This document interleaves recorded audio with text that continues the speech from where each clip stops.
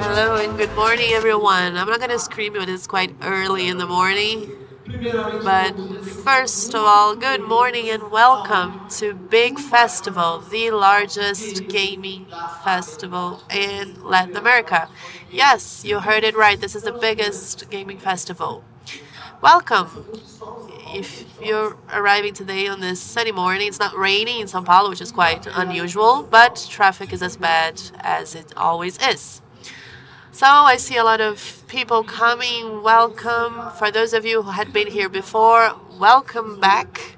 We are back to our new edition of Big Festival. We have 4 days of content for you. It's non-stop content. We have talks taking place in 8 different stages, 3 auditoriums.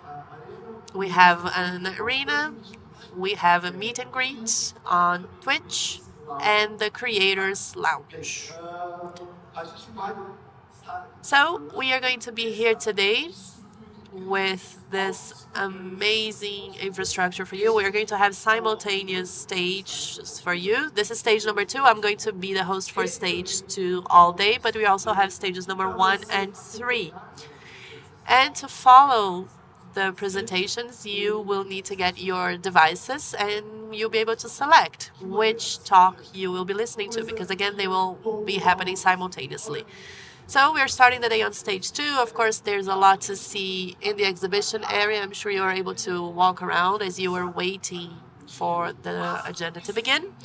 But of course, none of this would have been possible without the help of our supporters. Not only you who are here supporting us, but also our dear sponsors and supporters who have made this event possible, the 11th edition of Big Festival. Banco do Brasil, ApexBrasil, who had also been with us in previous editions, SOEDESCO and TNT, and our B2B partners as well. Brazil Games and Abra Games, the Brazilian Association of Game Companies, the Municipal Department of Culture, the Municipal Department of Tourism, and the State Department of Culture and Creative Industries, and the Ministry of Development and Trade, the Ministry of Culture, and the federal government. So we are going to start the agenda for today because, like I told you before, we are going to have 2 other stages happening here besides stage number 2. You have the agenda on the big screen on the corner if you want to check it out. But I'll be with you on stage 2, and at the same time on stages 1 and 3 that are sponsored by SOEDESCO, you're going to have other talks taking place at the same time. And of course, this is being streamed on YouTube. If you're watching us online, hello, and you can also check the event out on YouTube. And of course, I'm not going to be alone here today, because I'm sure you'll be pretty bored by me quite soon. So it's not enough. And of course, I couldn't handle 3 stages. So I'm going to have on stage 1 our dear friend Roberta. Roberta, are you here?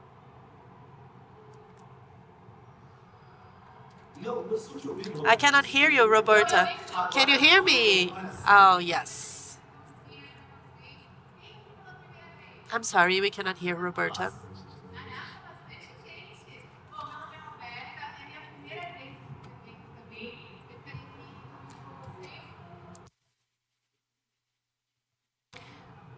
And this is it. I hope you stay with us. We have a lot of great things for you. I'm a streamer, I'm a presenter, and we have a lot of experts for you today.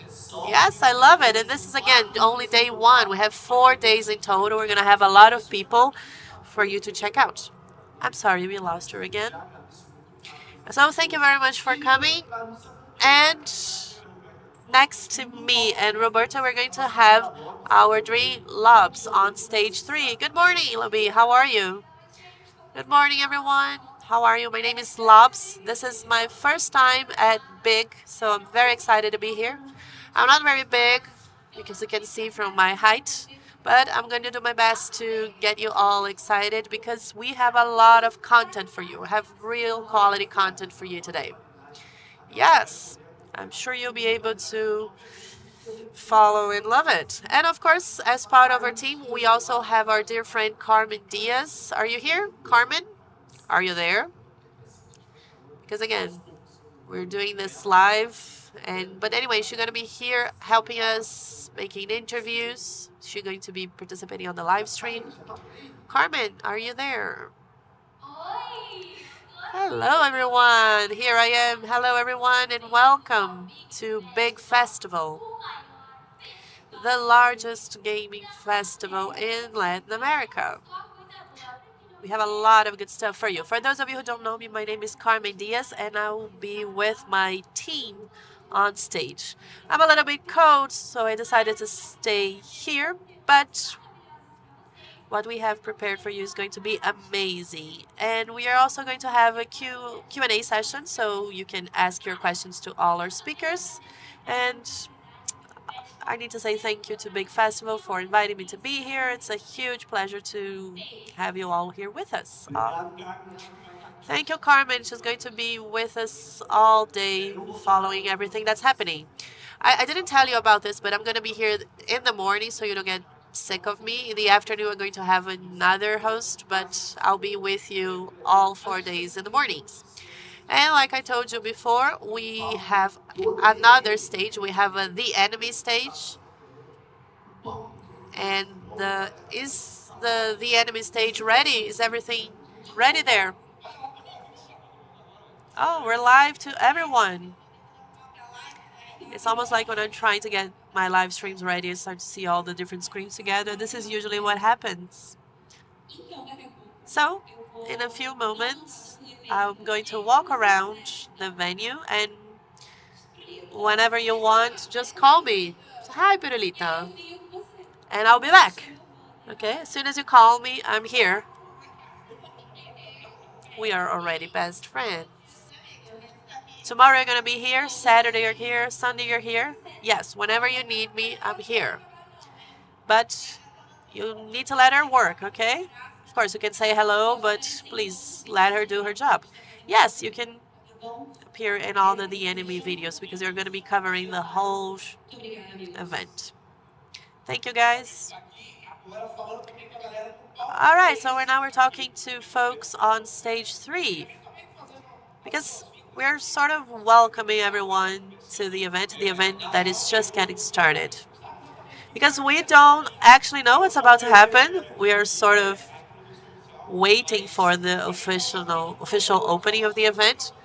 But we're pretty much just waiting so we can start talking about the games. We're going to talk about My Time Sandrock, which is a game that's available to be tested here to my right, which is almost like a farm game. Do you like farm games?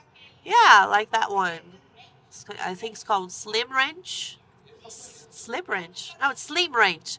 It's like a farm game. You have all this colorful stuff. It's My Rancher. Slime Rancher. That's it. Yes, that's it. Yeah, it's similar to that, but it's kind of different because at the same time you have to take care of the farm and feed the animals. You also have to like deal with a geopolitical situation. There's a war taking place. So you have to manage resources and deal with this more complex narrative. What is it?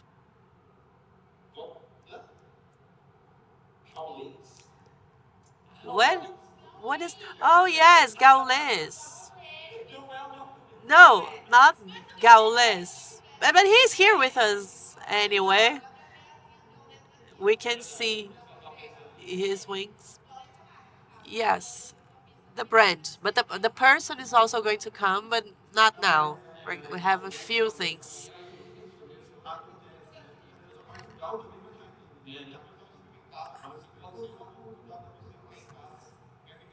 We apologize. We are hearing both stages simultaneously. We cannot choose what to translate. So I just wanted to say that today we're going to have a lot of content. You can try a few games and test them during the event. This is the largest gaming festival that we have in Latin America. And so moving forward, I think better than hearing it from me, it's better to hear it from Gustavo, our CEO from Big Festival. Gustavo, as soon as you're ready, the stage is yours. So you can tell us all about it. First of all, good morning and how are you? Hi, thank you, and good morning, everyone. I just have a few words because we're a little bit behind schedule. We have to make up for it. So thank you very much for coming. It's a huge pleasure to have you with us at Big Festival. This is the 11th edition. I want to say thank you, a special thank you to everyone who builds the gaming industry in Brazil. I never get tired of saying this. This event was created in a room that's smaller than the area that we have here, with 20 different companies that we had in Brazil at the time. Today we have more than 1,000 different companies in Brazil.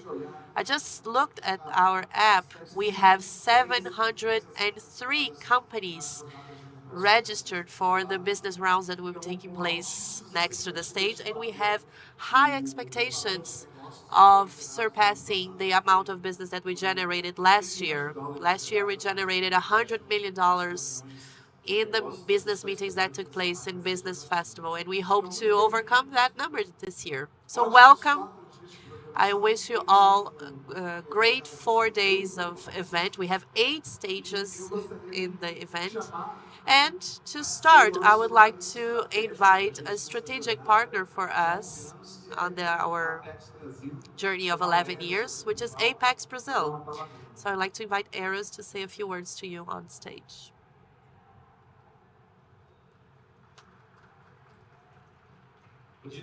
Good morning, everyone. The Brazilian Apex Brazil has been supporting BIG from the beginning, the Brazilian Trade Investment Promotion Agency. It's a pleasure to be here. It's my second year in the festival, even though Apex has been supporting the industry for the past 10 years, a non-stop support, which makes a huge difference in the promotion of different industries in the Brazilian sector. And it's no different for games. So this is my second year in the event. Like I told you, the event is already very different. I imagine that 10 years ago the event was also very different, but I was really able to tell how the event grew since last year, so congratulations to the organizers for that. It's a pleasure to be here talking about an industry that I love. I love games, so it's a pleasure to me to work with this. And for Apex, supporting this is very important. We have 2 booths, one supporting B2B companies and other B2C companies. Last year we had more than 3,000 meetings taking place in the event, in the São Paulo Expo.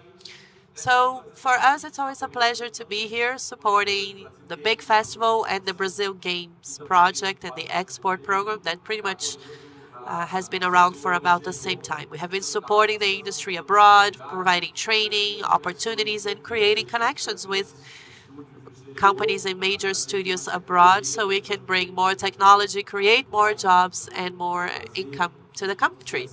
It's a pleasure to be here. Let's get this event started, and we can count on us for supporting this industry because you create jobs, you generate income to the country, and you contribute to the national development. Thank you.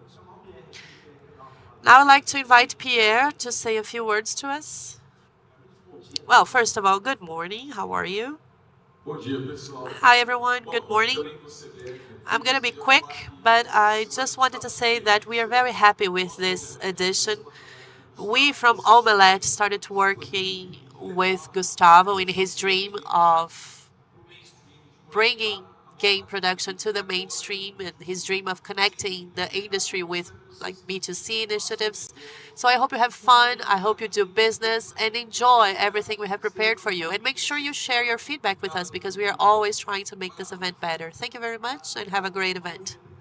All right, a round of applause to Pierre. He was really helpful in the process. Because again, we are not alone. We have a great team of people helping us with this festival. Like it was said before, we are a little bit behind schedule, so I don't want to make us even later. So let's get things ready. In the blink of an eye, we are going to start with our first presentation. So let's get this event started because we have a great day ahead of us. All right, let's get started.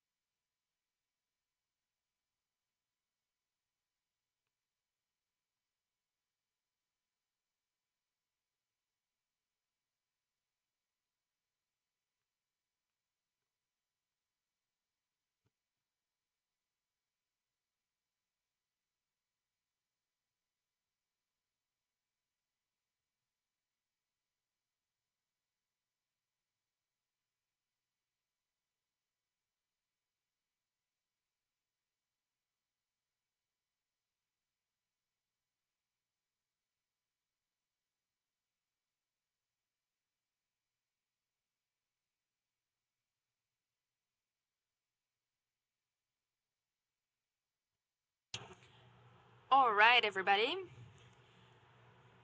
So for all of you who are here with me at stage 2, um, stages 1 and 2 will also start. So if you are with me on stage 2, please raise your hands. I just wanted to know who's watching me right now, and feel free to clap and give our guests a hand of applause, but we need to be quiet, okay, so that we don't disturb the other guys that are at stage 1 and 3.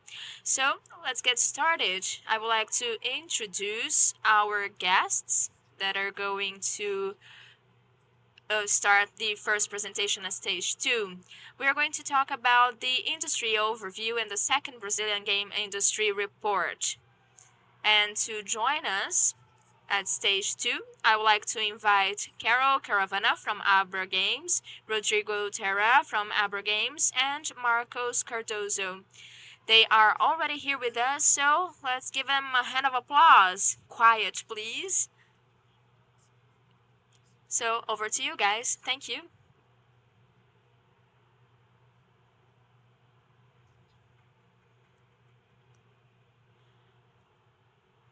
All right. I want to get closer to you. I don't want to talk to you while sitting down. So, good morning, everybody. This is the first big festival day, and we're just kicking off the festival. We're going to have 4 days all here together. A lot of business going on, a lot of networking. And we know that this year the B2C sector is booming. We also have creators and streamers working with us at the festival.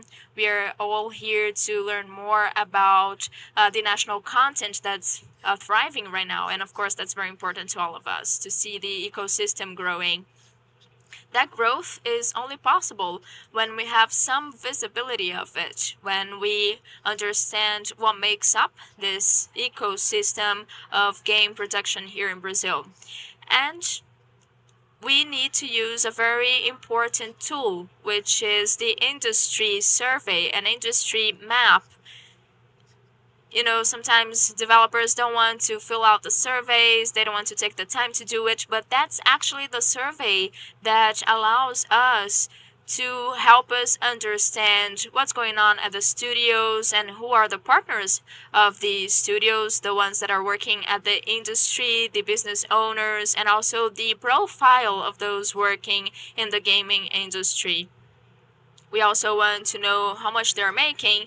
We want to know if the Brazilian market is competitive in comparison with other markets, and where the studios are concentrated, where they are located. We can only know that if you help us with a survey. And to talk about the importance of mapping the industry and getting to know the industry a little bit better, I would like to invite Marcos to join me on stage. Marcos is our expert, and he's going to show you some data from the first survey that took place last year. And he's also going to tell you some more about the importance of the new report, the new survey. And we want this report to be annual. We are going to show you the importance of this report as a work tool for you as well. Carol, over to you. Thank you. Well, I think that the industry in general, and also the businesses and the individuals working in the industry, I think this is a very important tool for all of them, all of those who are part of the ecosystem. For example, the influencers, the advertising companies, the marketing companies, all that are involved at some stage of the game development and also publishing. Here in Brazil, it is impossible for us to understand the industry a little bit better if you don't answer the survey. So all of you who work in the gaming ecosystem, please help us and answer the survey. I believe that at some places during the festival, and probably at the Abra Games stand, you will find a totem where you can fill out the survey. You can do that on Saturday or Sunday. So please help us. I would like to invite you all to do that. You are going to see that the data that we gather is very interesting. We, of course, want to know the details, but we can only get those details if you help us. We also want to structure the plan in the form of a public policy. But in order for us to do that, we need to structure our business in a different way. And we are all together in this collective effort to make this happen. So if you are a professional or if you do this as a hobby, please take the survey. It is very important that you do that. So this is our call to you. Please help us.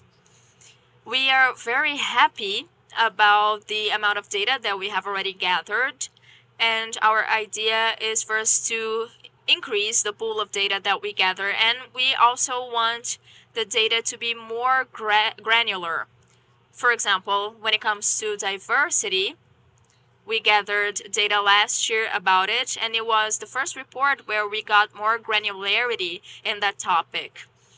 This year, we also have some questions about diversity, and they are not required. They are optional. They are towards the end of the survey, but please take the time to answer all the questions. If you can't do that, if you don't want to answer all of the questions, you can skip some of them. So if you started, you don't need to answer all of them. You don't need to go all the way to the end. You can do that gradually. You can start answering the survey today and save it, and you can finish it on another day. I know that I need to give you these housekeeping messages because they're very important. It is very important for us to get to know you more as an institution, as representatives of the sector, so that we can disseminate more information here in Brazil and in other countries as well. So thank you very much for your interest. And now I'll turn it over to Marcos. Well, before that, if you have any questions, Abra Games has a stand, a booth here at the B2C area. So you can come talk to us if you need any help or if you have any questions about the report, about the survey. We are going to be here throughout the event. If you have the time to answer the survey during the event, feel free to do so. You can find our booth in the B2C area. It is right past the Nintendo booth.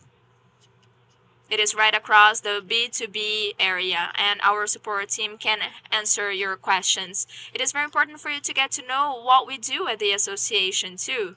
We have a campaign that will help you understand how we work and what we do.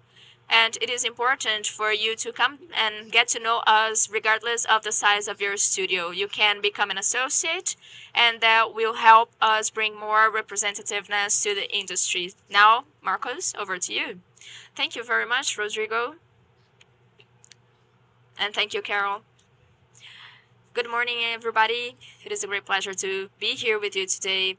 I'm going to show you some details about the results that we have already gathered.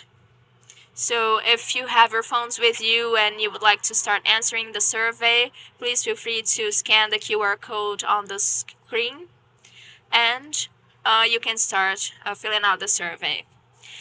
And we have the QR codes here and the totems, but we also have 4 people at our booths with the tablets in case you want to take a few minutes to answer the survey and you need specific help. We have our guys there to help you. All right, so let's get started. These are the topics that I'm going to cover. We are going to talk about the goals of our report and also the barriers that we need to overcome, and you can help us with that. We're going to give you more details about our estimates about the number of studios out there now. We're going to show you details about what we are producing right now and some data about revenues and the source of revenue. We're going to show you the distribution in the Brazilian territory, the number of active studios and the number of respondents in each state and region in Brazil. We're going to give you more details about our international reach and also the number of games exported by the Brazilian industry. We're going to talk about diversity in the workforce. And this is just a summary, right? This is a summary of last year's report and also some data from this year. So I would like to invite you to access our website and download the full report. It is a very easy read, and I think it's only 140 pages. But we are going to show you in the presentation only the most interesting points. And we are going to show you the biggest challenges facing the Brazilian gaming industry for the next years. So, first of all, what is our goal in this report? As Carol and Rodrigo said, we want to know more about the developing companies, the companies supporting the developers, and also the self-employed professionals, the ones that are just out of college. We want to know where you are, we want to know who you are and how you were working so that in the future we can support you with public policies. With that data, we want to support public policy making. For example, we can help Sebrae focus more on the gaming industry. We can also convince the Brazilian Development Bank in investing in you, and we can also create opportunities through the Ministry of Culture or the State Departments of Culture. And we can also create a history of data, and we are therefore going to be included in many other industries. As you know, I'm sure Brazil is going to receive a tribute at gamescom. So this report that we are putting together this year will be published at gamescom. We are also mapping challenges and opportunities. And lastly, as Carol and Rodrigo told me, we have a questionnaire that we are opening right now at the Big Festival for international partners. We want to know your perception. You know, all of you who invest in Brazilian companies or who buy from Brazilian companies or who are suppliers for Brazilian companies. We want to know your difficulties and your opportunities in terms of doing business with Brazil. We don't have that QR code right now. If you want to fill out that survey, if you want to be the first ones to do that, please come talk to me at the end of the presentation. As Rodrigo said, you'll find me at the Games booth throughout the event until Sunday, and you can come talk to me, and I'm going to give you the QR code for you to fill out that survey. Now let's talk about the main barriers. I'm sure that all developers here know about them. What is the activity that I'm going to register my company under? Sometimes we use software development, sometimes we use game development, and then when you take a look at the partners, they are the ones that develop like arcade games. They are the ones working with marketing. So it's not quite what we do. And that's a difficulty. That's a challenge for us. If we knew everybody that's using the same activity in their company registration, we could call them and know more about them. But that's a challenge for us. Also, investors are not very fond of giving visibility on their data. The public entities want to get data to focus their investments in the industry, but the investors, they use that data as a secret data. But my question is, take Ford or Honda or Toyota. I'm sure that they publish their data to the sector precisely because they want the government to allocate money in the sector or to make public policies to the sector. So we need to think about that. We need to open our data so that we can get something in exchange. We have 17 regional offices, and those offices work locally together with the government of that city or that state, and that can often generate a demand for data, and that is usually a problem for entrepreneurs. They need to fill out like 3 or 5 questionnaires. We want to have a broader survey that involves all the data from other questionnaires, and we can use that one instead of many others. And sometimes there's a lack of sensitivity. We don't really know how public policies can help us. And in order for them to really help us, we need to offer some data as well. Our survey last year showed us that we had 1,009 active studios in Brazil. We have some criteria to classify those studios. For example, if the company has already produced a game or if the company is active on social media. And by applying those criteria, we got to this number, 1,009. And 233 answered the questionnaire last year. This year, the number has increased. It's now 1,043, and 266 of them have responded to our questionnaire. So again, if you know someone, if you know a friend that is self-employed, please ask him to help us and fill out the survey. We identified 53 support companies in 2022. And this year, that number has increased to 68. And those are usually active companies as well. For example, I have MVC Studio, but I am developing a game on my own. So when we talk about active studios, I'm sure that there are some self-employed people in that number as well. About 35% of the self-employed professionals identify themselves as active studios. Now let's talk about our production capacity. 93% of studios that responded our survey last year develop their own IP. That's interesting because this says that we are using our own creativity to create national content, national IP, and that will bring returns to Brazil itself. We are not just licensing or providing services to foreign companies, which of course generates income and jobs, and we actually have a B2B area just for that. But since we are creating our own IP, it bears witness to the fact that we are very creative and hardworking. Many companies work with gamification and art services as well. So we can see here that the companies filling out our survey account for the entire ecosystem. And that leads us to understand that our gaming industry in Brazil is very robust. And let's take a look at the platforms that we are making most games for. The first one is smartphones and tablets.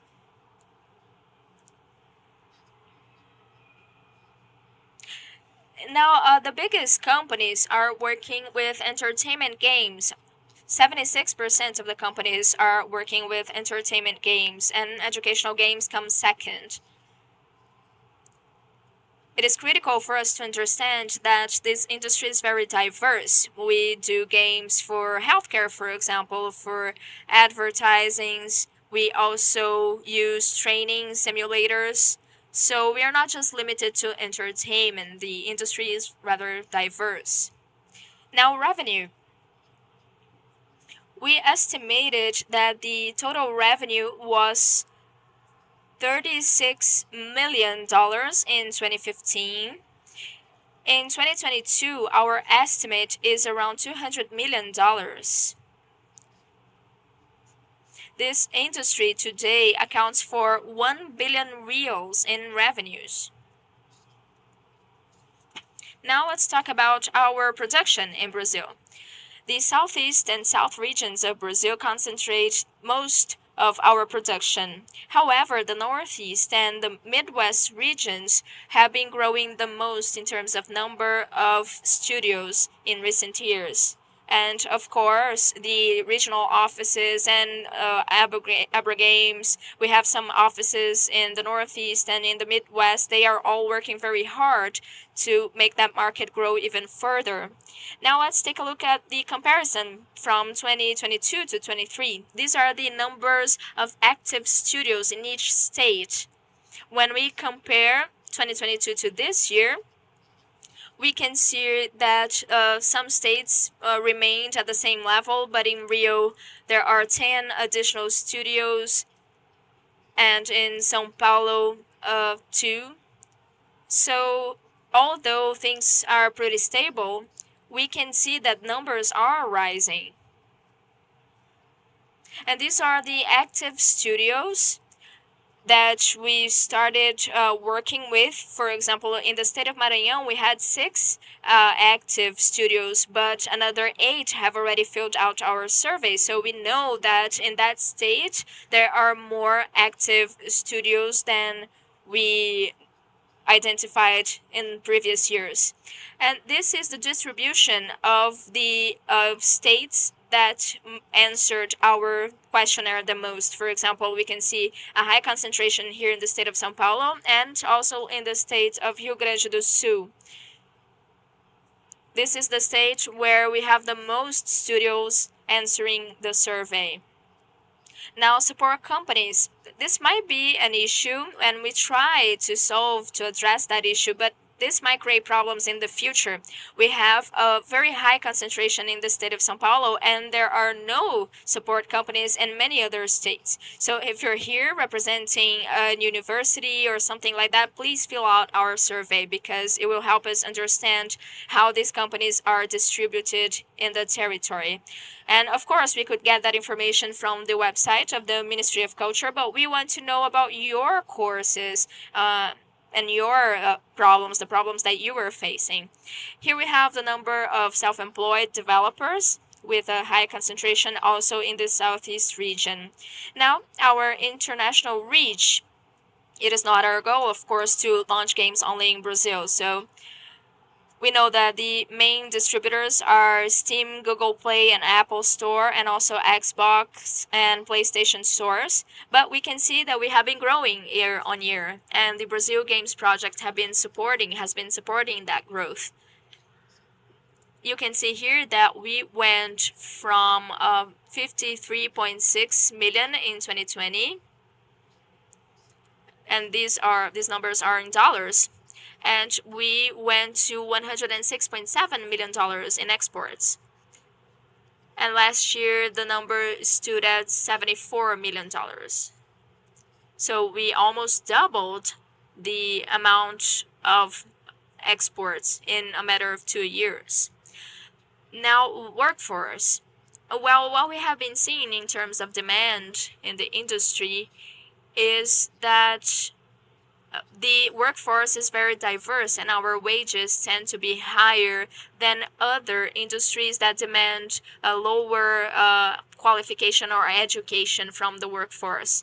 We have a number of college courses, university courses out there, but they are usually private. So the government is looking into creating courses in universities, of public universities. I teach at a university since 2005. And we can clearly see that if there's no public funding, people usually give up and don't finish their courses. Since we're talking about diversity here, we can see that the number of women working in the industry has been growing year over year. In 2014, we had 15%, and now we have almost doubled that number, the number of women working in the industry. We can also see that 57% of companies have a person, a black person, or an indigenous person, or a neurodiverse or trans person, or someone that is over the age of 50. So you can see that our industry is very open to diversity. We can also see that 2,400 people work in the industry game, and in Finland the number is 3 times as large. We know that Finnish companies are taking more strides in that direction, but we are actually more advanced than them in this sense. So for investments, we have had public investments from public bids and big, and the business round exists for that purpose as well, to try to bring publishers, accelerators, and investors to the country. We have 3 large examples of cases like this. Just behind you, you see Epic Games Brazil, which was acquisition that Epic made. We have investments at Pulga and Octagon that now becomes Fortis, that is also being represented this year. So it is interesting, and we are interesting, and we are attractive to international investors. Our challenge is the following. In an industry of $184 billion, our demand is around 1.5%. So Brazilian gamers' money represents around 1.5% of 184 billion. But our industry only produces 0.1% of the global production. So we are 14 times behind our demand. And if, again, compare ourselves to Finland, that has 2% of the global production, we produce 20 times less than Finland. So our challenge as Abra Games, and this is why we're conducting this survey, is to make this number to be at least 5 times bigger. So in the coming 2 years, we want to have this number growing at least 5 times. So that's why we are collecting data, so we can help make that become a reality. So I want to say Homo Ludens, who developed this survey last year. We are GA Consulting. We are GA Consulting. We are going to be at the Abra Games booth. But if you are participating in a meeting in the business round and you want to invite us, feel free to do that. And if you want to have a conversation about the industry, make sure you stop by so we can chat. And again, if you want to answer the survey, the QR code is on the screen. And this is what I had for you. I don't know if we had other presentations or are both of us done. I promise I'm not here to kick you out off the stage. I'm just saying hello and say thank you. Thank you, everyone. Because people are a little bit embarrassed of walking on stage. It happens. People are shy. We're born this way. We have 2.5 minutes. Can we open for questions, perhaps? Well, we are a little bit behind schedule, so I have a suggestion. If you have a question, are you going to be around, right? Yes, I'm going to be at the Abra Games booth. But if you want to catch me just out off the stage, I'm available. We have time for one question. So the production has allowed me to get one question from the audience. We have 2 people. I'll just take him the mic. Carol is here to help me, so I won't lie by myself. Hi, what's your name? Good morning, my name is Daniel. I'm from the state of Goiás in the Brazilian Midwest region, and we work in a state school called School of Future. And my question is, we have a project for creating for game classes. I'm a game teacher. So my question is, can we straighten our relationship? Because you talked about teaching people how to develop games, and we have a project. So how could we work together? I think that's my first question. Well, Abra Games has some partnerships with education institutions. So the first step would be for the institution, your institution, to schedule a meeting so we can discuss the possibilities. But Marcos, as a professor, also has his consulting company. And these are 2 possibilities. You could talk to him as a company, and you could talk to Abra Games as the Brazilian Game Associations. And we can establish a partnership because sometimes we bring students to big festival. This is something that we do with some education institutes. So sometimes we can develop, I don't know, we can send students or some delegations to events. We have done that to Afro Games, which is an institution that offers teaching or classes, but it's not a public sector institution. But there are many possibilities for partnerships, but the first thing we need to do is to just schedule a meeting. Another question? We have one more question. First of all, good morning, and what is your name? Is it morning yet, by the way? Good morning. My name is William. I'm a game professor at FIAP, and I used to work in the industry at Coco Games, who is actually here today. My question is, because I also worked in other game companies, so speaking of as a developer, so how do you believe the game industry in Brazil can improve? Perhaps with better working conditions and salaries for developers, because we know that we suffer from that. We suffer with that, and I'm hopeful that that can change. Well, our role is to help companies develop so they can offer better working conditions.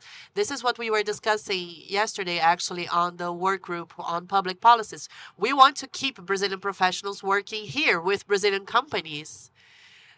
Carol has her own studios. We had already increased wages a little bit in order to improve retention. But if companies do not grow, we cannot increase wages in the same proportion.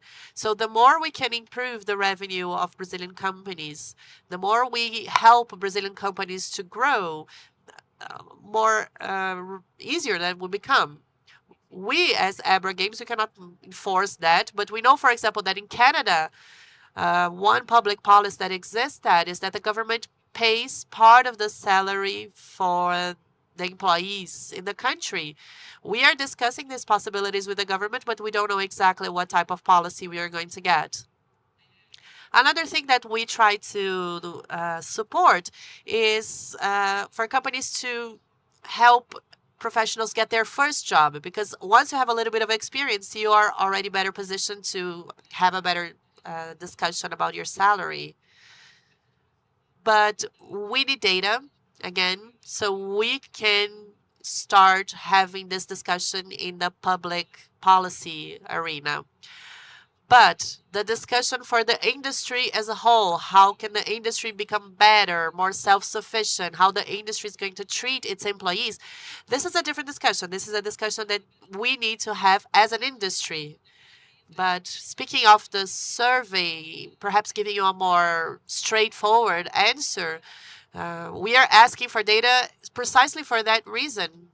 Some companies already have a good level of satisfaction among employees. They are classified as the best place to work, but I still believe we have a long way ahead of us in that sense. But again, for anything to happen, we need data, first and foremost. All right, thank you again for being here again. I apologize for the rush, and thank you for the questions, by the way. I just wanted to say that we're going to have a quick break, and we will be back very soon for the next talk. Today we have a very busy schedule, but thank you anyway for coming. Thank you for watching, and see you soon. So we'll be back on stage 2 in just a few minutes, so don't go anywhere because we have a lot for you today. So stay tuned because I'll be back in a minute.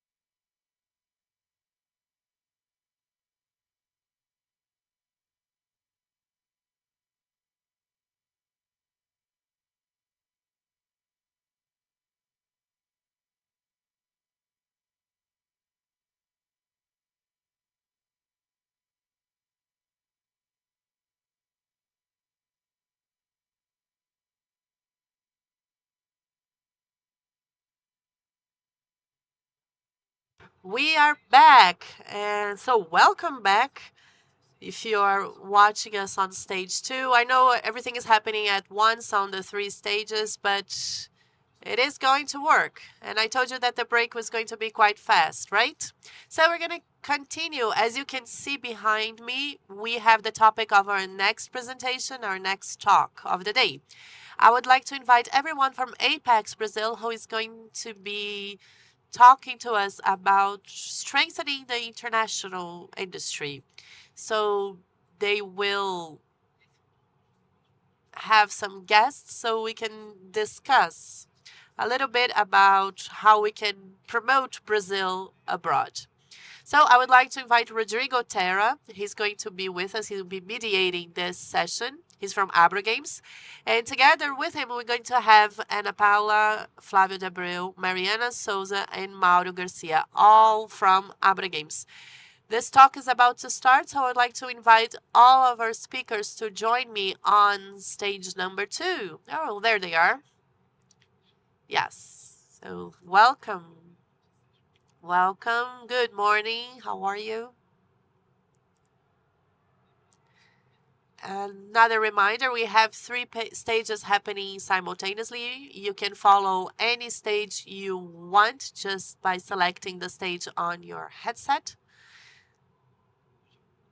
So I'm going to hand it over to them because, again, like I said, we are a little bit behind schedule. So let's wait until everyone get ready.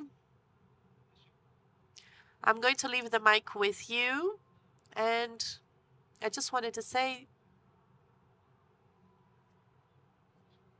so I will leave this mic with you, and the floor is yours.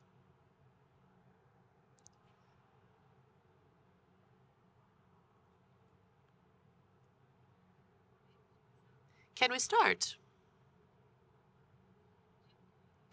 Good morning, everyone. My name is Ana Paula Repes. I'm Business Director for ApexBrasil.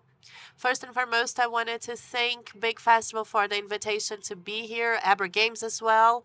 We work together with Abra Games for promoting the game industry abroad. Thank you for the invitation and congratulate you on the results of this event. I'm sure they're going to be incredible. Well, ApexBrasil. Apex is the Brazilian agency for the promotion of investments and exports. And this agency was founded 25 years ago. And our projects with the creative economy sector were the first ones. So we would start promoting not only the game industry, but also productions for TV, film productions with CIS. We have our dear friend Mariana, who works with advertising, contemporary art, which is a more recent project that we have in comparison to the others, and also the promotion of music. We have a long history of doing that as well. So, to briefly discuss all the years of history that we have in promoting the Brazilian culture, whether it is through music, books, films, games, and how we work to promote these products abroad. And over these years, we have learned a lot from this process. So before we start the discussion, I wanted to introduce you to our partners. I wrote them down so I don't get anyone's names wrong. We have Rodrigo Terra, the president of Abra Games. Savani is not here, right? Savani is not with us. She didn't come. I don't think so. Well, Sevani Matos from CBL, she was supposed to be here, but I'm sure she had something that didn't allow to be here. We had Victoria Zufo from ABAPT, the Brazilian Association of Contemporary Art, Mariana Souza from the Brazilian Association of Advertising, Deborah Ivanovi, a dear friend and supporter of the film industry in Brazil, Flávio Scooby from the Brazil Music and Arts, and Mauro Garcia from Abrave, working with audiovisual productions, focusing mainly on TV. Before I hand the floor to you, I just wanted to take a quick look back at the work that Apex has been doing with the creative economy sectors. Like I said in the beginning, the different sectors in the creative economy were the first ones to which we established this partnership of commercially promoting them, because we realized something that was obvious to us, and it might not be obvious to everyone. But for us, the Brazilian culture is the main product, or it is a great source of business opportunities. And the Brazilian culture is a great way to promote the image of Brazil abroad. And Brazilian culture is our greatest soft power in the world on how Brazil positions itself abroad.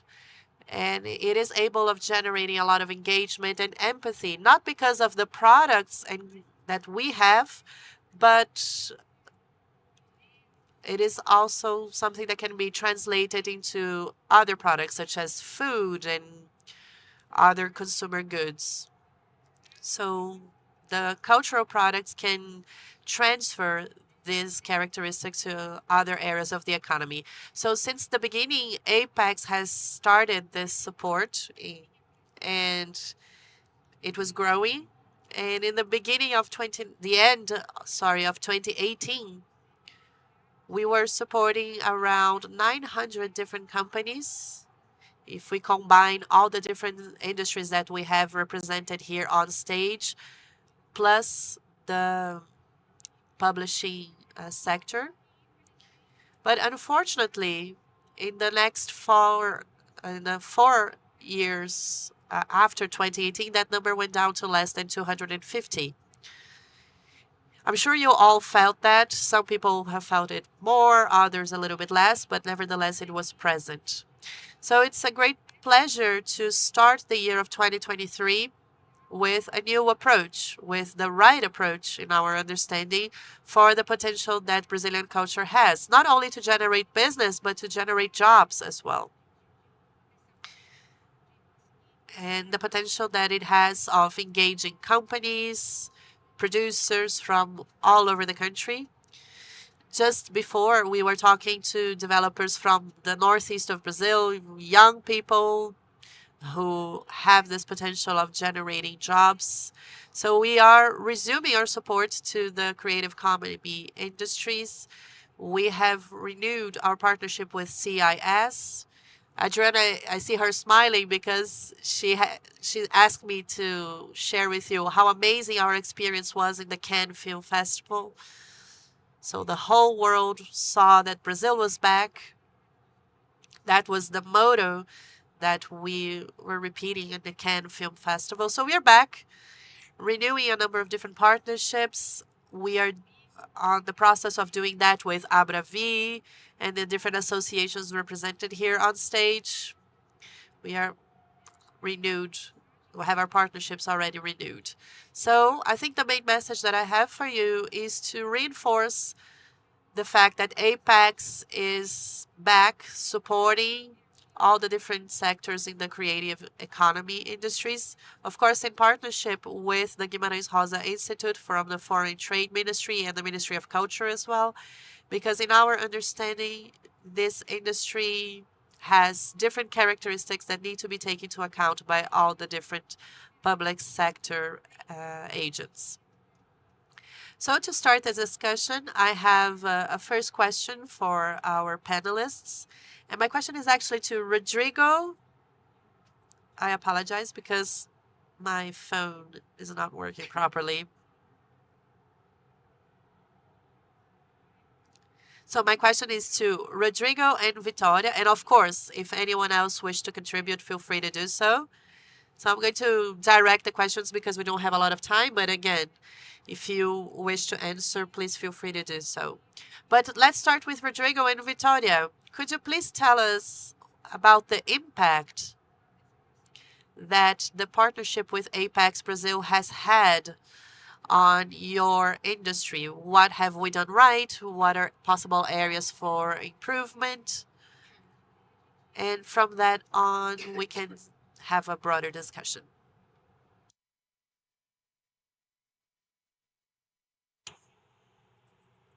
Well, for us, it's always very nice to be here and to participate in the conversations about the ecosystem as a whole, and especially about the Brazil Games program. We are now in our 11th year, and the industry organized itself as a sector about 20 years ago. And for the past 11 years, we have established ourselves as an industry. We put together the first events, and the companies are also organizing themselves. And Big is a great example of our partnership with ApexBrasil. We created this event together with the organization. We created the entire business program together with Apex. At the very first event, Apex was there with us. The program was established 11 years ago. As I said, we had only 20 international players and a few Brazilian companies, but we were already starting doing business in a market that was just in its early stages. The game consumer market in Brazil is huge, but the production market started to grow a little bit more only 11 years ago. The importance of the program for us was absolutely instrumental. Since the very first edition, and Big Festival was the first window of opportunity for us, we started building our international journey at that moment. And of course, gaming studios use international platforms, even though they might be very small. If you have only 3 people working on a game, they can already publish or take their games to international platforms. And the nature of developers is like that. And over the years, we grew a lot. We went from 400 studios in Brazil in 2018, and we went to 1,000 studios in 2022. And we know that in 23, the number is going to be even higher, precisely because this is an industry that is spearheading the creative economy. We know that games are everywhere, of course, and games unfold into 2 verticals, and we work on them. One of them is IP, and the other one is innovation. We work on those 2 verticals, content and technology. The international trade events that we participate in, they started small. Of course, we have gamescom and Tokyo Game Show and other events that focus on the B2C area. But we can see that there are other markets expanding and adopting gaming as part of their business portfolio in terms of culture. And we can see a sharp growth in the technology area. The game technology right now permeates all areas of creative economy. For example, we have virtual production, which is a technology that was created for game production, and it is now being used for filmmaking and TV shows and publicity. So we can see those technologies being used in art installations in museums and galleries. And obviously, we see IP, a great amount of IP being created for games, and they are now being used at other sectors, in other media. Major franchises are created in video games, and then they become movies, and the box office numbers are off charts. And I believe that happens because we communicate very well. These are all areas in the same family, and we have innovation technology that can be used way beyond cultural products. We can see the next communication platforms and computing platforms, and we can see that innovation that is created for games ends up being used in other areas, and they actually are that trigger that can take us to the next level. We started with small companies at Apex, and one of them became ApexBrasil with a huge booth right behind us.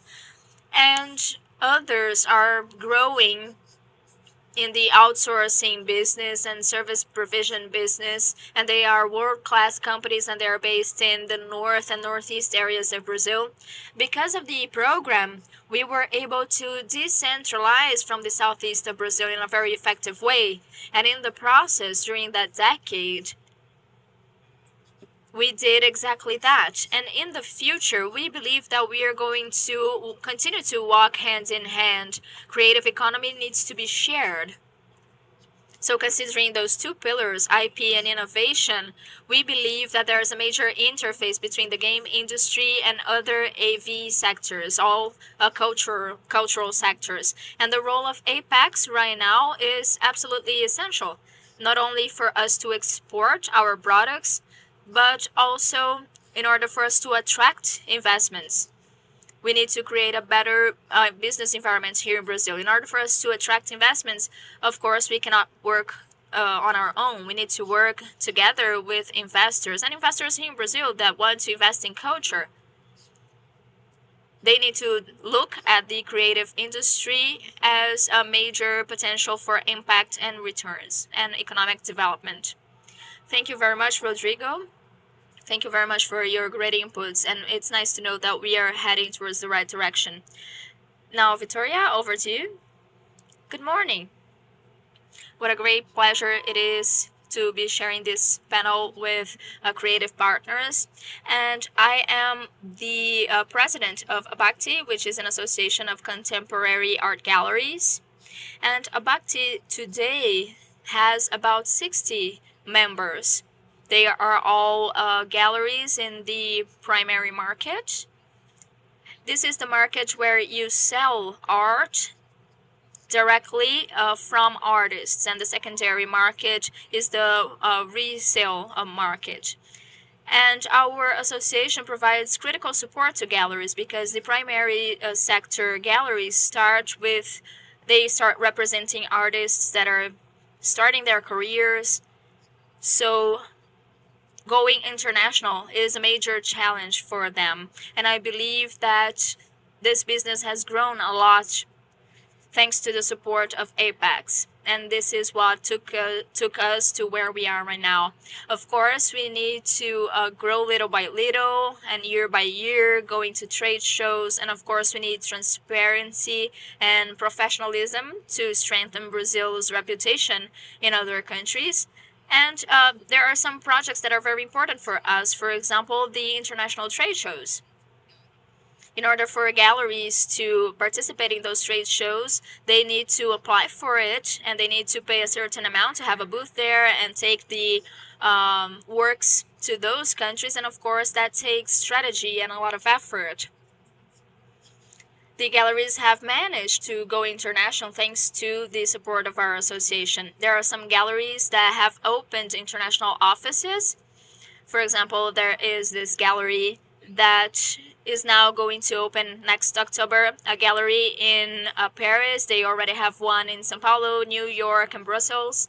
So this is a very successful case that owes a lot to this support. And a result of that internationalization, we have more artists participating in other institutions in other countries, and we are also able to showcase our culture. I'm sure that Latin America has a very critical importance, and we are now, bouncing back.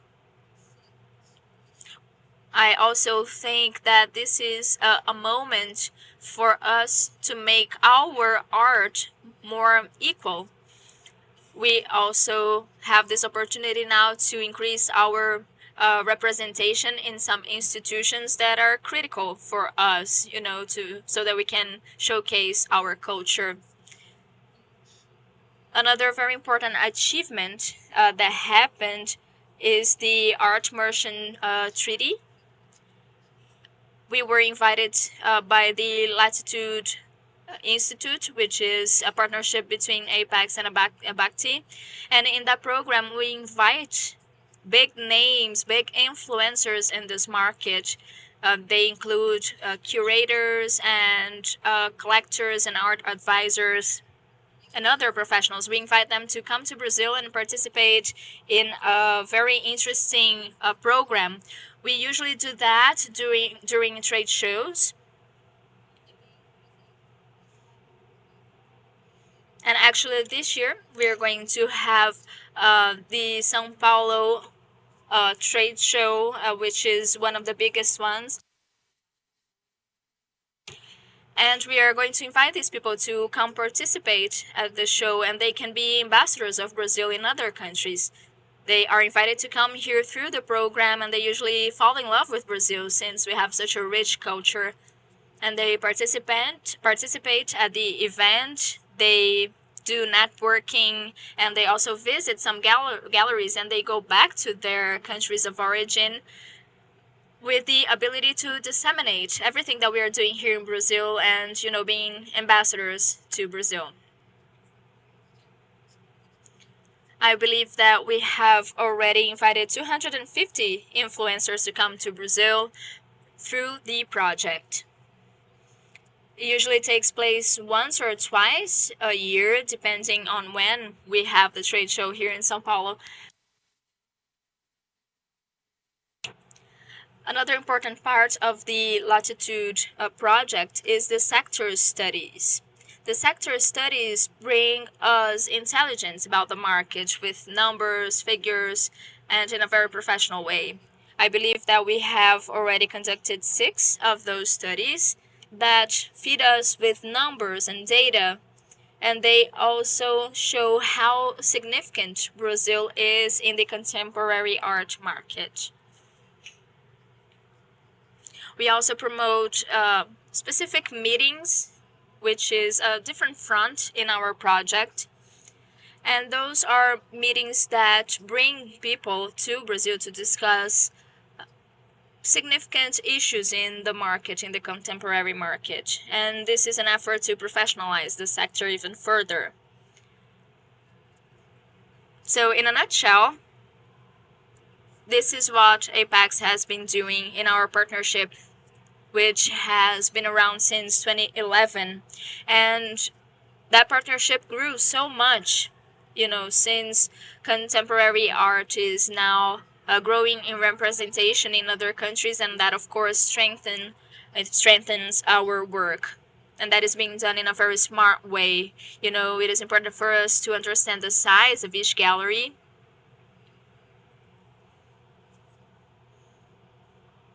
so that support, that help really helps us understand how much the market has grown. Of course, we still work in a niche. We still have a lot of ground to break, but here in Brazil, as I said, we have 60 galleries, and if you take only London, there are 260 galleries there. So we know that there's a lot of room to grow, and we have been growing. And it is a very special moment for me to be here to talk about that. Thank you very much, Victoria. Well, this is a very interesting sector. As you were speaking, I was thinking, for every sector represented here, the contemporary art sector is an inspiration. Take an advertising, for example. That's part of Brazilian art, and that is an inspiration for music as well and other sectors. At Cannes, we were talking to many people at the stands and booths there, and there's always Brazilian music playing, but why don't we take Brazilian books there too, or Brazilian art? And I'll let you tell us more about the action that you put together in Cannes. And I think that Apex needs to perform that role even more. We have the manager of many of those projects here with us, and I think that we should do exactly that. We should put together joint efforts across the sectors represented here. Now, we talked about the role of Apex, but I would like to ask you, Mariana and Deborah, Mauro, you have a lot of international expertise in your specific sectors. So I would like to know from you, do you have any examples of good practices in terms of supporting and promoting these sectors, and that can be replicated here? And Eros is looking at me with an angry face because we don't have much time left, and I'm sure that I took much of our time here. So if you could be brief in your answers, I would appreciate it, because I get excited and I end up talking a lot. But I would like you to mention a few examples of good practices in your sectors. Thank you very much, Anna, for being our mediator in this roundtable, and thank you, fellow panel members.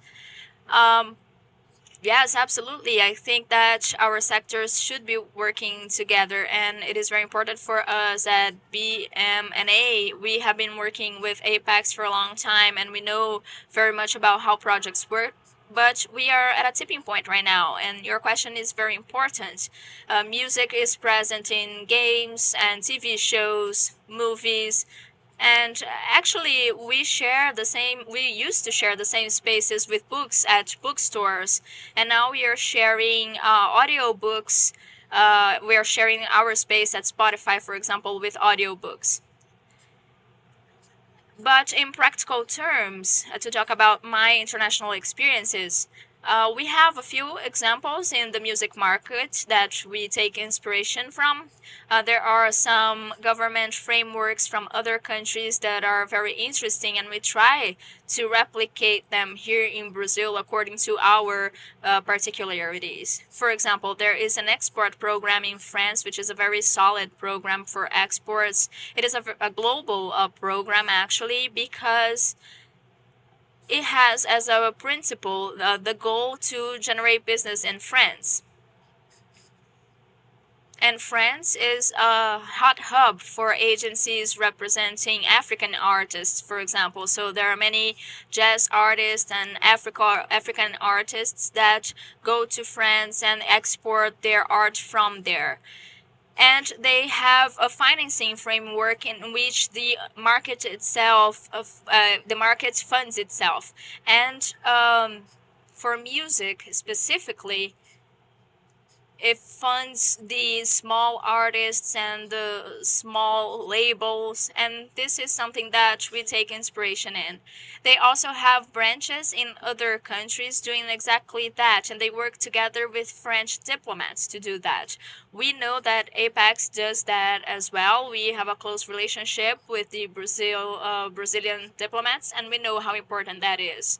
And there is a great example from Colombia. Colombia reinvented itself after the issues that they faced in the 90s and 80s with drug trafficking and drug cartels. And Medellin is the biggest place for Colombian music. They have festivals there and trade shows and conferences, and they also have had business rounds that are very solid for decades, and they prepare their artists very well for them. And if you tour Europe or the United States with Brazilian artists, you are always going to see Colombian artists there too. And that, of course, is the result of a long-term effort. So the government can help us set the ideal conditions in terms of taxes and fiscal structure and incentives and funding so that this market can thrive. And they did exactly that in Colombia. I think that you are aware of the orange economy, which has been a priority in Colombia, and we try to do the same here.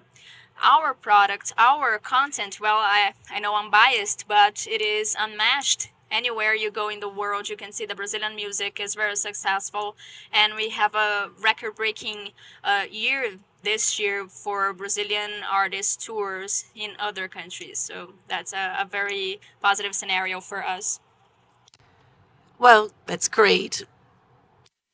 I just wanted to say that it's an honor to be on this stage together with this group of people, see some old friends. I'm very happy to be back with you again, defending culture and the audiovisual industry together. The past 4 years have been very painful, but here we are, back again. Speaking a little bit about the advertising industry, it is important to notice that Brazil is a benchmark for the world. We do a differentiated work. We were in Spain working with the Apex equivalent there, and they wanted to hear about our structure, about the level of intelligence that we have, the training or area that we have so we can prepare our professionals to work in the market, because sometimes there are regulation, processes, budget issues that vary. So as a project, we can support them with that. And also our presence in international events. This is very important. We just came back from Cannes, which is the main event in the advertising industry. In the past year, we had more than 15,000 applicants, and only 6% of the participants came from Latin America. So we are still pretty much at the borders of this global context. So receiving this support from this project, without a doubt, is a major differentiator for us. And just to try to keep this short, because I know we don't have a lot of time, and of course, I think I can speak from my colleagues from other audiovisual areas, are examples that we see from abroad in terms of cash rebates, which are programs to attract international productions to the country. We have some regional initiatives taking place in São Paulo and Rio that are very successful. But of course, we want to decentralize this. We want for these productions to take place in other states as well. We have beautiful locations in the north and northeast of Brazil. So the idea is to invest in a national program to attract international productions to the country would be our biggest dream, right, Mauro and Deborah? Of course, we are inspired in the work that was done in Colombia in the audiovisual industry. Colombia is a very successful case for that. And besides that, I think we should start looking at the ESG agenda as well. Today, we know that the big international brands, they have this request. They are requiring sustainability certifications. They want information on gender equality. And I've been insisting on this topic inside Apex. How can we get some type of certification, or how can we help our companies to be certified? Because this is a desire today, but I think in the near future it will become a mandatory thing so you can play the game. It's a pleasure to be here again. Very happy, and I'll hand the floor to someone else now. I'm also very happy to be here today. It is a pleasure to be here together with other representatives of the creative industry. And perhaps as a side comment to your question, I cannot forget about our experience in the Cannes Film Festival in 2023. Our program is dedicated to Brazilian filmmaking. It's called Cinema do Brasil. It is conducted by the Filmmaking Trade Union in the state of São Paulo, a trade union that was founded over 60 years ago. Our international promotion program has existed for more than 16 years, and it aims to promote Brazilian filmmaking in the main industries in the world. But we know that the past few years were quite difficult. We were able to be present in the international market, but in a very fragile way. So, of course, I need to say thank you to Apex for resuming the support to our programs. And our motto was called Brazil is Back, as you know. And I just wanted to share some results with you. Results that are important and should be celebrated. So, because these are actions to promote our culture abroad.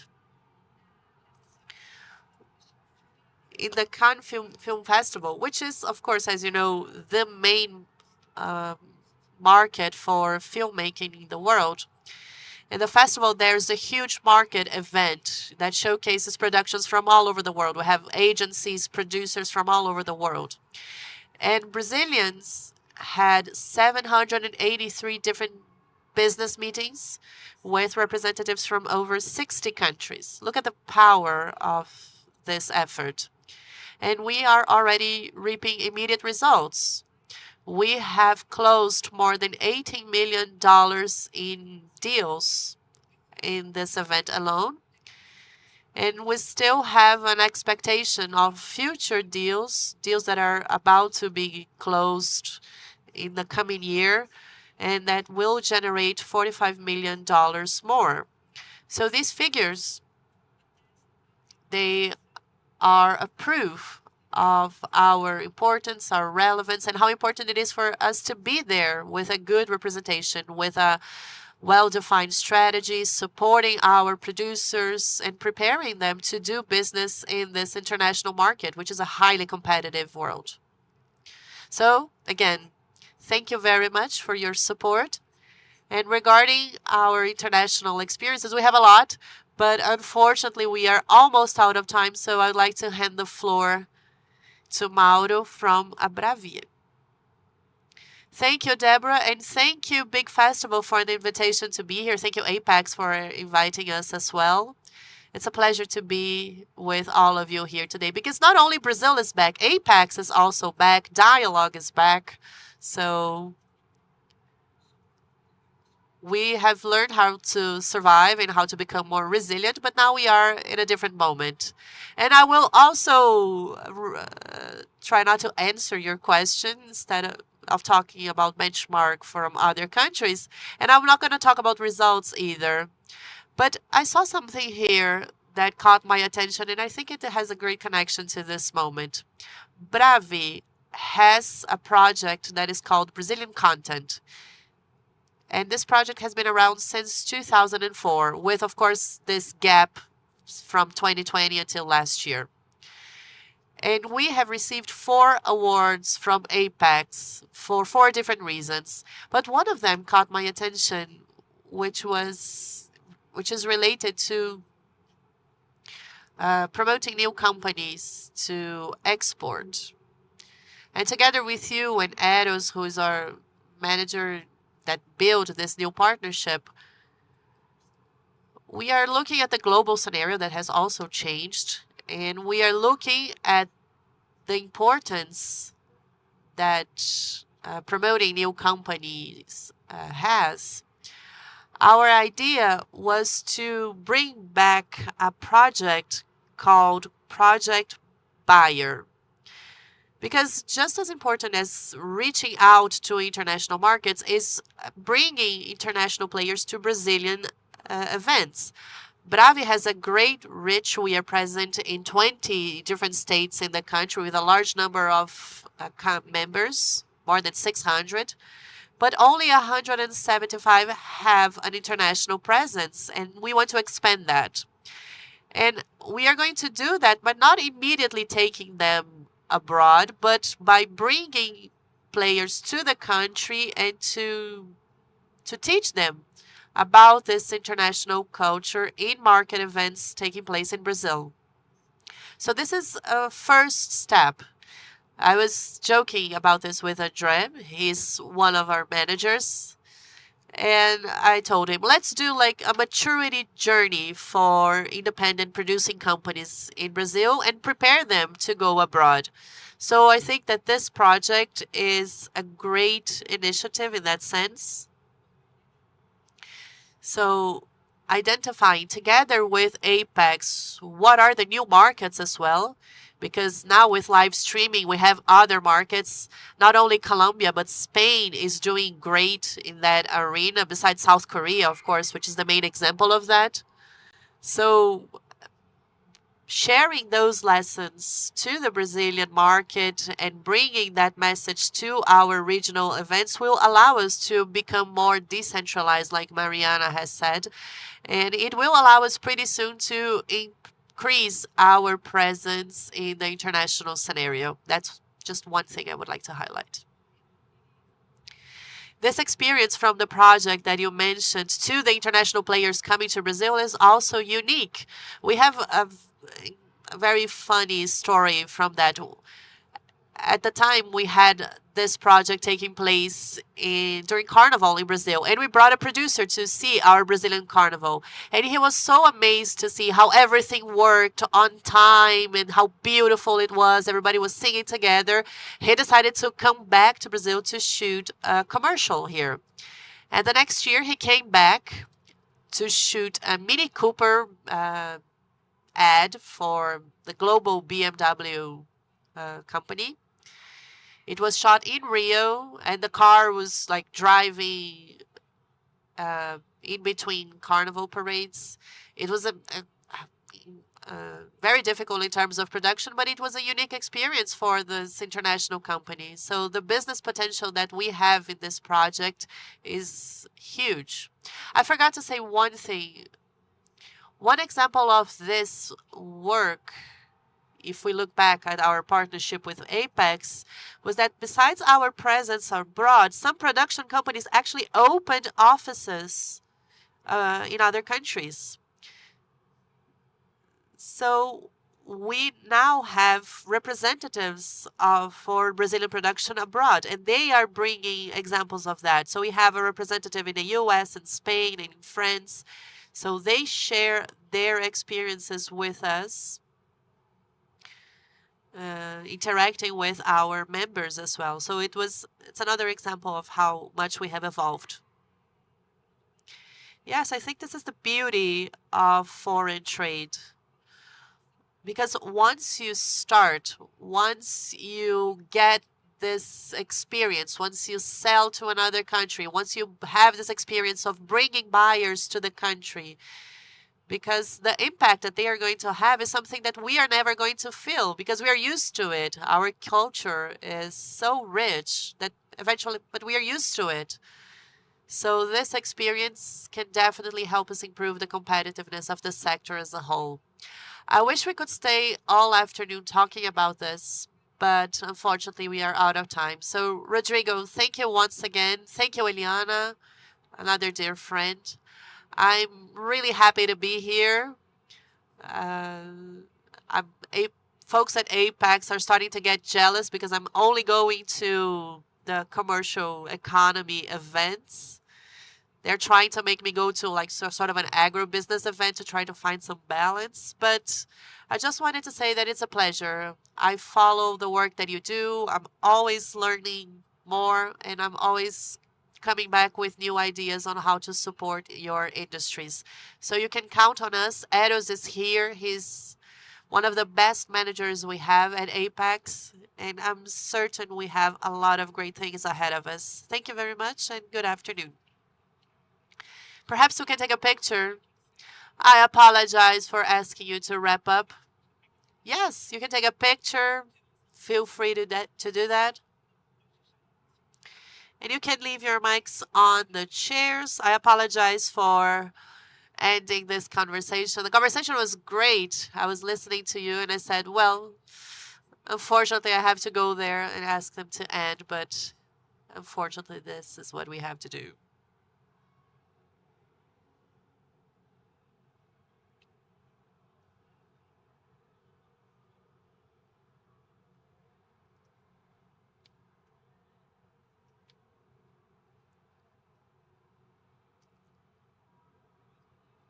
So once again, a round of applause to our panel.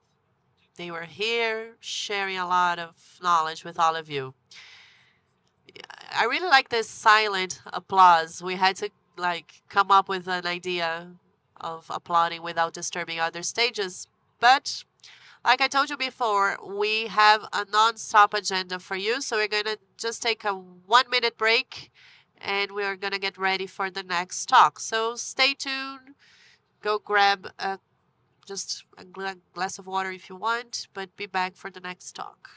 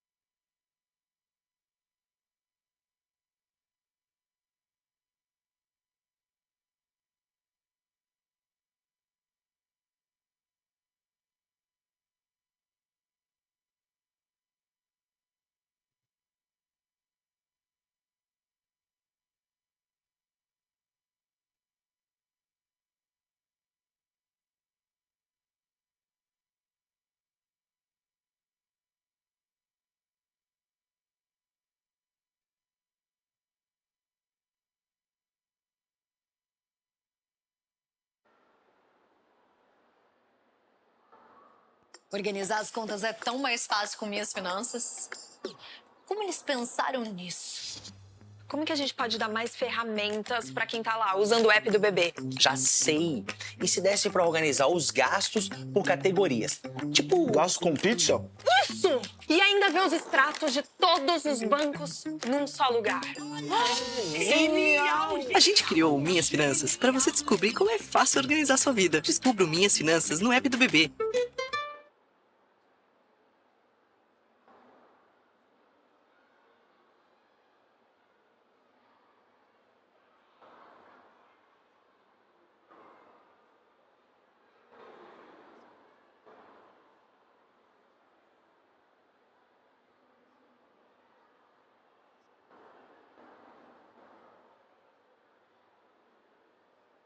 Bom dia, bom dia. Ainda é bom dia, né? Estamos falando bom dia, eu não sei, eu sempre me perco se meio-dia é bom dia ou já é boa tarde. Alguns dizem que a gente só deseja boa tarde depois de almoçar. Não gosto disso, não.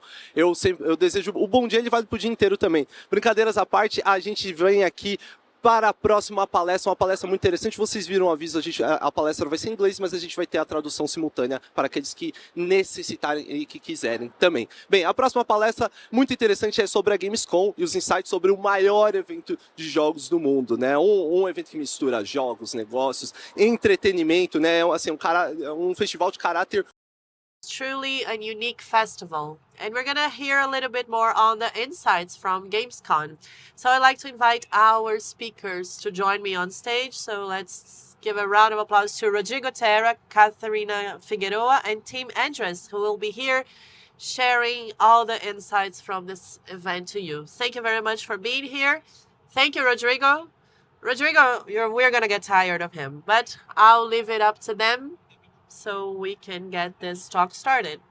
So I'll leave my mic with you and see you soon. Thank you. So just a quick introduction. We are very happy to have major representatives from Gamescom at Big 2023. And there's a very important reason for that. Gamescom is not only the largest game event in the world, but also the most important one in terms of business. And this year, Brazil is being honored. Brazil will be the partner country for Gamescom 2023. Now we're going to switch languages. Podemos trocar pro inglês para a gente conversar pouquinho mais sobre Gamescom. Brazil was chosen this year to be the country partner. Tim, Katrina. Hello, everyone. We are Katharina and Tim from Cologne in Germany. And we are a little bit worried right now because we don't have a clicker for the presentation. Let me solve that problem for you. Because actually we need one. Yeah. Huh? Eliana? Just a sec. Yep. I don't know if I'm wrong, but I think we need one. Yes. Okay, so we take a deep look into the biggest worldwide event in gaming. And Tim will start, and then I come back to myself. Yes, hello everybody. I'm Tim. I'm director of Gamescom at Köln Messe. And yeah, first of all, thank you very much for joining today. And special thanks to our partners from bigfestival and from Abra Games for the opportunity to speak here today and for the invitation. It's really a great pleasure. Well, we're talking about Gamescom today. And well, Gamescom is organized by Köln Messe, and Köln Messe is one of the biggest trade fair organizers worldwide. And we do it together with the Game Association, the German Game Industry Association. Gamescom is definitely one of the stars in Köln Messe's portfolio, and Gamescom's the place to be for everybody who loves games.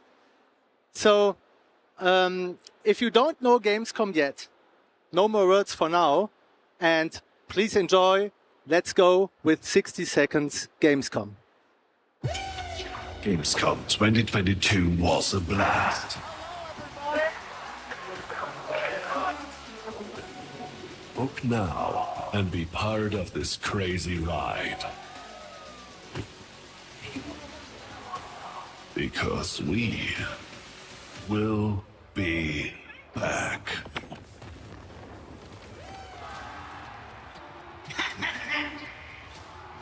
Gamescom 2023, we're gonna crank things up. Boost your business. Don't miss out to be ahead of the game.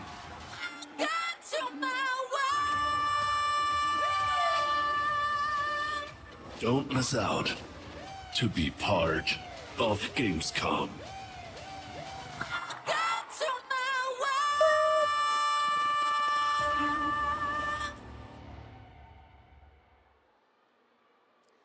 Yeah, wow, it grabs me again and again. I hope the vibe came through. But now let's get into it after the warm-up. So as you saw and as you already might knew, Gamescom sets benchmarks. But what does it mean in concrete numbers? Well, 265,000 visitors, 1,100 exhibitors, and that's more or less the size we had already before the pandemic in 2019. 4,000 media representatives from all over the world with a massive reach, and all this on 220,000 square meters of exhibition space. So imagine no less than 30 football fields next to each other. That's the size of Gamescom. So the physical KPIs are impressive, but also in terms of digital KPIs, Gamescom sets high scores. Look at those numbers. And for example, just and only with the big Gamescom opening show, Gamescom Opening Night Live, we have more than 2 million peak concurrent viewers at Gamescom. So those are massive numbers, and so Gamescom offers both physically and digitally highly attractive experiences for consumers. But Gamescom is not only about B2C. No, Gamescom is also the leading B2B marketplace and the place to be. 25,000 trade visitors from all over the world. They're coming from 100 countries, 50% coming from abroad. So that is where the industry, where the global gaming industry meets. But what makes the success?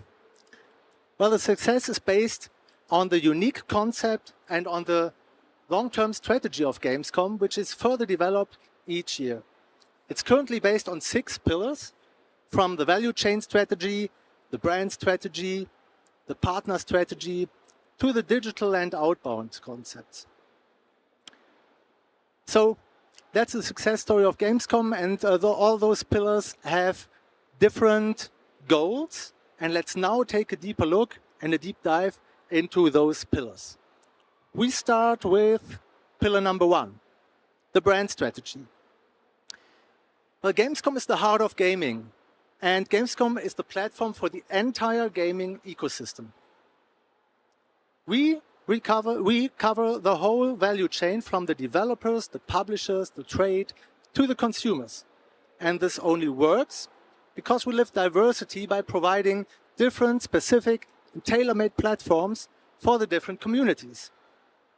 Every single platform which you see here on the slide has a really big dimension. Every single platform is like an event within an event. And that is exactly what the Gamescom brand strategy is about. Being the #1 community with Gamescom for all communities. So when it comes to B2B, the most important platforms are the business area of Gamescom. It's an exclusive place where only exhibitors, trade visitors, media representatives can get in. No consumers are allowed. And second, there is DevCom, the official developer conference of Gamescom. And DevCom is Europe's biggest developer conference. So with these 2 B2B platforms, we offer highly attractive platforms in the Gamescom week. And in terms of B2C, we have the big entertainment area where the publishers and developers showcase their latest stuff. But we have also an indie area, and the indie area is becoming more and more popular each year. Last year, it was 150 indie developers representing and presenting their games in the indie area. And yeah, it's getting more and more popular each year. And then we have an event arena, we have content creator areas, and we have a city festival. So the games are not only celebrated on the venue, so they are celebrated in the whole of the city. So let's go over to the second pillar, the partner strategy. Since 2009, major publishers and developers use Gamescom to present their latest lineups and newest IPs. Here is a choice of some of our partners from last year, many well-known gaming brands, but the number and the diversity of companies who want to celebrate games together with us is increasing from year to year. And you know that many non-gaming companies use gamification concepts to engage their target groups. That's really cool.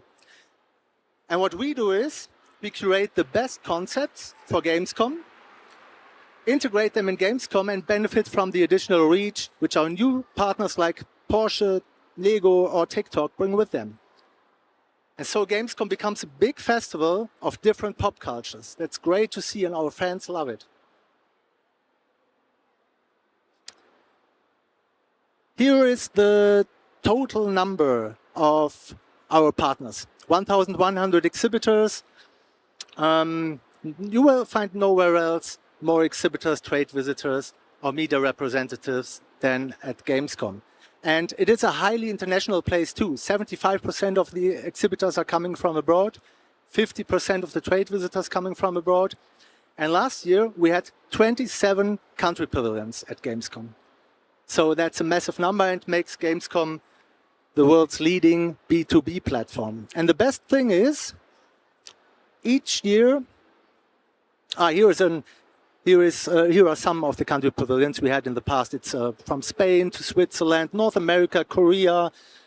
So as I said, in total it was 27 country pavilions being present in the Gamescom business area. And yeah, what we do is, the best thing is we choose each year one special country and name it as the official Gamescom partner country. So in past we gave the opportunity to UK, to France, Canada was partner country, also Korea. Last year it was Australia. And as already announced, this year the one and only partner country at Gamescom will be Brazil. So that's really great. And yeah, we're absolutely honored and pleased to cooperate with our partners from Brazil Games, from Abra Games, from ApexBrasil, from the Brazilian government. It's really a great opportunity. And Brazil is going to be the first partner country from Latin America. And I'm absolutely sure that we took the right choice. The Brazilian gaming market is the biggest market in Latin America, with an impressive growth in the past. And Brazil is famous for its digital gaming studios and the quality of the products. And so, yeah, we are very pleased that around about 50 companies from Brazil will right now present their games at Gamescom. But Rodrigo told me that that's not all. And so we're really curious, Rodrigo, please tell us more. Yeah, so we have already committed with the delegation of 50 companies, but we are working to have more. So we want to invite everybody that is not or didn't know about this partnership with Gamescom, but whoever company that wants to go, we're working with state governments as well here in Brazil, throughout Brazil, to have more support. Local support for you as a developer that want to go to Gamescom this year. So this program, Brazil Games, in partnership with Gamescom, we are now still open for this support, to attend Gamescom, and definitely check out your local secretary of culture like São Paulo, Rio, Rio Grande do Sul, and other states to check by, because they'll be doing incentives and support for you to go and to attend. Maybe Gamescom this year would be the first game event outside Brazil. That's the best moment. If you are a developer, if you are starting on the business, if you are starting your studio, Brazil will welcome everybody in Cologne this year. And with the local support, with the states like São Paulo and Rio and Rio Grande do Sul that we've been working on, and other states that are now starting to organize themselves to support more and more companies. So we want more. We are 50 now. We want to be 100, 200. We want to flood with a Brazilian vibe Cologne this year. Yeah, let's welcome Brazil to Cologne. And we are not only welcoming the whole world to Cologne each year, but we also go out into the world from Cologne each year. And we have launched in 2021 Gamescom Asia in Singapore. It's a very fresh event. This year is going to be the 3rd edition. The size is more or less comparable to bigfestival, actually. So if you look around here, this is more or less the size of Gamescom Asia right now as well. And Gamescom Asia is happening 3 days on site, and then before the show and after the show, it's also happening online, which brings us to the next strategy, which is online. Gamescom is not only happening in Cologne each year, but now is also, since the pandemic, happening online.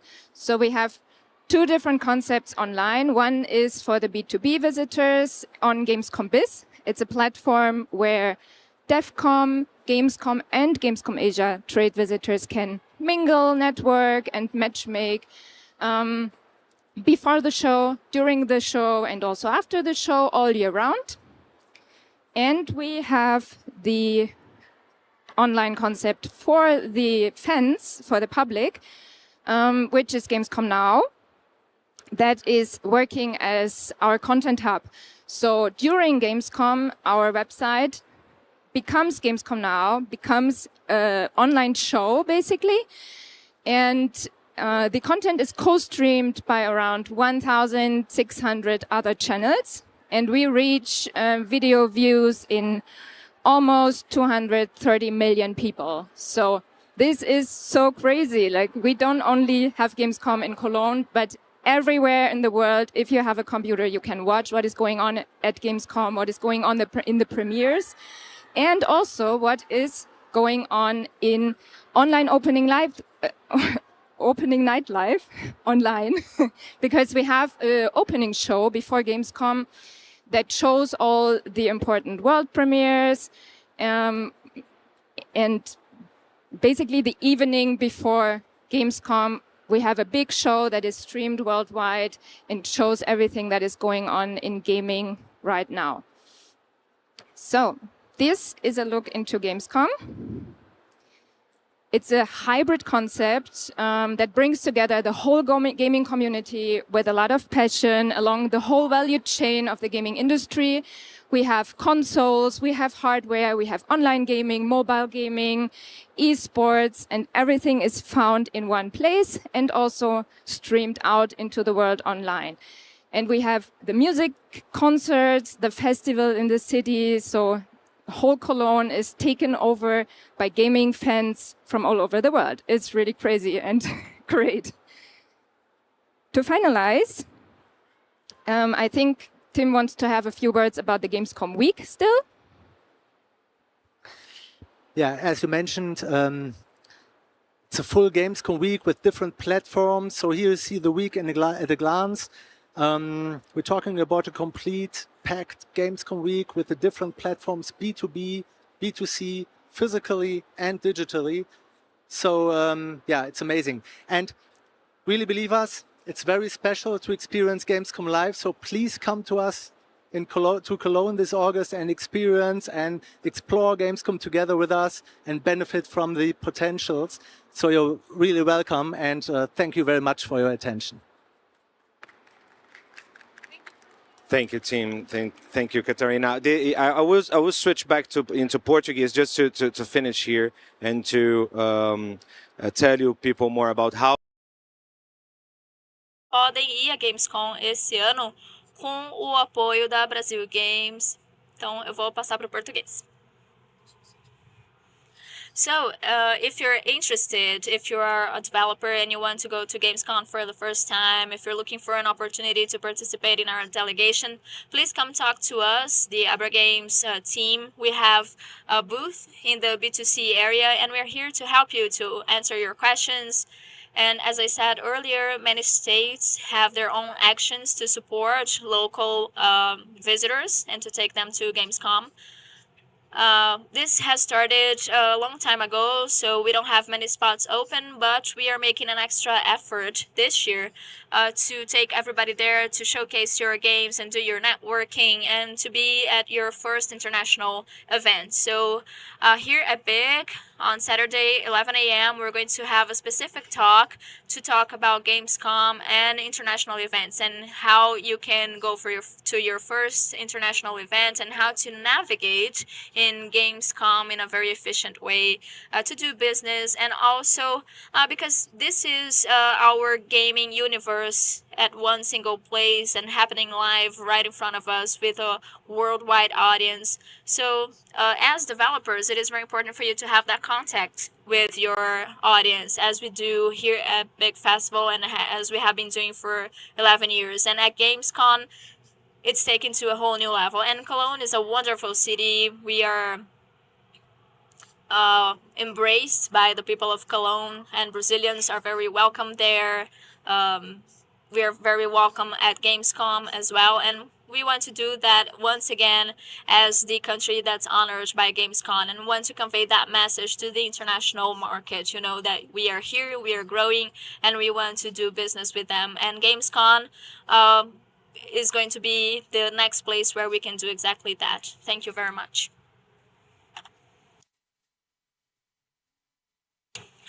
Se vocês tiverem alguma pergunta, a gente tem mais alguns minutinhos, tem 5 minutinhos. Vocês podem fazer a pergunta em português, em inglês, fiquem à vontade.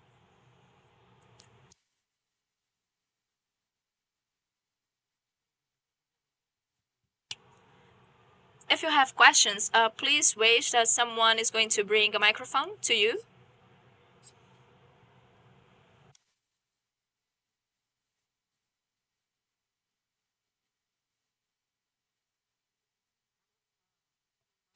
Olá, obrigado pela apresentação. É a primeira vez que eu tô ouvindo dizer... And by chance, I'm going to Gamescom this year in partnership with the Belgian delegation. But I was very much interested to know that they're still open for negotiations with the states. I'm from Espírito Santo. I'm pretty sure that nobody knows about that yet, but I'm already messaging the Secretary of Culture there. Who should he talk to? Then I'll try to get a contact with you and put you in touch, because we are just developing our association. We have a lot of interest in going. I know it's very close. I'm already preparing everything. I just booked a place there like last week, so I will love the city. But I would love to have more companies from the Espírito Santo with our banner in the Brazilian booth, because I will be in the Belgian booth. Look at how crazy this is. But I'll try to be in both, and I want to have more companies from Espírito Santo. And please let us talk about it. And if you can clarify at least that, who should we talk to? How do we start that? Because I'm pretty sure that for Espírito Santo, I know the people there. They don't know about that and don't know how to proceed. I can talk to him to get in touch with you guys, please. Sure. So just talk with us. So just connect with us. I'm here. We have our staff here. We have Eliana here, who is our director for all the foreign activations, and our director in Brazil Games. So just connect with us. We are happy to discuss. We need Espírito Santo there.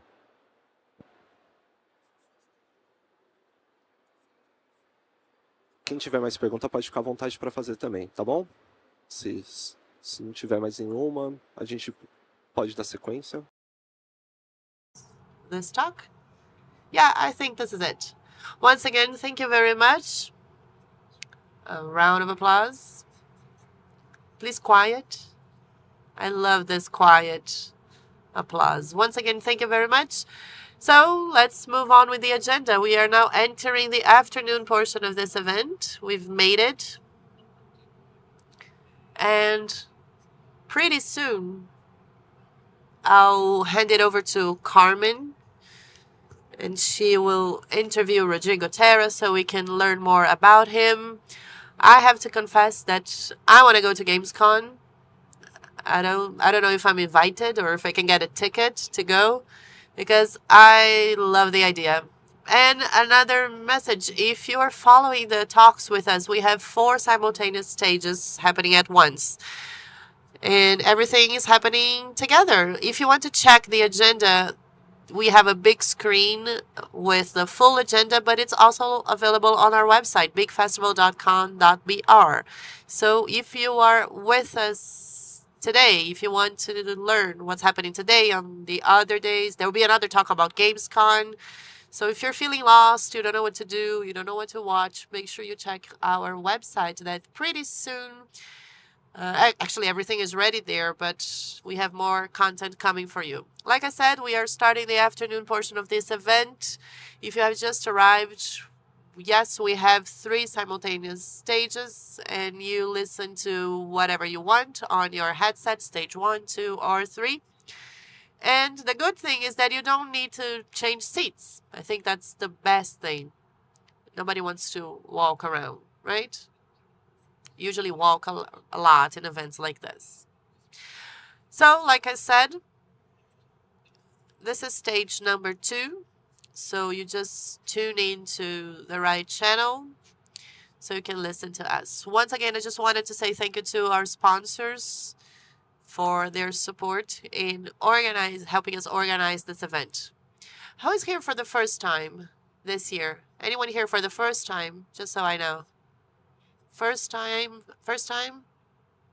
So if you were here last year, you probably could tell how much we have grown. We had separate stages. The venue was smaller. Pretty sure you can see how much we have grown. So welcome if you're coming for the first time. We have a lot of booths in the exhibition area. We have different talks. The whole day of content prepared for you.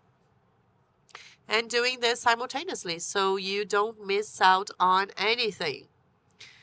All right, so Carmen is ready. We're going to call Carmen, and she's with Rodrigo Terra. He has just left the stage. I'm sure he's sick of me, but I'll hand it over to Karen because she's ready to talk to him with a quick interview with Rodrigo Terra before we continue with the agenda.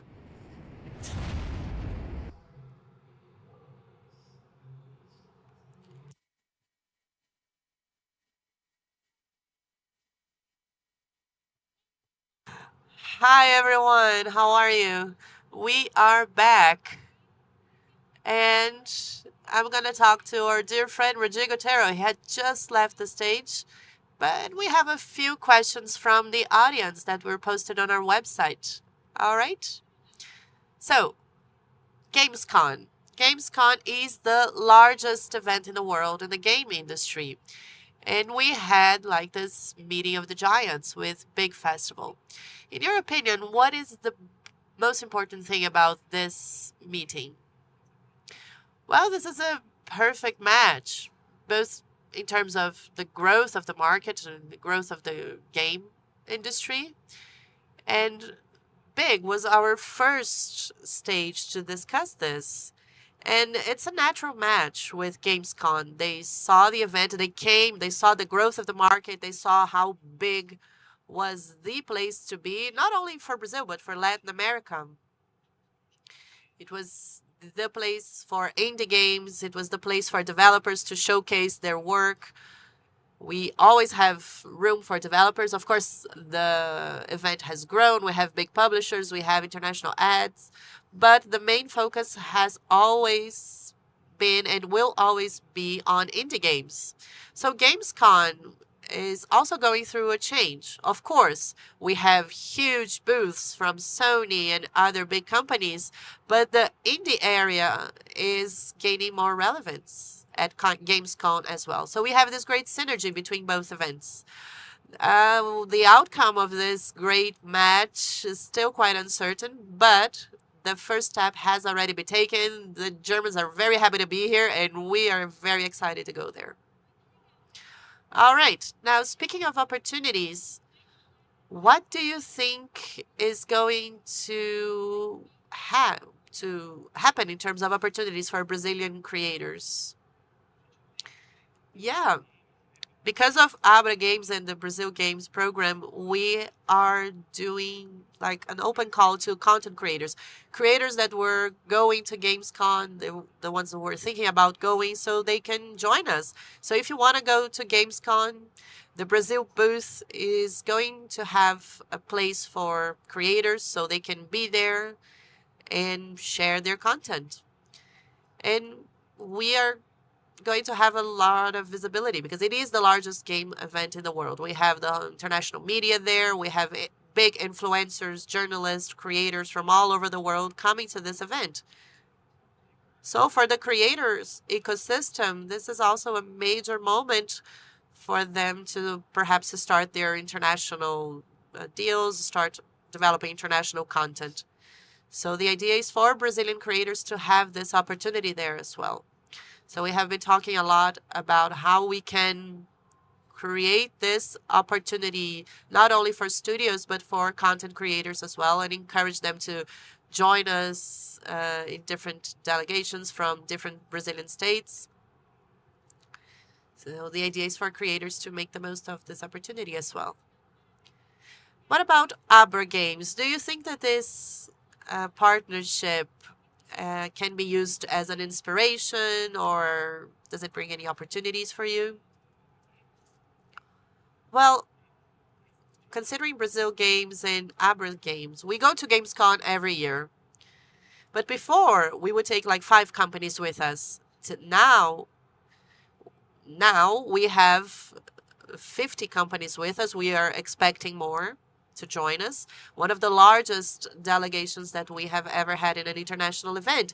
And gamescom is an important stage for developers. Because what we have here at Big Festival for the past 11 years, the fact that publishers come here, the fact that the attention is concentrated this event, we have the same thing but on steroids in Cologne. And Big Festival is perhaps a preparation moment for there. So you come to Big Festival, we're here, Brazil, everybody speaks Portuguese. We have a lot of content for you, so you can get ready before going to gamescom and talk to a publisher that perhaps you couldn't reach here at Big, or perhaps your game was not 100% ready, your demo was not finished, but perhaps that in Cologne it will be. And of course, you're going to get ready, build content for there. And gamescom is an inspiration for us. We want for Big Festival to be as big as gamescom here in Brazil. And we want for people to see that Big Festival is a place to showcase Brazilian games. We want for Brazilian games to be as cosplayed as other games from around the world. So gamescom is an inspiration for us on how we can transform Big Festival into even a more relevant stage. It already is pretty relevant, but how can we grow even bigger? I don't know if it's as big as gamescom, but we can dream, right? So thank you, Rodrigo. Thank you for sharing all this information with us. And that's it. Thank you, everyone who is watching. I hope you'll have enjoyed this talk. That's it. Rodrigo will get tired of me in this event. We were together the whole morning. We'll continue to be together this afternoon as well. But before we continue with the agenda, are we going to have that quick break? Can we check that? Or are we going to start with the next talk straight away? All right. So have a little time, grab some water. We're going to have a quick break and be back soon for our next talk. And we're going to continue on our international journey, but in a few minutes. So quick break, 2 minutes, and then we come back for the next talk.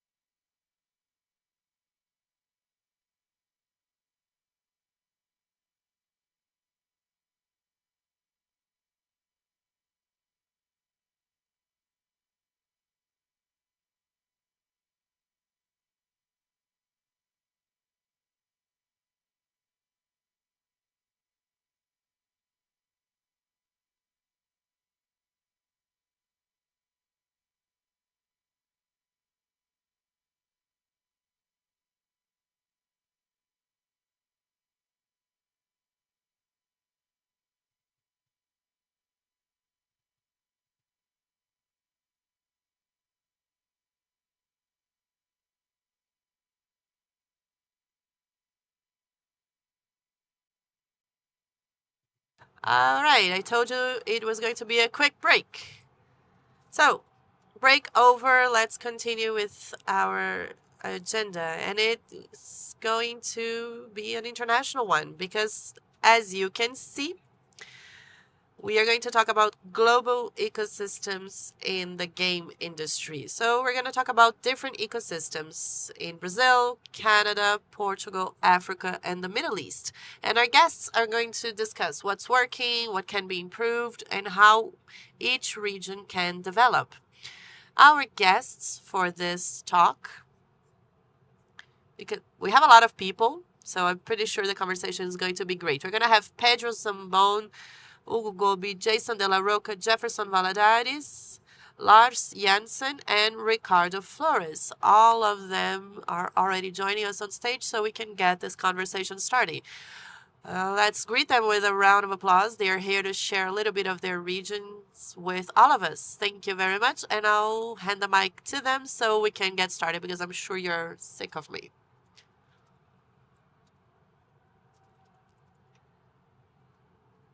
I think this was Zenbon's mic, but never mind. Oh, he doesn't. Acho que era pra seu isso, né? Do you guys hear me? We're always wondering if you guys can hear us or not, but you're all with me. Well, olá a todos. I'll speak in English Eu vou because falar we em inglês. have 5 contents here with us from different places in the industry. It's a really pleasure to be here with people from such different places around the industry to discuss about the global ecosystem in the game industry.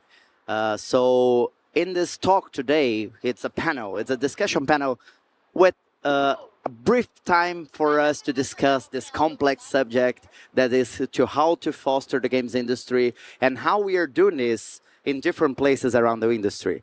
So here with me, we have people from different continents. We have from Africa, we have sort of North America, we have Europe, Asia, Portugal, Asia. But the first topic that I want to address and I want you all to discuss is introduce yourselves to our beautiful audience right here, and also what kind of actions are being doing right now in your place to support the games industry. A brief overview about how your institution and your local ecosystem are being supported by the government or private institutions to develop the local games industry. So who wants to start? All right. I guess I'll start. So I'm Jason De La Roca. I'm from Canada and have been involved in the game industry for the past 25 years, working out of Montreal, and have really seen the growth of the ecosystem. Canada is one of the largest game production centers in the world, and has had a coordinated ecosystem for many years. At the high level, you have a lot of governmental support in terms of tax incentives and funding regimes that encourages large studios, AAA studios to set up. So in Canada, you have 2 of the largest studios in the world, Ubisoft with 4,000 workers in Montreal, and Electronic Arts in Vancouver with several thousand workers as well.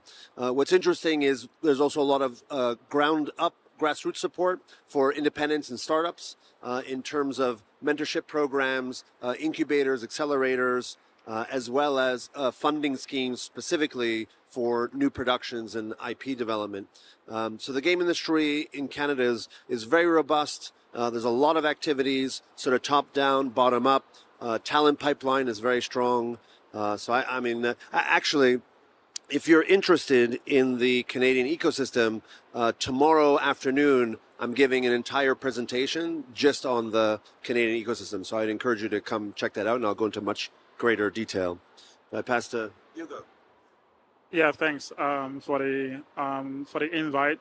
It's great to be here. So my name is Hugo Obi. I run a game studio based in Lagos, Nigeria. We've got teams across 5 African countries, and we're still at the very early stages of building our own gaming ecosystem. So over the last couple of years, we've seen a lot of transformation and growth, a lot more entrants into the space. There's a lot more interest from internationals like, Epic, for instance, Google, Apple have presence in the continent now. But there's still a lot of work to do. And, what we're trying to do is to understand how part of what I'm trying to do, and a lot of the major, bigger studios and players within the market are trying to do, is understand how other ecosystems were built, take some of those knowledge and apply it within the African continent, for the purpose of creating a thriving games industry within the continent. Hi. Also, thanks for the invitation here. My name is Lars. I'm from Germany and chairman of the board of GAME, which is the German Games Industry Association. And I think the one thing you might have heard of that we own as a brand and have been working on for the past decade or so is gamescom. So it's one of the largest, if not the largest, consumer and business games show in the world. And this is one of the things we do, obviously, to bring our ecosystem together in Germany. Not only ours, but also invite people from all over the world to come over, do business, and also present their games.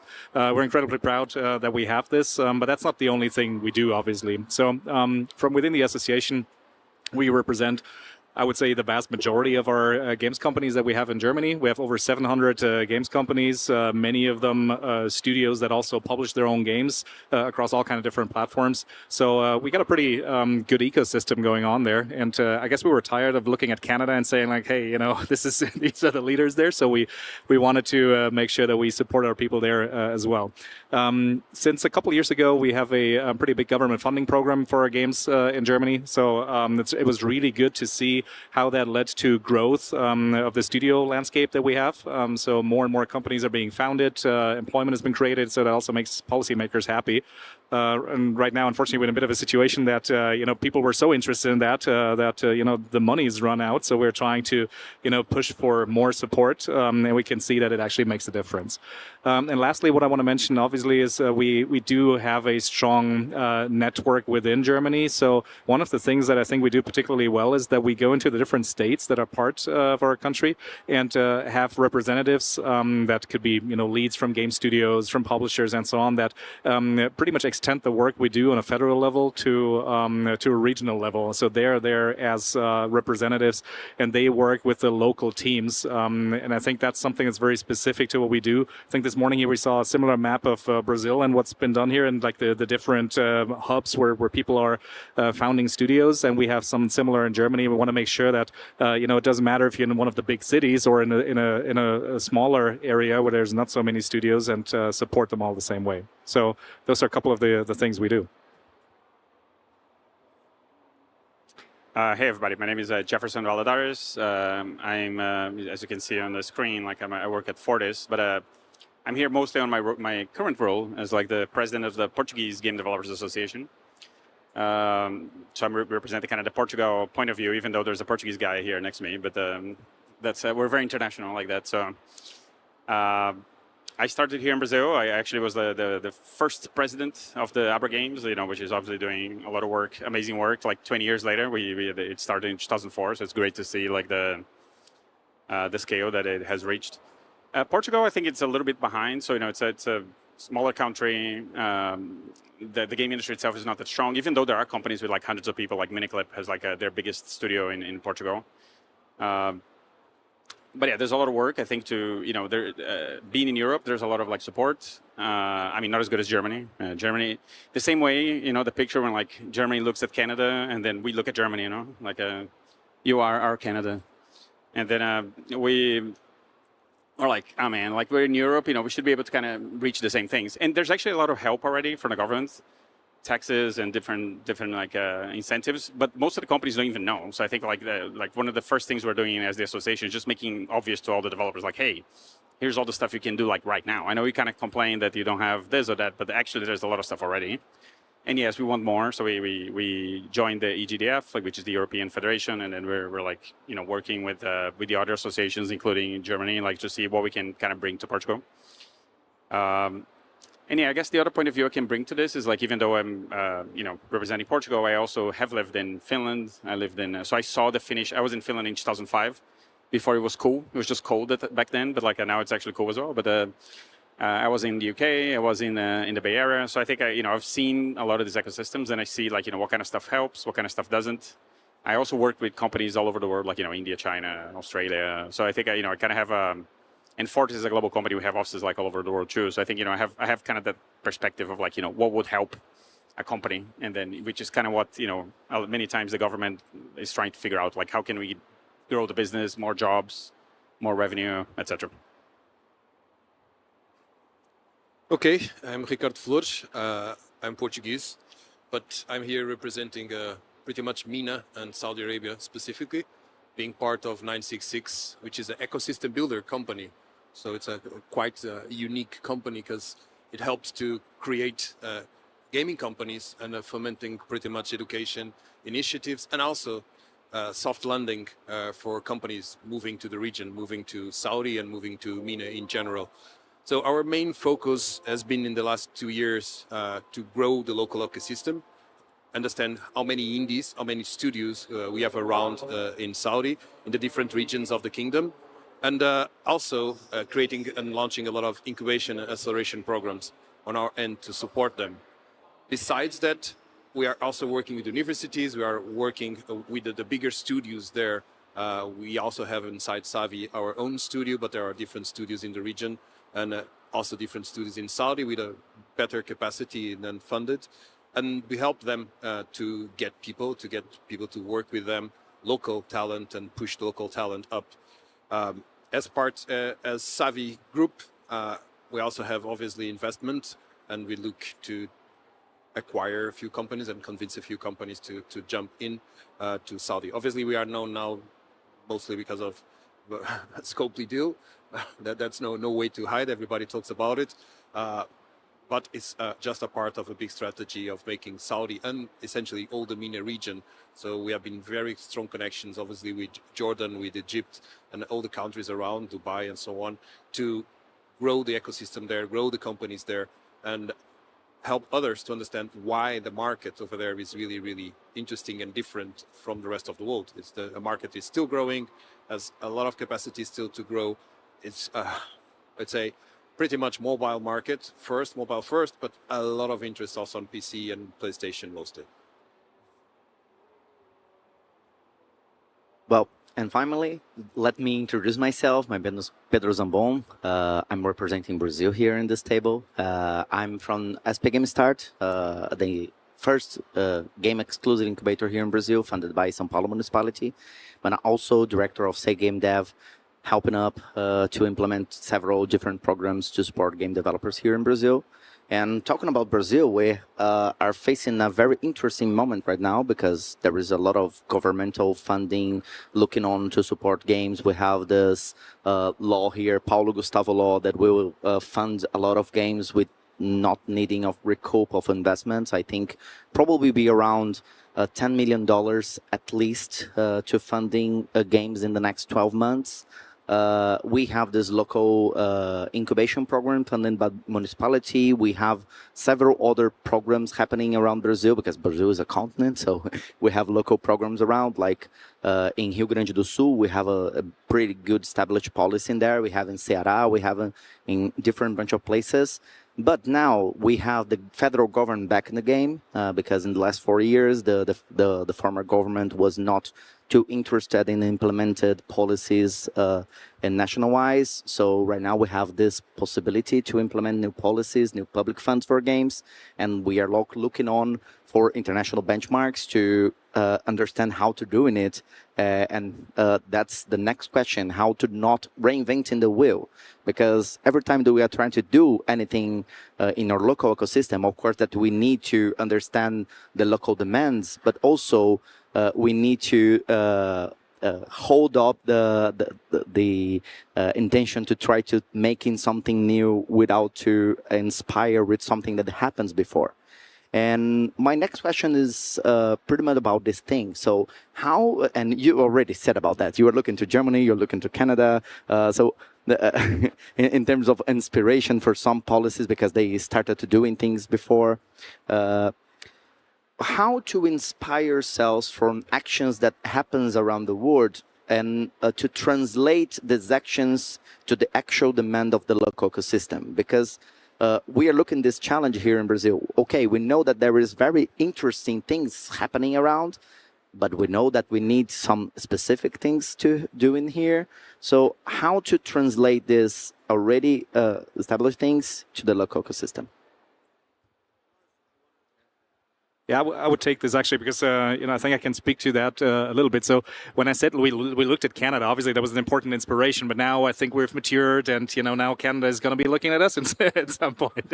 But no, so I think one important point I want to make here is we're all in this together. So this is not about Canada versus Germany versus Portugal or Brazil.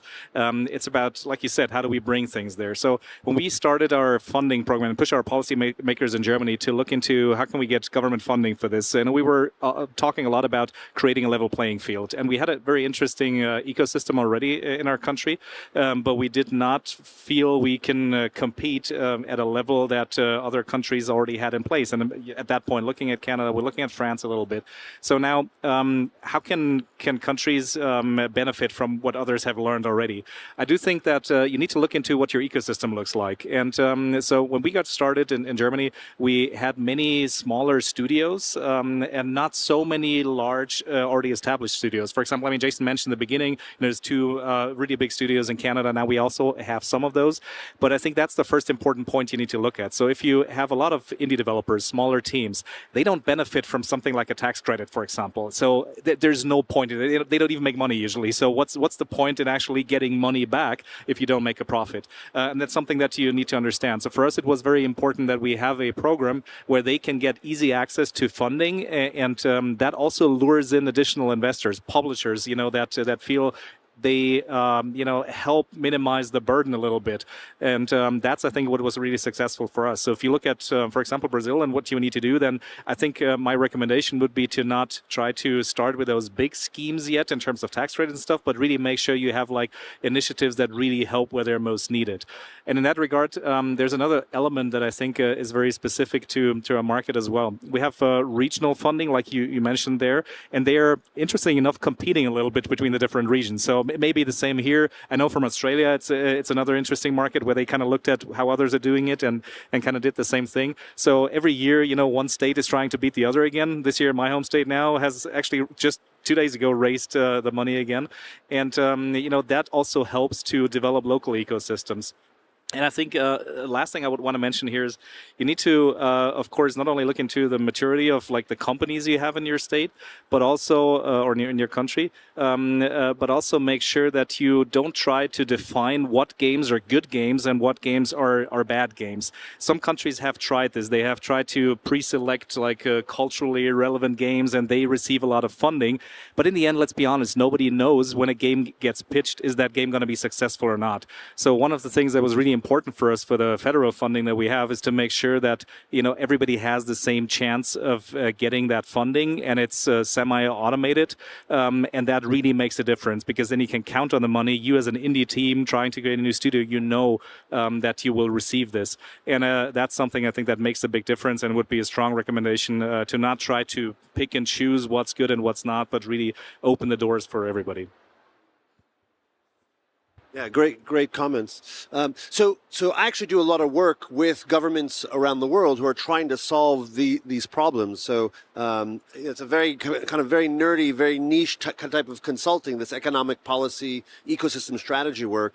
And one of the biggest challenges is often some random government in the world will call me and say, oh, can we just copy paste what they did in Canada because we want to be like Canada, so a bit like, or name the country. And it's like, no, that's not going to work. You can't just copy paste and assume that the things that work in one ecosystem, in one region, in one environment will work the same in a totally different context. So I think, Pedro, you're right when you say, what can we learn? How can we be inspired by? Because just copy and pasting initiatives and programs is not going to work.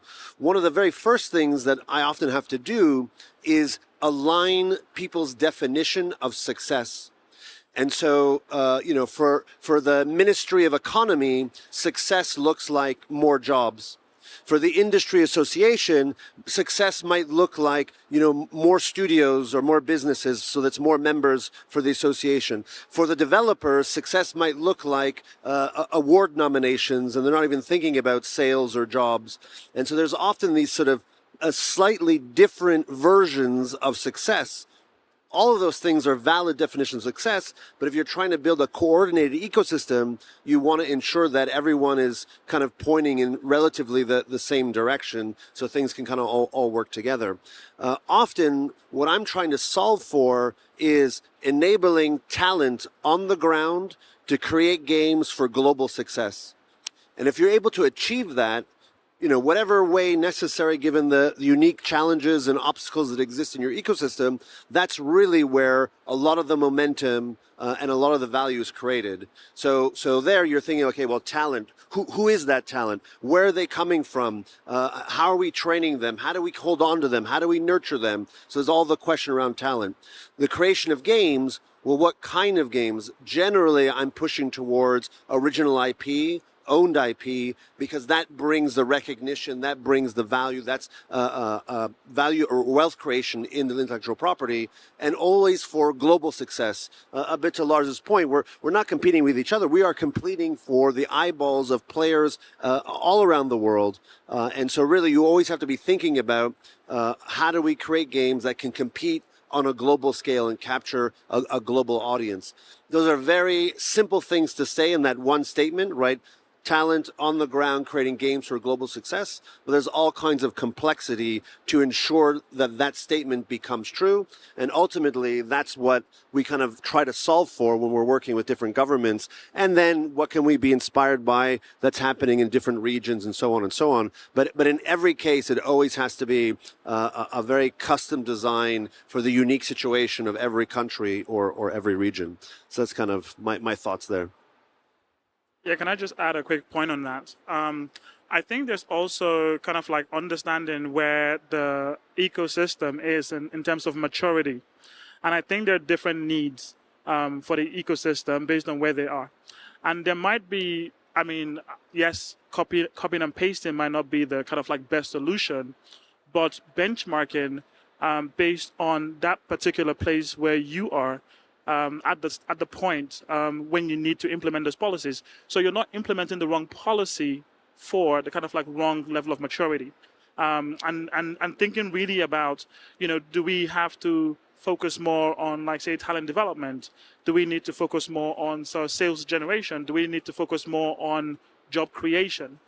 Because there's only so many people studios can hire, right? And as much as like the governments might want to have, large studios that hire like 200-300 people, those studios don't make themselves. Like it takes a while to get to that point. And if the kind of like age level of the studios, the average age level of the studios is like, say, 2 or 3 years, the kind of policies where you have studios that are like 25 years wouldn't work. So I think those kind of considerations also help.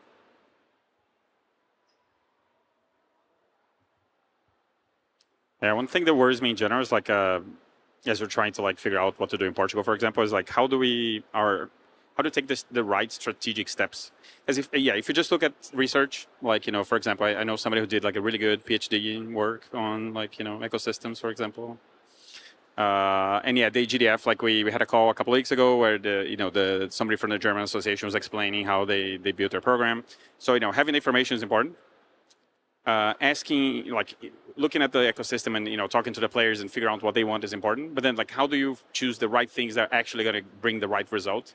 Because, again, if you just follow the best practice, it might not work. But if you just listen to, what the people on the ground are asking for, maybe that's not the right thing to do either. Because, usually, particularly when you're starting out, you don't have a lot of resources. So you got to prioritize, like, what are we going to spend our energy in? Like, is it going to be... luckily in Europe, there's enough associations and there's like different levels. There's the bigger ones, there's smaller ones. So we actually like talked to a bunch of them and figured out like, maybe Holland looks a little bit like Portugal, maybe Italy. So what worked for you guys? And then they kind of give us the information and we tried to like piece it together from several points of view, like always talking internally as well, talking to the government and seeing what the government wants is a big deal too. But that's the kind of thing that worries me. Like, how do we get the right thing? Without hiring Jason, for example. But like, how do you get the? Jason.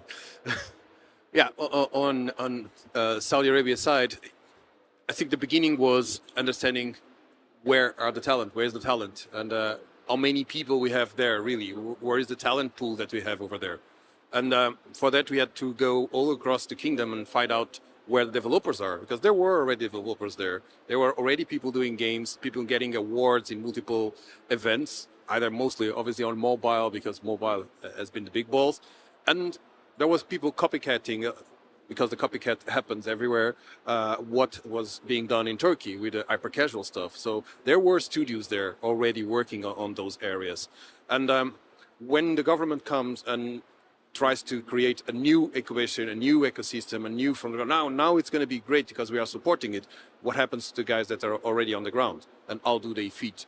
So essentially that was our work as 966, and my work over there was bring everyone together, listen to what are their needs. And obviously everybody says, hey, we need more support for publishing, we need to get our games out there in the market. But in the end, are those games, are those teams good enough to succeed out there? And what is the knowledge of business and the knowledge of the industry if they never left the country? So creating opportunities for the studios there and for the professionals and future professionals in the industry to know more about the industry has been a big work of our way, at least to create an ecosystem over there. We are making a lot of companies travel to Saudi, give sessions there 1 day, 2 days, 3 days even, workshops, explaining everybody how it works. And even investors that invest in indie games, publishers, go there and what they are looking to invest in when they are looking for an indie game, or what is even for training investors to invest. So it's a big work on all different areas of the ecosystem, trying to push investors and angel investors in the region to invest in video games. So for that, we are pushing up investor companies and investors, VCs in video games, to go to Saudi to teach the VCs from there. So it is building from almost scratch, but without breaking what is already there. And obviously talent is the big question always, because how do we push those people up? How do we make them launch their games? Because that doesn't happen a lot in that region. We don't, hey, that game is made in Saudi. That is not something that it's out there. And we want that to happen, that you want to identify that that game is coming from the region. And my next question is exactly about this talent building challenge. We have all over the industry. It's an industry that more than double its size in 10 years. So we grow a lot without the ability to create the talents enough that we need to sustain this growth.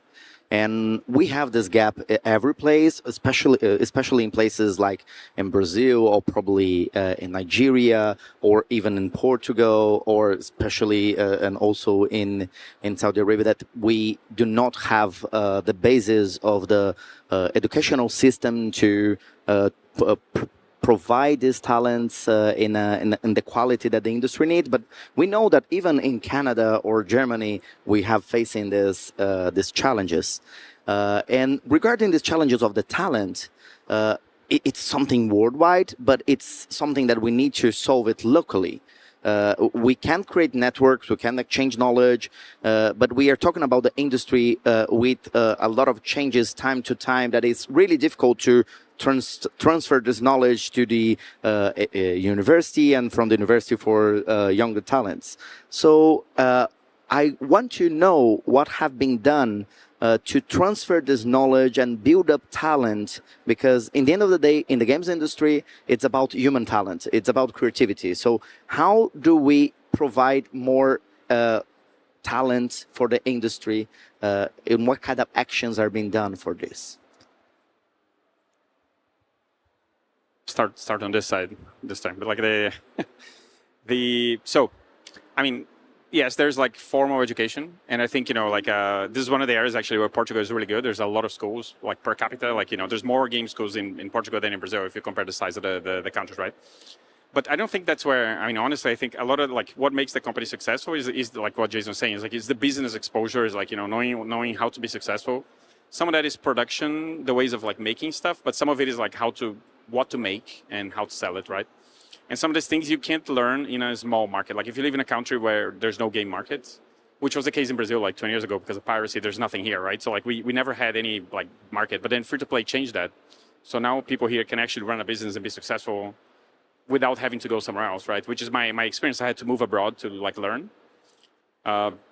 Now there's more market here, but I still think, you know, looking at the Finnish experience, for example, like, you know, it's not like they said, yes, let's go amazing universities for games or whatever, but, you know, they invested a lot of their money in Nokia because it was like the, you know, at some point it was like a third of the GDP of the country, right? And then, but that money made like a lot of the tech, a lot of the design people, like mobiles, like experts, like 20 years ago, right? So they were ready when mobile like really exploded, like they had the most like the most developed mobile ecosystem, right? It was like but it wasn't like, you know, strategic for like, let's teach people about mobile. It was just like, you know, support Nokia. And then the other thing that happened in Finland, which I think is a good example, like, you know, they had some startups and they were kind of fine, but then they were bought by American companies who then like taught them how to do marketing and how to do like, you know, how to like scale the production and do certain things. And then those companies, eventually those people there who learned these things left and started other companies, Supercell, Rovio, right? So like these are like the second generation companies after these past acquisitions. I think a lot of markets have that situation, like, you know, an acquisition comes, like, you know, it's an opportunity here for Akira's and with Epic, right? Like Epic's going to be teaching Akira. I mean, Akira's already an awesome company, but Epic is going to bring them like world-class stuff. And then those guys are going to learn it. And at some point, I don't know how many years from now, they're going to leave and start their own companies, and then the ecosystem really grows, you know? So I think, I mean, yes, there's some formal stuff to do, but, you know, I think honestly, like having success, having local, I guess what goes a little bit back to what Jason said, like having a local company, having global success, either independently or by being acquired, I think it's actually a big thing that helps with this.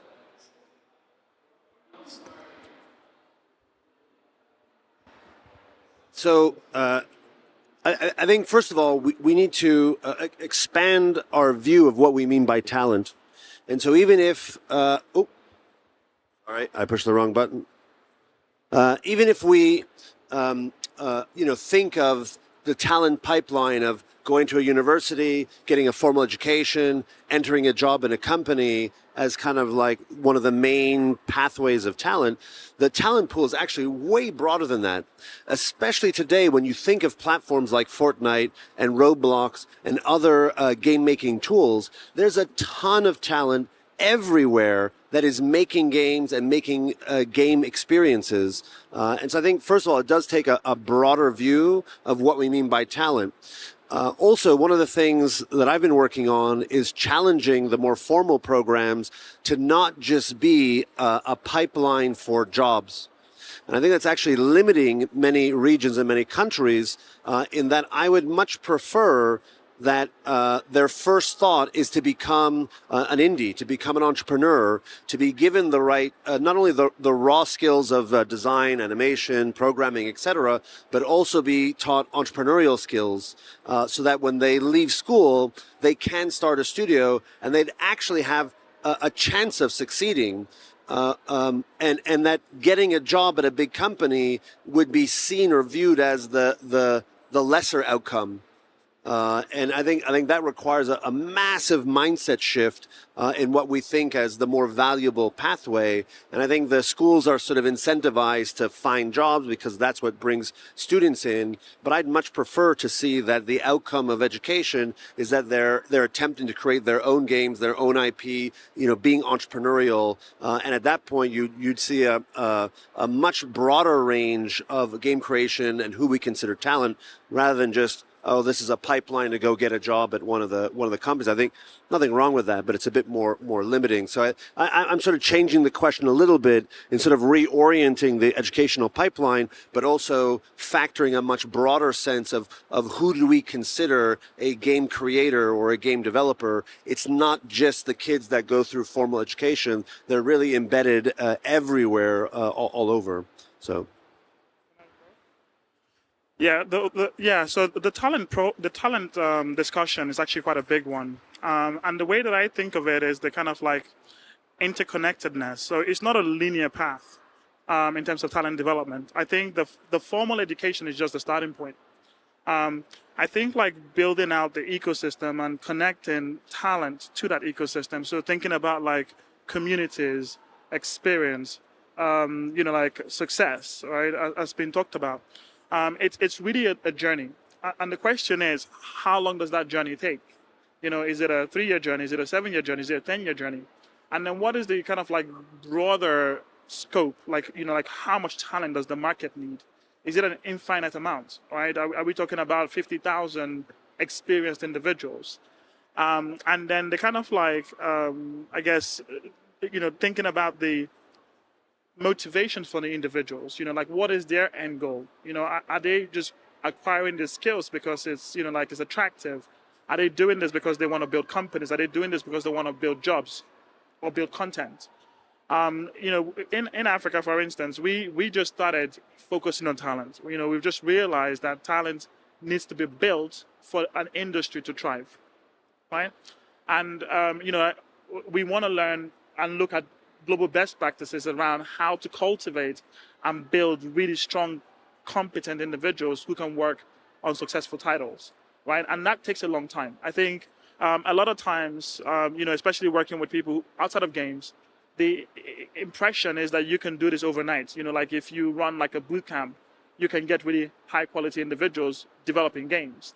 The reality is it takes much longer. And I think looking at those connections between, like getting entrepreneurial skills, getting work experience, connecting with communities, not just locally, but externally, having these types of events where, people can actually do showcases and get feedback, right, from real players. It really provides a great incentive and motivation for them to keep building. First of all, I wanted to say that the point that Jason made with like the formal education, I want to support this. If I look at Germany, we do have the same observations there. We're a nation of tinkerers. We're people that try to play around with stuff. And many of the successful studios that we have in Germany are not necessarily the ones that have been created by people that went through formal programs. Maybe also because at the time they didn't exist. But it's something that it was a team oftentimes that had a vision, that had a need and a strong desire to do something in that space. And those are the ones that we see thriving. Not saying that formal education in that space is not important, but I just wanted to point out that oftentimes it's not the people coming from those institutions. The other thing I wanted to make is a more global point. I don't see the need for talent and talent development as a local initiative. I do believe that, especially after the years of the pandemic, things have changed quite significantly. And I work with studios every single day as part of my main job, which is not the association. And I see that the most successful teams there are very diverse teams from all kind of different cultures and backgrounds. So if Portugal, for example, has a great development there, then we benefit from this in Germany as well. If somebody in Canada is doing well, the same thing, or in Africa, wherever it is. I think we need to see this as a global initiative because people are working in connected teams these days, some of them even completely remote. It's sometimes not easy to create a game in a remote capacity because it's still a creative process, but at the same time, I think we need to look at talent as something that can come from anywhere. It doesn't necessarily have to be in Brazil only. It can be Brazilian developers working with others around the world, and that's the way we look at that. Not saying that we don't support our local talent, on top of that, but, it cannot only be local. We have the need to work in a much more connected way these days.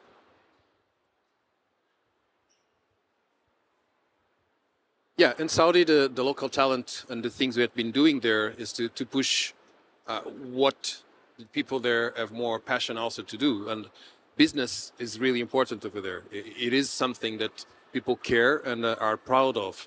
So pushing them to understand the gaming business and how to be entrepreneurs themselves and how to hire others, how to build a team has been a big push of a lot of the accelerator and incubation programs they have been doing there. It is not so focused on teaching them how to do the game itself, because that they can do it anywhere in another programs, but really pushing them to understand the business. So that is the kind of thing that we know that it's relevant for them. So it's like adapting it to the reality of what we have in the terrain over there. Regarding the formal education, yeah, we don't have that problem there because there is really no degree on video game specific. So we are going around on whatever can be picked, obviously engineers, art degrees and so on. And we are bringing those people to the industry and helping them to create. But also pushing the business side helps a lot to get the remote workers, people that are abroad or will relocate in Saudi to come and teach the local ones and share their knowledge and experience the local ones. So it's building a little bit the experience a little bit upside down compared with the others. Yes, it is, but it's the way that the country has been doing it. Well, and to conclude this discussion that we have, of course, a lot of things to address, we have international challenges here that we have all the same challenges here. How can we cooperate between each other to help us together to face on these challenges? So international cooperations of ecosystems is something that it's possible, and you find it interesting.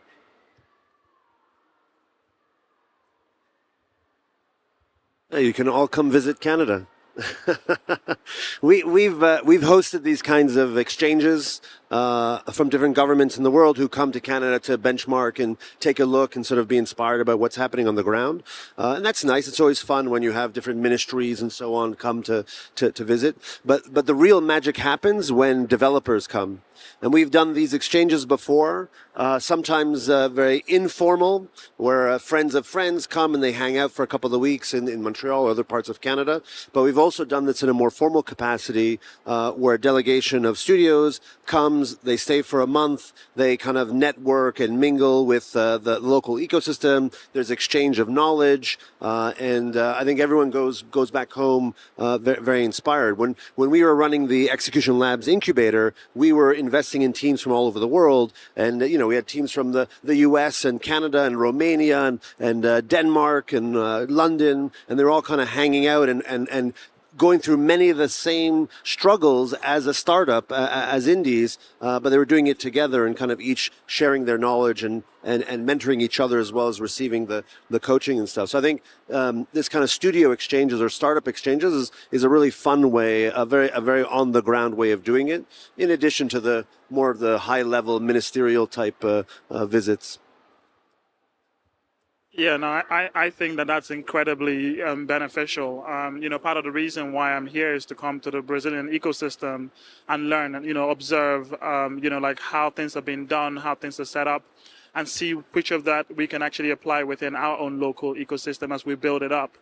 I think there are great synergies, and I think the point, Lars was making about, sort of like global talent challenge.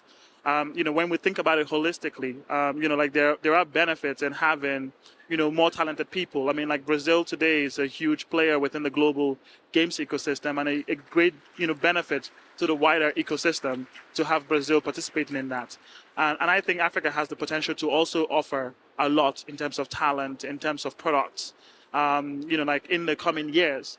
And that knowledge exchange, that partnership is something that we, fully embrace. I'm looking forward to exploring ways that we can work with Brazilians, and we're already having some really great conversations with people about doing that knowledge transfer. And I think knowledge transfer is one of the fastest way to accelerate this kind of like growth, right? And building those linkages with different countries and having a diverse range of people and diverse range of ideas being shared is incredibly valuable. So I think you guys are already there. Again, so much for us to learn from in terms of what you guys have accomplished, but I'm sure you guys are still pushing because you're very ambitious. Yeah, I'll keep it brief and just add, we should all be curious about what are the needs of, that we all have.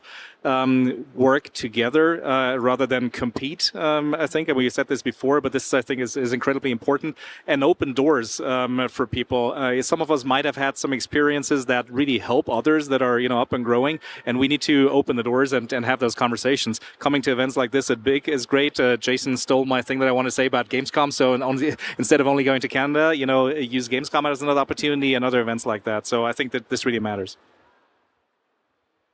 Yeah, I would say at the association level, we just started the Portuguese one, and then we joined the European Federation right afterwards. But it was kind of like really encouraging to see at the European level, they really talk and they share. And then if you ask a question, like people will take a separate call with you. We had separate calls with like France, with Italy, with like Germany, Sweden, like people explaining like, hey, this is this kind of stuff that we did. Like, maybe this works for you. What do you think about that? So we have these calls. That's very. I mean, oftentimes we're having a European call and there's like Eliane's there, like even though, she's from Brazil, she's not supposed to be there, but she's there.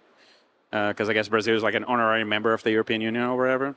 And then there's also the international. There's like another call which is organized by the guy who runs the Australian one, like where there's like on a monthly basis we just get together and talk about like, hey, you know, what are we going to do about GDC next year? There's like some kind of shared things, like, you know, what could we do as, you know, country organizations like that would, you know, make everybody's lives better. So I think, yeah, games is all. A lot of people from tech freak out when they start to come work in games, like how open people are, because they're so, like, in other areas people are so used to being secretive and whatever. In games, people are just like, hey, you know, come see what I'm doing, and people are like, what? But yeah, so I think that we should definitely like build on that, you know. Yeah, it's pretty much the same. Not a different topic. Yeah, it's sharing, and on our side, obviously being an ecosystem builder 966, what we do is giving opportunities to everyone in Saudi to join events and to join things global-wide. And they're going to be doing the Saudi Games Week by the end of the year in December. So everyone invited to join. Well, thank you, everyone. I think we have a lot of things to discuss and a lot of cooperation to do. Thank you for being here, and go to the next panel.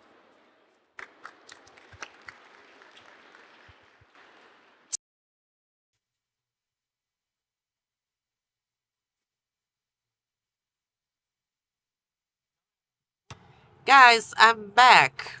I know you're tired of me, but we are already in the afternoon portion of this event. And now, after this great conversation, and sometimes I get sad when I have to come and interrupt the conversation. But if you have just arrived, we are going to talk to Carmen now. Carmen, where are you?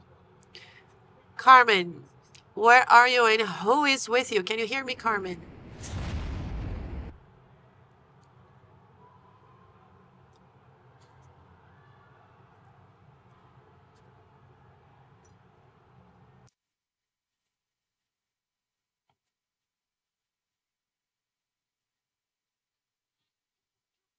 So I'm trying to find out what we have for you at the wonderful Big Festival. And I heard that there is a game from a booth that everybody's talking about. Everybody's telling me, please stop by the booth. I want to learn more about them. I'm coming in the other days. So could you give me a spoiler? So now I'll introduce you to the Nintendo booth. This wonderful booth with people dying to play their games. So instead of playing it, I'm actually going to ask people what they think. If they like it, if the lines are too long, if the hype is real. So, guys, how are you? How are you guys? So, are you enjoying this event? Say hi to the camera. Hello. So, have you stopped by the Nintendo booth? Yes, we have been everywhere. And what do you think? It's incredible. The infrastructure is really amazing. Quite an unusual experience, especially after the pandemic, a long time without coming to the events like this. It's been amazing. All right, have you played any games from Nintendo? Yes, especially Tears from the Kingdom. I was really dying to play it. So that's it. Thank you. I hope you enjoy the rest of the event and see you soon. All right, they had an experience here. And pretty soon we have more content for you. We're going to see what's happening around. We have many different games. They are being tested by everyone who is here with us. And I'm certain that you back home and everyone on the different stages would love to test them as well.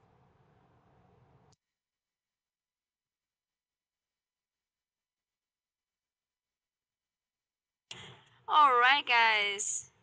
Thank you so much for being here. And this is just the first day. For all of you who's going to stay here with us for all 4 days, you're going to see so much more. Before we move on to the next panel, we're going to take a quick break, 2 minutes. And we will be right back so that we can continue with our wonderful exclusive sessions. Okay, so we'll be right back.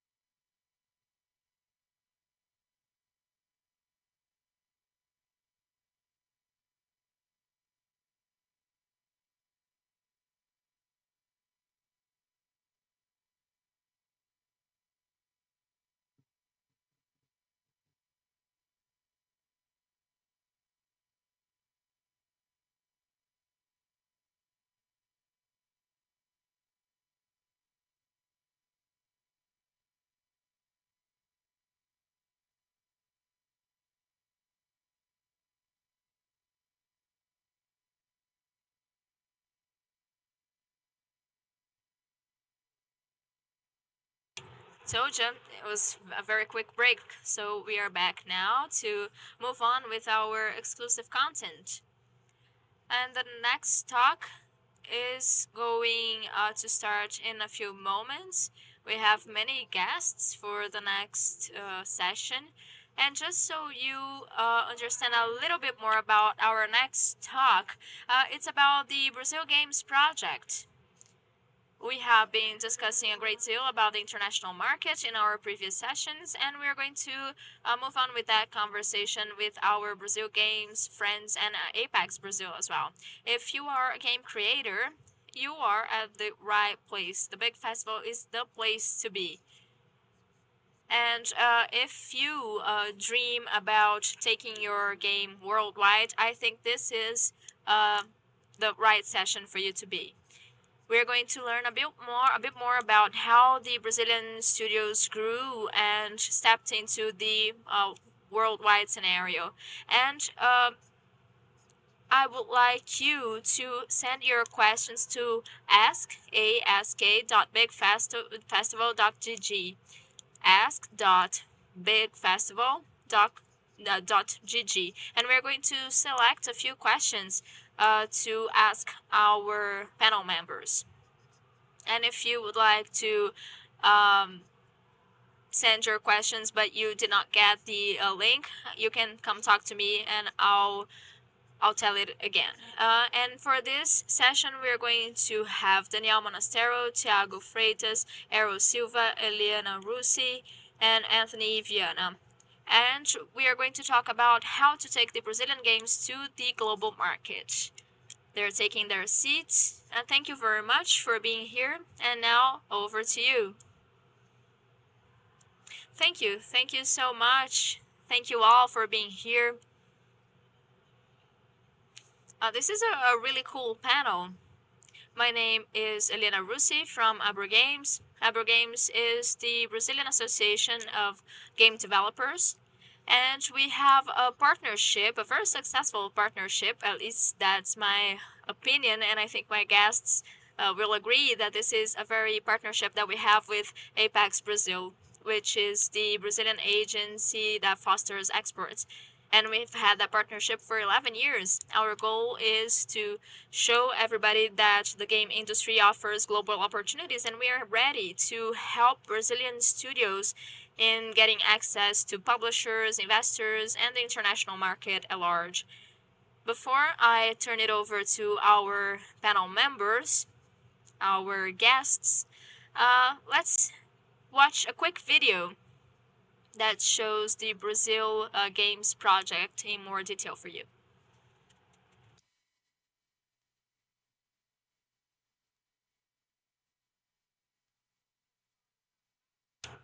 All right. If the tech guys could help me play the video, that would be great. Thank you.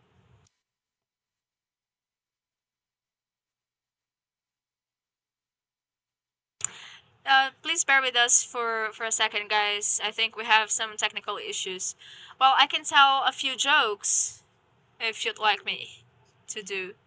No? Okay, so... No, we're not going to watch the video now. Alright, so... I'd like to turn it over to Eros Ramos from ApexBrasil. Eros, if you could give us more details about the program at AbroGames. We call it the Brazil Games Project. Eros, over to you. Hello, good afternoon, everybody. Thank you, Eliana.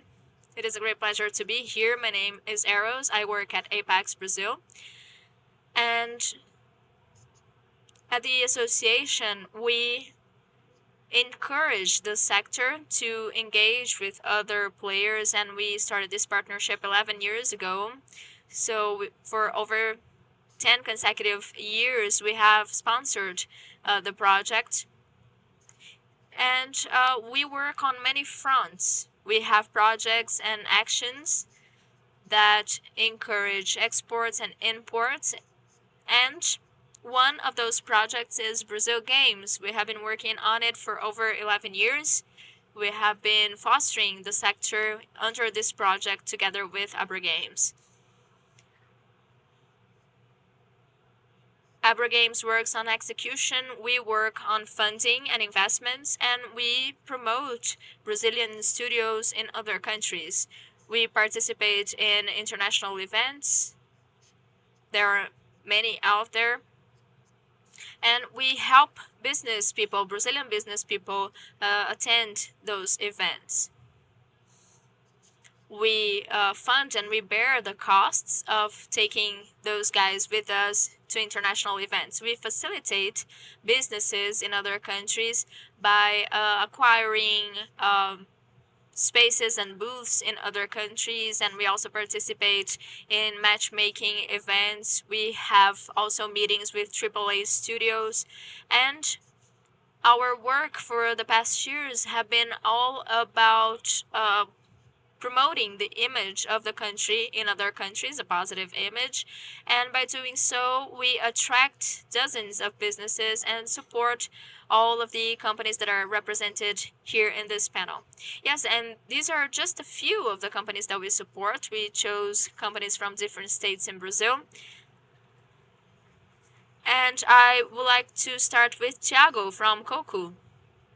I know your story very well, and I'm passionate about it. That's why I've been working with you for so many years. So I would like to know from you, how has the Brazil Games project impacted your professional life and your business? What was your business like in the beginning, and what does it look like now, 12 years later? Well, let me introduce myself. My name is Thiago de Freitas. I am the CEO of Coco. Coco is the biggest development company in Brazil. We have worked with many famous studios, including Call of Duty and other very famous titles, and we are always involved in those major productions. And I usually tell people that we are here today because of one person that I think is the mother of the game industry in Brazil, and that person is Eliana Russi. If we are going through that boom right now in the industry, we need to know that that movement was led and spearheaded by a woman, not a man, and we should make that very clear. And I'm only telling you that because when I started 12 years ago in my company, you know, we broke a lot of ground at the time. There wasn't, anything in the sector back then. And Abra Games and the Brazil Games program, together with Apex, gave us the opportunity to do our first international trip so that we could learn more about what we were doing. It's pointless for you to go out there if you don't have any support, if you don't know where you need to go, if you don't know where you are going, and if there's a good fit for what you are doing. So today, Coco is where it is, and the whole industry is where it is because of this partnership between Abra Games and Apex. And we are a very successful example of that. There are companies now that are not part of this type of program, but those companies only exist because some other companies needed that type of program and participated in them. Now there's a much more mature industry that is more receptive to investments than in the past when I started. Well, I wanted to tell you some more about our support to companies. Of course, that does not involve the trip itself. It's all about marketing and access to highly qualified networking.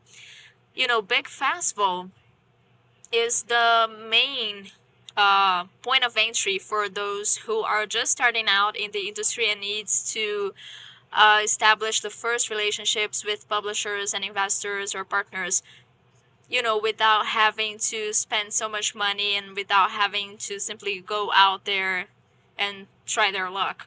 So this is a buyer project, if you will.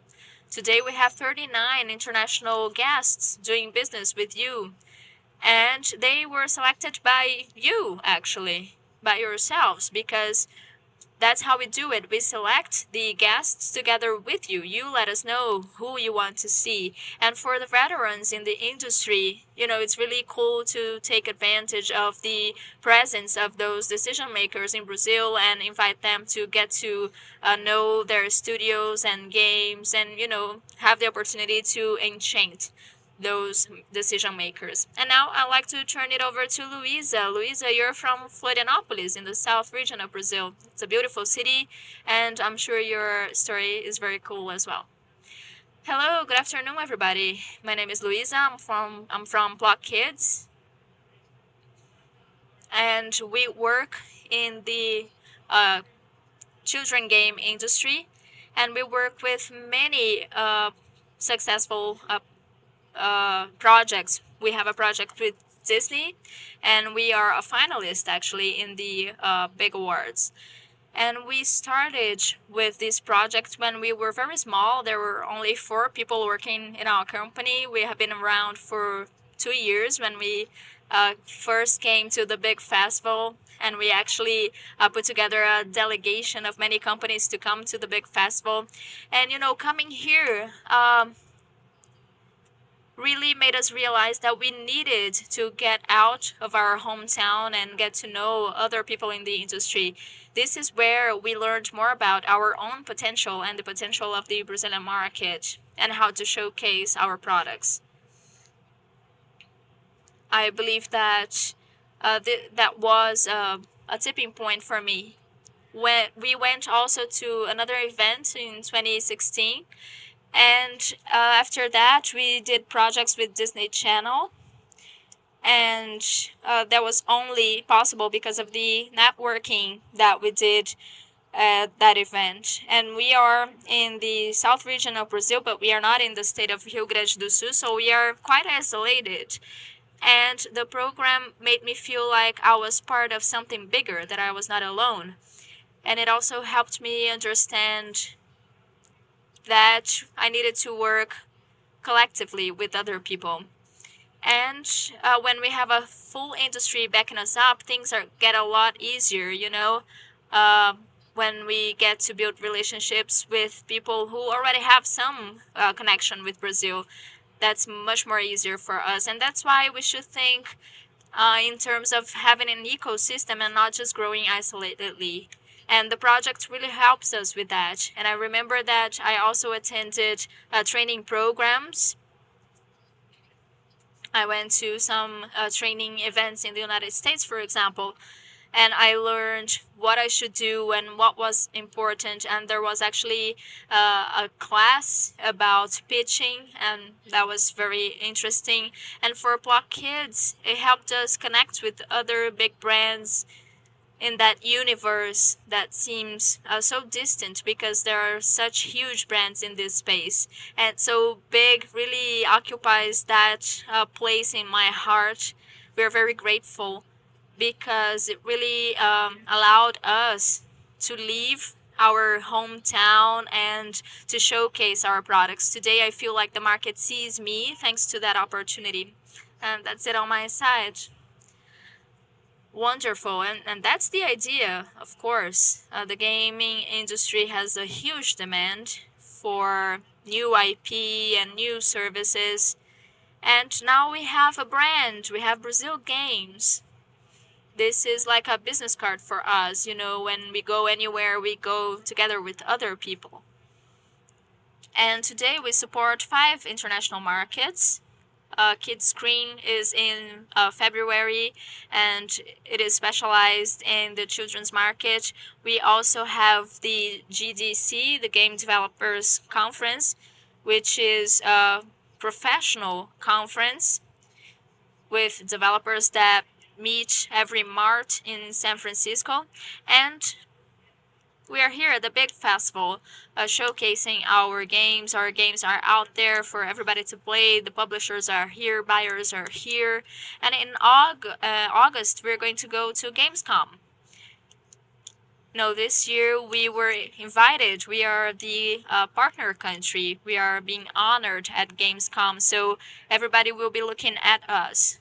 And this is the biggest event in the industry, and it also has B2C and B2B areas with 300,000 people.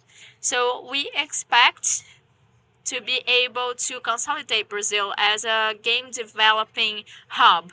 This is our goal. Everybody knows that Brazilians love video games. That's wonderful, but what we want to do now is to do more games and to take our games everywhere around the world. Now, do we have the video ready to play?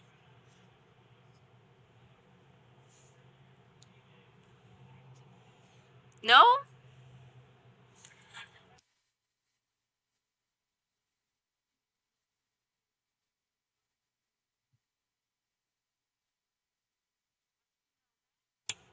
No, I don't think we have the video yet.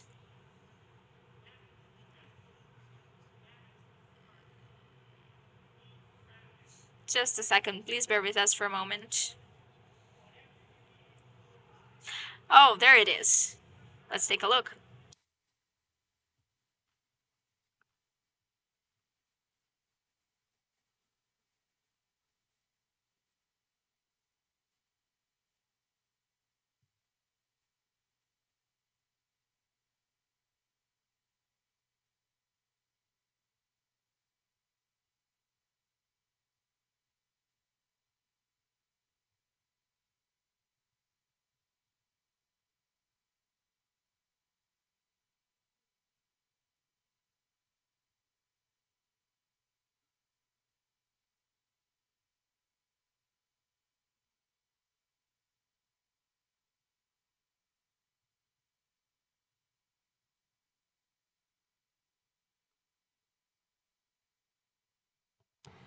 This is one of the videos that we had. Now I'll hand the floor to Mateus, because this guy, he was already living abroad, playing football, of all things, and we brought him back. So he's here to tell you his story. Hi, everyone. So let me introduce myself. My name is Mateus. I'm the founder of Hermit Crab, a studio based in the south of Brazil, in the city of Porto Alegre. And I think the story of Hermit with the Brazil Game Project, it's sort of connected to my own personal story, because I used to live in France. I used to play football professionally. I was playing France in 2016. And I was preparing to retire. I played professional football for 18 years. I was ready to retire. And among one of the projects that I had in mind, I had the idea of opening a game studio with a friend of mine from my hometown. And this idea sort of started developing, and we came up with a basketball game. And we brought the game to Game Connection in Paris. And that was the first event where we presented a game that was developed in 3 months by 3 people. And obviously, as expected, we scheduled like 40 different meetings. And it was one slap in the face after the other. Everybody telling us the truth. But it was really a transformative experience for me, personally speaking. And it was what made me decide that that was the way to go for me. I wanted to invest in that, because Hermit, again, was born from this dream that we had of building sport games with big brands, which is what we do today. We have licenses for Paris Saint-Germain, Manchester City, and Barcelona. So you can see like Neymar's face, Messi's, Mbappe. So I wanted to connect my previous world with my new world, the game world. And through this program, through this project, we saw that that dream could actually become a business. We were able to build a company from that. And I say that because it was at this event that I realized that we had the reach and the potential to reach the international market. and to actually become someone relevant or to have access to people who are already developing this type of product. So it was a transformative experience because it gave us access to the major players in the market. It gave us the possibility to showcase what we were doing, and it allowed us to share a lot of information and learn. Because if you have had the opportunity of going to one of these trips, we used to be very few, only 10 people. Hermit was founded in 2016, so we had like 10, 12 people in the events. Today we have hundreds of people going, but still we have the opportunity of being close to people and sharing ideas. I met Tiago and so many other people there, and everybody fighting the same struggle, everybody trying to make their companies grow. And because of that, have always been exchanging information. And as we know, information sharing saves us years in possible mistakes because someone taught us first. So we are forever grateful to this opportunity. And today, events for us are extremely important moments for Hermit. So we are not an outsourcing company. We have our own IPs, but still, every time we go to events, it allows us to generate important connections that will generate businesses for the company. Because the pandemic showed us how easy it is for us to communicate, but we still learn more from a personal connection. We can create a bond that will generate business. We strongly believe in this network that can only grow. And for those who are just starting, and I can say that because I didn't come from the gaming industry. So when you want to build something, going to events, this continuity is essential for success. When you go to an event and you go back and again, eventually an important player is going to notice you and say, oh, there you are again. And with that, you start building some respect to your company. And I talk a lot about business because we are talking about starting a company, and there's no feasibility to anything you want to do without the financial area. So what is interesting about this program is that the program is becoming more focused on the essential part of what we do, which is the business and the business opportunity. So we are fans of the program. We are constantly recommending it to the newcomers to join the program, and I only have good things to say about it, both on the personal level as well as for my company. Just a comment on what Mateus just said. One of the things that we learn when we start going to events is that companies don't do business with companies. People do business with people. So the most important thing that the program has given us was exactly that, the opportunity of creating connections, building relationships, and having the certainty that when you're having those short meetings or that speed dating meetings, but the opportunity of leaving the event, grabbing a beer or meeting in the hotel lobby, to build these relationships. This is how business happens. Business are not going to take place in 30 minutes because people have no idea who you are. They are going to listen to your pitch, and it's pretty much all bullshit after that. Well, what pleases me the most, besides listening to you and besides watching you grow, is knowing that the world today sees Brazil. Because we have been doing this for 11 years, but 3 years ago I said something has changed. The mindset of the international industry has shifted, and they now see Brazil as a hub for development. We have evolved. Now we are part of the game. Now I would like to ask Daniel Monastero to speak, because this guy had a dream. I love his dream, by the way. And he's going to tell us a little bit about DX and his journey. Hi, my name is Danielle Monastero. I'm the founder of DX Gamesworks, but I started at Garage 227, my first company, and after received investment, we became DX. But at Garage, we were 3 people. One of my former partners is here. He works with Alexandre Kikuchi at his new company, another old schooler. But just like Mateus and Luisa, the thing about dreams is that when I started, I was an attorney. I had a different life until I turned 30, and I have always loved video games. And I said, okay, I'm going to develop a game.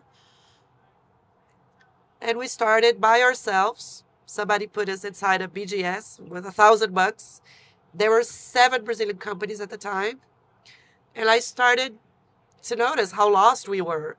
We saw Jade Wilbur, the vice president of Epic Games. He had no idea who we were. Steban, the Microsoft executive. I had no idea he was there. I knew nothing at the time. So I noticed that there was something missing. And what was missing was meeting Abra Games. I went to GDC 2016 by myself with my game. I gave a bunch of interviews on my game. Shiny, who is my love, that robot. And I grabbed a beer with Thiago. We had a huge fight. I hadn't met him. I remember that. He was arguing, and I said, everything you say is brilliant, but instead of fighting us, join us. Bring this to Abra Games. Let's make this happen. And then eventually he agreed. So we had that opportunity. But what Luisa and Mateus said is true. Because I felt like I was fighting the world by myself. And the first GDC I went to was PR. I didn't suffer. The second GDC, when I had to pitch a different game, I had to sell a game or a service to someone. I went through exactly what Mateus described. It was like 3 days of being beaten to the ground. You don't know what you're doing. No. I had a relationship with Microsoft, but I had no idea what I was doing. I didn't know how to pitch. I didn't know how to create a deck. I didn't know how to do a scope or schedule. I knew nothing. I had done that before, but it was useless because, like Thiago said, the first meeting was like, hi, how are you? Who are you, guy? Why are you here? I don't know, my game, Microsoft, Xbox. Nobody even looked at it. Nobody knows you. So you have to sit down and say, this is my project. This is my game. We made one. We can do another one. Oh, great. You did it. Good. Okay, let's have some coffee later. The whole business is just saying hi to people. And then when they come to Brazil, when they come to Big, because again, you meet them at GDC and then Apex bring them to Brazil, bring all the buyers, and then they're here with us. And then they see you again, talking on a stage with your game being showcased. Your game received an award. You have that small booth. And oh, I saw you at GDC. Here you are again. You'll get their email. You schedule dinner, maybe lunch. Because the sense of isolation that you get, that idea of failure, feeling like a fraud. Because even though people think I'm a little bit confident, you have zero confidence. You think of yourself as a fraud. And when you sit in a bar to talk to Thiago and people who are going through the same thing, because everybody is being beaten all day, but you only need to sell your game to one person. You can only sell the service that you offer to one company. You don't need to get 20 deals. You just need one.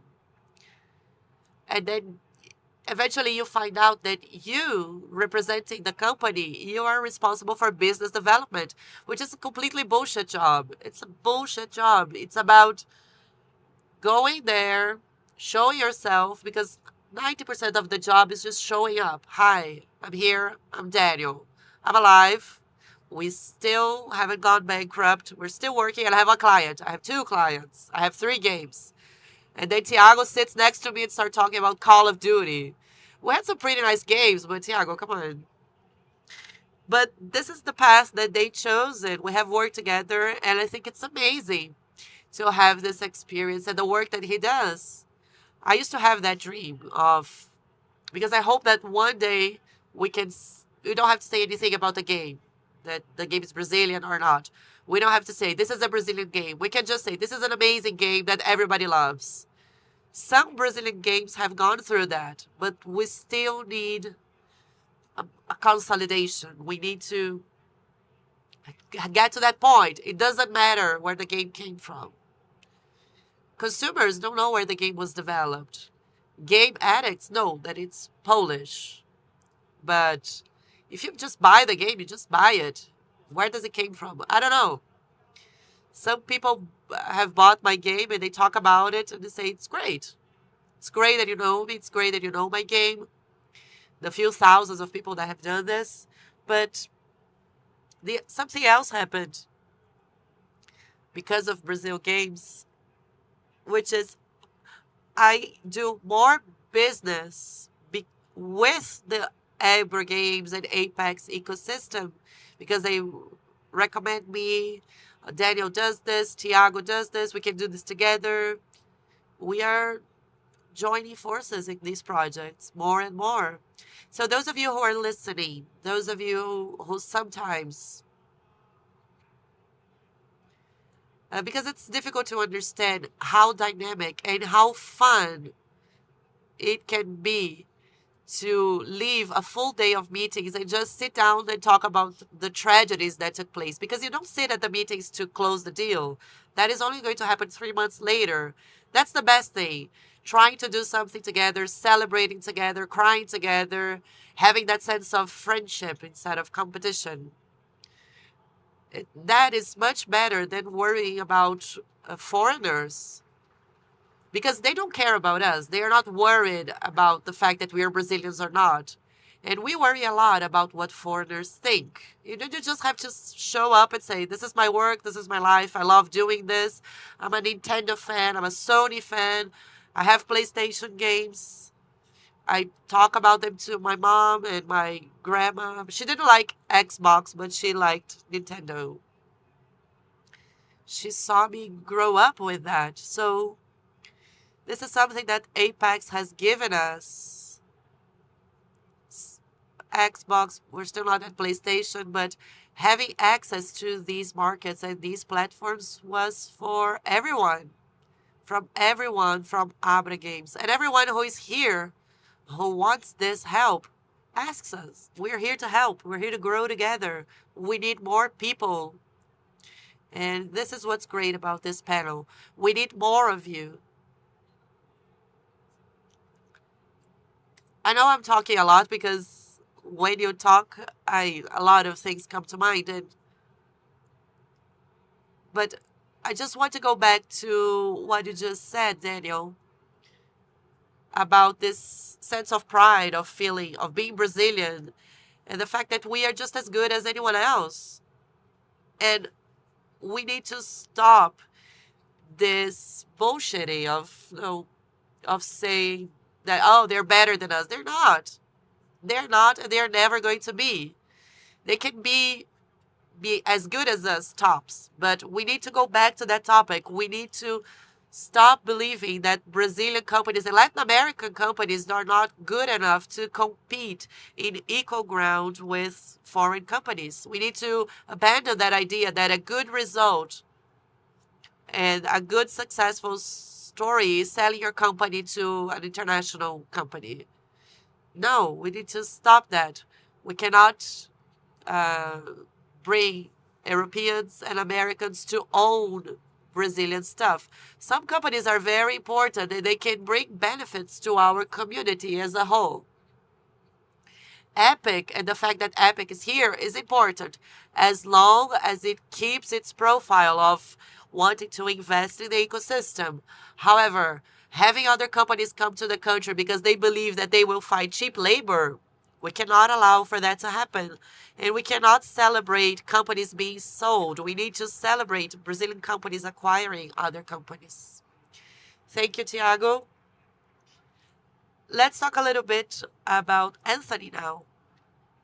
Good afternoon, everyone. My name is Anthony Viella. I'm CEO of Firasoft, a company from the city of Brasilia.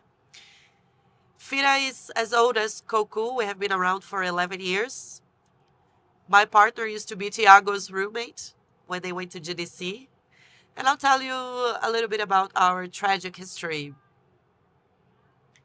and how the project has changed in our company. As soon as Abra Games was created, we had been part of it. As soon as the project was developed, we became part of it as well. And in the beginning, we would go to events, but then around 2014, we became isolated. We left the project. We stopped going to event. We didn't come to Big. We didn't go to GDC. And we were stuck in time. We almost died. We almost closed the company because we didn't have clients. We didn't have products. We had no one to sell. We couldn't do business. So once we understood that what was missing for us was exactly this type of networking. Because again, you don't come here to close deals. You come here to create connections. And then deals come later. Of course, the more you come, the more people know about you. So on your next visit, people know you. People will recognize you. Let's talk again. So we had that difficult moment in time, and we had to change our approach. That was back in 2016, more or less. So, okay, so let's change our behavior. Let's go to as many events as possible. We became part of the Brazil Games program. In the beginning, we didn't have money. Okay, so let's go to Big. Okay, we started making some bucks. Let's go to Big and GDC, and we never stopped. We are present in all events possible in the year because we need to show ourselves and try to make it happen. And one thing that it's interesting about this program, when you come to events with their support, because it's not about generating connections with a publisher or with someone from abroad, but this what we're doing here. It's getting to Thiago and saying, Thiago, do you know about this company? I want to strike a deal with them. What do you think? And then I'll get his feedback. And then I talk to Daniel. So once I'm ready to have the conversation, I already know a lot about it. I have heard them. Some people say, oh, you're looking for this. That company does. Go talk to them. Without coming to events like this, without being part of a community, you have no access to that. So you're stuck in time. Your company doesn't grow. After that, we grew a lot. Our revenue has been growing year over year. And it's not because we came here and got a bunch of deals. We got like maybe one deal in 1 year. But you start to have an opportunity of striking better deals. In the very beginning, when we were talking to Sala from B Holding in Brasilia, he would always tell us that when people come from the other countries, they depend on us as much as we depend on them. So we shouldn't be like asking them for things with our tails between our legs. No, they need us too. So, trust your product, trust your service. Don't be afraid to sell your services and to ask for the right price. If you are too cheap, you are never going to leave that loop, and you are going to work your butt off for peanuts. So value what you have, the things that you do, and talk to the guys out there in other countries, on the same level. We are at the same level. And this project helps people do exactly that. And it's like Thiago said, we have that feeling that we need to bend to everybody. No, you just arrive at the meeting and say, hey, this is my project, this is my game, let's work together. And pretend like you have 1,500 employees, even though you have only 3. You need to sell yourself, own what you do. Yes, and also we need to stop thinking that the Brazilian companies are competing among themselves. That's not the case at all. The market is so big. It's big enough. It is bigger than all companies put together here in Brazil. So what we need right now, and I believe that this is one of the best things that Apex and Abra Games are doing right now, is to bring that sense of community to Brazilian companies. And Brazilian companies need to collaborate and work together. They need to get closer to each other so that we can exchange experiences and to help the next generations. We are now going through the pre-gold era, as I call it. we are growing, things are going well, but these companies, they had to learn things from scratch. We didn't learn from anybody in the game industry. And when you go to the United States, for example, most entrepreneurs had some experience in game companies, and when they start their own business, they already know the processes and so on and so forth. Now, the next generation that's going to come after us, those are going to be the businesses made by people who are experienced in the game industry. So instead of trying to be an indie company from the beginning, spend some time building your career, learning what a company is, and then all the issues, all the problems that you would have to overcome when you became an entrepreneur without having no idea about what you're doing, you're going to, cut those problems in half, and you are going to know exactly what you have to do. So if you start from scratch with no experience, we did that, and we got our butts kicked learning how to do it. And we don't want people to get their butts kicked as we did. To be successful. Success should be a lot easier for everybody. That story that you need to work hard and work your butt off and get success, that's not really the case at all. We need to collaborate, work together, and help others grow together with us. Yeah, exactly. What you said about starting from scratch. Every time I go to a meeting, I take a look at the other guy's CV, and there's this guy at Nintendo that talks to us here in Brazil, and we were talking to him about retro games, and he said that he worked at Mega Drive when they launched that game, and then the other guy from Amazon worked at another company, and he started 2 businesses. Those 2 businesses had to shut their doors, and now he's working for Nintendo. So the guy has like a 40 years experience in the video game industry, and those guys are now working in big major companies, but they have been around for decades. We've been around for 12 years, and we are just using Monica games made by Tectoy way back in the day, and they are the ones that created Master System games. So the ones that were indie entrepreneurs way back when, we lost all of that experience because we didn't have actual businesses, and we didn't really have a logical sequence. There are Master System games out there that we don't know who created them. So we are here today to show that this is feasible.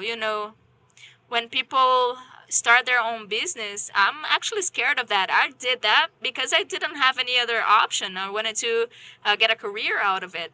But if I could work at a company in Brazil, in a junior position, and start working with Real Engine and Unity, I would have started my company, at a better position instead of just starting out with 0 money. And I remember I used to go to Boston, and I had to take 3 trains to get where I needed to go. And I actually was, sleeping at the other side of town. And no one really needs to go through that. You first need to work at a company, learn, and then you start your own business. Those guys working at Ubisoft, they stayed there for decades, and then they started their own business. With a 5 billion investment, those guys, they have it so much easier than we do. And I remember that when we started, we were like in that movie. Do you remember? Those guys from the Jamaican team, and they had to take that bobsled and compete with other countries that had so much more experience. And that's exactly what we are trying to do here. That movie, Cool Runnings? So the effort that we have made for such a long time has taken us where we are right now. And today it is so much easier to land deals with Disney, for example. Yeah, so that's the lesson. We need to try to find those guys that developed those old school games, you know, and understand where they live, what they eat, you know. And I think that we should bring those guys next year. Yeah, I think that we can summarize everything that we said here by saying that Disney today only comes to Brazil because it knows that there's an industry here that can deliver quality. Over the past 20 years, I was actually living in Europe, and in many aspects, we saw Brazil emerging and stepping into new industries, and that happened in the game industry. I remember at the end of events in France, for example, what I heard from people is that, wow, did you see the Brazil booth? It's so big. It's even bigger than last year. Did you see how many studios from Brazil were here? And in San Francisco, they told us, you know, there are over 100 studios from Brazil here, and that's amazing. And that makes us respected players in the industry. You know, if we provide outsourced services or when we launch a game, a product, that allows us to start at a much better position, you know? And that achievement was only possible because we worked collectively. And that emphasizes the fact that there's no competition. We have rather an alliance, you know, working together hand in hand. Our competition is all about actually existing, surviving in the market, and that is the result of many years' work. And now the guys who are just starting, they will start at a much better position, and they will have the challenge to sustain that position. I remember in '95, I went to an award ceremony, and it was everybody's dream to be transferred to Europe. And I did that. I went to Germany to play there. And now, here in Brazil, people want to stay here. And that's what's happening now in soccer, and maybe in the game industry that will happen too. We have only 10 seconds left. Okay, so for the first time, my mom is watching me. My mom doesn't quite understand what I do for a living. And mom is watching me. Mom, I love you. And the Koku guys are also watching us. I love you guys. And I love you too, guys. Thank you very much. Thank you all very much. You know, what an inspiration it is to work together with you. Obviously, my role here was to listen to what you have to say and try to translate your wishes into opportunities for all of you. And just to let you know, Abra Games is a nonprofit organization. You know, it is made by you and for you. So if you're interested, take a look at abragames.org. Thank you.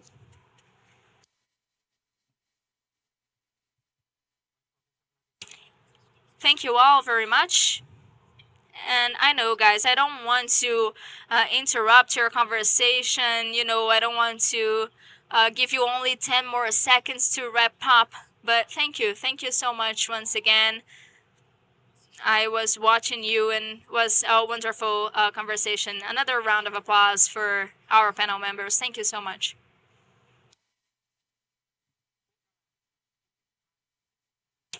All right, guys. So we are just starting the afternoon session.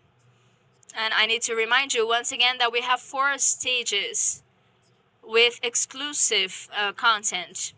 If you're here with us, you can switch channels and watch stages 1, 2, or 3. And as we did in previous sessions, we're going to take a quick break for you to get some water, and we'll be right back in a few moments with a lot of more exclusive content for you. So take this chance to grab some water, and we'll be right back.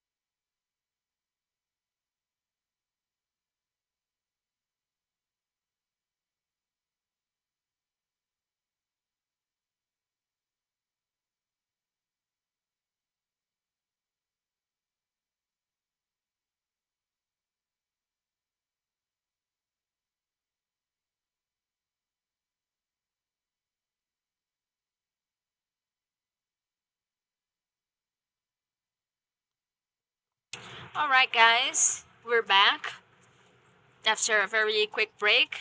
And I can see from here that Carmen has a very special guest. Carmen Diaz, how's it going?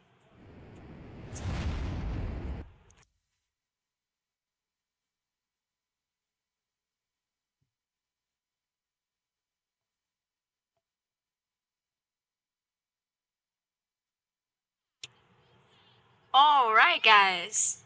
Arrows, it is a great pleasure to have you. And I watched your panel, and everybody watching, I'm sure, had questions about the project. And my question is, what do we have to do to participate in the project? Well, you just need to access brazilgames.org or also the Evergames website. There's a link there too. You can register and our team will get in contact with you and explain everything that you need to do to participate. Basically, you just have to sign some paperwork to join the project and participate in the events and take advantage of the opportunities that we offer to our members.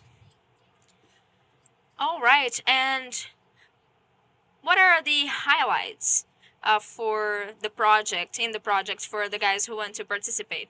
Well, you know, it's not that hard to go to other countries and to sell your products to other countries. We offer many benefits. For example, our relationship network, other things that we mentioned during the panel, and also training programs about how to behave in a business meeting and who you need to talk to. And we also do analyses of publishers and investors and international buyers, the ones that actually buy our products and sell them on a platform or a game website. So that's the benefit. We put you in contact with other people.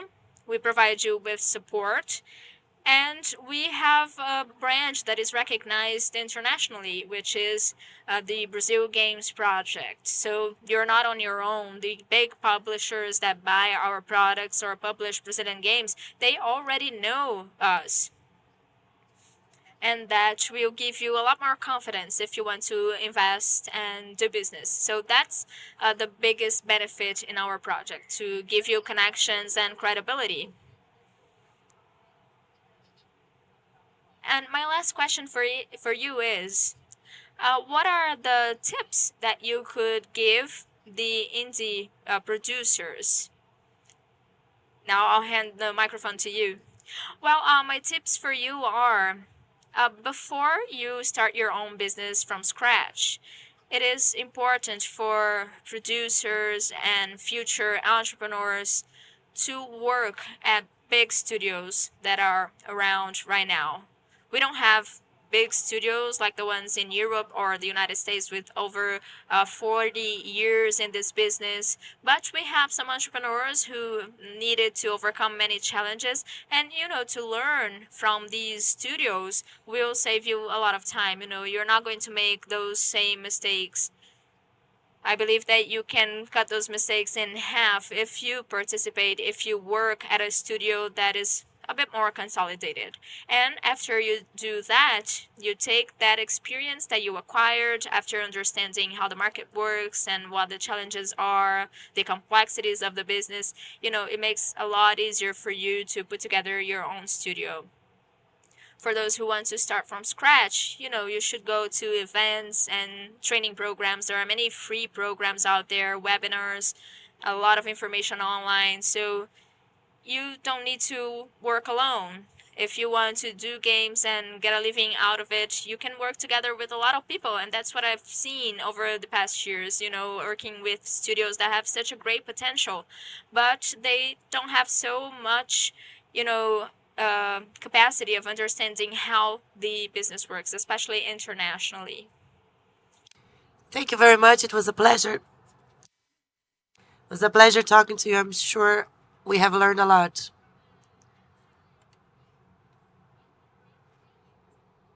I'm sorry, we are hearing two speakers at once.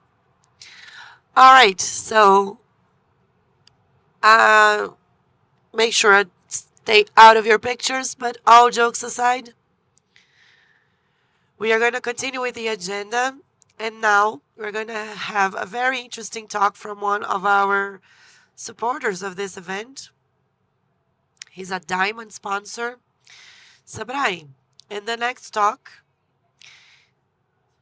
is going to count with people from Sabrai. But before we start the talk, I have an announcement. Make sure you vote for your favorite game in our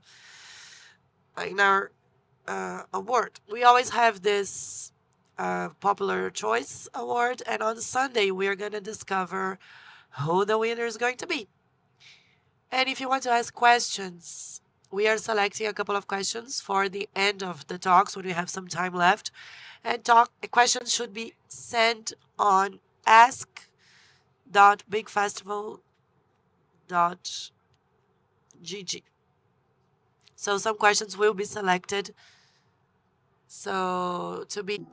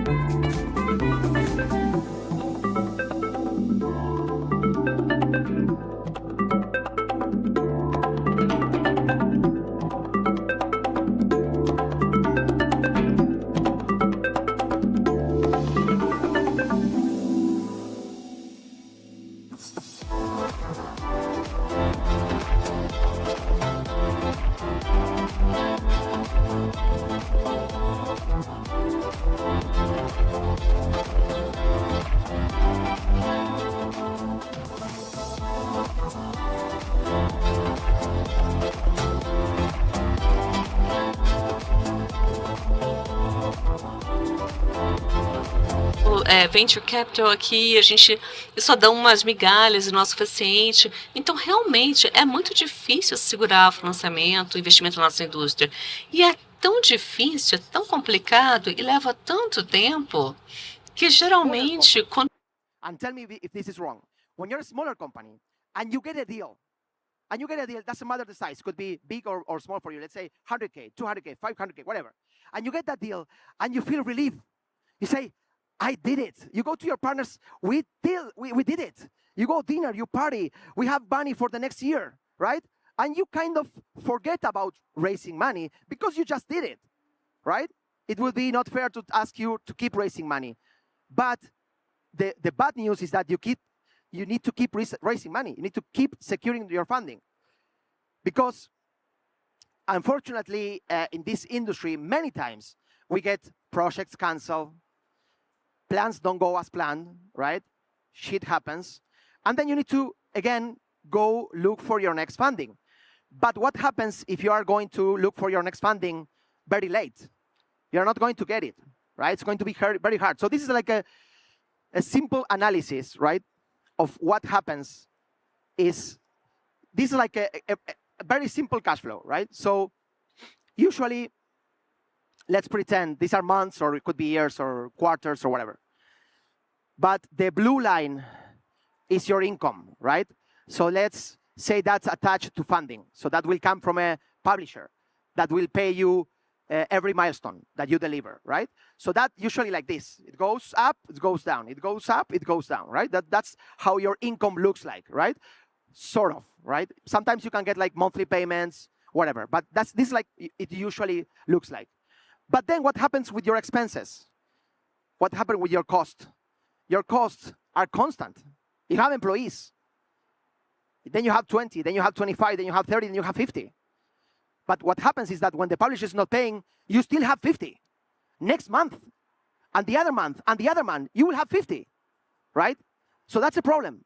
That's a really big problem. So what happens many times is that you do this cash flow and this analysis, right? What happens? It's okay? I'm out loud?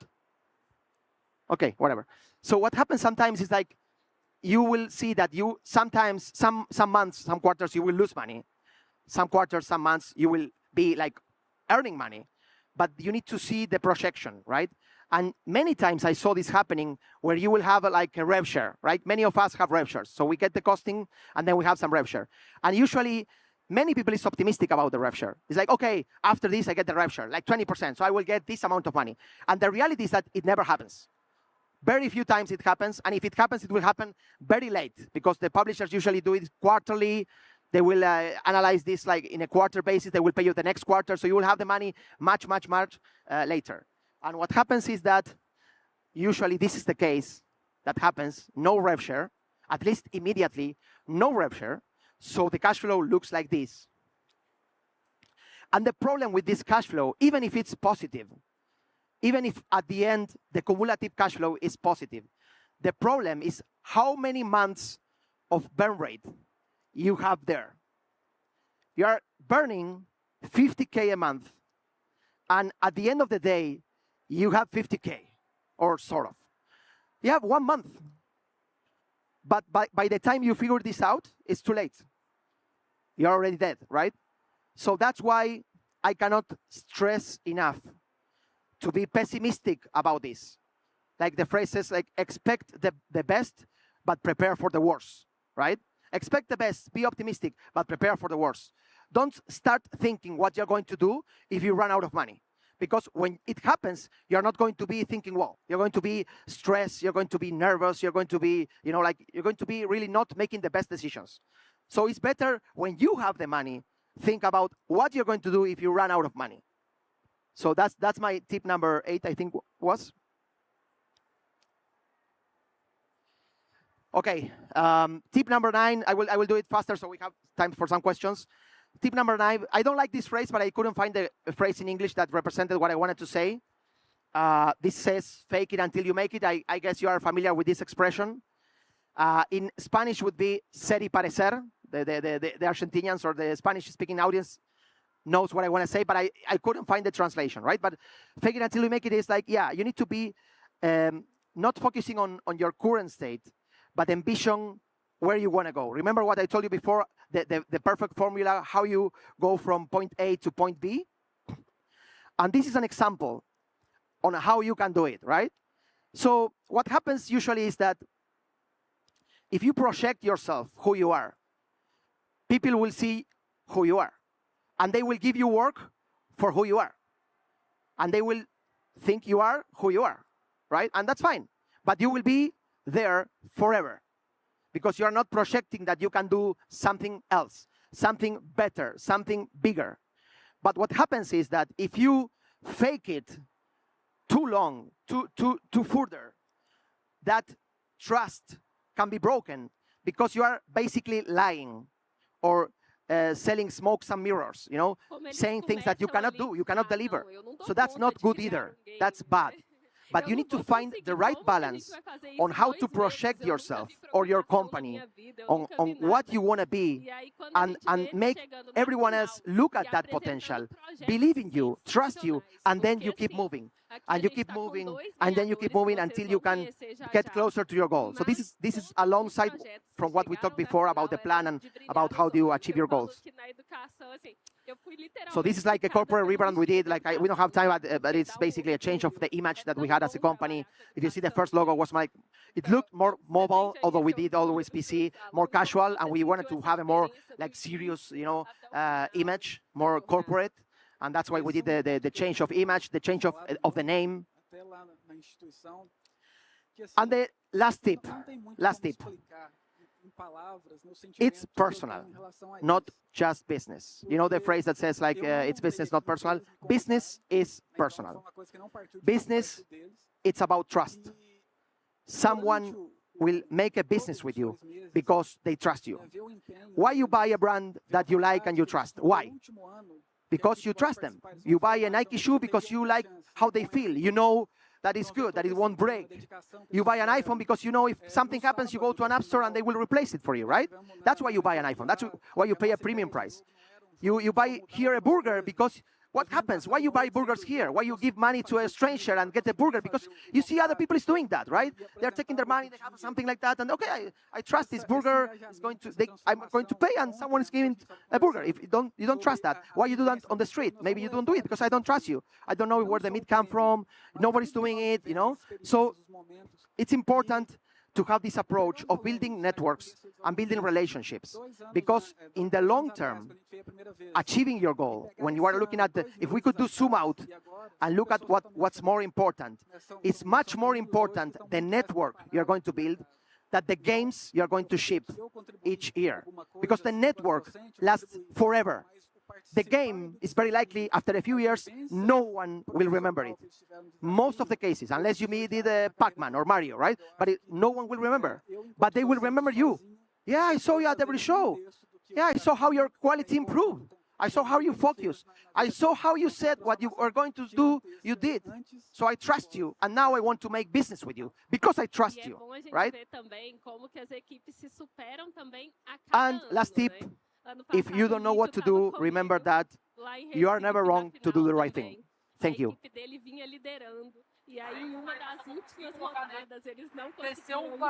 Thanks. And we have some minutes for Q&A if someone has a question.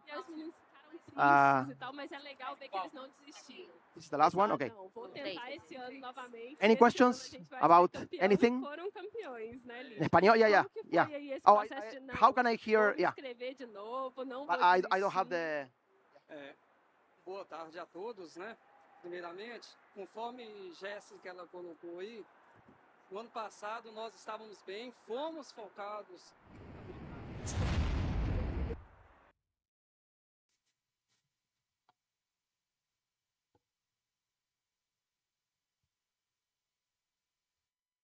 I'm sorry, we're getting feedback.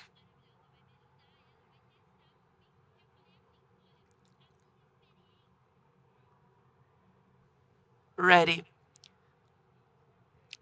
As Jessica said, last year's finals, we were focused because it's a competition focusing on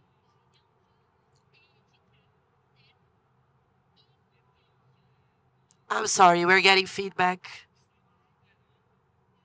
from another mic.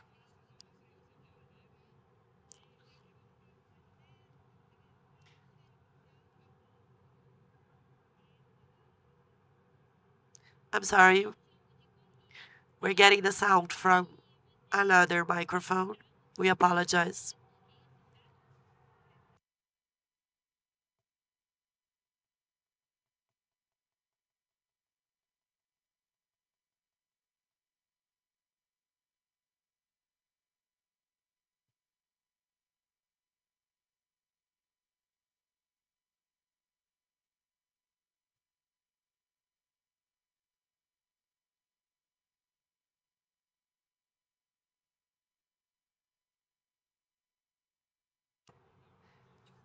So, as I was saying, we thought about giving up. We were really feeling bad, but as Jessica said, we got that encouragement. Folks from Sebrae encouraged us, no, you have a lot of opportunity for you. New challenges are coming up. Make sure you come and participate.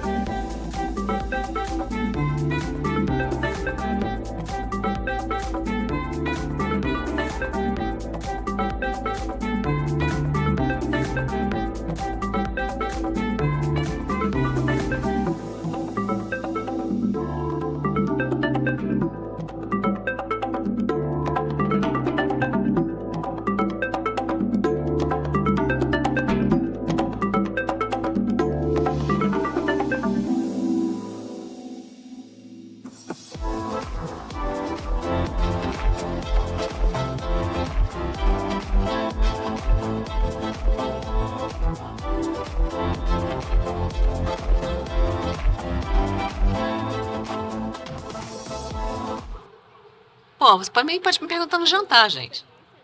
Oh, Martin, great presentation. There's another question? Yeah? Okay. No, great presentation. I really enjoyed it. I'm really glad I stayed back to listen. I want to ask, what would you say is the most important decision that you've made for Nimble Giants that's gotten you to where you are now?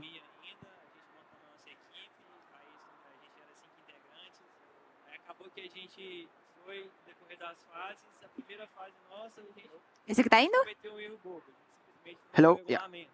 Okay. So I don't know if I have one.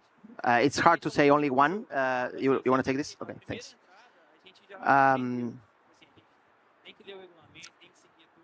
But I think in the context of what we were doing and who we were in our context, right? It may not be applied for everyone else. It was to focus on making a specific type of games and not starting from scratch each new game we were doing. And this is very common in our regions because we are the survivor mode chip. So we need to survive. We need to make payroll. So we need to choose from the options we have in the table. We cannot choose like, oh, I want to do this type of games. Yeah, but if you don't have any funding, you need to do something else, right? But saying no to the temptations. They say, look, this is a big project. Crypto, mobile, crypto, you know, like we had a lot of those, but it's millions of dollars, crypto, mobile, casual, and we don't do that. So even if it were like really profitable businesses, saying no to that, believing that focusing on the right things will have the better outcome in the future, I would say that was the harder and the best decision for us. So I don't know if that answers your question. It's kind of okay. Okay, thank you so much. Thank you. Thank you. Bem, gente, essa foi a palestra com o Martin Cale, que é CEO. Okay, so this was a talk by Martin, who is the CEO of Nimble Entertainment. So I'm leaving now, but if you want to talk to me afterwards, I want to know new games. I am Lobinho from Webby.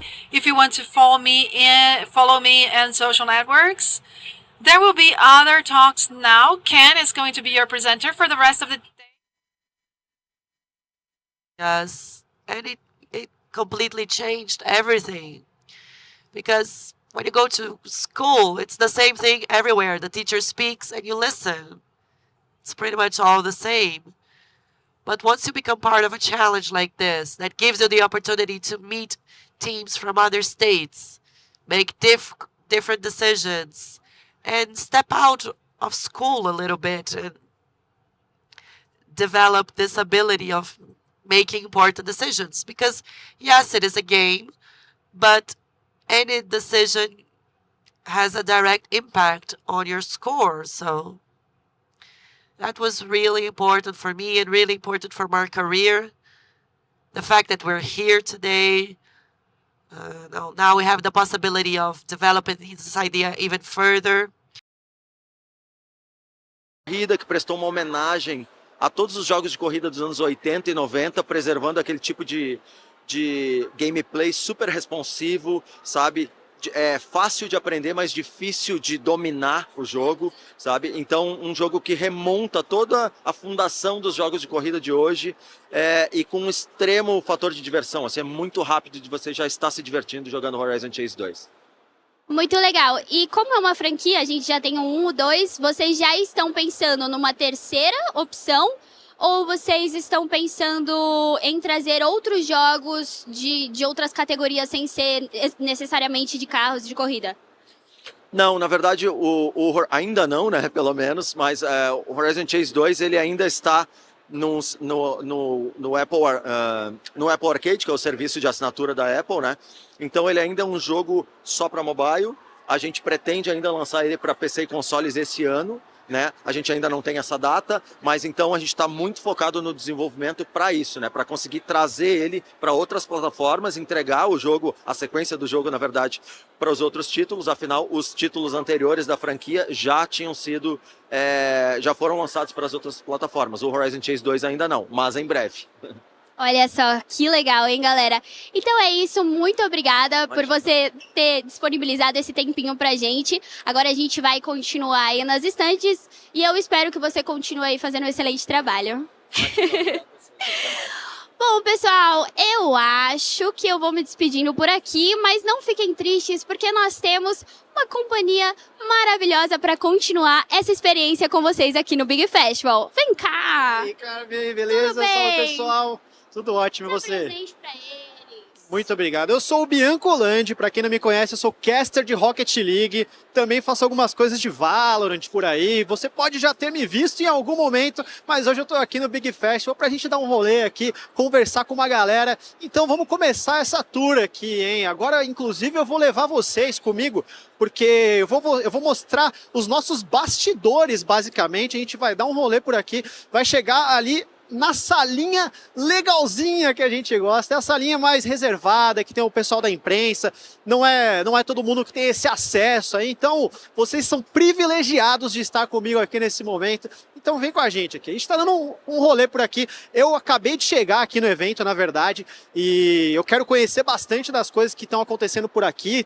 O espaço é gigantesco, não sei se quem está assistindo aí já tem essa dimensão, mas, cara, é gigantesco, tem 2 pavilhões aqui exclusivos para o Big Festival, então é uma coisa realmente muito grande e eu quero dar uma olhada em tudo isso aqui também com vocês, então vão acompanhando aí a programação que a gente vai conferir, vai descobrir isso juntos, beleza? Aqui eu já estou entrando num lugar mais particular, que eu vou até falar um pouquinho mais baixo aqui para não atrapalhar o pessoal. Tem ali, inclusive, ó, sala de reunião, tem por aqui, ó, pessoal do broadcast, tudo.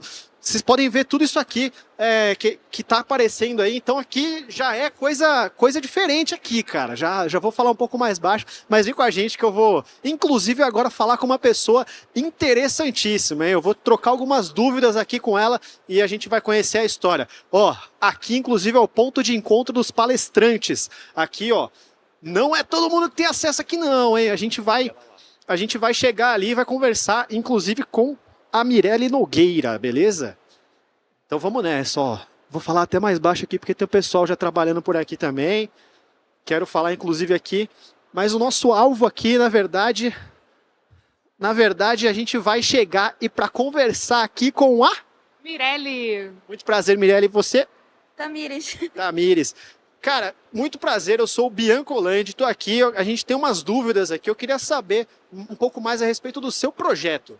Claro, eu trabalho no Buraco Jogatina. É o maior jogo hoje de buraco do Brasil. E eu jogo, hein? Uau! Então já passa feedbacks. Só 15 milhões de downloads, 10 anos no mercado e um público altamente fiel. Então é um pouco da resenha aí do que é o Buraco Jogatina. Show de bola. A gente sabe que é um jogo que já vem de bastante tempo, inclusive eu confesso até que já fui um usuário um pouco mais assíduo do buraco ali do Jogatina, mas hoje em dia a gente sabe que tem até para mobile também, né? O pessoal que joga no celular. Como é que foi essa transição? Como é que vocês trabalharam isso? Exato, a gente tem o Buraco no site há 10 anos e aí em 2013 a gente lançou o Buraco Jogatina, que é o jogo mobile. Que fez 10 anos esse ano, né? Então, a gente vai até fazer um momento comemorativo em setembro, então para quem joga já pode ficar esperando muita coisa legal aí dentro do jogo. E a gente tem pessoas no jogo desde essa época, né? Desde 2013, então são jogadores fiéis há 10 anos do Buraco Jogatina Mobile. Olha, e inclusive não só eu jogava, mas também eu sei que a minha mãe joga, mas sabe por quê? Porque eu sempre ouço aquele barulhinho que é o... que é o barulho que faz ali pra sua vez, né, e tudo mais. Eu até ficava brincando que é um barulho que parece que estão te chamando para um voo de avião, né, porque realmente é bem parecido. Mas, cara, muito legal isso. A gente tá, inclusive, trocando esse papo aqui porque a gente quer saber um pouco mais desse universo do mobile, né, porque é um mercado que está em ascendência, é um mercado que é relativamente novo, tem bastante jogo mobile já, mas também é muito diferente para uma galera, assim, né? Vocês têm essa pretensão de ser realmente uma grande referência dentro desse mercado, ou foi só uma adaptação do projeto de vocês? Como é que funciona essa questão para o futuro, assim? Esse é um dos nossos desafios, né? Então não foi só a migração do jogo do site para o mobile, existe toda uma parte de adaptação e é um público mais velho, né? Então a gente está falando de um público aí de 40 a mais que joga o nosso jogo diariamente, né? Então é um baita desafio, então tudo tem que ser adaptado, tudo tem que ser pensado e é um jogo clássico, né? Então tem as suas regras, né? Essas regras são padrões, elas não mudam e eu acho que é isso que também deixa a coisa mais divertida para os jogadores. E agora a gente está com novos desafios no jogo, novas funcionalidades entrando, então acho que está ficando bem legal aí. Tá aí, realmente eu imagino que seja um grande desafio, principalmente pelo público que você falou, né? É um público que necessita até, talvez às vezes, de um cuidado até um pouco maior, né? Com essa questão da usabilidade, né?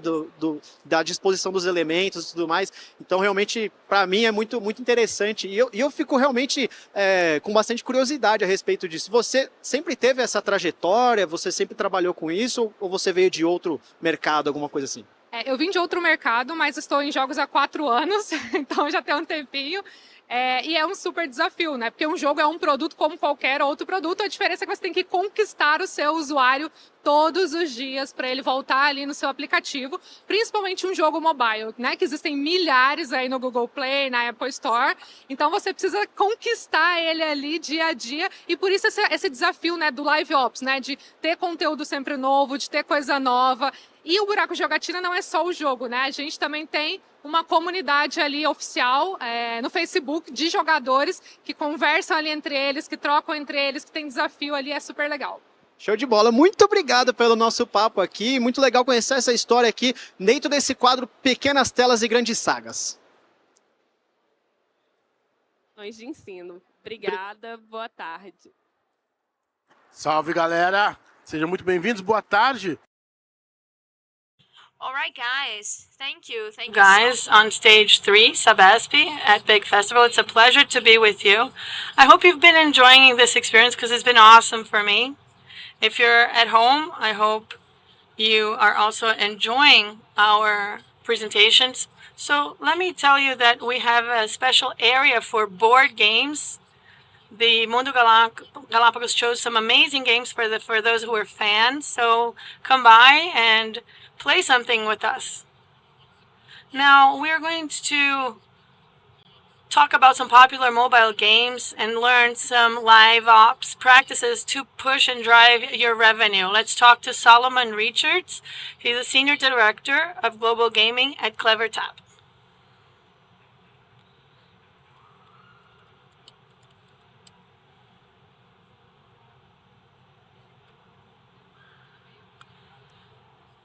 Olá, São Paulo. Eu sou Solomon Rees Lichter e peço desculpas porque meu português acaba aqui. É só isso que eu sei de português. Daqui em diante eu vou falar inglês, vou tentar falar devagar porque eu sei que eu estou sendo traduzido. É um prazer estar aqui. Eu vou me apresentar rapidamente. Eu sou Solomon Rees Lichter, sou diretor sênior de Global Gaming na CleverTap. E hoje a gente vai falar um pouco sobre a relação que vocês constroem com seus jogadores. Tudo que a gente vai falar aqui hoje é sobre construir uma experiência profunda com os seus players.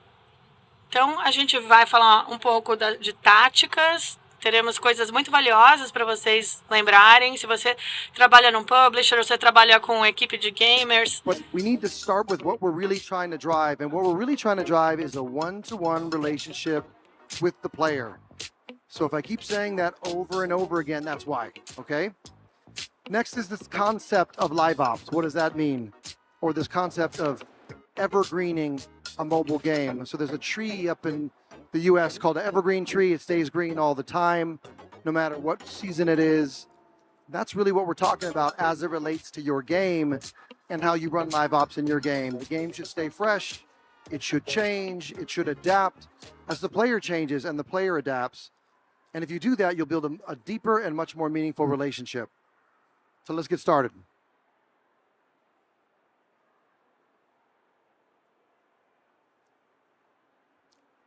So it's actually 8 live ops tips and tricks.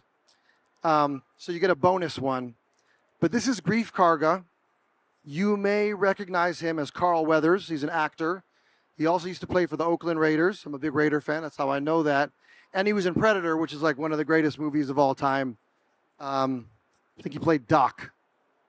But this is a game made by EA for Star Wars. It's called Star Wars Galaxy of Heroes. Some of you that are big Star Wars fans and big mobile gamers may know of this game. But this game is interesting for a couple reasons. One, it is one of the top 50 highest grossing mobile games of all time. 2, this game's about 11 or 12 years old.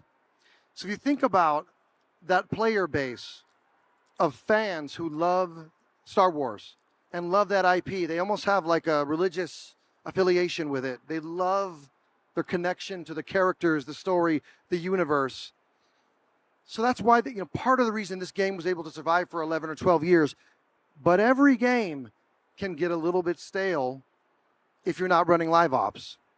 And so this game, like many other older games, had a period where the revenue plateaued, and they leveraged, the team that built this game leveraged a leading live ops solution to evergreen the game, to keep it fresh and to keep connecting with, engaging with, and delivering meaningful experiences to their players. So it's an excellent case study for everything I'm about to talk about today. And it's a 12-year-old game. Think about that for a minute.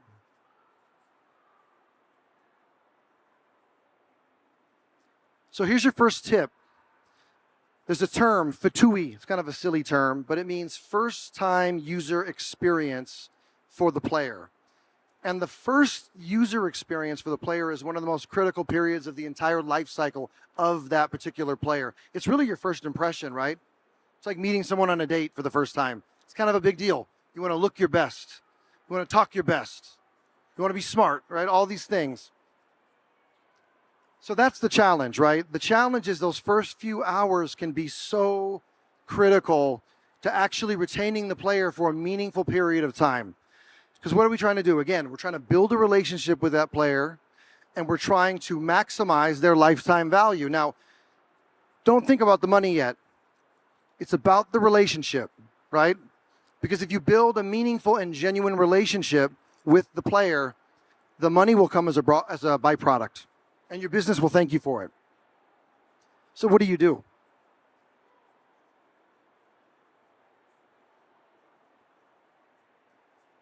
First, this concept of A/B testing, right? It's a basic concept. It's been around a long time. You're testing one game experience against another. Could be as basic as a red banner or a blue banner. Could be as complex as one specific asset in the game, like a sword or a blaster, right? But you want to A/B test that onboarding experience. And you don't just want to do it during soft launch, right? A lot of people get this wrong, and I get why. People want to assume that the initial test group is indicative of the long-term player base. That's not always the case. We know that. It can be, but it's not always the case. So make sure to test beyond that initial soft launch period. Test all the way in production, right? Why not? These groups may be fundamentally different, and you don't want to make any assumptions. In fact, you never want to make any assumptions. You want to test and continue testing whenever you develop a hypothesis, right? Keep testing and occasionally retest new onboarding experience. Just because it converts that first time or there's an improvement or a lift, don't stop there. Again, it goes back to the concept of live operations, of evergreening the experiences, of keeping it fresh. Always test. You never stop testing. And that's core to what live ops is. You with me so far? Thumbs up, Lucas? All right.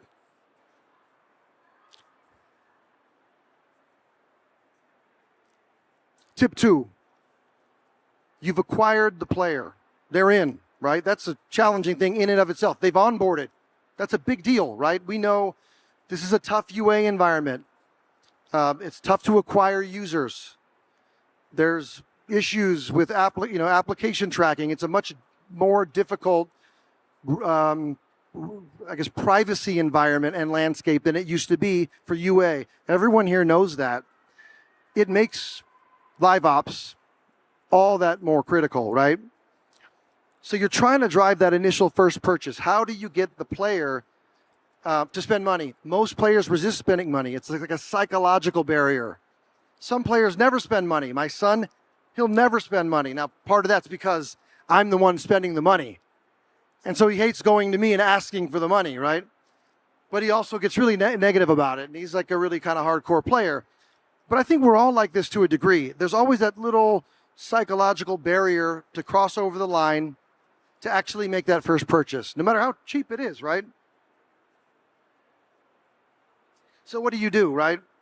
First of all, you need to lower the barrier of entry, right? And there's two ways to do that. You can do that with creating a lower price SKU or pack or bundle of coins or crate or whatever the gacha is in your game. And you could do that with a technology called feature flagging. Now, the translator is going to explain what feature flagging is, but it's a concept that's been around for some time.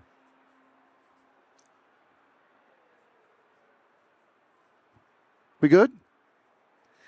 It's when you make one experience available to one player segment and make another experience available to another player segment.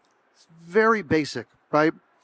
And so if you have a first-time in-app purchaser or potential in-app player or in-app purchaser that's a player, target them with a lower-priced offer.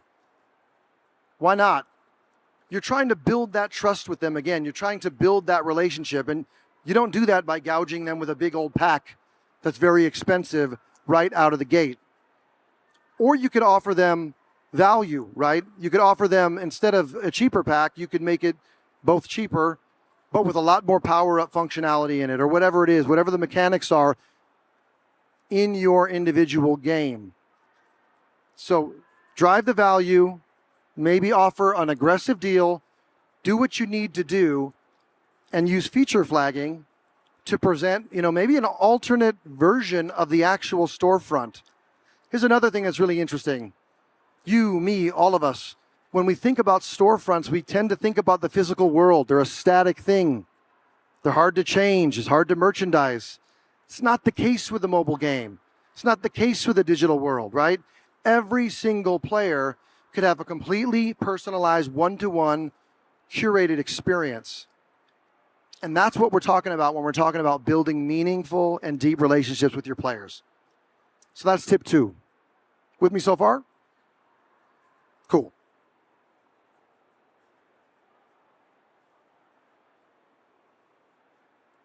This thing's a little finicky. Oh, here's another piece here, which is critical, right? Don't just run these experiments, actually look back at your analytics. Create a baseline from each first-time purchaser, maybe a segment, and get an understanding of what that threshold is, right? You don't want to leave money on the table. You want to make an aggressive offer. You want to use analytics to understand what's the highest threshold you could get to get the player over that line and making their first purchase. And you can use your analytics to do that, and we consider that a best practice. Okay, moving on. Tip 3. You've acquired the player now. Not only have you acquired the player, they've made an actual purchase. So now you can get a little bit more, we could call it aggressive, right? But always respecting the player. The player is now seeing value. They've made it through onboarding. They've made that first purchase. Now it's time to really experiment and see what segment that player falls in. Is this player going to be a big spender? Are they going to be a medium spender? A small spender? Or are they not? Or, that's what you need to do. And so it's all about increasing that average order value. In the e-commerce world, they call this basket size. In the enterprise sales world, they call it average sales price, but you get the picture. You're trying to drive up the average size of the average purchase. How do you maximize revenue from players who are willing to spend now that you've identified them?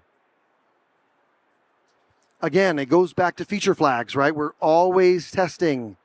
So now you do the inverse. Now that you've cohorted or grouped this set of players into a segment, a paying segment, now it's time to dynamically curate the storefront to show them higher priced SKUs or packs with value, right? Don't just gouge them for the sake of charging them more.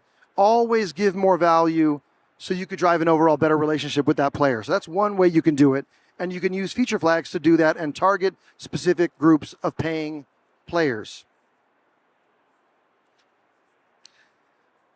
For players that repeat, that are buying over and over, use messaging and the presentation of the store itself according to their past purchase behavior.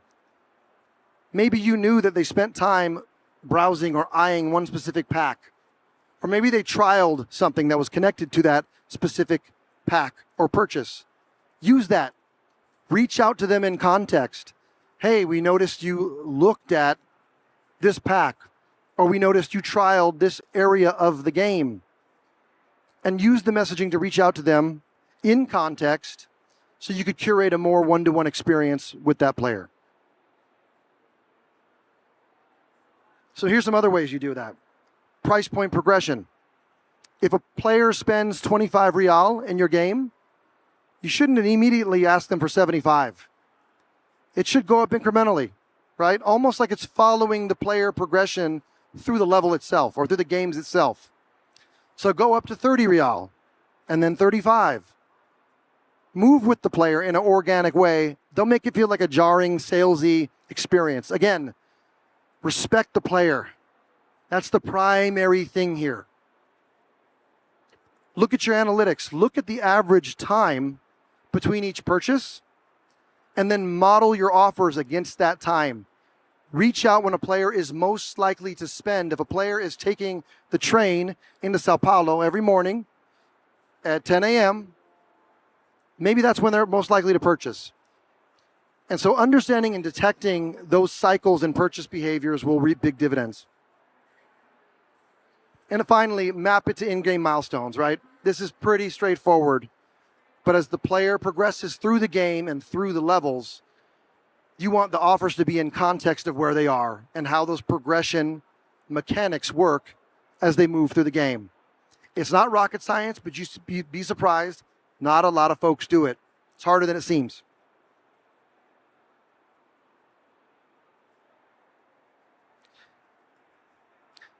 Always test. Remember this, I'm going to keep coming back to this. Even a few percentage points can make a huge difference to your business and your bottom line. But again, that's a byproduct of respecting the player. All right, moving on. Tip 4. Now we're getting into some pretty interesting stuff, okay? This brings us to contextual offers, game personalization, the true curation of a storefront, for example, for a specific player. But how do you do that at scale? That's not easy to do. Anyone in this room who's done it manually knows that. So there's a number of things you can do here, okay? One, and this kind of follows the last point I had, continue to personalize those in-game messages, those in-app offers, as they're kind of generically called, according to where the player is in the player state, right? How is that player progressing through the game? What's going on in that game? Is there a particular area where the player is stalling out or stopping or not as engaged? And what do you need to do to reach out in context to incentivize them with gotcha, whatever it is, to continue to move through the game, to have a better experience? Is the player struggling to complete a level, right? Is the player grinding too hard? That's a term that's meant to signify they're trying over and over and over again to get a specific action done in the game. Maybe complete an upgrade, right? Is the player waiting for a specific asset before they upgrade? You can tell this through your analytics by how they're tracking through the game. capitalize on player emotions, right? So take it a level deeper, right? And there's two big examples of this. One is the concept of a win streak, right? That's the concept. The players winning, they keep winning, they're having a good time, they're loving the game, the sessions are very involved, very active. And we've all been doing this, right, as players. You get a little bit of a high, right? You get a little bit of a dopamine rush. Capitalize on that.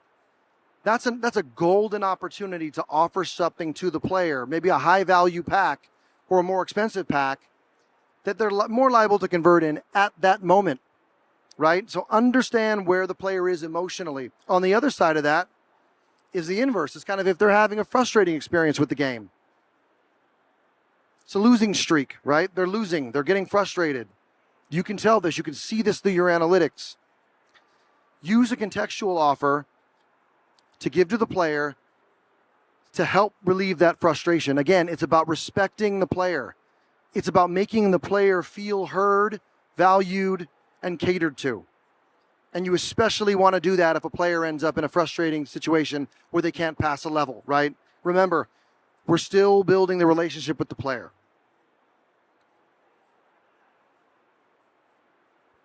Tip 5. For those of us who don't have in-app purchases, or those of us who have games that primarily monetize through ads, or maybe you're getting your in-app purchases off the ground, there's things you can do too, right? We don't want you guys to feel left out.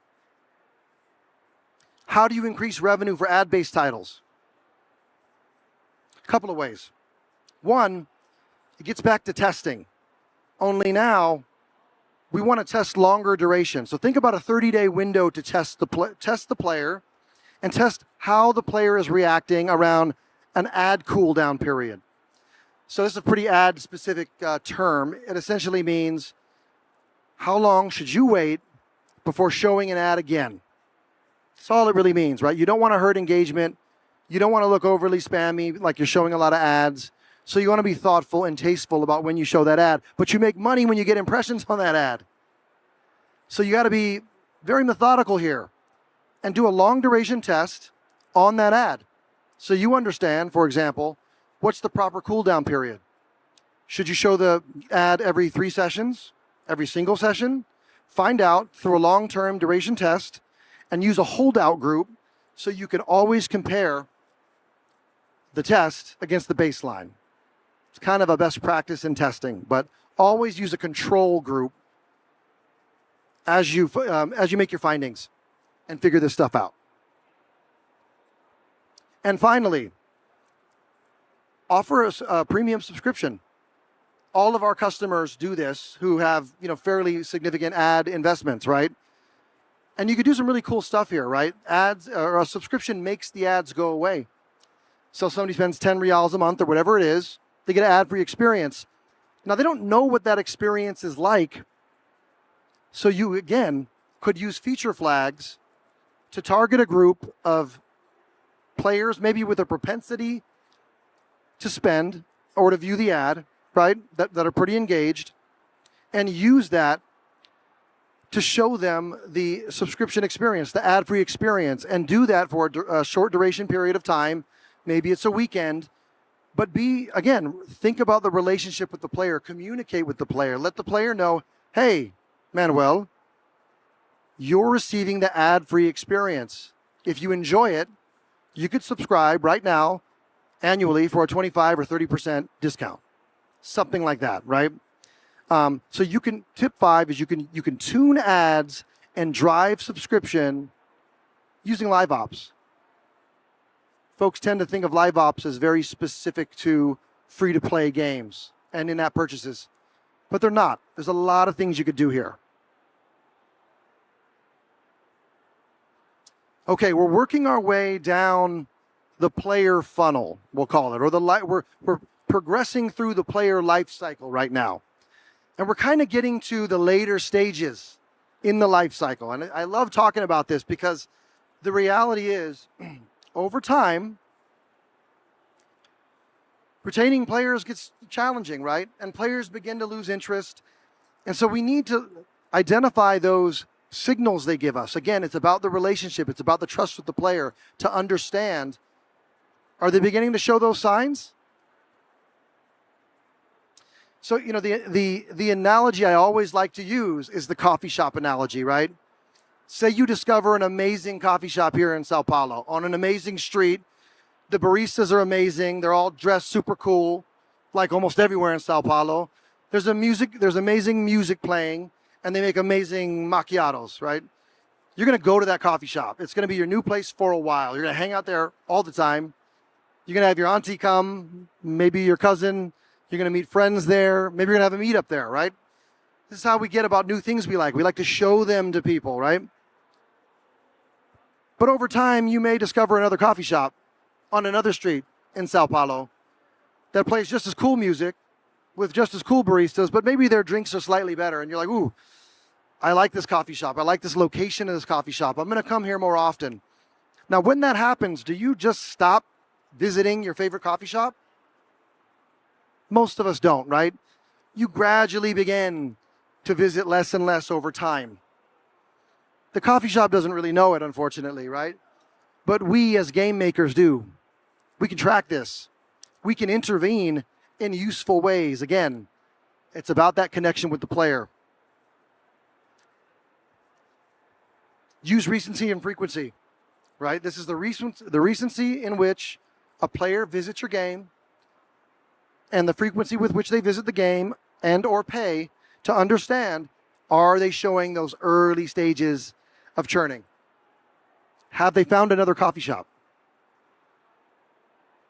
And of course, incentivize the player to return. Maybe even call it out, right? Hey, we noticed you haven't been around as much. Here's a pack. Here's a new feature that we've developed. We think you're really going to like it. Here's a new blaster. We know you like blasters. Something to establish the connection with the player. Make the player feel catered to, listen to, respect the player.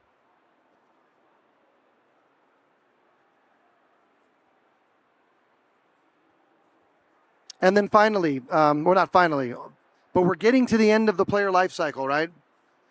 The concept of a win back or a cross promo campaign.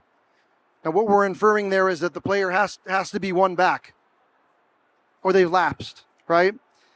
The reality is we're all trying to keep players engaged with all of our games. But the truth is players will lose interest over time. Every player has a finite lifetime value, unfortunately. Unless you're this, you know, like a crazy core game with a 12-year ritualized player base, right? We hate to admit that, but sometimes players need a break. Respect the need for the player taking the break. I know it's tempting not to, especially in this kind of environment, right? At some point, stop sending them push notifications and let the player take the break. Again, I know it's hard, but it's about respecting the player. It's about building the depth of that relationship. But keep them informed, right? Maybe the messaging changes now. Maybe it's not so much about, hey, come back in, here's a pack. Maybe now it's about, here's another title or another game in our portfolio that's going to launch. You might like it. Or here's another game that we have right now that you might really like. Oh, by the way, here's a whole new meta game that we added to our game that folks like you, players like you, tend to love. Keep the relationship going at all costs, right? If you've moved into more of a passive state with the player, your messaging needs to change. And chances are, if you do this well, you will win that player back. Because again, the player knows when you're respecting the player. It's the depth of the relationship. I know it sounds cheesy, but I'm going to keep saying it. This is really basic. This thing's a little finicky. Okay. Final point here, a final tip. If you want to win with LiveOps, you need agility. You need to be like him. You need to be moving fast, and you need to be able to strike fast, right? It's hard to do. This is not easy to do. All of these options can win you considerable trust and depth of relationship with your players. But at the same time, and obviously that will ultimately result in revenue. But at the same time, It's hard to do. Everyone knows this. Anyone who's maintained an internal offer system knows this. It's very hard to do, okay? Get ready for it. Here it comes. Here's the pitch, right? This is what we do. It just so happens this is what we do at CleverTap Gaming. This is a platform that manages the full player experience. So if you think about the player funnel or the marketing funnel, we manage that experience from onboarding through lifecycle marketing into the in-game experience and LiveOps through curated, personalized, relevant, meaningful offers at the moment of need while the player's in the session. And then we give you the ability to actually run remote config or game configuration and manipulate the game experience and personalize the game experience based on the player. Give them the experience that's most suitable for them, right? That's what we do here at CleverTap Gaming. All of that sits on top of a database called Tesseract, which can store almost unlimited amounts of data, player attributes about your players, tons of events about in-game events about the players. Data is the lifeblood of your LiveOps campaigns. We've built a platform that enables you to manage all the data in a very cost-effective way. And so those are the three pillars of our platform: LiveOps, CRM, lifecycle marketing, and game configuration, all sitting on a highly performant database. It enables you to manage that full player experience. And ultimately, again, it goes back to build a meaningful relationship with your player, respect the player. And we enable that. I'm privileged and honored to say. And we got a little time left.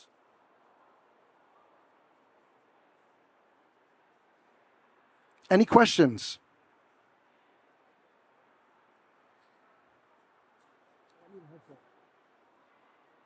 For a question? If anyone has a question, please stand by.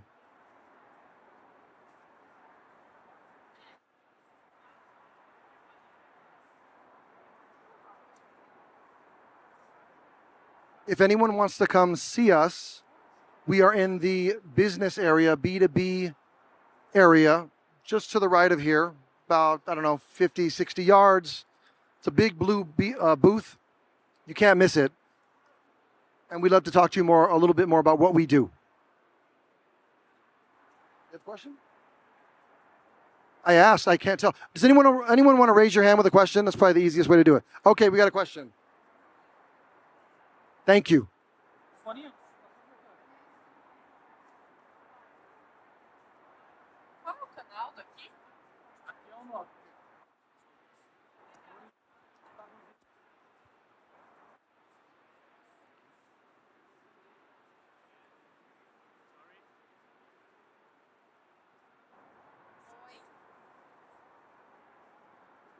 Okay, I can hear you, I think.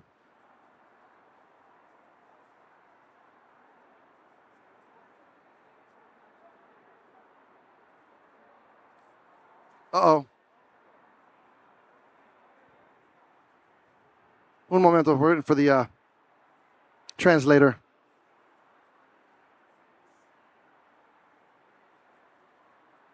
Pode falar em português, tem tradução, tá? Posso falar em inglês, se prefere inglês, pode ser. Pode ser. Beleza, valeu. Hi, can you hear me? Solomon? Can you hear me? Eu não sei se ele está me ouvindo.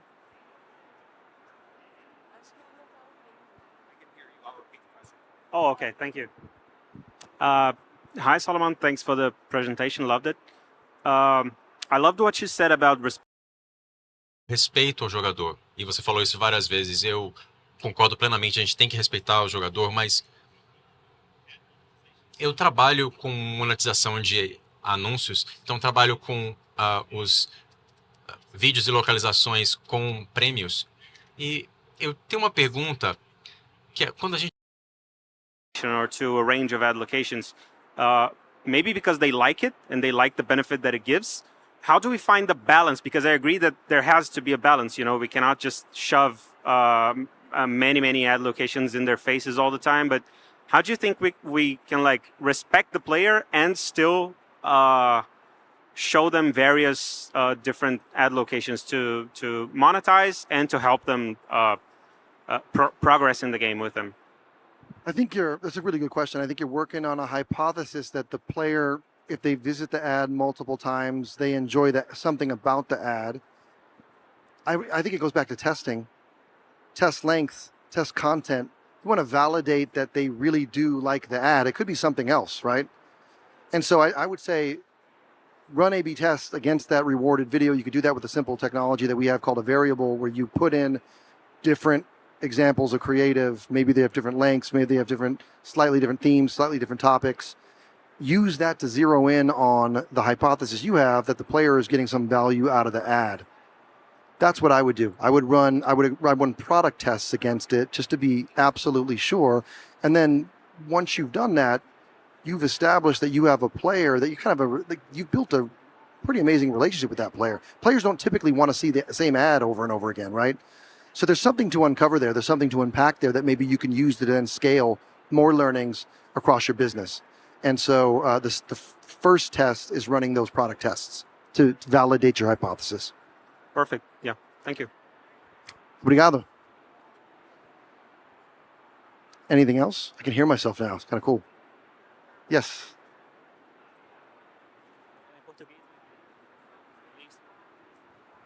Hi, thanks for the talk. A great talk, by the way. Thank you. How would you manage player trust considering interstitial ads? Is there any way that we can still show interstitial ads and try to keep the player engaged, try and maintain sort of a trustful relationship with him? Are there any tips? Oof, yeah, this is a hot button topic, right? Because we all know, even as players ourselves, right, that we generally don't react well to interstitial ads if they're like interfering with the core loop of the game. So the first thing I think is being thoughtful about where you place them. Place them in places that don't interrupt that core game flow. Think about it like the game maker you are, right? You don't want to put it in a place that's going to actually hurt engagement and hurt retention. The second thing I think is the tool you use, right? Because different tools feel more native than others, right? And I'm trying not to give you a shameless pitch and plug here, right? But you need a technology that delivers in-app messages in a really kind of intelligent client-side way. So if you could wrap up that ad in a container that feels native to the game and feels somewhat, and then more importantly, is somewhat relevant to the game and to the core audience, I think you're respecting the player. So the first is placement. Don't interfere with the core loop. Put it in a place where you're going to get traffic, you're going to get conversions, all the things that you need to monetize on. But also consider the treatment of the actual message. Make sure it feels native and it's not just some terrible overlay that opens up across the whole game. They used to have those on the web, by the way, and I hated them. So yeah, hopefully that's helpful. That's a really good question. All right, thank you. Thank you.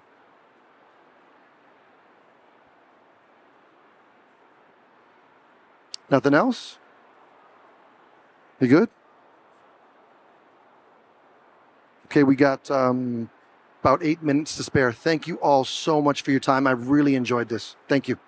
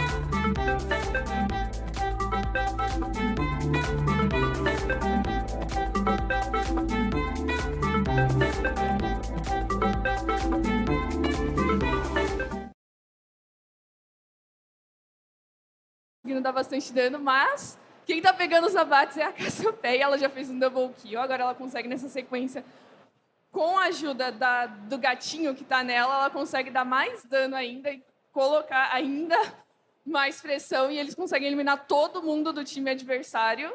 E aí, agora, como a base deles já tá bem aberta, eles podem até terminar o jogo. E por que isso é difícil? Porque no outro time, você tem muitos personagens com habilidades que não é tão difícil de acertar, ela vai sozinha, e aí eles poderiam cancelar algo do gênero. Poderiam counterar facilmente. Sim, e aí como ela conseguiu fazer tudo praticamente sozinha e não deixar eles jogarem, eles fecharam o jogo. Olha só. Nossa, eles deram um rage kit, basicamente, assim. Incrível. Ah, não, é porque eles demoraram, tipo, como ia demorar muito para todo mundo do outro lado voltar, acaba o... Foi meio que um GG já no meio ali, né? Diferente da FPS, você vai acumulando pontos quando todo mundo morre. No LoL, se você derrubou o Nexus, independente, acabou o jogo. Entendi. Maravilha. É Lia isso? Lia, muito obrigado pela sua Lia. sabedoria. Pessoal, salva de palmas para Lia. Palmas para nossa amiga que explicou como é que funciona. Maravilha. Aqui é um pouco mais fácil. Aqui é jogo de luta, todo mundo já jogou. Fighters, Dragon Ball Fighters, que estava no meio competitivo, não sei agora, na última... Fighting Game está na sua, na última então. Evo, né? Mas era um jogo que estava bastante alto. Agora mudou pro Tekken 7, que é outro dos grandes fighting games dos últimos anos. E é o tipo de jogo que você gosta de jogar, Eu casualmente? gosto um pouco mais, é mais casual, né? Eu não manjo... Eu não manjo Você é dos muito bom em algum futsis, eu não personagem, manjo de assim? contar frame, eu não manjo dessas coisas. Eu tô agora me aventurando no Street Fighter 6, Street Fighter 5 aí agora. Tem umas brasileiras sambando ali no fundo, é isso? Esse mapa é no Brasil. É meio que um Rio de Janeiro falsificado, né? Tem um Cristo Redentor no lugar de uma bola ali em cima. É verdade. E aí tem a e-book metendo o cacete de 16 hits no Urien, no campeonato também. Na Evo Pro Tour da Capcom. A gente mudou agora para o Injustice 2.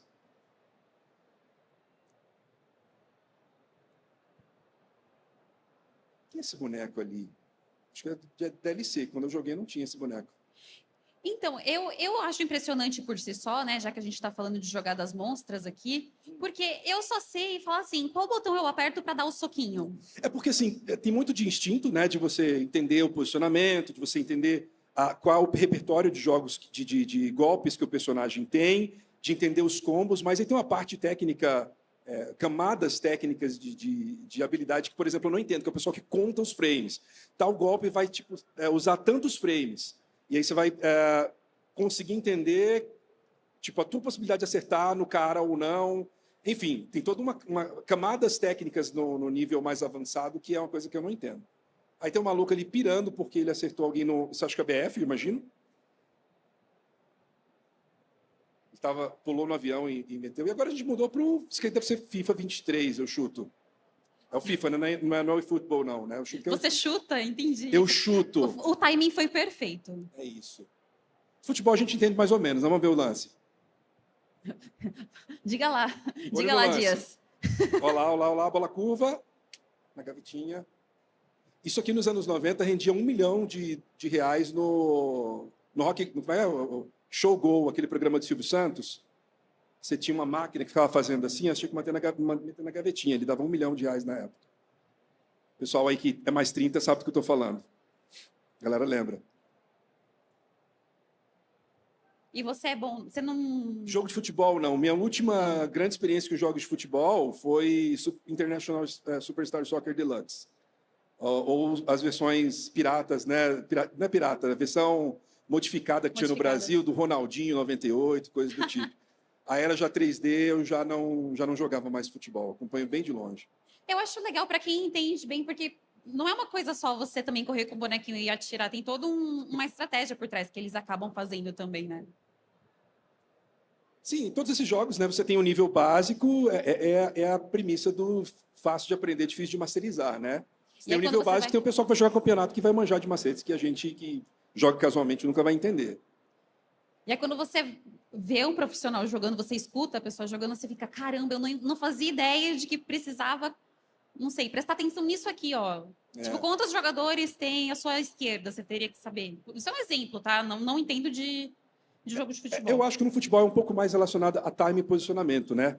Não é tanto a fazer o controle, por exemplo, fighting game é aquela coisa de você entender 1 milhão de coisas acontecendo ao mesmo tempo e usar aquele golpe específico para fazer aquilo. Os comandos Aqui eu acho que é muito, principais. tipo, o cara acertou a posição e usou o tipo de chute certo exatamente no posicionamento certo que ele tinha que ele estar naquele momento. Ó, tá tranquilo e favorável.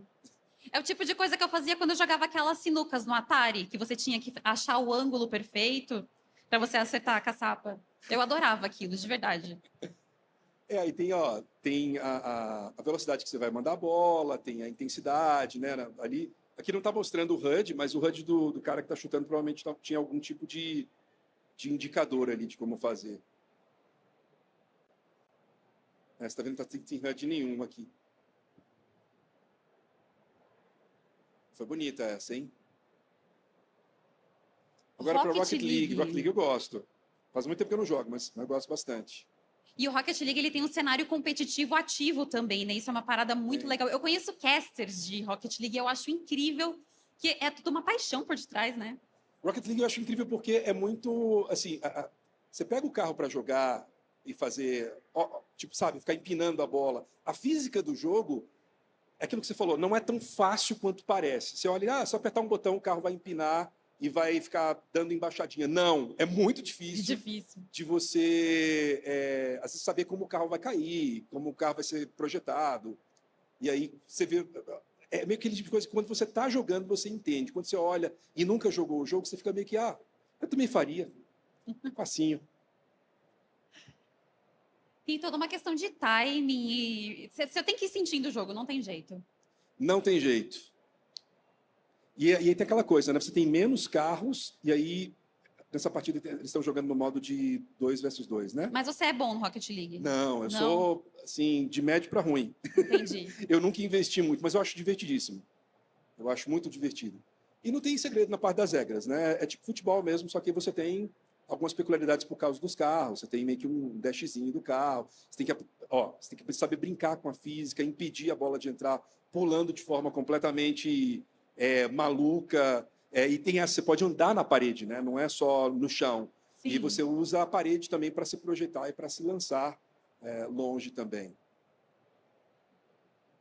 Mas é bem divertido. É a coisa de você brincar com a física. Aquilo que o pessoal está brincando com o Zelda agora e pirando, tipo, o Tears of the Kingdom, né? De criar coisas e brincar com a física é parte do que torna o Rocket League especial. Sim. É como a física do carro e a velocidade que você coloca no local certo, na hora certa, vai fazer a bola entrar ou a bola ser retirada do... A grande jogada monstra, né? É isso.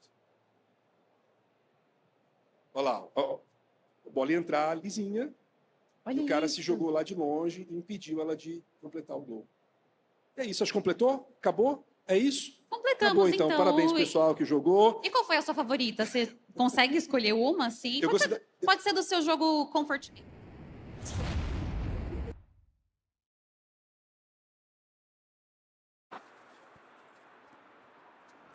Salve, galera! Estamos de volta aqui para continuar.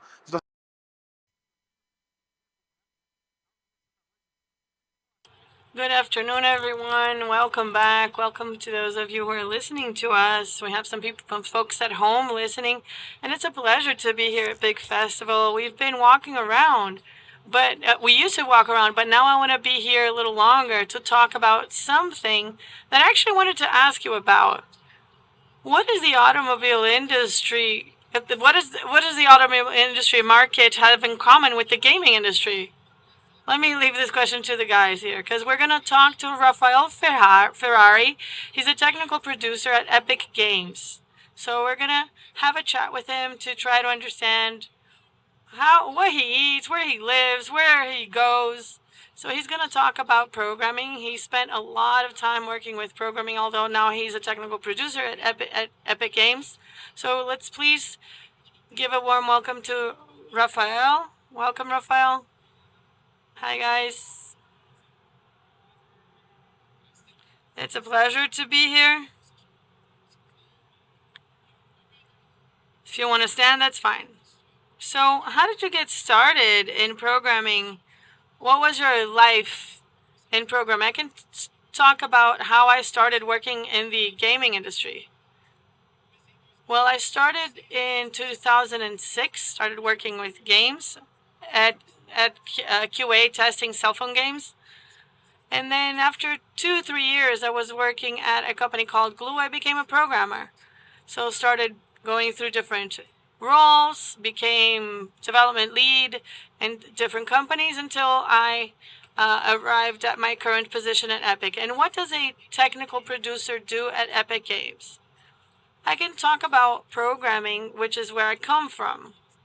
At Acuris, where I worked before, I was development manager, so I handled all the engineering side. And what we did was basically care for our development team. We had a large developing group to deliver games with the quality that we expect, with taking care of the way we develop the features within the games. So you're the guy who gets all the complaints. We get bugs here, bugs there. Well, yes, they send the bugs to us so we can correct them. That's how it works at QA. So if somebody wants to start in programming, what do you think is an important starting point to get into this game? The one thing I usually say is that be a part of game jams. So if you don't have a lot of experience, go there, go learn how to program, download some ends. You're gonna network, meet other people, and find out about different careers in the games market. And if somebody wants to come into this market, they have a chance to really rise in the career and get to a technical director role. It's important for people in the industry to understand what is a QA, like I said in the beginning. What is a programmer? Sometimes people start in programming but move to other areas. So it's important to know the overall process for game developing. It's because you can test one area, test another, and you evolve as a professional. You mentioned that you need to know what a QA is. So can you explain to us what it is? QA is quality assurance, a QA. We can also call them testers in Brazil. They assure the quality of the game. So they test games thinking about some specific ways. For example, if it's a mobile test, we want games to work well on cell phones, on specific platforms. They look for instabilities and bugs and are actually developers together with the programmers so that we can deliver a high quality game.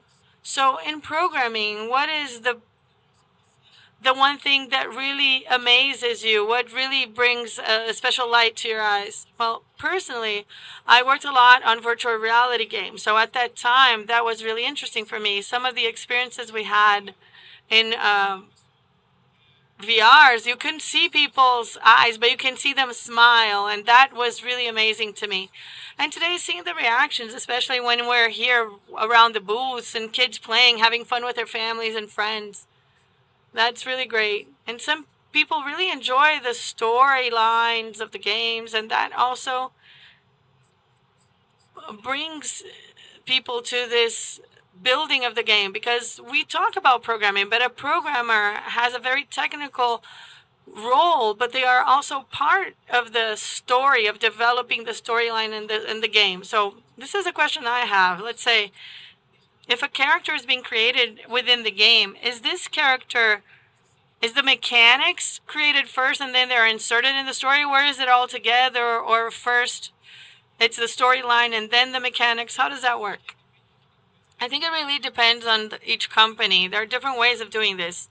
I had an indie company with my wife, and the way we used to do things was using a prototype. We would prototype several ideas, testing some ugly codes just to see what works, and then you get ideas of the storyline, of the character, and sometimes you have this line to follow and you go explore the line. It's not a straight line. There are peaks and valleys and curves to explore. All right, we're gonna ask a last question. This is a personal one. What is your favorite game? In truth, let me tell you two: FIFA and Sonic. Well, great. Thank you so much, Rafael. It was a pleasure having you here. Enjoy our event, walk around, see everything, and thank you. Now you're gonna take a walk around. I actually owe this to the people at home to take a walk because I came in late, I couldn't see everything, and I want to introduce everything, and I want to see the event and present this to the folks at home so that they can see a few things. So I'm just going to walk around, and we'll meet up later on. Thanks, guys.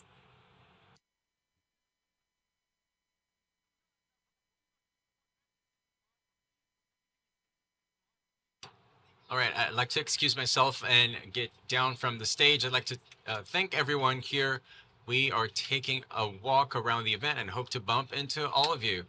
And as I said, I came on late, so I'm a bit early, but because of all the rush that we have from work, sometimes there's not enough time for us to look at everything. But one of the first things that we see are the stands for the major brands. So they're the booths for major brands. So there's a lot of cool stuff here. But one thing I wanted to bring for us to see together today is to look at a few items, because every gamer, every game fan sometimes are fans of specific games. So you may want to purchase like a specific swag that you want to add to your collection, some souvenir or something. And in addition to the many cool experiences and many cool booths where you can have that sort of interaction, you can also shop, because we have these collectibles available for everyone. So this is some very cool stuff to look.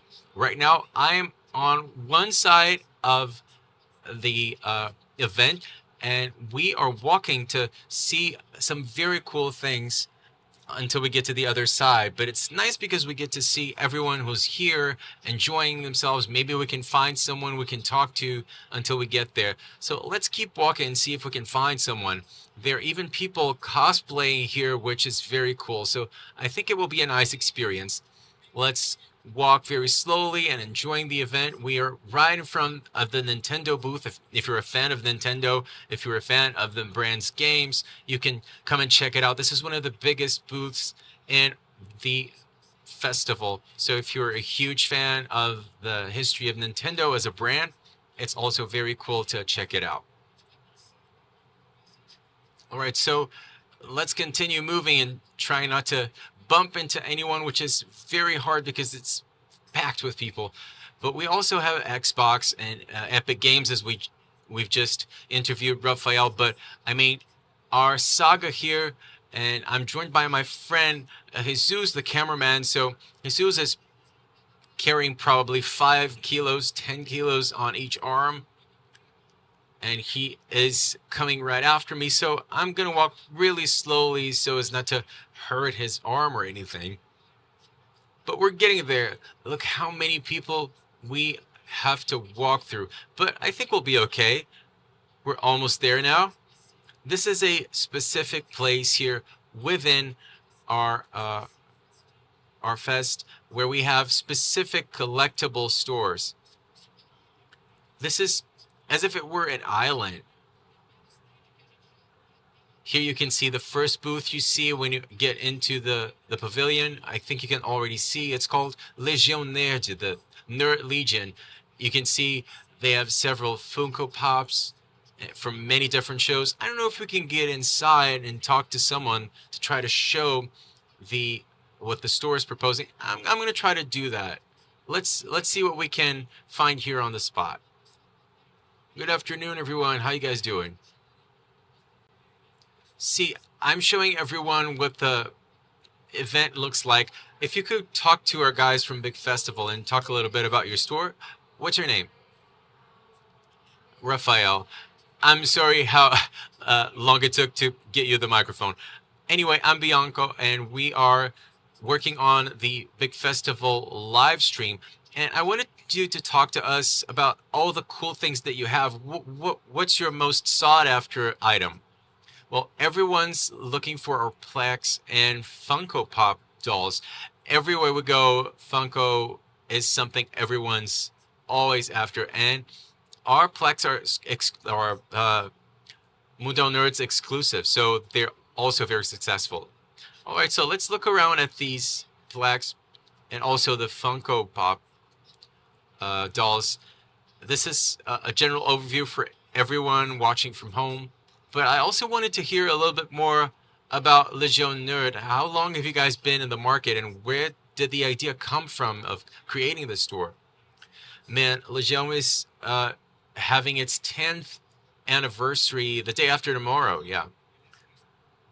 Oh, we have to have a celebration. Of course, you should bring cake.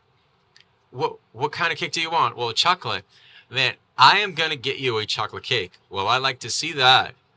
All right, so July 1st, we're celebrating 10 years. 10 years, exactly. 10 years on July the 1st. And how did the idea come about? Are you guys also online? Can you sell your product online? Yeah, exactly. We started online. In fact, we were a group of friends. We were working on many projects together, and the idea came up to have this idea, and we started it really small, and this is where we got. So you've always been closely connected to the gaming universe. I used to like to play, but they were, a lot crazier than I was. I have a partner who just will play the night through. And what's your favorite game? Well, I think I'm getting a lot of crap because of that, because I am a FIFA fanatic, and people usually say that FIFA fans are not really gamers. Very cool. So we just interviewed Rafael, one of the founders of Epic Games, and he also said he is a FIFA fan, so I don't think you're going to get as much trash as you expect. So thank you very much for talking to us, and I wish Legion Nerd a bright future. Thank you very much. All right, so let's move forward and continue to show you what things look like. So we just got into Legion Nerd store, but this is not the only one. We also have Big Nerd, and from the display you can already see how many different stuff they have. So if you walk around within this sort of island, you can see that this is a specific spot where you can shop for collectibles.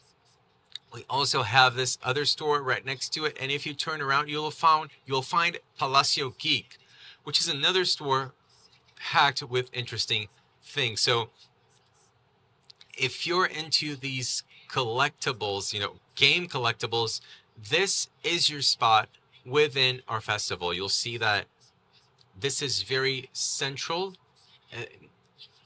smack dab in the middle of our pavilion, and you can find it by looking at the brand name. So, all right, this was our walk around. I think you can get a sense of what the logistics in here look like and what choices do you have if you want, to get someone a gift or, just get yourself a gift. And maybe we can come back later and hear a little bit more about their story. I, in particular, love to hear that.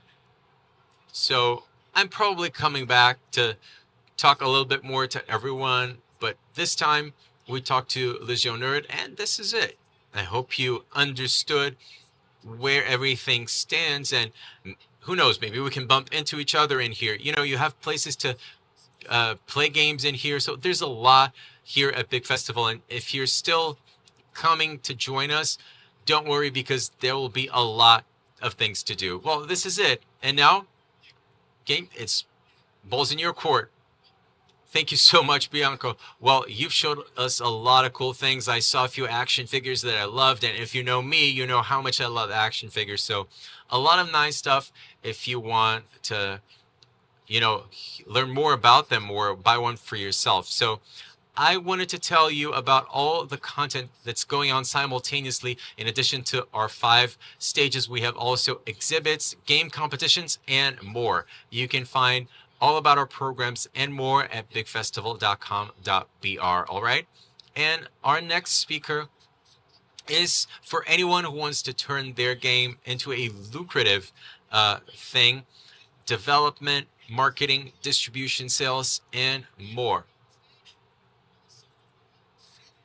É um prazer trazer ao palco Alessandro Biolo da Exola.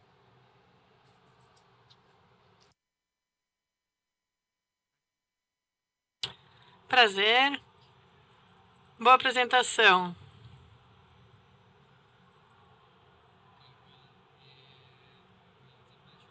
É um prazer estar aqui. Is it working? Yes? Okay, perfect. Okay, so I see that I have a lot of people listening to this. That's good. Okay, so my name is Alessandro Violo, and I'm the Senior Business Development Manager at Exola. I used to be a former developer like many of yourself. As a matter of fact, I released my last game a little bit more than a year ago, so I have some experience publishing games, helping developers mostly with the business side of things. And I'm always talking about this word that sounds weird when you say it in English, because it's like complicated just to say it like straight away, and it's commercialization. So my talk today would be how you can boost commercialization for your game. And the word that they use in English is commerce, but in Spanish, in Portuguese, we use the word commercialization. And people normally ask me, Alessandro, when you talk about commercialization, what do you mean? What do you mean when you are using that word? And it's a word that I have dig out a lot into it in the last few years. And I've been doing this speech a lot about commercialization. And I usually tell people that commercialization is not only selling your game, because what we have in mind is that commercialization is that last stage when you are actually selling the game. But this starts a little bit earlier. As a matter of fact, if you go and dig out a little bit more about the word, and we start with the definition, commercialization is the process of turning a video game or a game concept into a profitable product. And I will jump a lot on this word, also product, because when we talk about games, and as I'm telling you, I'm a former developer, and you are talking in the studio about how to make the greatest game possible, and you're talking about production, you overlook a lot of things that you should include when you are designing the game. And this is, let me tell you that this is a conversation that I regularly have with developers when I'm working as a consultant with different studios, is that they overlook the word commercialization, the word product, and they just focus on the word game. So I'll talk a little bit about this later on, but let's see, this thing is moving. Okay, so game commercialization can be broken down in three main phases, I would say. So the first phase is when you are conceptualizing the game. The second one is when you enter into development, and the last one is testing. I won't be talking a lot about development because I know you guys and most of you are already developers and you understand about Unity, Unreal more than I do. So I won't talk about testing either much. I will talk more about creating this concept and trying to change people's mind. And the second part, which is like radically important for your game, is marketing, distribution, and monetization. And obviously, like a last phase would be a post-launch support and engagement, especially if we are talking about the business model of free-to-play games. You need to have some LiveOps for the game, or even if it's a premium game, you need to keep it updated because sometimes there are some bugs and you need like to be to give that customer support to your gamers. So we'll talk a little bit about the three different stages that we have. So one of the first things, and I love video games since I was a kid. I am an Atari guy. I'm 48 years old, so I'm a little bit older than most of you guys here. But I'm a game lover. I love games, and wherever I go and I see things and I interact with things in the real world, I usually try to bring all these ideas and express myself in a game. And I've done it like in some of the projects that I've been involved to, and you can get inspired by different things. It's like if you know about games and you are like an old guy like me, you might know what I'm talking about in this picture. It'll be, I just want you to raise your hand. Let's do this exercise and just raise your hand if you know what is the reference of this image that we have here. Who knows? Can you please raise your hand and tell me, I think that this is inspiration of what game? Because this literally inspired a game. It's a 3D game.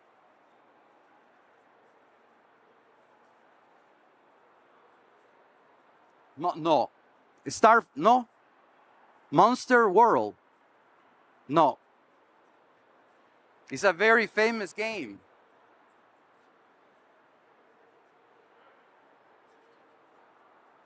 Yeah, there is no microphone. Yeah. I was thinking about doing the exercise, but there is an inspiration behind this. And I'll show it on the next picture.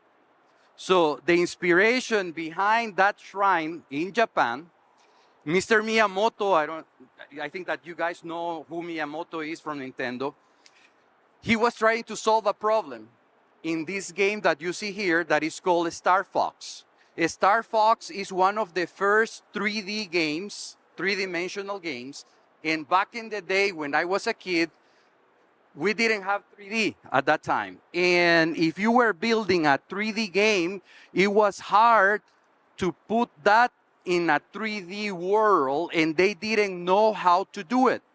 So they were with this big problem that they have a spaceship, but how would they direct the player and put them in the right direction? They didn't know how to do it, literally, because, I mean, if you are in a ship and you turn the ship, you are upside down. And how do you know that you are going left or right? So it was like really complicated back in the day. Obviously, nowadays it's different, right?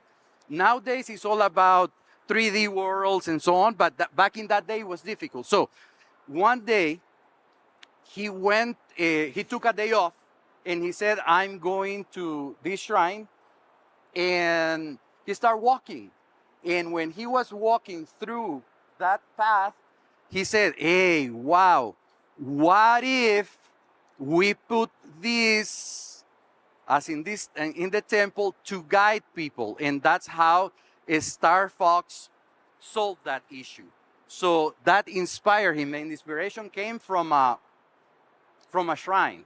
And I don't know if you guys know, but also Star Fox, the fox, is inspired in this shrine, because the mascot, I would say, of the shrine is a fox as well. So he got a couple of inspirations from there. So you're developers, and on this part where you are creating your game and you are like getting ideas, I recommend 6 things that you need to do and that are crucial for your game.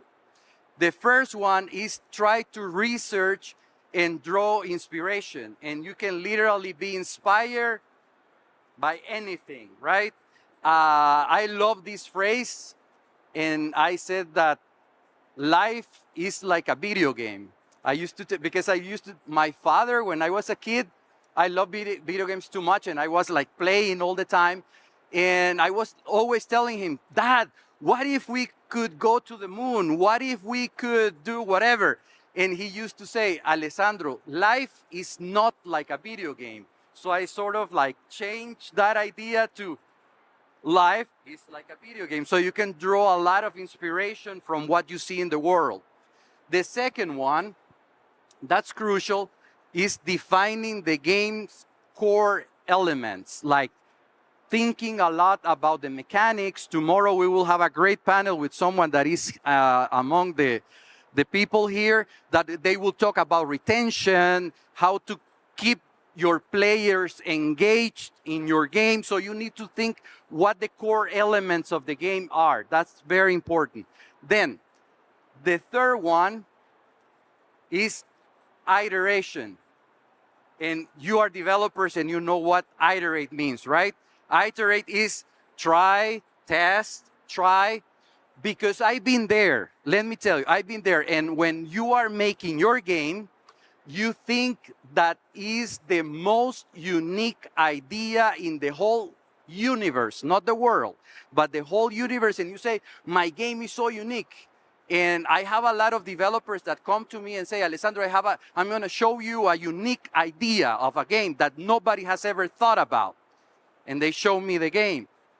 And I say, oh, I kind of seen this idea before, and they get mad at me. And I said, why are you just let me show you. And then I show them all these Atari games that we had. It's like, I like speaking about Uncharted. Who knows Uncharted? Yes? Okay, good. So a lot of people is listening, okay. So we have this game Uncharted, and you know that I played Uncharted when I was like 11 years old back in the 80s. The concept, obviously not Uncharted, but the concept. So this game, and I'll leave this as a homework for you guys to go and dig out in the 80s. We have a game that you went to a jungle and you do a lot of the stuff that they do in Uncharted. Believe me, it's there. So there are many concepts that we might think that are unique, but my advice is go look for inspiration, define the mechanics, and do your research of other games that may inspire you with different ideas. The other one, talking about iteration, something very important is like, what platform would I use? Today in the morning in my booth, I was talking with a guy and he had a great game. And I saw the game, and when I started playing the game, I told him, for me, this one looks a better fit for a mobile game, not a PC game. And he told me, why? And I told him, because you have to draw stuff. It was like drawing. And I mean, people who are in the PC, they draw. Yes, they do. But you normally do it with your finger on a tablet, basically like mostly a tablet or a mobile. So when I was talking with him, and he told me, hey, Alessandro, what you are telling me makes sense to me. And he told me, but I'm already working on a prototype for PC. And I advise him, iterate, make a little prototype and see how it works. But not only from your perspective as a developer, but go to the people, talk to the people, and let them try. Be open to listen to what the people say about your game. So that's for me, iteration is go and ask people what they think about your idea. That would be like number 3. That would be my advice. Go ask people, let them play. Don't get mad if they give you bad comments. Grab that feedback. Grab that feedback and create something better. Then, this is very important. Number 4, consider your target audience. Developers have another issue. When they are creating their game, most of the time, and I am self-included,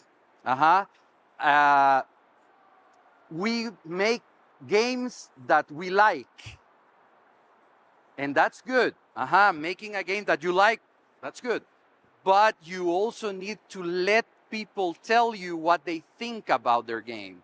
So you have to listen to that audience and understand the audience. When I was preparing this presentation, one of the first things that came to my mind when I was like working on the presentation, I would say, okay, most of the audience will be developers. So what should I put in the presentation? Things that make sense to them. Because if I'm talking something else, I wouldn't engage with you. So number 4 is considering your target audience. Like, you always have to keep in mind your target audience. When I create my first video game was it was an RPG concept to learn English. And I was like, okay, this is like the greatest idea. Nobody's doing this in the world. I've been there. Like, nobody in the world has this idea, and I'm going to put it in the market. And I started like trying to sell back in the day in CDs. And I thought that my target audience would be kids in the range of 8 to 13 years old. And I remember this, sadly, I went to a school and I had like 30 kids playing my game. And I was so excited and I asked them, what do you think about my game? It's a little boring. And I went to the other one, and what do you think about the game?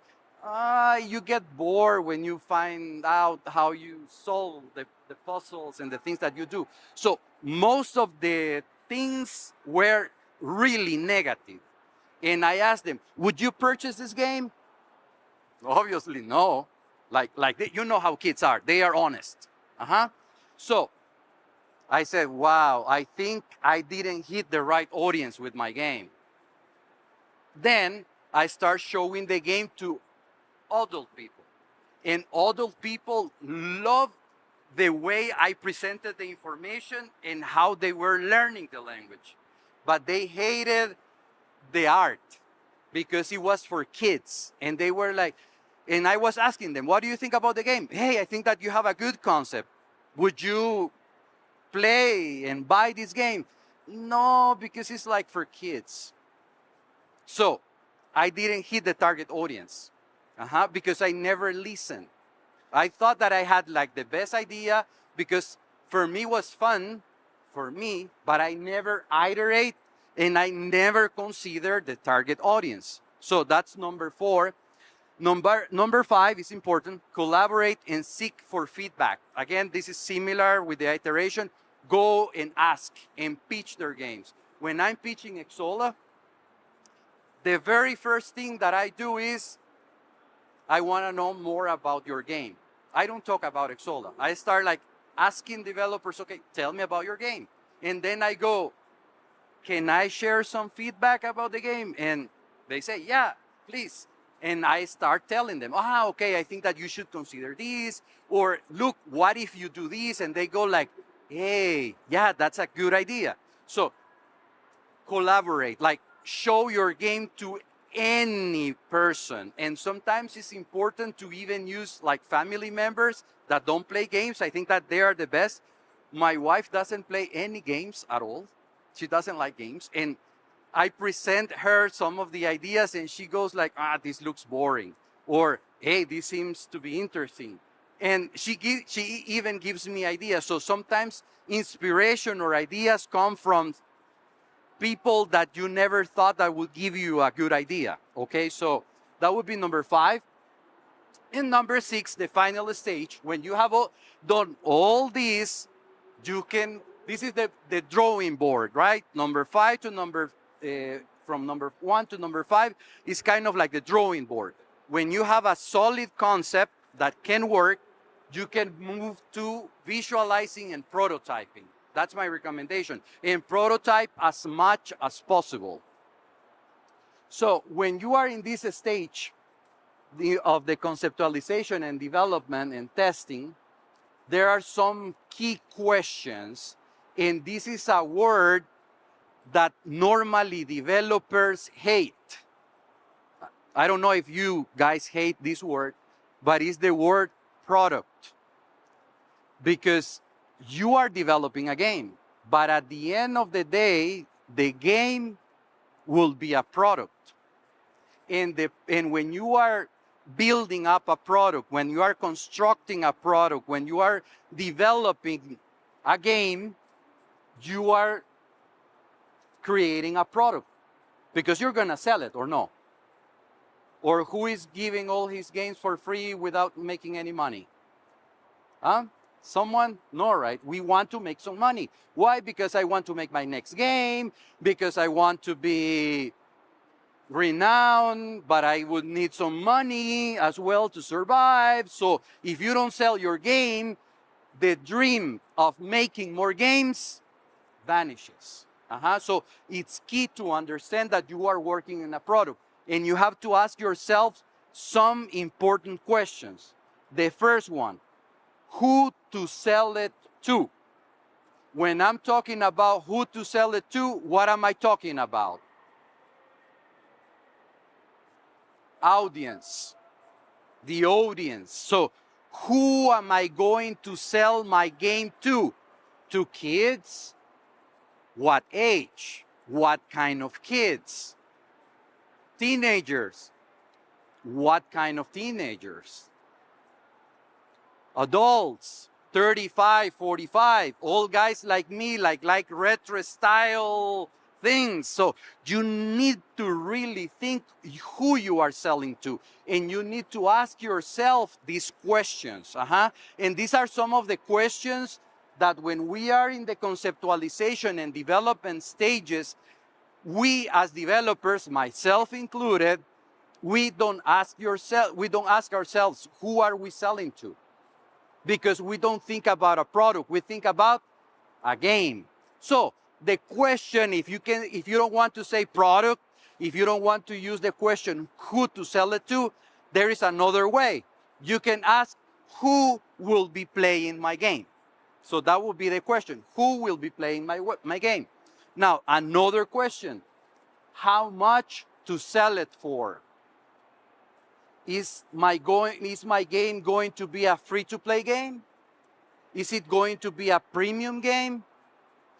And these are like really relevant questions, because if you are designing a product, and again, not game, you are designing a product, you need to take into consideration who is going to buy it.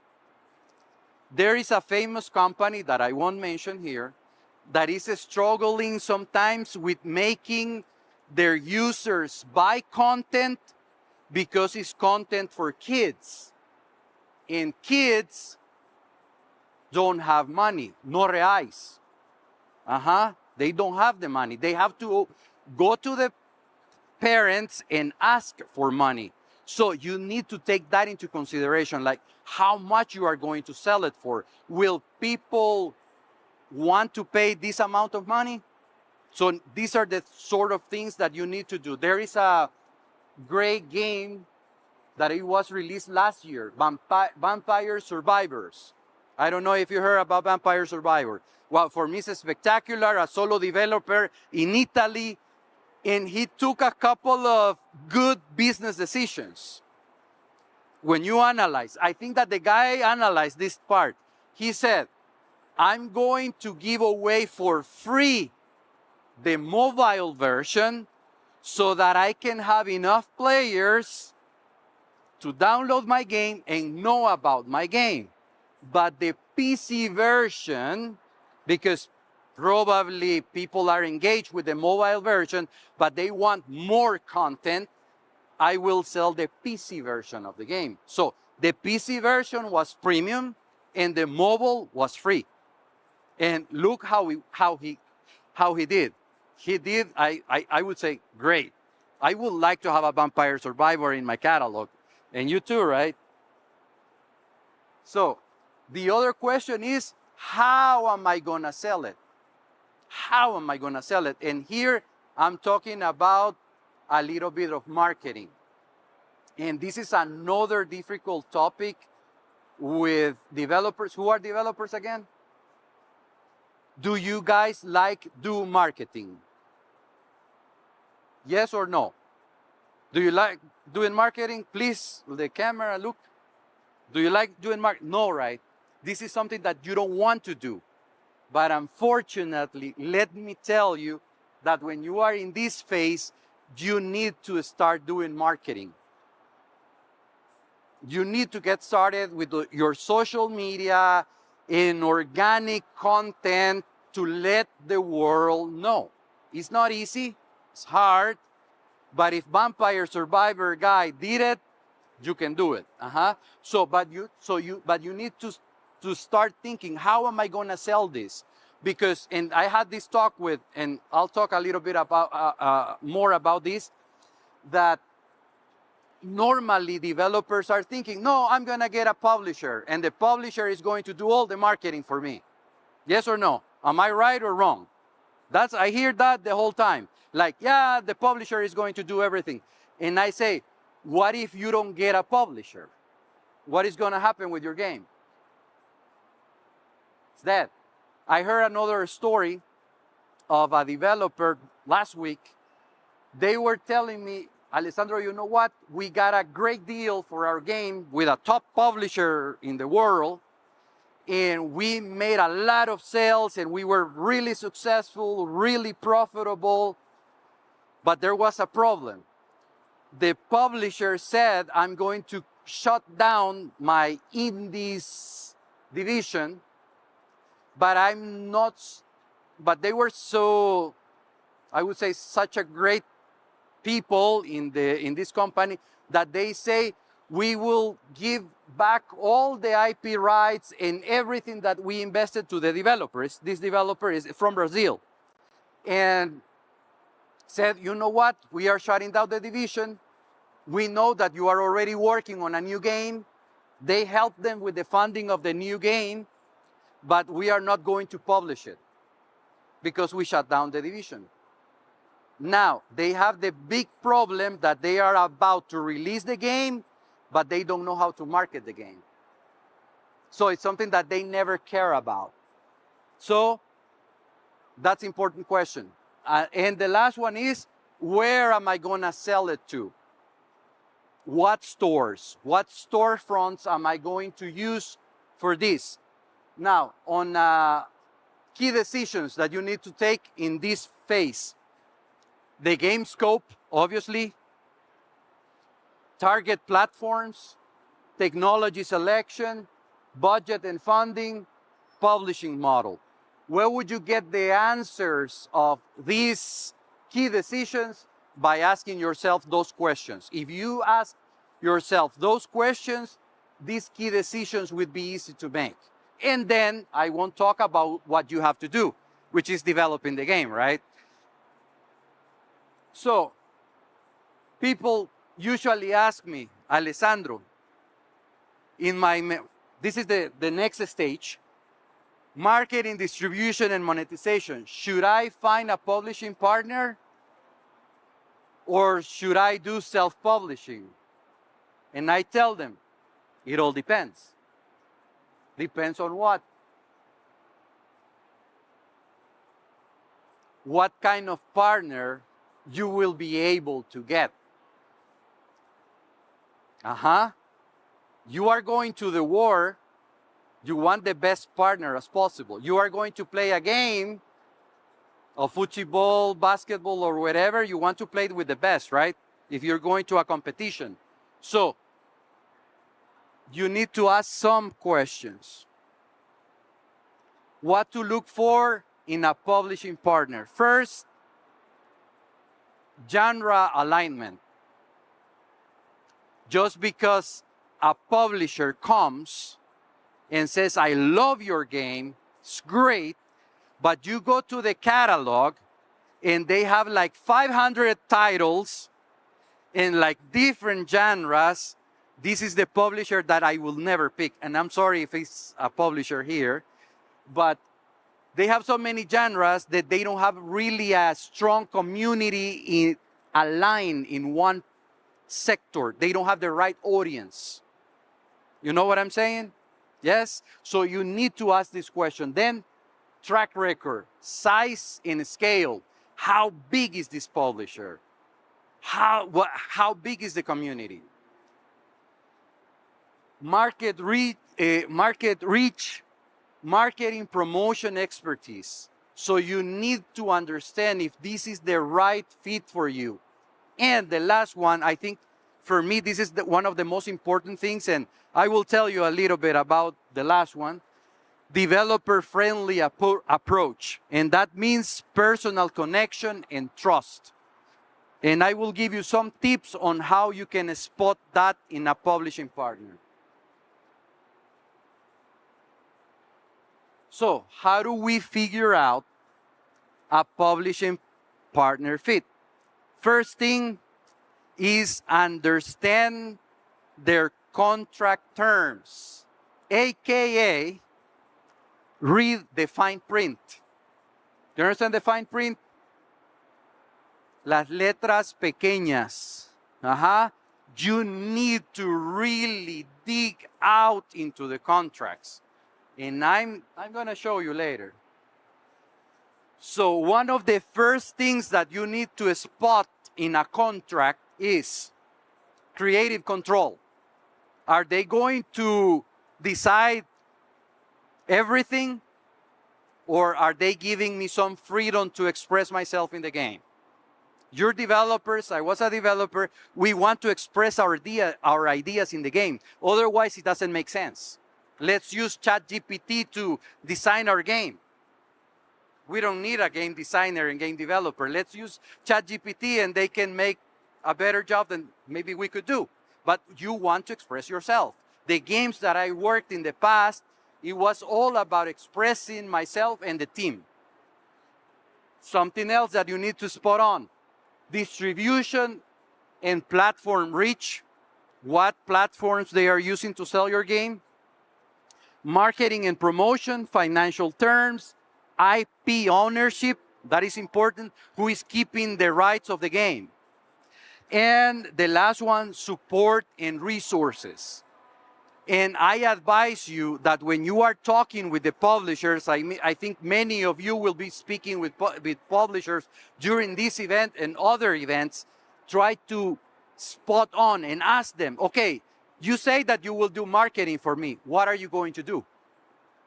You say that you will help me with finance. How would you help me? How much will you invest in marketing? And this is a typical question. And go, do the trial.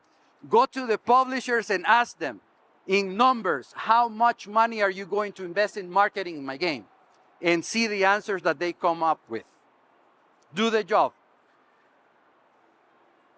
And I wanted to share with you this real case study, how to figure out a publishing partner fit.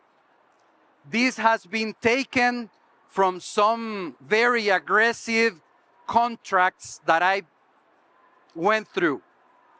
There was this term, listen to this term, perpetual unless otherwise terminated by publisher. What means perpetual? Eternal. And that is against all the laws in the world. So what do you think about a guy that is telling you that this deal is perpetual and that the only person that will be able to break the deal is them? That's what it says. Let's go to the other one. Localization. Developer, listen to this is funny. Developer will provide publisher, developer. Localization for English, French, Italian, German, Spanish languages version of the game prior to the game's worldwide launch on the platforms. So localization is part of a marketing strategy. If you go and read about marketing, part of a good marketing strategy is localization. So who should be doing this? Me or them? And they are asking you to put all the words there.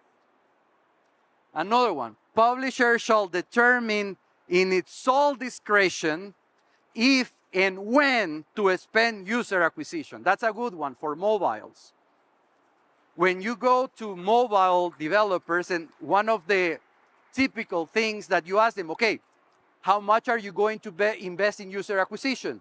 The answer that they come up with is that would be at the sole discretion if and when to spend from what we see. So they do a lot of soft launches that, by the way, you are in charge of these soft launches. And if the game doesn't have a good track record and good statistics, bye-bye. They don't do anything with your game. But they don't terminate the game. I mean, the contract is not terminated. It's just there.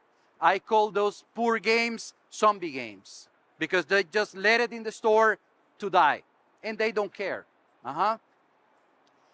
Sequels, derivatives, should the gross revenue of the game exceed X amount of money during the term, the developer, without any further action needed, hereby automatically grants publisher the exclusive right to publish all sequels. What does it mean? If you had a great game that did really great And then you said, you know what, maybe for the second version, I didn't like how I work with this publisher and I want another publisher. Or I'm going to self-publish it. Sorry, you didn't read the fine print. And it says there that you are in a perpetual agreement with them. Another one, net revenue, means all gross revenue publisher actually receives from the platforms for the games minus, and it's in red, minus, all chargebacks, refunds, rebates, discounts, consumer insight, placement fees, taxes, analytics, and paid marketing, user acquisition, UA cost. So, what is the interpretation of this? For all the money that we invest in user acquisition, we will deduct it from your revenues. And who is supposed to pay for the user acquisition? The developer or the publisher? The publisher. But they are going to deduct it from the general revenue. So you kind of like, if you find this type of things in the contract, it's not a good idea to go with this publisher. So, what is the other option? Could be self-publishing. I'm not saying which is the best one. I'm just giving you the two options, the two sides of things. So, Alessandro, you are telling me to self-publish my game. Try, give it a try, do a vampire hunter test in your life as a developer, and there are some things that you should consider. One of the questions that people ask me about team organization is that I always advise this, that whenever you are in a game studio, you need three things in the team. The trifuerza, like in Zelda, yes, the three force, you need three key members. If you don't have these three key members, go and look for the one that you are missing. I'm pretty sure that most of you have a developer, a coder. And I'm pretty sure that most of you have an art guy. Yes? How many of you have a marketing guy? Like fully dedicated to marketing? How many? Do you have developer? Yes? Do you have artist? Where is the marketing person?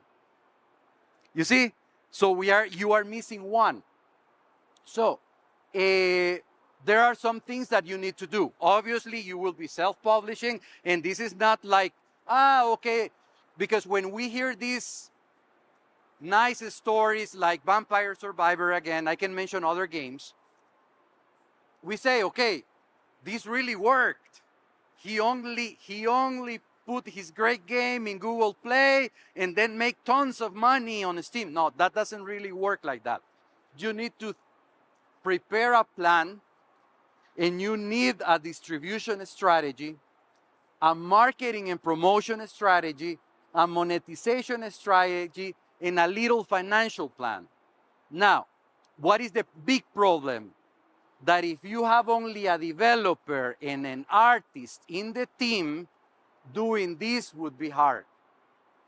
So you need to find that person. That would be like a recommendation. So today I'm here I have only 5 minutes, and I'm here to talk to you about a different approach, the approach that Xsolla is encouraging developers worldwide to do, and is to have a direct-to-consumer strategy, which is a way marketing, selling, and distribution of your game directly to the gamers bypassing third-party platforms. So,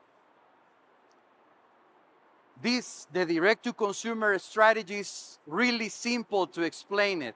Is own your community.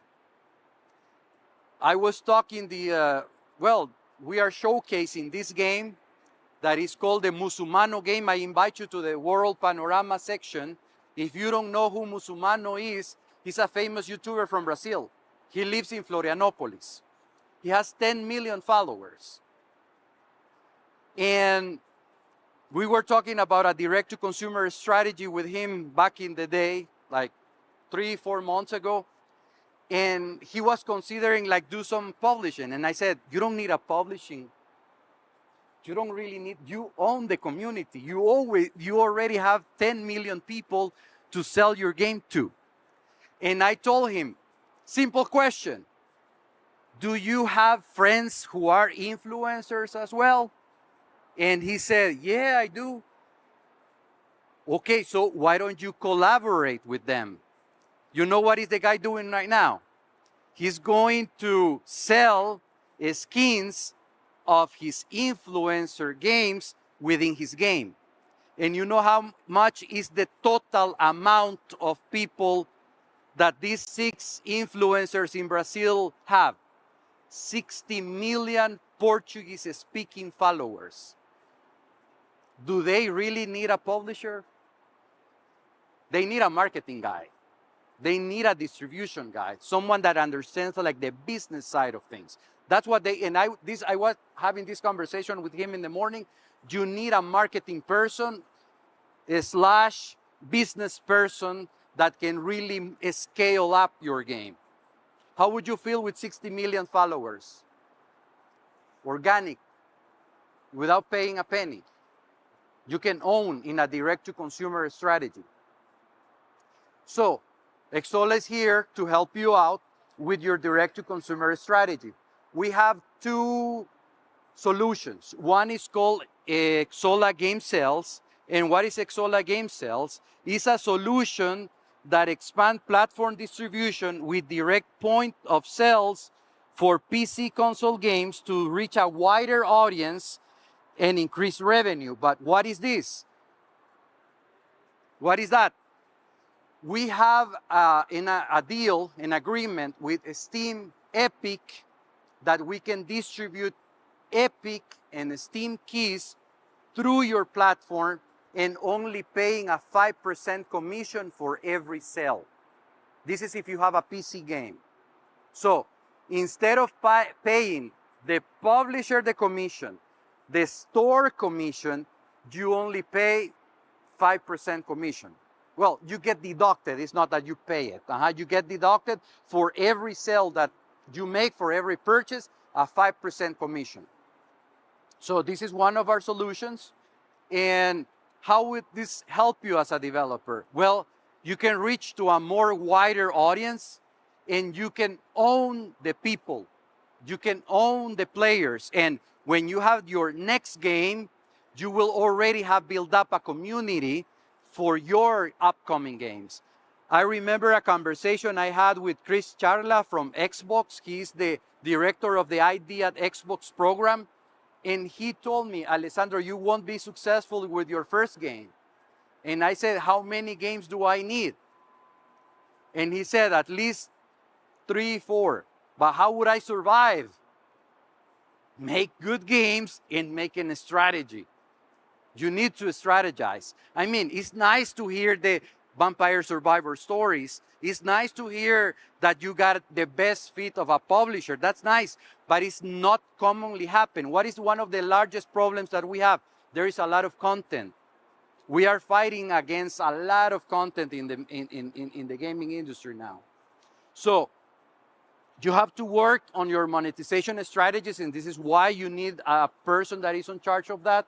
And we have a solution for mobile developers. And this is our web shop solution that is setting the trend. You know this thing going on with some big companies regarding the distribution in their stores? We got you covered. We have a solution that is called web shop and is the most cost-effective solution to maximize revenue. This is for games that are with a free-to-play model, and we provide you with a branded store where your current players can go and make purchases of virtual items and virtual currencies. And we make something that is called entitlement. So it means that if you use our Logi system and you integrate with our solutions, people will be able to redeem wherever they buy in the web shop, in the mobile game, in the web browser game, or in the PC version game. And you know that the commission for this is only 5%. We are only getting 5% and putting 700 payment methods across the globe to help you with user acquisition. So this is the mobile web shop. If you want to know more, we are on the other side and we'll be happy to speak and talk with you about this. And I think that'll be it. I think like I already did my 45, so thank you, gracias, and obrigado.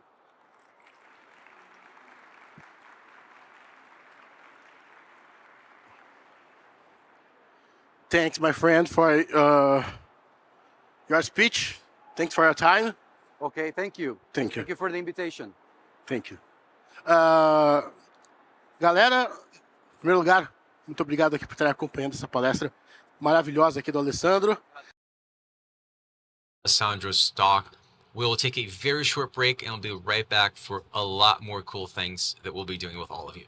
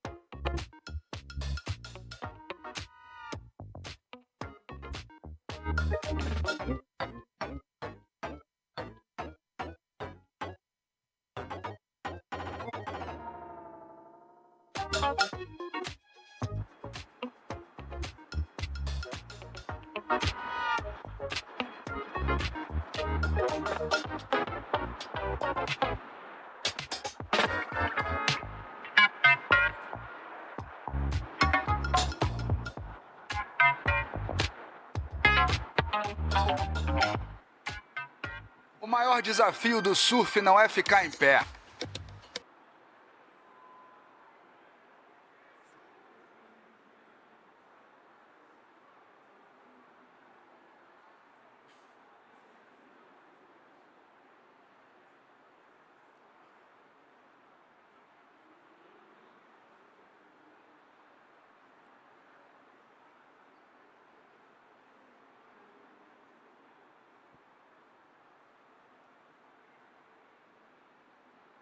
Estamos de volta! Falei para vocês que ia ser bem rapidinho, mas a gente tá So com we're back. o Bianco So it por was a aí. quick Tá... break. Bianchi's walking around.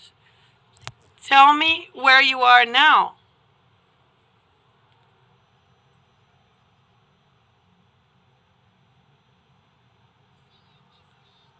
Hey guys, I am Bianco Landi. I'm here to see the games around Big Festival.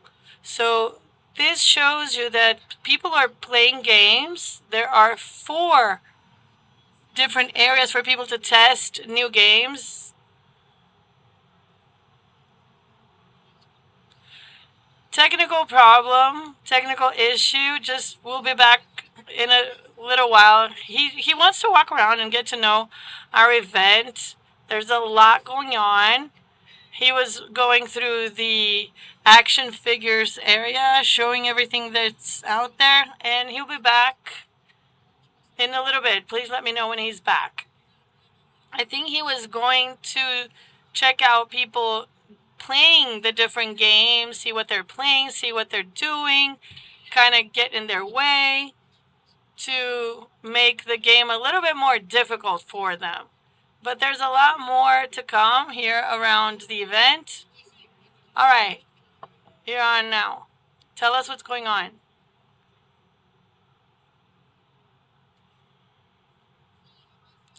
Hey guys, I'm Bianco Landi, back again now to show you something different here during the event. So there are some games that can be tested back here, and there's actually a voting going on for the best games. You had the festival games because this is where a lot of people are coming to have new experiences, to get to know new games, and independent games as well. So I wanted to talk to them. Let me try to get in the way of these people who are playing. Let's see who we can talk to. So let me ask what the game is about. We have mobile games, we have computer, console games. Let's see what's going on. Hey, buddy. Please excuse me. How are you? What's your name? Oh, I'm sorry.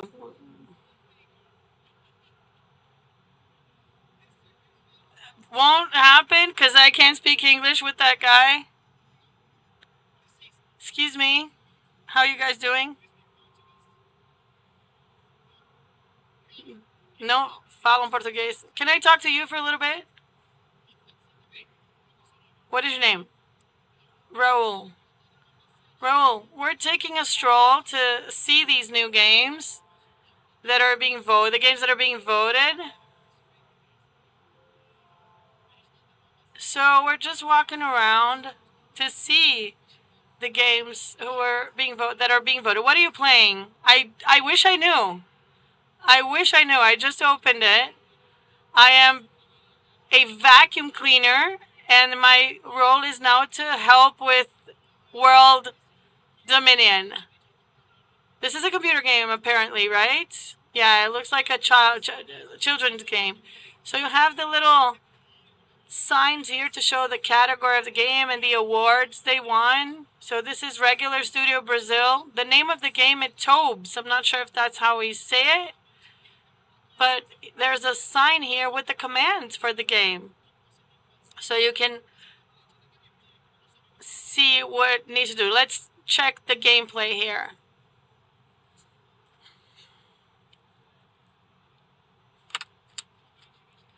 Apparently, there's a tutorial here. You can hold to skip. Just hold to skip. Let's see what's going on. So this is a robot vacuum. I have to say, I have no idea what is going on. I don't know what this game is. The tutorial would have been useful. That's the problem with not watching the tutorial. Am I sorry I didn't? No, I'm not, but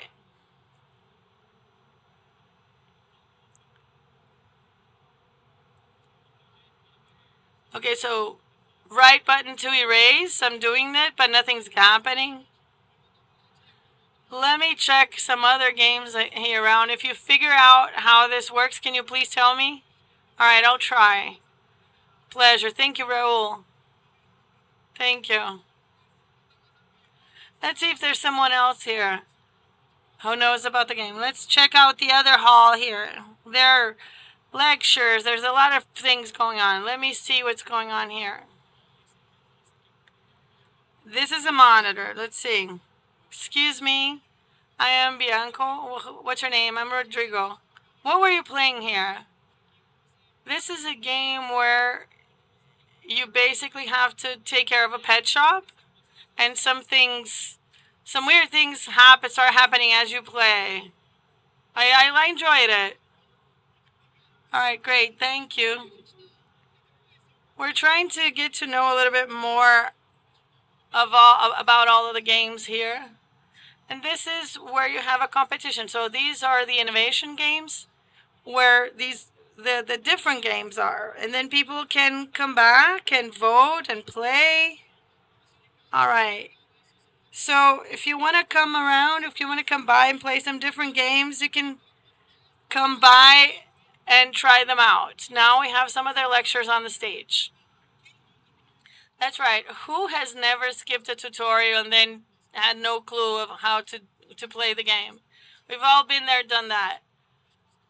Okay, so I hope you're all ready and prepared for another panel. We have another great presentation, but before we start, let me just remind you that you can submit your question through the app, ask.bigfestival.gg. The best questions can be answered live on stage, so don't miss out. And the next presentation is about Zepeto and how you can use brand pop-ups to increase your revenue. So Joy Lee is the CEO of Zepeto. Hi, can you hear me okay? So I don't hear myself, I can tell. But yeah, my name is Jay Lee. I'm from Zepeto. It's a pleasure to be here. Thank you for coming. And for those who are streaming online, thanks for tuning in. When you saw the title, what did you expect? It's definitely not a straightforward title, right? I'm happy to unpack today.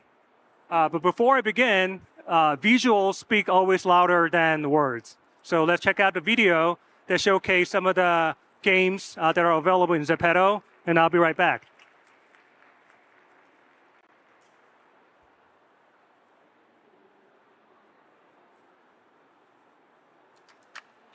Sorry. Okay. Here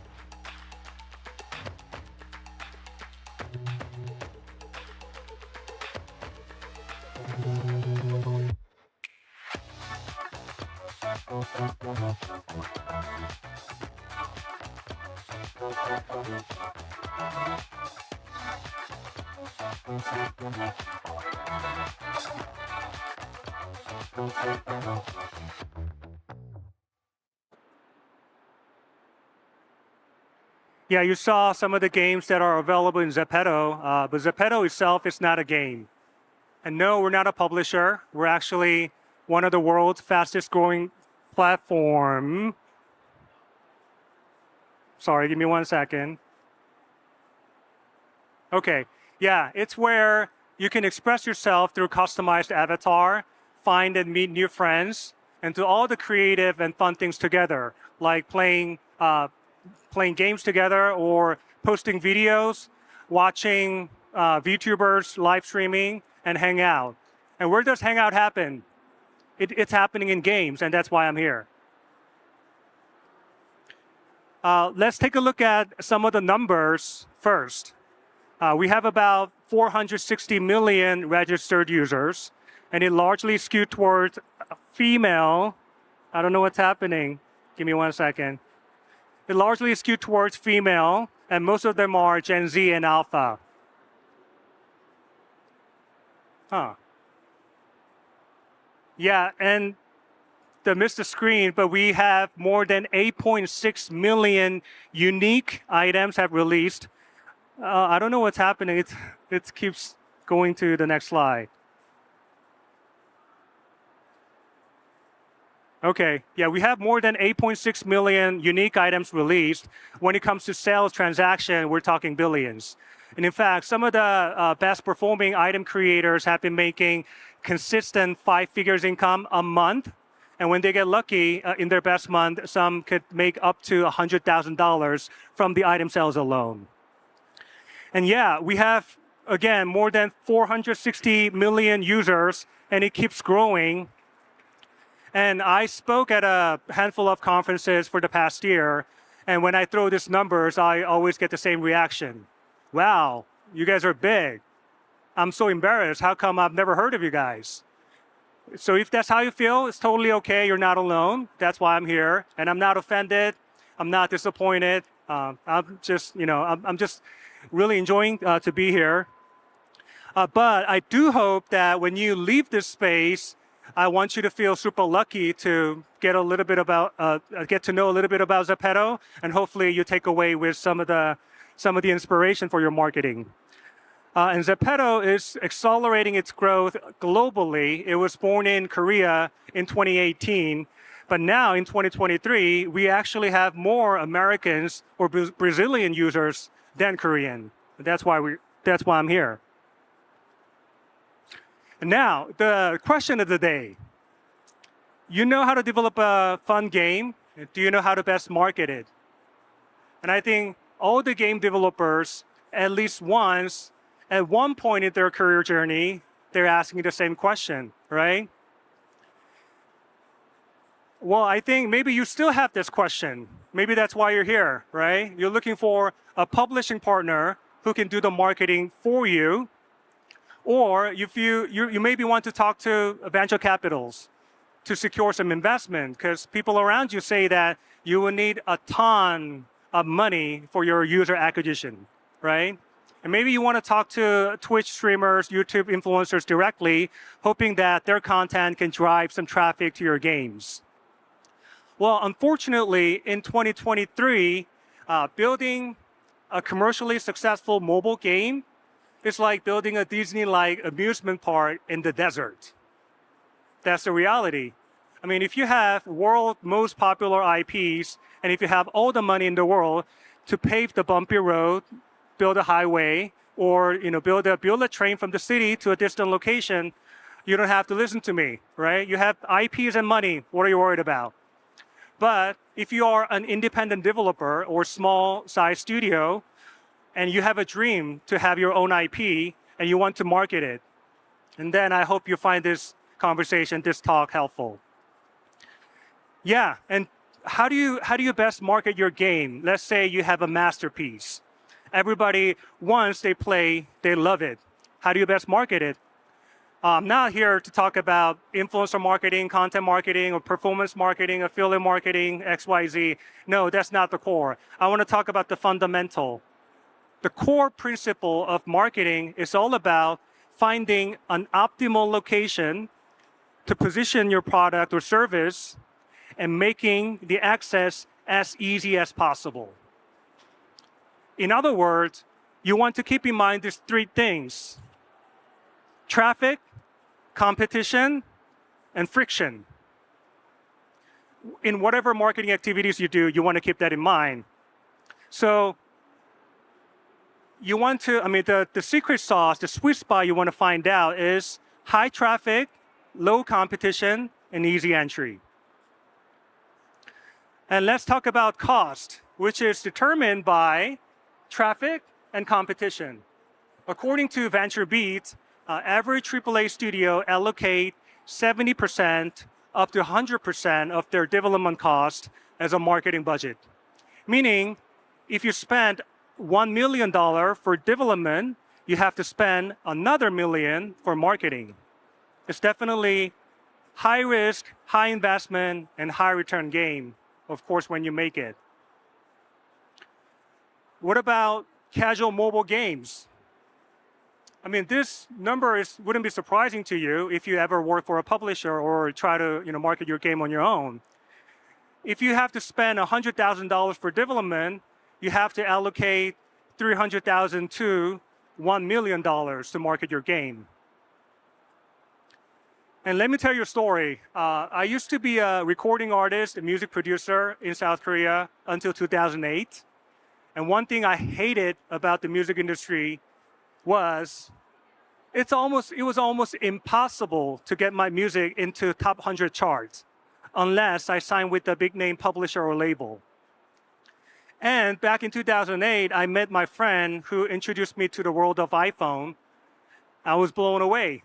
It was crazy. Everybody who purchased their new iPhones, they open App Store day and night, multiple times a day, checking out what new games, what new apps are available, right? High traffic and low competition because iOS, Objective-C, touch interface, everything is new. Everybody had to learn the new development environment, right? So the competition was relatively low. Even iBeer type of apps made money back then. And the company that I joined in 2008, the company went public with their best title that they developed within 2 years from the birth of iPhone. And Is there any other title yet? No. So that's the reality of the mobile game. And out of these three, Roblox is your best bet. If you spend $100,000 for development of Roblox game, according to Nave, you still have to spend 50 grand. But compared to AAA or casual mobile game, this is not bad, right? Let's talk about competition. How many apps, how many games are out there? There are millions of apps, and half a million are games. You have to compete against these numbers. And let me ask you this. When was the last time you opened the App Store, browse through, and find the new games downloaded on your phone? Well, you can't tell me, but I asked the same question to my coworker. She said 3 years ago. Yeah, that's the reality we're living in. Looking into Roblox, there are a couple great things about Roblox. One, the younger audience. You know, millennials or older, you know what you want. I know what I want. You still play Battleground, Counter-Strike, or, you know, League of Legends, right? But younger audience are more open to new ideas, new games, and definitely high traffic right there. And in terms of the entry, it's a lot easier because you don't have to download an app, right? So there's two checkboxes here. One problem Roblox has is, it's not their problem, but it's your problem, is number of competition. There are 40 to 50 million experiences in Roblox. Good for them. I'm jealous, but not the best news for you. So here's my elevator pitch for you. Zepeto has 460 million users. High traffic, check. And we're new. We only opened our Zepeto studio 2 years ago. So there are only thousands of worlds yet. So low competition, check. Plus, it's built on Unity. If you're already familiar with Unity, the barrier, the learning cost is pretty low. And even for the users, they don't have to download a new game. It's launchable from Zepeto. And I want you to imagine what happens when your customers are not just players, but they're storytellers. Zepeto is also an avatar-centric social network and social media. People create posts, video posts, and they publish in Zepeto. And one thing you probably want to know is this ability. You can tag the world that you are in, just like pinning down the location when you upload your photo or video to Instagram. Imagine your players are taking selfies, creating, telling their stories, utilizing the assets in your game as their ingredient for their storytelling. And this is just not happening within Zepeto. It happens outside of Zepeto too. If you go to TikTok and look for Zepeto hashtag, it has 24 billion views. To put that into perspective, it's more than Animal Crossing, InView, Sims, Evergreen Live, all of them combined. And you know these games, right? They have been around for more than a decade. Compared to them, Zepeto is a newborn baby.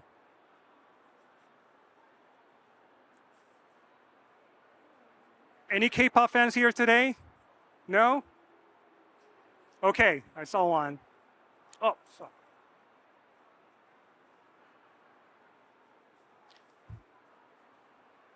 Yeah, so K-pop is one of the mega trends Zepeto got lucky enough to piggyback on. One great example is this Blackpink Ice Cream Zepeto version music video with Selena Gomez. That video was released about 2 years ago. And on YouTube, you can look it up. On YouTube, it's got 140 million views. And back then, we didn't open up Zepeto Studio. So we had to build a world from scratch with our internal team. But imagine the world you build would be used as a music video stage by these K-pop artists, and those videos getting hundreds of millions views. Your life's going to be a lot easier when your friends are so busy working on optimizing cost per install performance campaigns and busy reaching out to influencers. And not only the K-pop artists or celebrities, the world's most popular brands and IPs have been partnering with us. Automatically went to the next page. Yeah, from the fashion brands, CPG, F&B, you name it, there's tons of brands. The problems that Zepeto facing right now is not a demand issue. It's a supply issue. Oh. All these brands want to partner with us. They want to do some sort of an activation campaign. You can imagine Hyundai, when they want to reach out to 14, 15-year-old potential customers, they're going to get a driver's license in the US a year later. And when their parents ask them, hey, out of Hyundai, Toyota, or Honda, what would be your choice? And they will remember the playful experience they had in Zepeto. That's why all these brands want to partner with us. And they're looking for developer partners who can provide venue, interactive experience so that they can integrate their brands into it.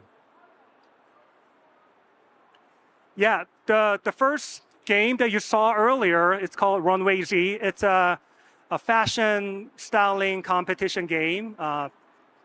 Users can be stylists or they can be models showing off their model walk.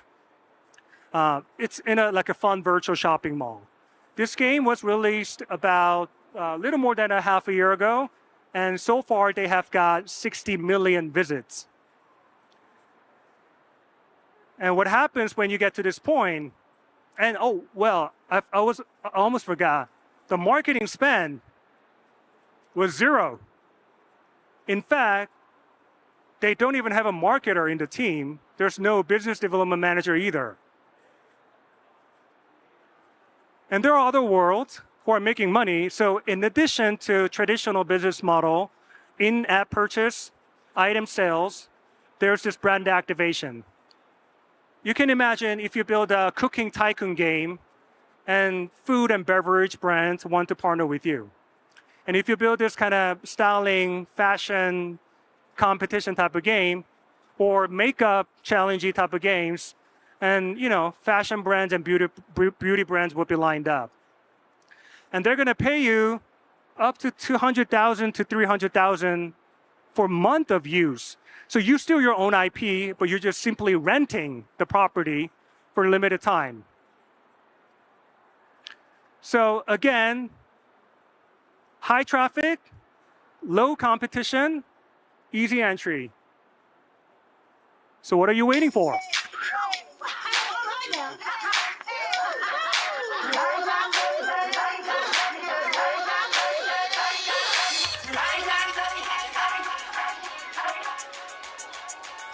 And that goes a little something like this. Here we go.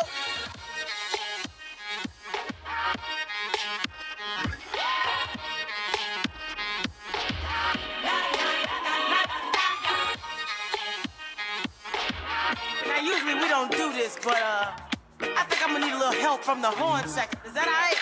Yeah. And that goes a little something like this. Here we go. Go, go, go, go, go, go. Don't that feel real funky, y'all?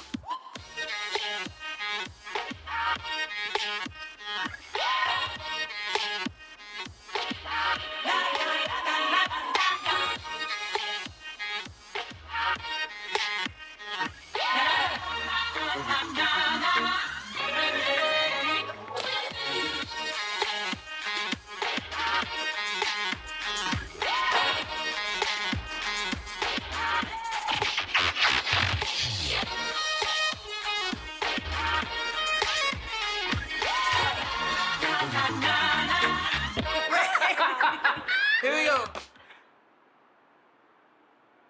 All right, thank you so much. I'm around. Ben and David are here.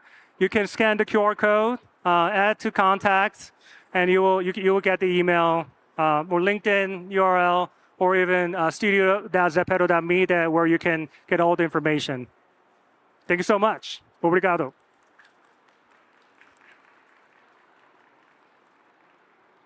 And I'm available for questions. So if anybody has any questions, raise your hand. And am I getting a headset to hear you? We'll see.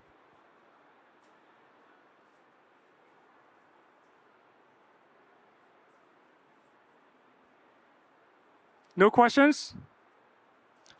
Is there any questions online or no? Okay. All right. I hope this was straightforward enough so that you understand. Yeah, check out studio.zapero.me and I hope to see you soon. Thank you so much.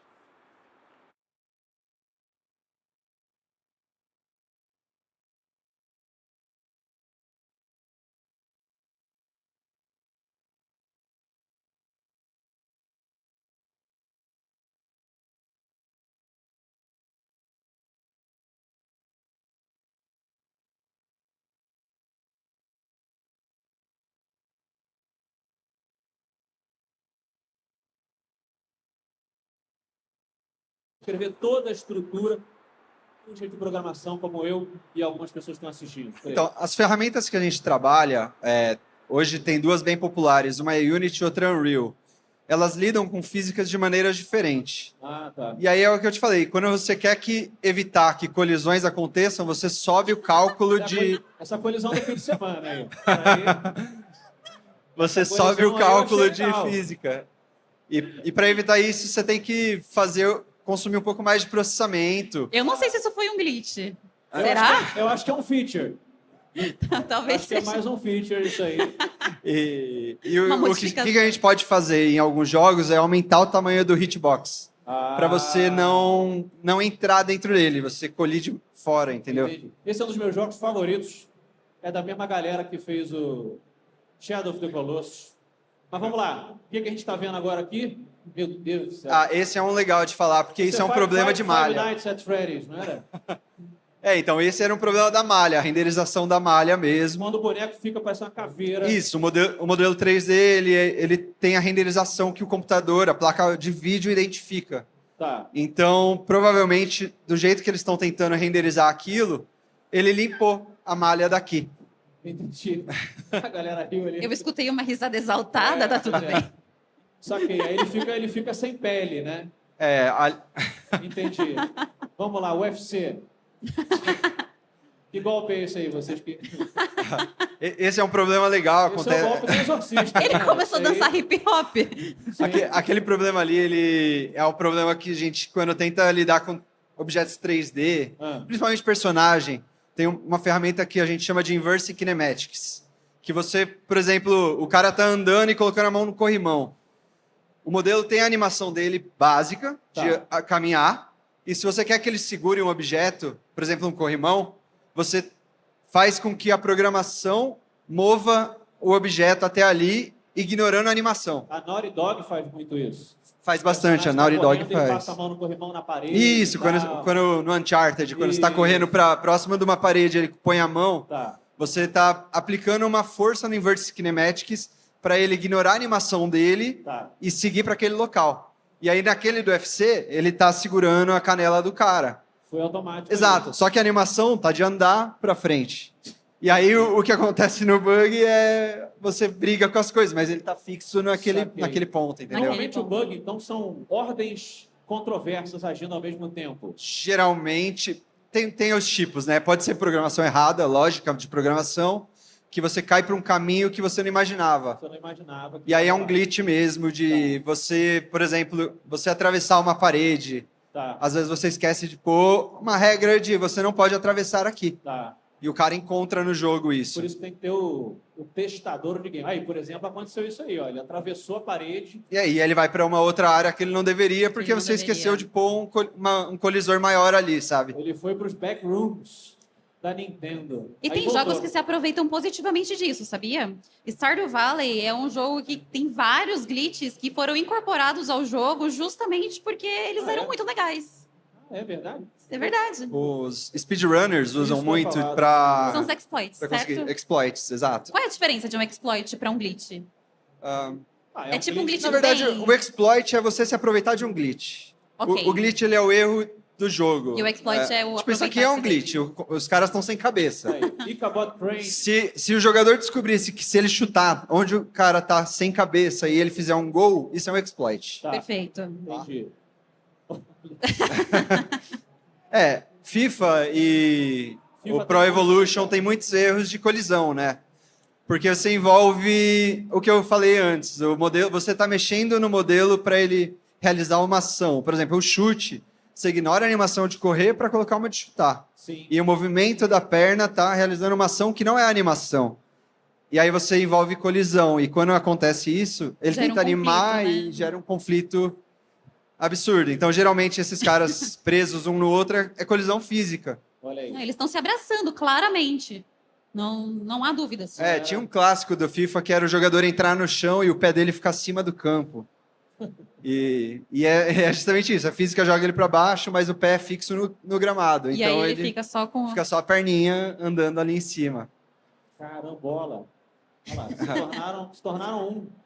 Aí é um caso. A animação tá falando para ele, você tem que levantar. Só que a física tá falando, você tá preso com esse cara. É o que eu te falei, são duas ordens. Duas ordens diferentes que não conversam. Sim, sim. Jeitos de arrumar, por exemplo, quando você der uma animação dessa que você sofreu uma falta ou algo do tipo, a programação poderia falar, ignora a colisão e volta a sua animação ao estado original. Entendi. Então ele vai sair e aí na programação a gente também fala, você afasta um do outro e os dois voltam para a animação original. Entendi. Só que para você corrigir isso, acaba carregando mais o jogo, pesando mais no processamento do jogo. É uma regra a mais que você tem que dar. Ou se você quer corrigir a física, é mais processamento. Se você só quer uma lógica a mais, é um bloco de código a mais que você tem que prever e colocar dentro do código. Certo. Então, geralmente um update, um patch, alguma coisa, eles estão colocando... Se for um erro de lógica, eles estão colocando um código a mais no jogo que vai corrigir. Agora, ali, o clássico, clássico do Michael. O que tá rolando? Eu acho que é o troféu, tá com problema de renderização. Troféu voando, nossa. Aí é o Kinematics que eu falei, ele tá segurando o troféu e o troféu tá bugado mesmo, tá indo para trás dele. Sim. Certo. Sim.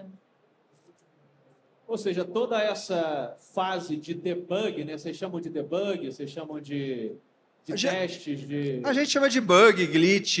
Não, mas a fase que você está fazendo esses testes para que o jogo não seja enviado para casa das pessoas... Ah, sim, é o pré-release, a gente chama, né? Então, quando a gente termina a etapa de desenvolvimento, a lógica do jogo está funcionando, o beta. O beta, na verdade, ele é o jogo pronto, que falta um pouquinho para ele estar lá. E aí a gente coloca ele para beta, para a galera jogar e encontrar esse tipo de erro. E aí a gente geralmente tem um rastreio do que o usuário está fazendo. Esse é um erro de Normalmente malha. isso é reportado 3D. Automaticamente para o desenvolvedor do jogo? Alguns casos, sim. Em alguns casos, os principais, né? O jogo fechar, quando não deveria, travou tudo, fechou o jogo. A gente recebe, às vezes, um aviso. A gente tem analytics, né, que são ferramentas para a gente entender o comportamento do usuário e que a gente pode saber o que eles estão fazendo. Sim. E aí essas etapas pré-release. Bem saudável, Você né? vê que amor de mãe não muda, né? Exatamente. Nasceu o anticristo, mas ela está olhando como se fosse... Esses são casos... Ele é um caso meio específico esse do The Sims, mas ele pode ser um caso de processamento. Existem algumas coisas que a gente faz no 3D que a gente chama de level of detail, que é o nível de detalhe dos objetos. Então, quando você está renderizando um objeto e você está com a câmera bem afastada, a gente não precisa ver ele em alta definição, porque você não vai ver todos aqueles detalhes. Por isso é verdade aquela coisa que quando você joga um jogo, principalmente em primeira pessoa, e quando atrás o jogo ele está todo embaixo, ele desliga tudo. Ele desliga tudo. Você só renderiza aquilo que você está vendo. Tanto que determinados jogos que não estão assim, né, afinadinhos na programação, se você vira muito rápido, você vê popando. Você vê as coisas popando e aparecendo ali. Exato, porque quando a gente lida com renderização, processamento gráfico, o jogo nem sempre ele está pesado por causa da lógica. Muitas vezes ele está pesado por causa do gráfico, do visual. Sim. Minecraft é um bom exemplo disso. Que Minecraft, você vai, as chunks vão carregando conforme você... Minecraft faz umas coisas muito legais para otimização, que é ele colapsa um bloquinho em vários blocos para se desligar. E ele desliga um bloco inteiro, que a gente chama de chunk. As chunks, Ele desliga uma Pedação, chunk. né? Um pedação. Produção, Exato. dá para colocar mais uma rodada? Ou fechamos ali? Fechamos. Entendi. Cara, isso é maneiro, porque a gente experimenta do nosso lado jogador o defeito, o bug, né? Às vezes a gente explora o bug, como você falou, para passar, Explora. mais rápido, mas entender como a coisa funciona é muito maneiro. É legal. Obrigado pela muito oportunidade legal. de mostrar. Imagina, você foi incrível, eu achei maravilhoso. E onde que o pessoal te encontra, se quiser conversar mais com você? Acho que eu não tenho meu e-mail aqui, mas quem quiser me adicionar no LinkedIn ou Instagram, qualquer coisa, Felipe Moretti, vocês vão me achar. Pode entrar no site da Webcore, quem precisar mandar um e-mail, webcore.com.br/games, se eu não me engano, tem a área de games. Manda um e-mail lá, felipe.moretti@webcore.com.br. Me manda um e-mail também, quem quiser falar comigo, estou disponível, responder dúvida. Também vou estar aqui embaixo, então quem quiser falar comigo depois aqui pode entrar em contato. Então, eu ia falar para a gente bater palma meio bugado assim, mas não vai fazer som. Então vamos bater uma salva de palmas aqui para o nosso amigo. Salva de palmas. Obrigado, pessoal. Obrigado, queridão. Muito obrigada. Valeu mesmo. Vou pegar um. Claro. Minha amiga Pirulita, Bruna, a gente Eu? vai fazer uma pausa no palco aqui. Ah, é? É, e aí vamos jogar o nosso feed. Vai ficar bonito. Valeu, queridão. Pode ficar à vontade. Muito obrigada. Vamos lá para o estúdio do Big. É isso mesmo, galera? Para ver o que está rolando lá, enquanto a gente bebe uma água aqui. Ou uma TNT. TNT, afinal, né? Palco do anime, vai TNT. Pela TNT. Vamos lá então para outro palco. Valeu, galera.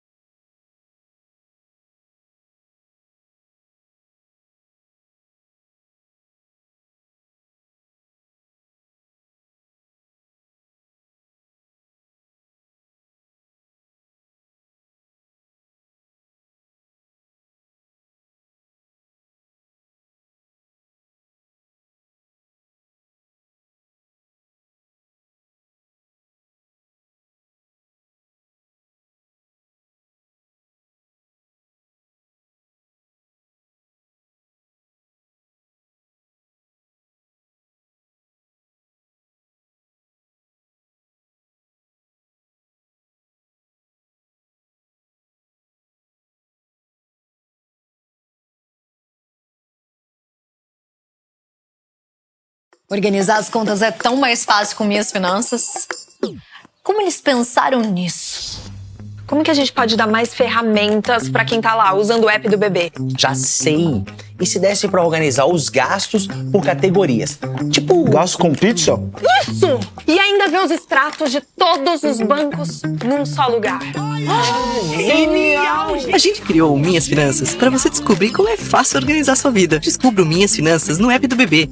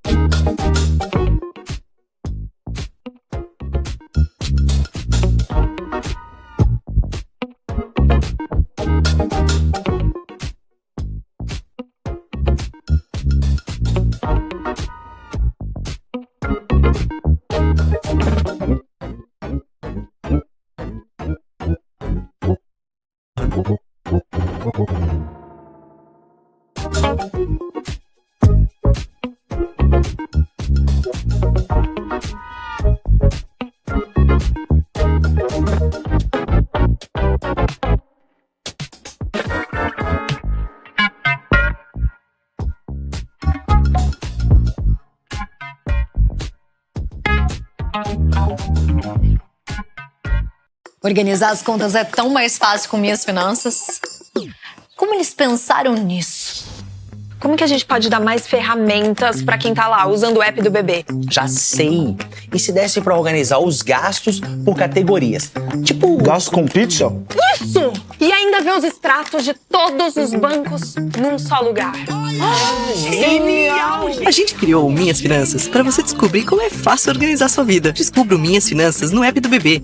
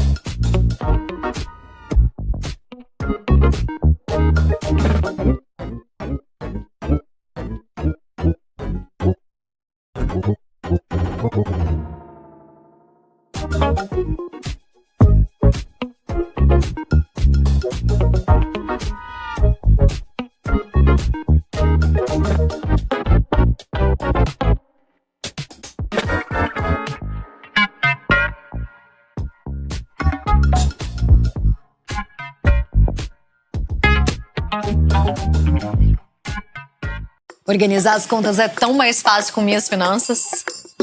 Como eles pensaram nisso? Como que a gente pode dar mais ferramentas para quem tá lá usando o app do bebê? Já sei. E se desse para organizar os gastos por categorias? Tipo, gasto com pizza? Isso! E ainda ver os extratos de todos os bancos num só lugar. Genial! A gente criou o Minhas Finanças para você descobrir como é fácil organizar sua vida. Descubra o Minhas Finanças no app do bebê.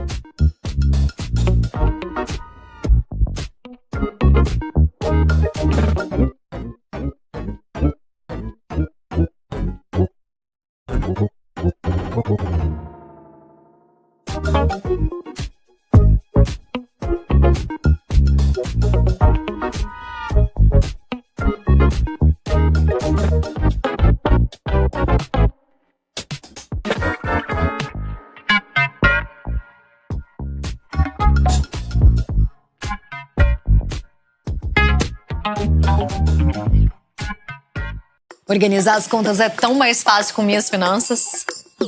Como eles pensaram nisso? Como que a gente pode dar mais ferramentas para quem tá lá usando o app do bebê? Já sei. E se desse para organizar os gastos por categorias?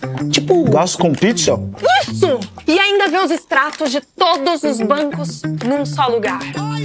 Genial! A gente criou o Minhas Finanças para você descobrir como é fácil organizar sua vida. Descubra o Minhas Finanças no app do bebê.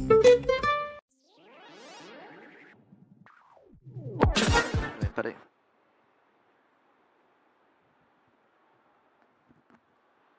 Mas pelo menos eu sei que todos vocês estão me ouvindo, né? Porque eu estava ouvindo meu próprio eco aqui. Mas vamos lá, né? Então a gente vai falar um pouquinho aqui hoje de como crescer o seu game mobile em 2023. Bem, ele já apresentou a gente, mas eu vou falar um pouquinho. Vou falar pouco porque a estrela do show é a Luana, ela vai falar por mais tempo. E nós vamos cobrir alguns tópicos interessantes. Over for me, but before I tell you what topics we'll be covering, I'd like you to take note how to reach out to Leandro and Luana later. Well, first of all, help my app at google.com.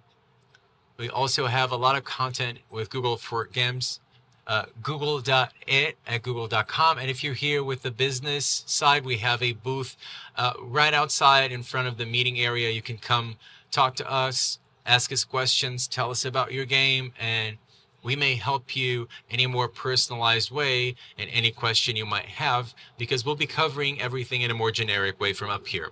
Well, these are the 4 building blocks we'll be covering, and this timer is making me a bit nervous. I don't want to look at it, so I'm taking a few steps forward. So we'll be talking about fundamentals of growth, and then I'll be turning over to Luana, and she'll be talking about how to actually measure what's going on inside your game, whether it's growing or not, whether you're having success with your players and users, how to build creatives that will help you drive your game and take your game to the next level. And then I'll be talking about smart investment. So we'll be talking about user acquisition at the end as well. And at the end, we'll have a little bit of time for you guys to ask us your questions, okay? So please hold on to your questions until the end.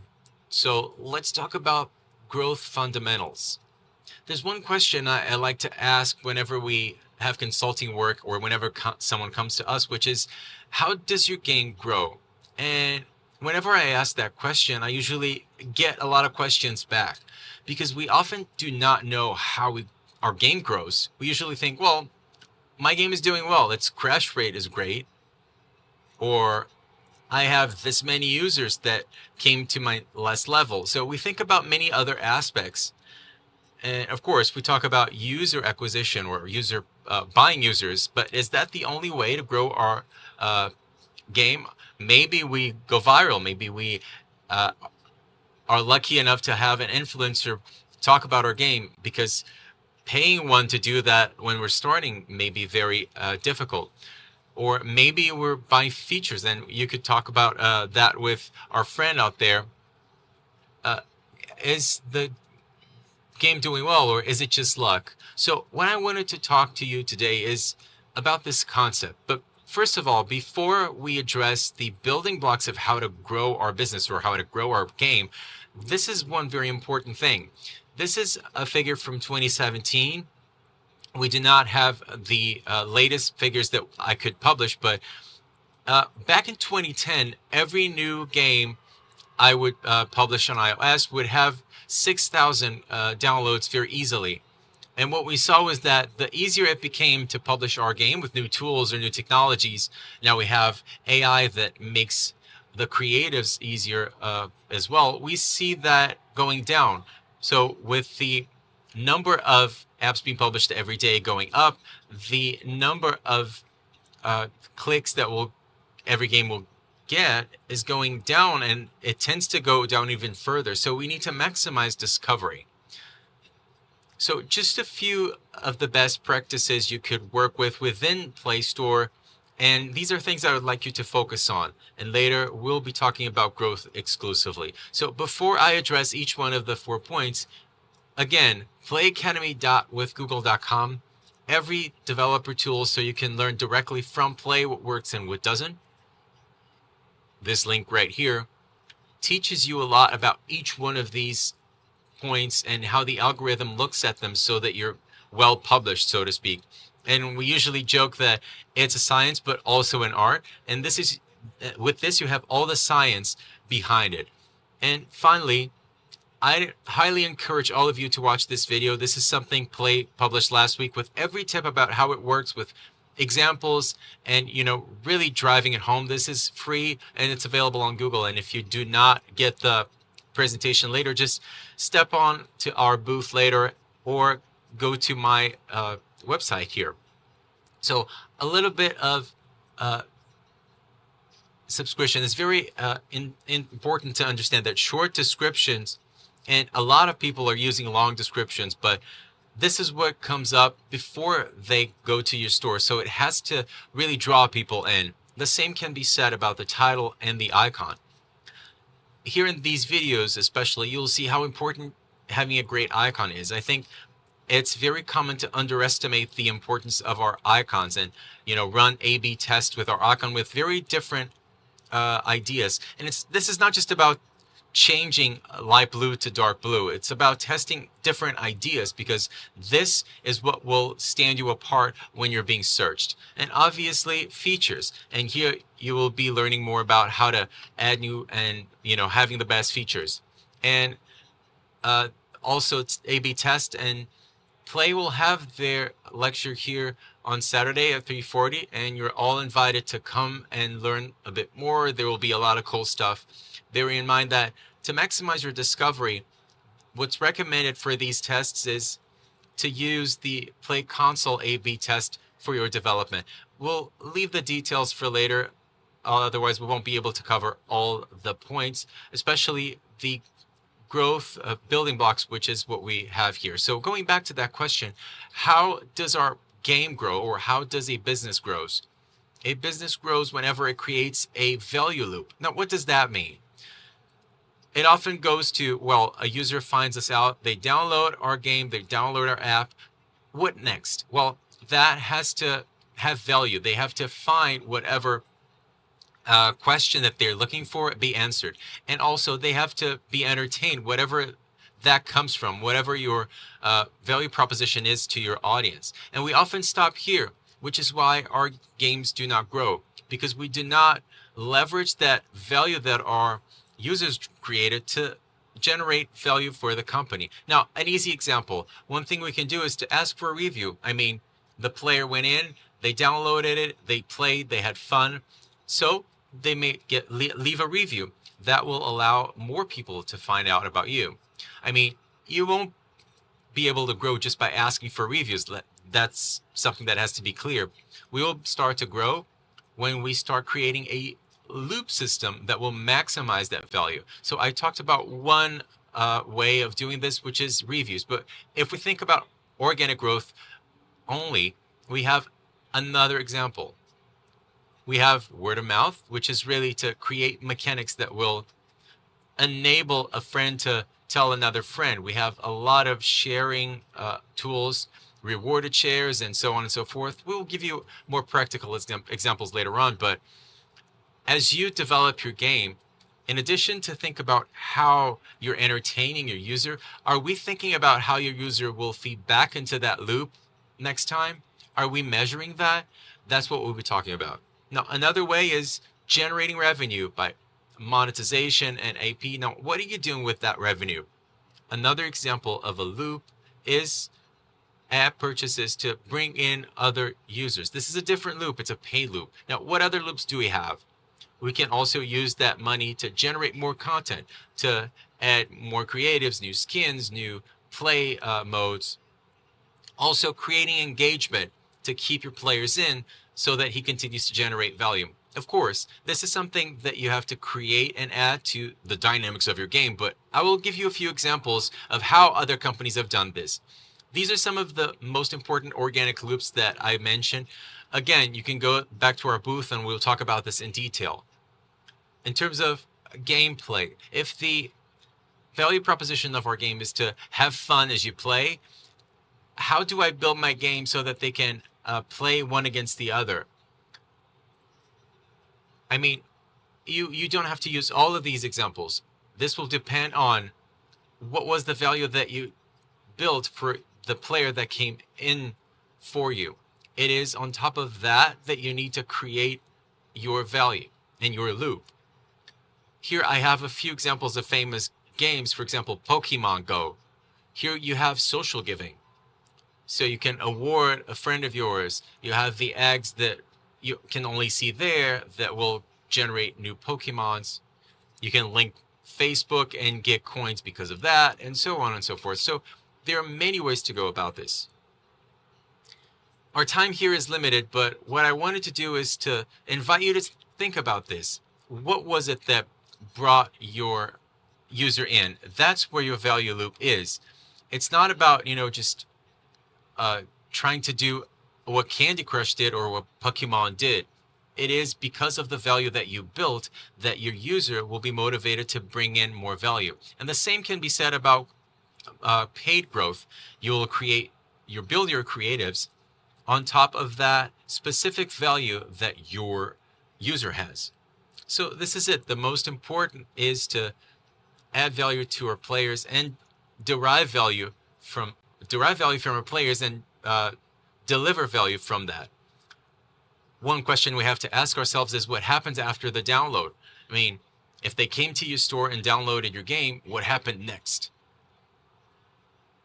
And this is where the magnifying glass comes in, and Luana will be talking about how we can measure things and how can we go forward from there. Luana?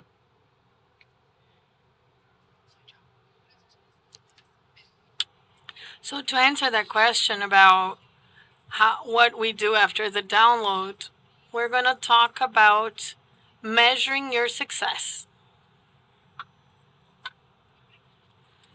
And in order to discuss this topic, we need to understand the differences involving performance. So we're going to talk about performance objectives, performance markers, and the performance indicators. These are different things, and we need to understand each of these elements so that you can start designing your optimization strategy.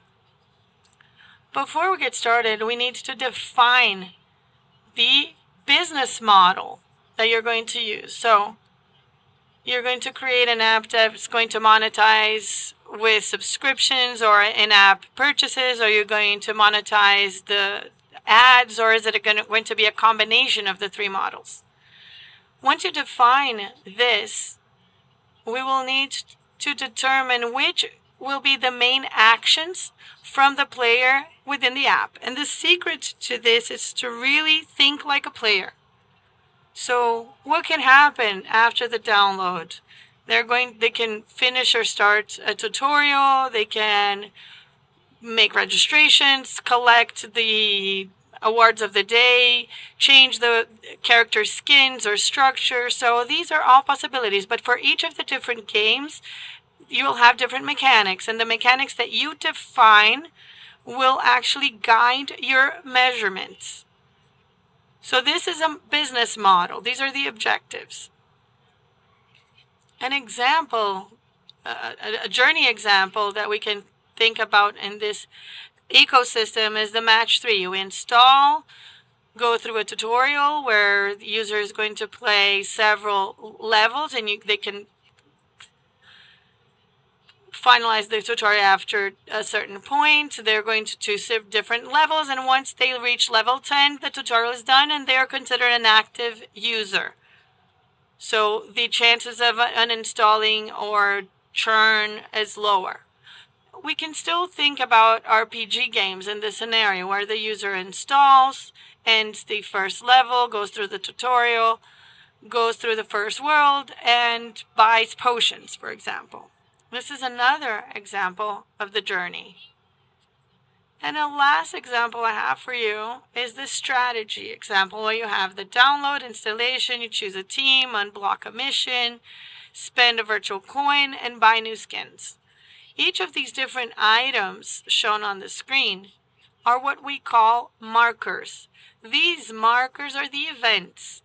So events that take place within the app that will be your success indicators through the player progress in the app. These are the markers we're going to use to start talking about measuring in the acquisition context. So what does this look like in practice? We need a Firebase, which is our attribution tool and measurement tool. And using this project, you actually create a project within the tool. And as soon as you have it done and created, we'll be able to collect some SDK codes that will basically guide the markers that we were just discussing. As soon as you choose and define this journey of what will be the milestones for your player within the game and will allow them to progress and stay in the game, and send these signals to the Firebase, we'll start talking about some other things that are also related to monetization improvement. So how is this going to be done? So you mark this as conversion in the Firebase. This marking will signal which are the important markers for you. Then you'll connect with the tools that you're going to use as strategy. For example, connecting with Google Apps. We'll talk about that in a moment. And as soon as you have these connections, you'll import the Firebase examples to start talking about the acquisition strategies, for example. So how do you assess success after you build all of this. So you have your performance objectives, your performance goals, the definition of performance markers, and we start talking about the performance indicators. For each of the different phases in the game and for this defined strategy, there are specific markers that can be observed within the journey. So if you're in a scale phase, the most important metrics are going to be impression, cost, even the CPI. When we look for installation efficiency, we're talking about CTR, impression, CPI, like I said, in the scaling phase. And then you have to assess the ability of running your ads and the format and concept you chose to bring in the right audience to add to your results. From right to left on the screen, we'll start talking about things that are more related to profits, to profitization. Then you start talking about users and how you observe their performance within the journey. And then we talk about true efficiency, ARPL, ROI, etc. For each of these different phases, we have different strategies, and they are not incorrect. They're not wrong. None of them are wrong. We just need to define what is the best moment for each of them. So that said, we can now talk about creatives. How can you create impactful creatives to align the KPIs with the performance goals and indicators so that in practice, when you're running a campaign or really advertising your app? So here we're going to talk about your window for your game. What are the key resources, the key features you need to use? Remember A, B, C, D, E, and how you can optimize the structure. The reason that creatives are important is because this is the differential of the overall performance. So if you have good creatives, the performance will be better. 5 to 35% of your result will rely on what you advertise or divulge in your creative. So this is the weight that this feature in your strategy holds in this ecosystem. And 50 to 80% of your results are based on apps. So these metrics show why you need to really employ great efforts for the quality of the creatives when you are creating your expansion strategy. So what are these creatives? For Google Ads, we're talking about text, image, video, and HTML5, which is different from what we saw in Google Play. But the optimization strategy is very similar. So with text, we have titles and descriptions with specific number of characters that you can work with. For images, we choose some key dimensions that will be adapted for different formats for your campaign. And so if you really dedicate key features for each of these architectures in the strategy, it will be extremely important for you to create an efficient acquisition strategy. So what are the ABCDEs? Basically, it's the format of your creatives. And here, I'd like to highlight especially the video structure. So how do you attract quickly and efficiently your users with a message or an attractive image so that you can hold his or her attention in that ad or an app if we're looking at a storefront, and also showing the logo or the brand of your game depending of what you're using as a strategy. So if your brand is well known, that is also an option. So after that, once you capture the user's attention, use your brand. If they leave the app, at least you have that main impression and he knows who you are. But if you can actually hold them on your videos for a while longer, it's important to present interesting storytelling so that they can continue engaged and watching your content and eventually download your app. It's also important to think about the visual structure, so thinking about something that is attractive with good cell phone or mobile adaptation, no small text or distorted imaging.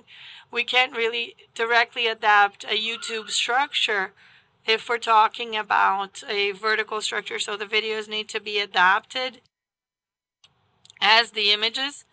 And you need clear actions. Do you want them to download the app, engage with other users within the game? Do they need to create a community? What do they actually need to do? So all of these messages need to be built and shown within your creative, be it video, image, or text.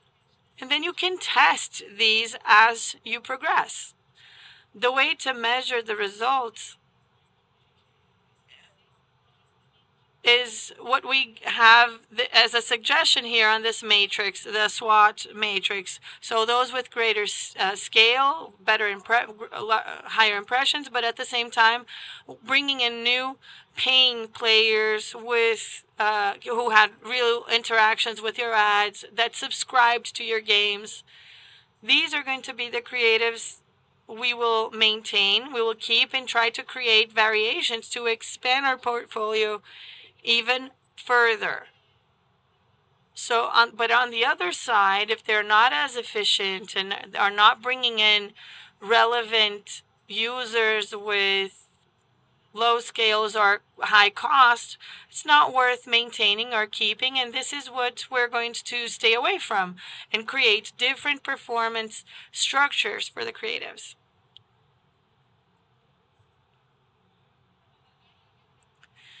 So here are some examples of how you can build these. So I ask you not to just pay attention to the super productions, because there are different ways to creating very simple things following the same strategy. So you can actually create a trailer of your game, more of a storytelling structure, backstory, introduction of the game, etc.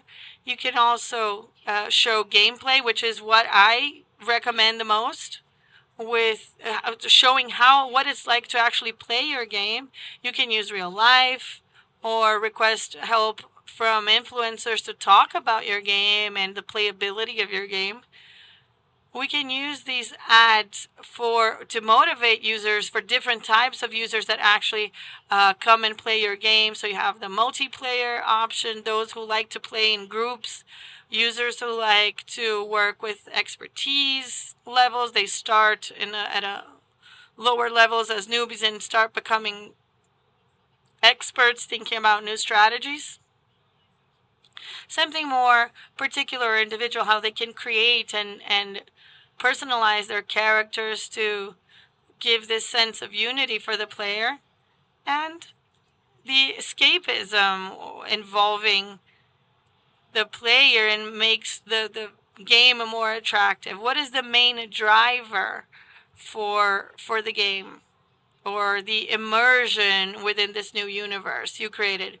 And lastly, another option we can think about is broken down by user player profile, the gamer girl or the geek player who enjoys these nerdy structures. These are some different profiles that you can work with, and all of these different options need to be very well aligned with the proposition of your game. These are things you can explore, not necessarily all of them at once, but it is an option to actually work with different formats to gain and attract different types of users. And most importantly, once you work on all of these different acquisition strategies, we need to think that once you have a group of creators or several groups of creatives, it's also important to think about renewal strategies of all of these, the content that was created. So unfortunately, you can't create just one video and leave it running forever, because the trend is to see this happen. With time, the performance tends to flatten. And once you add new creatives who can actually maintain those with a good success rate in the matrix I just showed you, but as you add new strategies, the tendency is to see other installation peaks and acquire new users with time. So it's important to add new creatives or switch them throughout your acquisition journey. The frequency of doing this will really depend on your perception in terms of exhausting the other creatives. Another reason this is important is who's never done this before? You have games with several ads, and then once you start seeing the ads, you just start ignoring them, basically because you've seen them so many times that is not going to convince you anymore. You need something different, a new incentive. And then you see this relationship of going into different types of creatives to convince the user depending on what drives them. Considering all of the scenario, I'd like to show you very quickly, really, because it's much more complex than that. But this is why it's important for you to send messages to us. But thinking about the combination of these different strategies I just showed you. But in summary, so remember, the basis of your performance is linked to the goals, markers, and indicators, the efficiency of installation, and then I ask you to remember that slide with each of the metrics. First metric, which scalability, is the foundation of your performance. Your strategy is the foundation of your performance. So moving to installation efficiency, or the creative, the quality, and the connection with your audience, and the quality of what you're displaying in your storefront. The format of these creatives will actually guide the excellence of your users or not. So this communication needs to be very well aligned with your target audience. Then we have to talk about retention. So it's no use insisting on a specific type of player if there's another feat for different types of players. It's important to increase these opportunities with new types of structures. We also talk about the surfability of the game and the quality of the game itself. If there are bugs, if it's actually working the way it should. And combining all of this, and we add the layer of profitability, which is how to optimize monetization in order to get more money. So how do you make money in practice?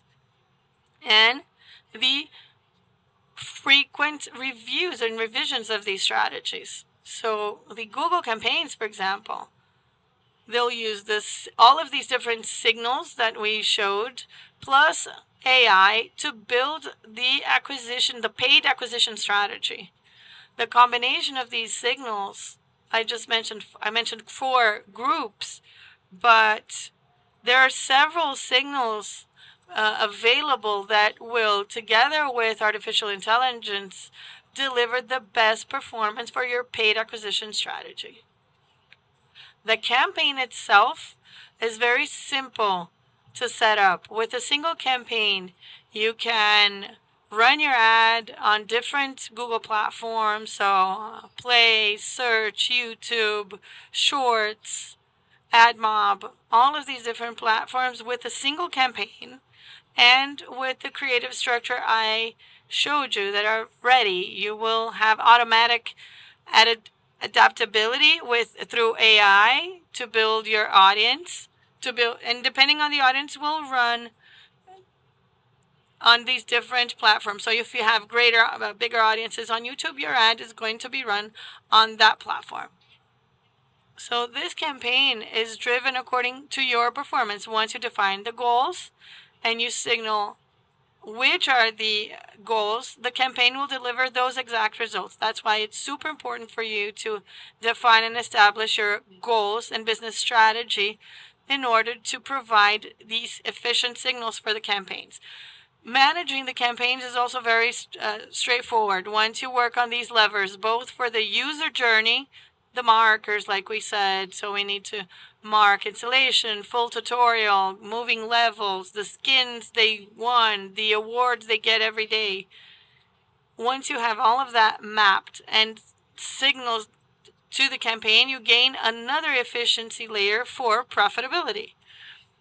And in the Google Ads structure, you can see all of these different results to make decisions of what to do or of what the next steps will be. So regardless of your business model, we have different models of campaigns for your needs. So if you're going to work on ad impressions or monetization through apps, we have strategies that can cater to your issues of profitability. We can work on ROAS to maximize your revenue as much as possible.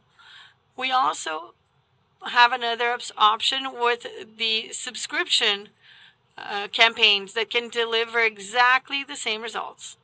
That's also possible. It's also possible to combine both strategies. So if you have these two business models, we can also use all of this intelligence and the measuring structure, adapting the creatives to achieve the same results. So once again, I just want to highlight and strengthen the invitation. If you have a developed game and want to talk to us, send us an email on Help My App or Ajuda Meu App, or visit our booth so we can talk a little bit about your strategies and think about the next steps.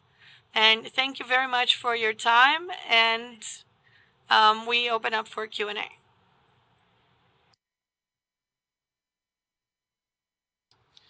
I knew I could rely on Mateus to give it up for us. Great talk. Well, we left some time for questions. I don't know. Yes, we will have some time for questions now. So if you have a question, please raise your hand. If there's anything you'd like to know, if you're curious about anything. No questions?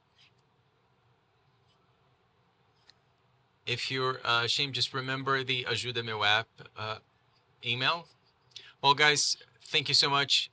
Are there any closing remarks? Well, did anyone not understand that you can email us at ajudameuapp@google.com? Well, we went over a few of the basic aspects, but especially when it comes to creating your loop and creating the user journey, you can absolutely rely on us to create that together, because that's how we will grow. Thank you so much. We will have the AdMob talk in a few minutes, so please stay with us to learn how to make money with Luis. And that's it. Thank you. Thank you so much for your time. Thank you, guys. Very well. Thank you, Leandro. Thank you, Luana. We will take a very, very quick break, and we will be right back. See you soon.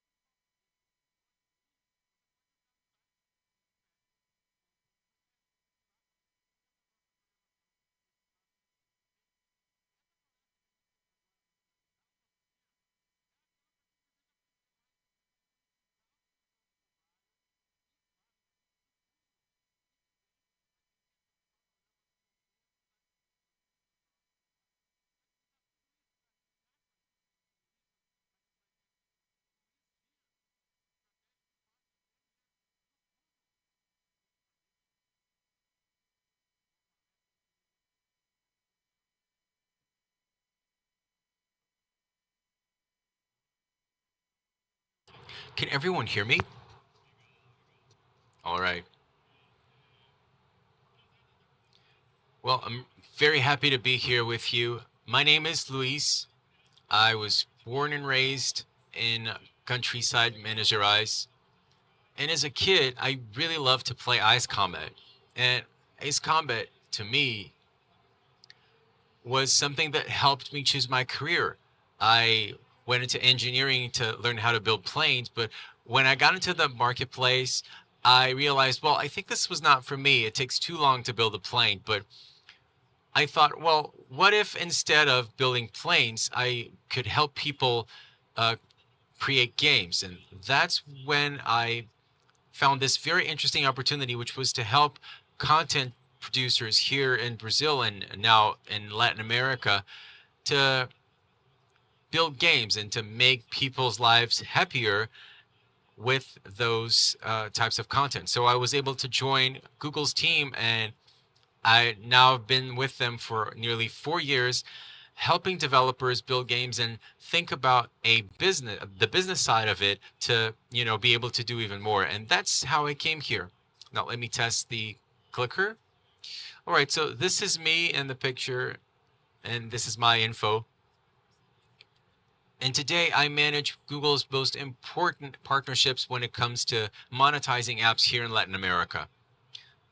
The products I work most closely with are Google Ad Mob, Google Ad Manager, and in parallel with that, at Google, we have a lot of flexibility to go into projects with other teams and work on new things. So 20% of my time I devote to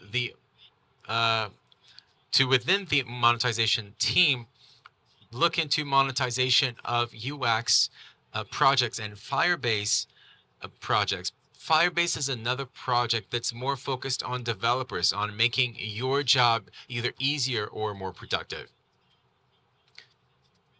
Now, let's jump into what we're here. So what is Luis doing on this stage?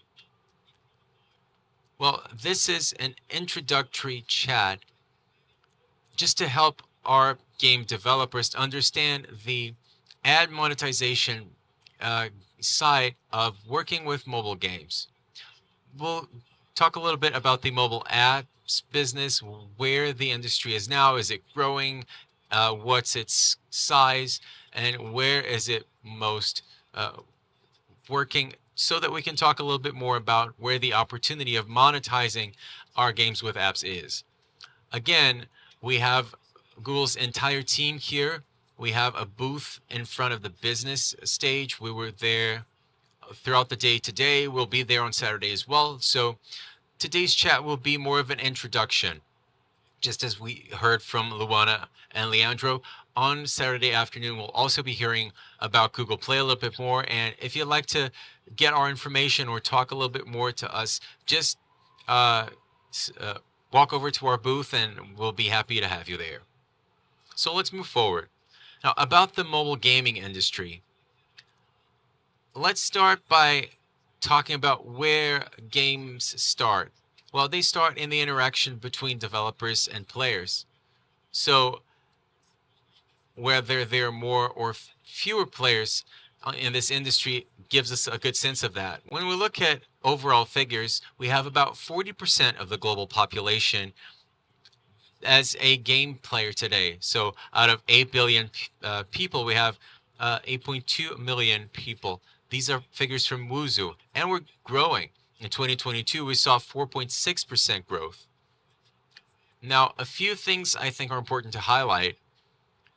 Last year's growth came very much from the Middle East and Africa. And the second area where growth was most intense is Latin America, which is where we are. Now, another interesting highlight is most of this player market is in Asia. And this is a world aside for us when it comes to culture and language for us to reach these players. So we mentioned players. Another interesting thing when it comes to business is revenue.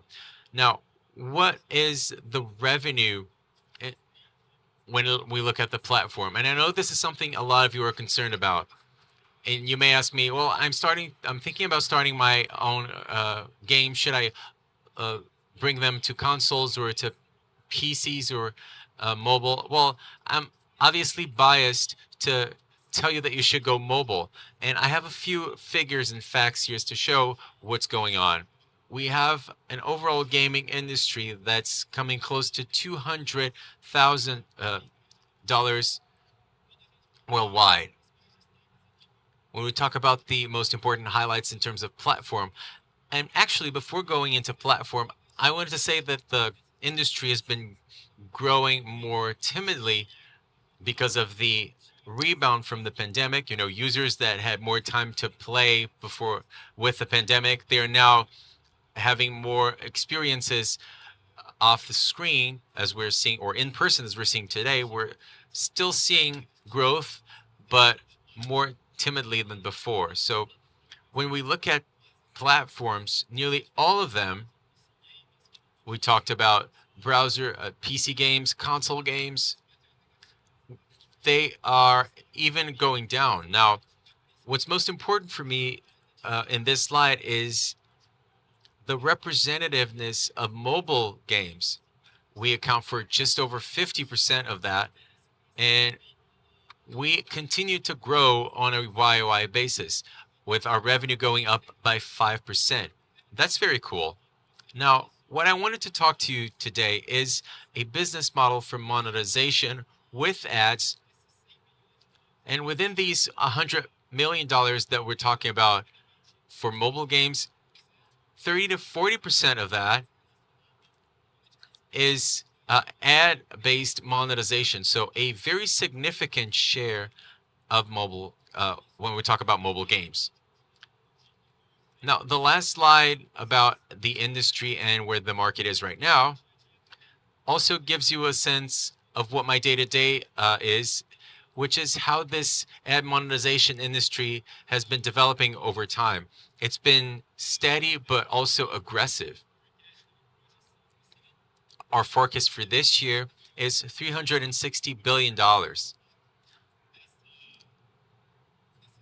Now, what stands out to me in this slide is the steady growth trend. This is something we see in our everyday work and in conversations with publishers, that this growth rate tends to slow down, but even so, this is an industry that's been attracting a lot of attention and investment as well.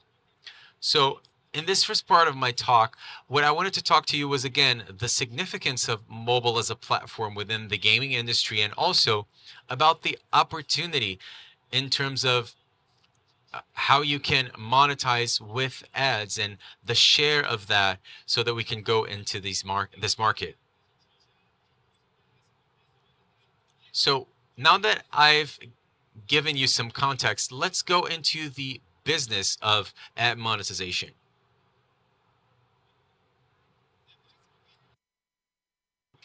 Now, because this is more of a business-focused talk, we'll always be going back to margin equals revenue minus cost. So we'll go a little bit deeper into revenue and how you can generate revenue by monetizing this way. What are the advantages, disadvantages, and attention areas? Then we'll be covering costs. What's the cost of operating that way? And we usually hear talks, and it seems that there's only a bright side. Now, we want to keep it real with you here. So we'll be going over that, and then we will conclude talking about the efforts in growing our revenue, and also how to keep our costs at a healthy level to keep a wide margin, or even growing our margin. So I'm talking about my presentation, but not presenting anything. So starting with revenue. One thing I think it's important to stress when we talk about the ad monetization business, the revenue that comes from ads is a combination of three agents in this ecosystem. Developers, content developing studios, which I think is most of you here in the audience. Then equally important are the users. So who will be playing, consuming, interacting with your content. And the third element, which is very important, are your advertisers. So who will be buying that media from the media space from you. To illustrate some of these agents, I'd like to keep things simple and bring them home, because sometimes when it comes to digital, there are many acronyms and different names, and we may get lost in the middle of all of that. So I love to think about the billboard example, the billboards we see when we drive to work. When we look at that billboard, we can see the user, the target audience that's looking at that content and consuming that content, which is the impression, and that's the advertiser's ad. And billboards usually take some space. Now, that space is usually, a plot of land. It's a space that people rent to put up that ad. Now, in the mobile side, that space is something that we purchase from you, developers. So it's important to think about these three aspects whenever we're thinking about your strategy or the business side and all of that when it comes to bringing in money using ads. Unfortunately, we are not in a space where all players are thinking along those lines, but I really admire the fact that at Google, we're always thinking about that and looking at long-term success, thinking how we can keep users engaged, with content producers and developers wanting to explore those opportunities, and advertisers wanting to reach their audience using those opportunities. Now, that being said, let's talk about a few of the solutions that we have to enable you to monetize using Google's ad demand, which is very significant. We have three major products that will help you bring this user demand to your users, understand what their behavior is like, and also to allow you to show the right ads to the right users at the right time. Now, these products are divided into three main areas. The first of them, which is what I shared with you in my introduction, is what we call AdMob. AdMob is this product that brings this demand of advertisers for you to plug into your app and seize this monetization opportunities using Google's product. The second product, which is equally important, and I could spend 3 hours just talking about it, is called Firebase. Now, this is focused on giving you solutions to engage your users even more, to increase your session times, to bring your users back, to make their journey more natural throughout the app, and to really, for example, prepare a tutorial. You can use Firebase for that. So we want to help you gain time in development, and the time that you save, these things that you used to do that you couldn't do before, you now can do by using a free tool that we offer. Now, a third and also important tool is Google Analytics. Now, what this does is help you to map out and understand your users' behavior within your app. So every action, screen time, levels where users leave the app more often, levels that keep them in, we can look into all of that with this tool. It's like a heat map for your users within your app so that you can feel and practice what their navigation is like. So we will be diving a little bit deeper into these applications and how you can leverage them to monetize your users. So with AdMob, we have different outdoors, different ad formats so that you can monetize your app and your game according to the context and the time or the location for your user. And these are formats that we've been seeing in the industry for a long time. The first of them is the banner. We usually see that on the web and sometimes in mobile as well. Not so often in games, but it's a very traditional format. Then you have the interstitial. And this is one that pops up in the full screen and you can click on an X to close it. You've probably had an experience with it before. The third one is video format. We have this in slightly different formats, but with the video format, you can add that to video content as well. But outside that content, you can use it as well. It's not as common in games, but it's something that we can integrate as well. We have native apps. Now these have an arm on the banner and one leg in the app. You can customize it to make it look like your game. And the last traditional format, and we will talk a little bit more about this, is what we call awarded video. And this is one that the user decides to engage with, sometimes to watch a 10 to 15-second video and be rewarded for investing its time in engaging with that advertiser. These are what we are seeing in the industry for a few years. But we're always thinking about hearing your feedback and adjusting our offerings. So say you have specific demands that these traditional formats cannot be used to help us monetize. So what do we have? What are we preparing for this market in that sense? Here are a few of the new ad formats. Some of them are not that new. They've been around for a while, such as the adaptive banner. This is also a fixed banner, but it varies in size, so it's a bit more pleasant in terms of user experience. And this has been in the market for a while now. The others are newer, and I'd like to talk a little bit more about each one of them. The first one on the screen is what we call App Open. It is focused on, the first time the user opens your app, or when it comes back to the app and the app was already open.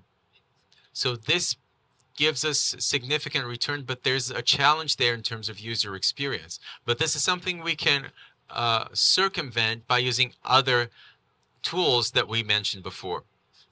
The second is the rewarded interstitial. Now, this is very similar to interstitial and awarded video. Now, the difference with the traditional awarded video is that you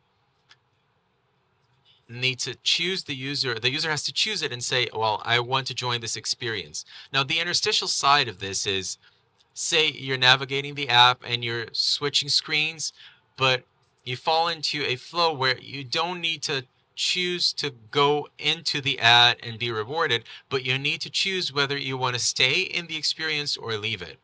So this is more of a going out experience than a going in, but you're still rewarded for it.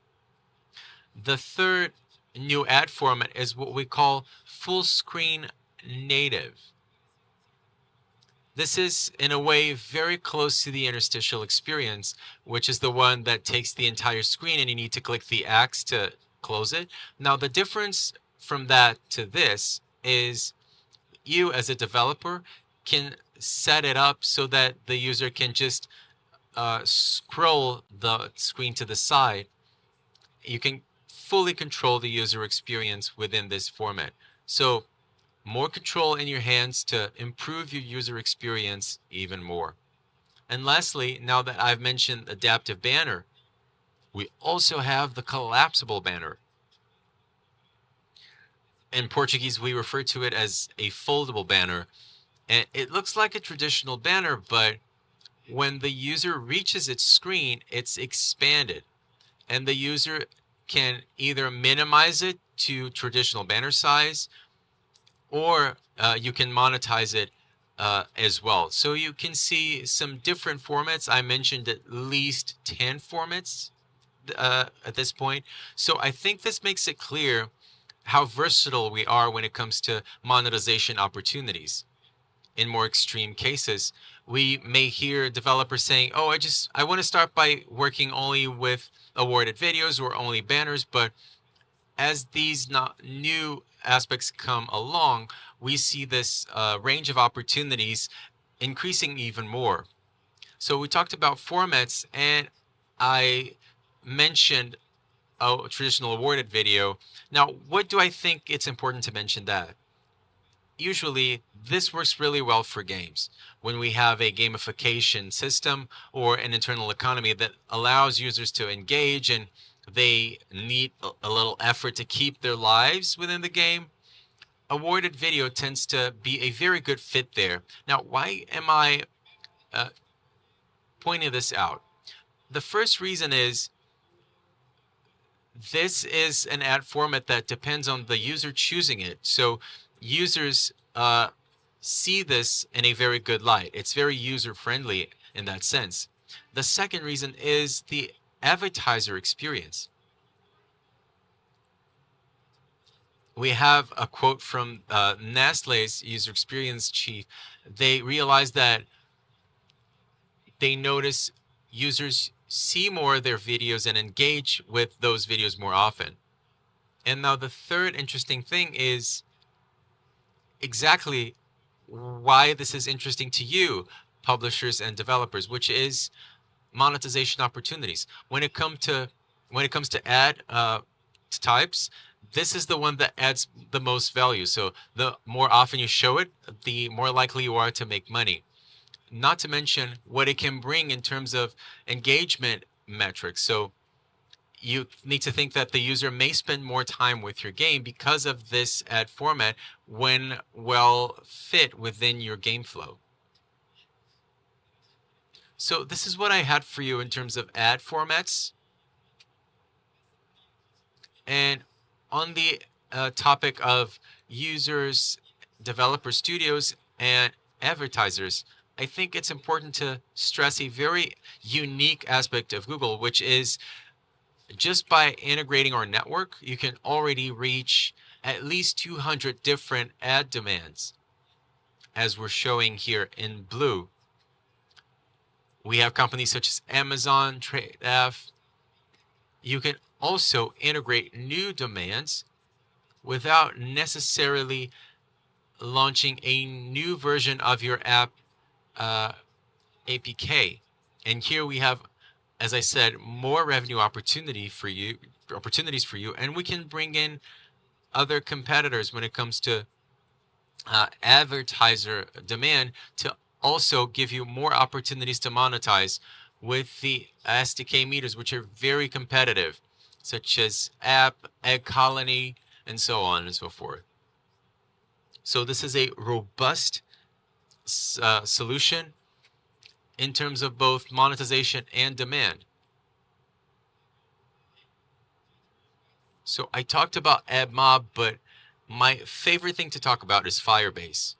And this is a product that is very popular in the market. We have recent figures here where looking at the most significant, the 1,000 most significant apps, looking at the last 28 days, we had 280 active apps using some Firebase apps, and out of the top Android apps, 97% of them used some sort of Firebase solution, and in iOS, we noticed that 54% of those apps were using us. So here we have the names of some huge companies that are already using this solution. And when we talk about solutions, when we talk about engagement, many of these solutions are free. And these are solutions we develop to help you be more productive or do more in less time. So we talked about formats. We talked about a little bit of Firebase. Now, what happens when we combine the two?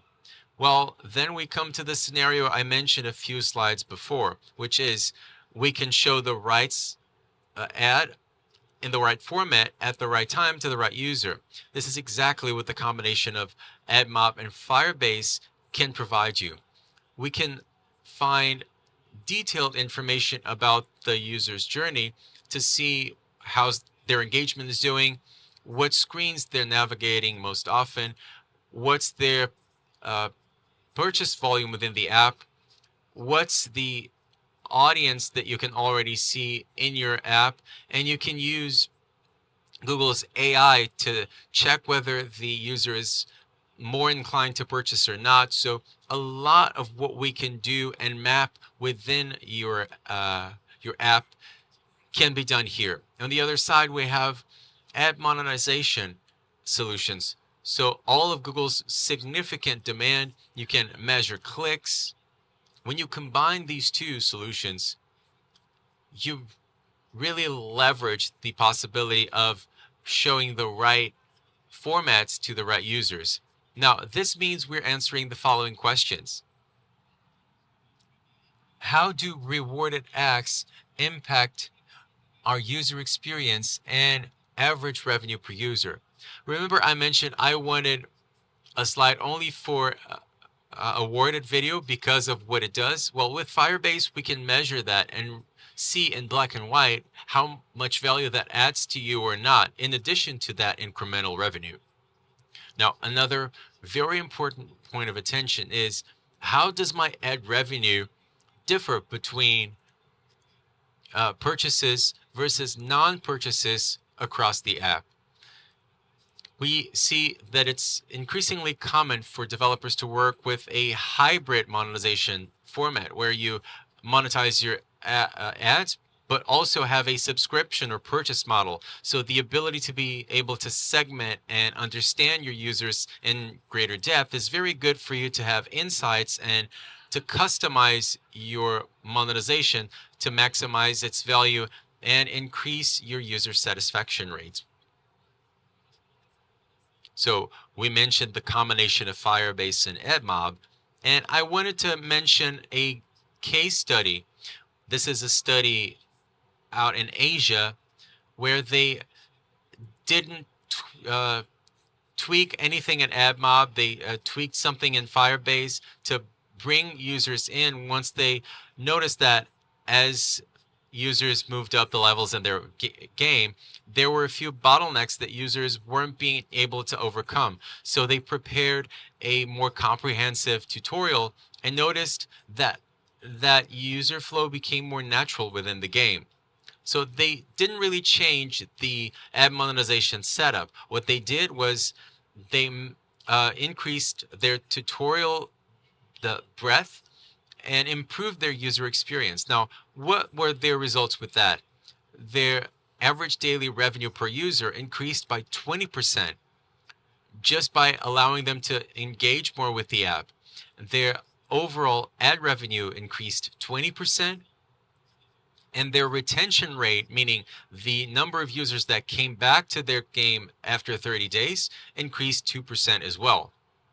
So if you're a bit more familiar with the industry, to have your retention rate go up 2% after 30 days, this is a huge cause for celebration, which I think makes it interesting for us to look at this and understand not only the potential to work with one of our monetization demand, but also to use that to provide that experience to your users the best way possible. So we talked a lot about revenue, we talked about the advantages and opportunities, but I also said I was going to keep it real and talk about the points of attention, because it's not all roses when we talk about monetization.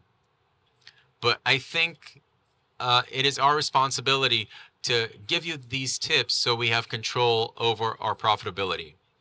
The cost involved in this type of opportunity is, first of all, involves the cost of operation. So if you're someone else's company, you will take at least a few moments of your week to look at the dashboard. And if you're a company with several different people, you may have 2, 3, 4 people looking into that. So there's an operational cost involved regardless of your source of revenue. There are other 3 points of attention I wanted to show you, and these are based on a recent survey with several studios to understand what would be these additional costs we might have unless we thought very carefully about what ads to bring our users at the right time. So these are 3 very specific costs of opportunity. The first of them is an experience I believe most of you have already had as a user, which is, I'd really like to play this game, but there are too many ads, so I'm giving up. So the potential impact on user experience. How can we go around that?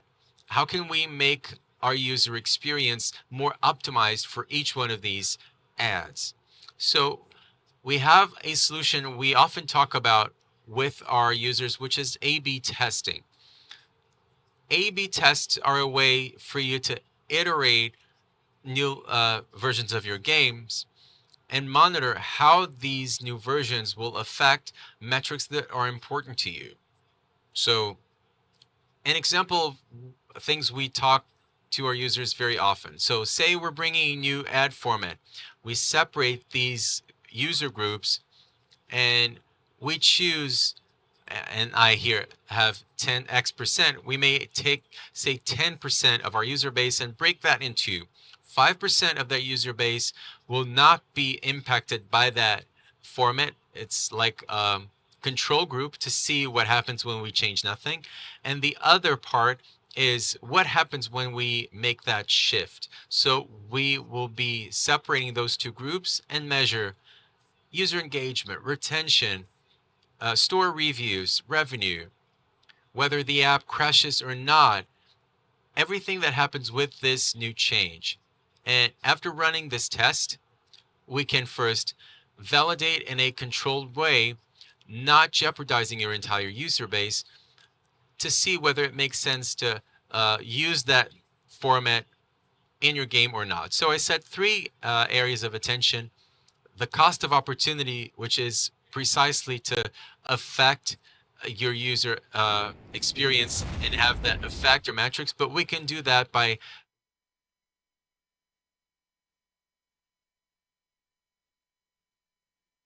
cara que tá aqui com a gente é o Lupa. Como é que você tá, Lupa? Tudo bem? Muito prazer, sou o Bianco. Cara, eu queria trazer um papo aqui pra gente de um novo quadro que a gente tá trazendo aqui pra nossa transmissão. É o que fazem, por onde moram e do que se alimentam. Então, primeiro eu quero que você se apresente e diga a sua profissão, o que você faz. E aí, Bianco, beleza? Eu tô um pouco nervoso, mas daqui a pouquinho já vai dar uma melhorada. Mas é o seguinte, eu sou ilustrador de formação, mas agora eu estou como diretor de arte da Spark Game Studio. E, enfim, começando o que a gente come, é de tudo, né, meu? Tem que comer. Mas a gente tem preferência, assim, de ter uma alimentação saudável, balanceada, viu? Mas quem produz é muito difícil. A gente tá numa correria sempre no dia a dia, né? Como produtor de games, desenvolvedor. E quem é de arte, então, nem se diga, né? A gente trabalha meio que querendo provar muitas coisas pra gente fazer, melhorar, desenvolver. E é isso aí, eu acho que abre portas para muitas outras perguntas aí. Perfeito. Você disse, inclusive, que é diretor de arte, né? Então eu queria saber como que surgiu essa ideia de você trabalhar nessa função e quais são os grandes desafios que você tem para o dia a dia, assim, qual que é o seu grande objetivo como diretor de arte nesse cenário de games, né? Principalmente. Como eu saí para diretor de arte, eu sempre fui ilustrador, mas eu vaguei para outras áreas, né? Como designer gráfico, designer de produto, até mesmo pré-impressor. E isso foi me acumulando bastante técnicas diferenciadas, mas sempre tive a ilustração como um hobby. E pós um tempo como diretor de arte, só que para publicidade, sempre me falaram, olha, você tem destaque com ilustração, você tem esse refino mais approach, né, mais aproximado, mais facilitado, usa isso aí para ganhar dinheiro, né, de alguma forma. Ao invés de ficar comendo pizza, virando noite para entregar coisa ali para os clientes lá da Colômbia, porque, nossa, aprovando 1 minuto, aí o cara já tá passando um vídeo lá não sei aonde. Enfim, aí acabou que eu entrei para freelance como um ilustrador e eu já tinha um acúmulo, de certa forma, de várias técnicas, de conhecimentos artísticos e tudo mais, e principalmente técnicos de software. Nisso daí, meio que acabou falando, tá, eu sou um ilustrador, estou trabalhando como freelance e agora eu preciso me melhorar como ilustrador. Comecei a estudar de novo, a pegar os fundamentos da ilustração, de desenho e tudo mais. E isso me abriu um outro olhar como diretor de arte, além de publicidade, né? Eu fui para a direção de arte de ilustração, de composição, de games. E games caiu como uma luva, né? Porque abrange uma área criativa muito amigável para o ilustrador, de certa forma. É bem mais amigável para trazer referência nova. E aí eu já caí num projeto que já era de VR, que era o Rei do Cangaço, que a gente apresentou lá no BGS junto com a Ignite. E vocês podem procurar, o Rei do Cangaço, vai aparecer bastante coisas de material. Tem um lampião ali, com a cara brava. É arte minha. E eu trabalhei junto com o Mazuki, o Matheus, que está hoje comigo na Spark. A gente tá sócio junto. E o desafio hoje como diretor de arte é justamente, às vezes, adequar o material o produto que você tem que entregar, entender a melhor forma daquele produto performar no mercado e escolher a melhor tipo de arte que você vai fazer ali. Tipo, olha, a gente domina, por exemplo, pintura digital no estilo cartoon. Então, beleza, vamos usar isso como nosso favor para desenvolver um jogo em cima disso, né? Tanto que é uma das coisas que a gente veio aqui, trazer um protótipo de jogo para apresentar para a publisher, para a gente angariar como uma força, né? Para a gente ter mais força e fôlego para produzir esse jogo, para até o ano que vem. A gente chegar lá na gamescom, ou até mesmo aqui de novo na Biga, com uma build mais completinha, mais legal, para todo mundo conhecer. E o desafio é esse, é uma mistura de fazer arte e realmente trazer uma beleza, só que ao mesmo tempo ter o equilíbrio de performance e entrega para o mercado. Esse é o desafio do diretor de arte. E na verdade dá para saber que, pela sua fala, que os games, eles, nessa questão da direção de arte e tudo mais, eles não precisam ser só bonitos, né? Alguma coisa que agrade ao olhar de quem está jogando e tudo mais. E sim, também tem essa funcionalidade, né? Você tem que pensar em diversas coisas. Você falou até da publicidade, eu me enxergo muito nisso, na verdade, porque eu também sou formado em publicidade e acabei transicionando, entre aspas, para essa área, né? Mas o que eu queria, na verdade, saber de você é de onde surgiu essa relação com os games, né? Porque você falou da publicidade e tudo mais. Você sempre jogou? Você sempre foi um gamer e tudo mais? Como é que surgiu essa relação? Acho que desde quem nasceu nos anos 90 é game por algum motivo, porque simplesmente era uma novidade, então o game fez parte da minha história de crescimento como pessoa. Mas é o que eu falo assim, para mim o game ele foi a minha tela, como dizer, que mais me deu possibilidade de desenvolver minha arte. E também desenvolver a arte de outras pessoas, né? E aí, como diretor de arte, eu sou um pouco meio professor, um pouco não, sou muito professor.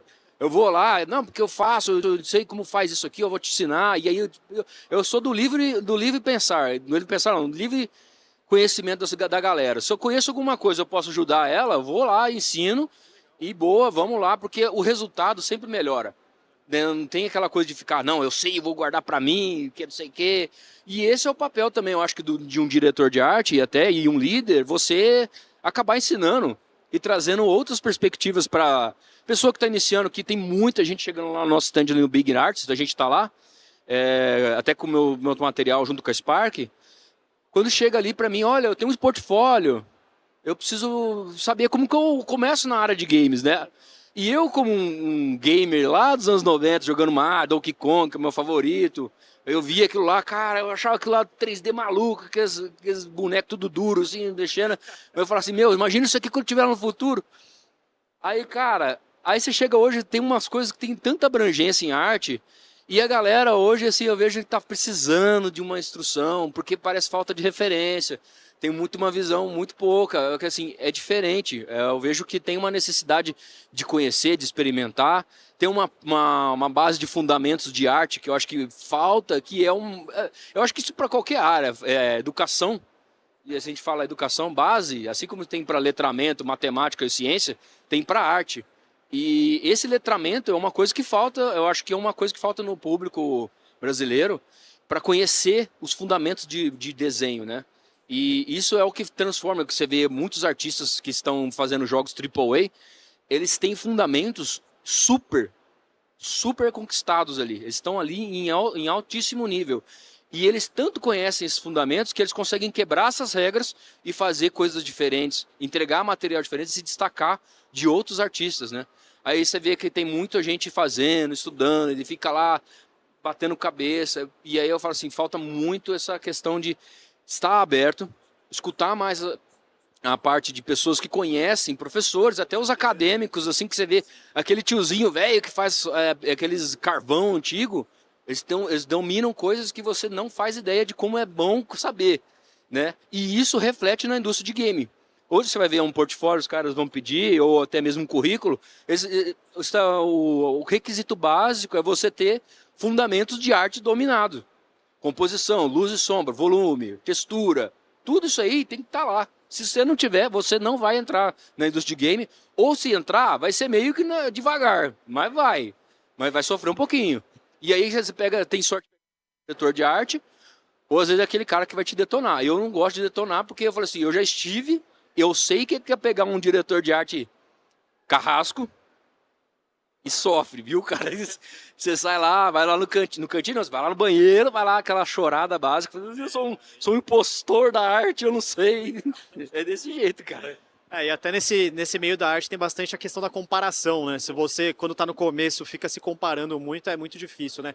Lupa, muito obrigado pelo seu papo que você teve aqui com a gente. Além de conhecer a sua trajetória, também deu pra ter uma dica aqui, né, pra quem tá começando. Então, cara, um prazer te conhecer, um prazer aqui ter essa conversa por aqui. Então, muito obrigado mesmo. A gente vai ficando por aqui e fiquem espertos aí, porque tem muito mais conversa por aí. A gente está conversando com uma galera que entende bastante sobre games, não só da arte, mas também programação e etc. Então, não perde nada por aí. A gente já teve bastante papo legal e vão ter mais papos ainda, com certeza, tá? Então, cara, um prazer, muito obrigado, Lupa. E fiquem de olho aí na programação do Big Festival, que vocês vão conhecer muitas pessoas incríveis dentro do mundo dos games. Sorry, I'm going to be speaking in English to you today, but I heard... com vocês hoje, mas eu ouvi falar que vai ter tradução. Alright, this is confusing to me. I was almost speaking English. Alright, everyone, so I will be sharing the process that we undertook with our publisher, talking to SOEDESCO, including the launching of our games and the story or the history of our studio. Finally, I'll be giving you an update on our projects, and I'll tell you how SOEDESCO was able to help us.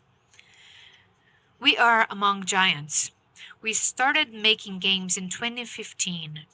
Our first game was Distortions. We always say that Distortions is a musical psychodrama. This is a surreal universe where we see a violinist, and this musician uses her violin to change the world around her. What is interesting about Distortions is that there are many different ways to traverse these places. By using music, you're able to solve these puzzles. Let me show you a quick trailer so you can get to understand our project. We should be watching a video now. Oh, there we go.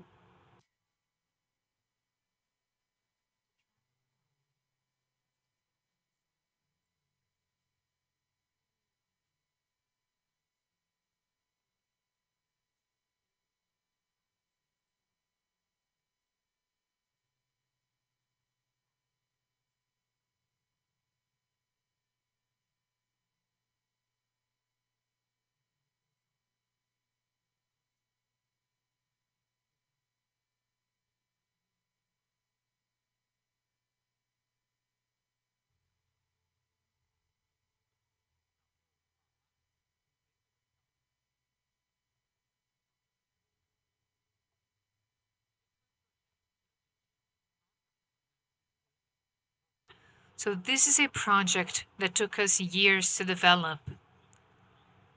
There was no lack of love here. There's so much love put into it. You know, I feel emotional just by watching this trailer. It's been a few years. Producing this game was incredible. You know, this is the game who made me leave my job and made my friends leave their jobs so that we could work on it full time.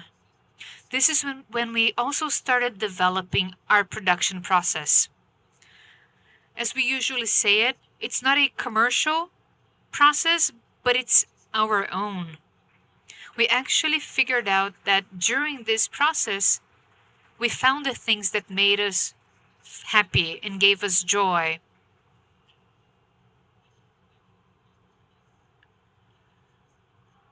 Doing it really made us happy because the post-launch experience was horrible. I'll be talking about it. And this process as a team was very honest for us. When you play Distortions, you can clearly see what we had in our heads at that time regarding relationships, for example. And the game addresses distorted memories, memories coming from trauma. And it talks about how when we don't overcome trauma, things become distorted and we struggle understanding what is and what is not real. This has to do with what we were going through during production. So we made Distortions and we had a hard time launching it. At the time, we got funds from SBCine, from the government. We also invested ourselves, our own money. And we got a bit cocky. We said, hey, we don't need a publisher. We don't need anyone. We were able to make this game, so let's just launch this game. And we were dead wrong. Our whole experience was a nightmare. That's when I got to the conclusion that making games is amazing, but launching games, not as much. We got a lot of traction with this game. We got over 20 awards in Brazil and all over the world. We traveled for free to many places. We went to Spain. We went to places where they shot Game of Thrones. In Spain, we got a number of rewards. We went to Bilbao and we got an award for Best Idea. We had a lot of fun. It was great to see a Brazilian game traveling abroad and getting so many awards. We've got a very robust concept here. Great gameplay, but also a problem. We lacked polishing. And we noticed that we were never going to be able to deliver it as polished as we wanted to deliver it because we didn't have a publisher. In spite of that, we were a cultural success. You see, I look very happy, right? I was very happy. I'm standing between my friends. We had cosplayers. We had a full Vice episode on us. We had IGN giving us a 50K check for advertising. You know, it was surreal. We thought we had peaked. We had an honest production pipeline. We truly believed in it. And we thought, hey, there's no getting better than this. It doesn't get better than this. We're just gonna get old and we're gonna die. But we were wrong. Right after Distortions, I thought I no longer wanted to be involved with games, but after 2 months, I was already starting my next project, which was Albatross. Right at the beginning of making Albatross, we realized that we didn't want to go through this nightmare again, this bittersweet taste in our mouths. So we knew that we would need a publisher. So we came up with a concept. And when Albatross looked a bit better, we started talking to publishers. So Distortions was about the moments we were going through in life and our struggle to overcome trauma. It was as if we were having a therapy session for our team members every week. So during Distortions, we found out that we were in love with backpacking, you know, going to distant places on Earth and hiking a mountain. And we started thinking about why people would do that. And as we got into this process, we met a number of people. We made friends in these inhospitable places, and we found out that many of these people had their own stories. Many of these stories were just regular stories. For example, I remember someone I met who had a wife who passed away because she had cancer, and then he decided to go backpacking. But we also heard other stories like, hey, I'm just here for a wedding, I'm traveling with my friends, but all of that was inspiring. And we thought that we should make a game out of that. And we thought that we should have a very honest game using our production process, using our creation process, and having plenty of space for experimentation. So Albatross is what we call a cinematic immersive sim. For example, System Shock is one of the greatest immersive sim games. Zelda also uses immersive sims. Deus Ex Machina also uses immersive sim concepts. So in these cases, we have a number of systems, a number of simulations in a game, and players don't really have a script that they gotta follow. They can use these different subsystems to get there and to get things done. Now, we say that we are cinematic because we want to mix things up. And one of the problems we see with immersive sims is that oftentimes they don't have a good space for storytelling, but we thought that we had to put together the pacing of movies with a linear story with the agency given to players so that they could use subsystems and do whatever they wanted to. So we decided to create a cinematic immersive sim where players would have agency, but as devs would be able to create pacing for them. It is just like a table RPG where the DM is, mastering everything that is happening all the time according to what players do. To support that, we use distortion tools. Distortion tools is a set of tools that we created to support what we're creating. So everything that happens around a character or the landscapes or the regions. Are we going to see a trailer for Albatross? Oh, I think we're going to see it later. Anyway, we brought Alba to the big festival last year. Let me show you what Alba looked like.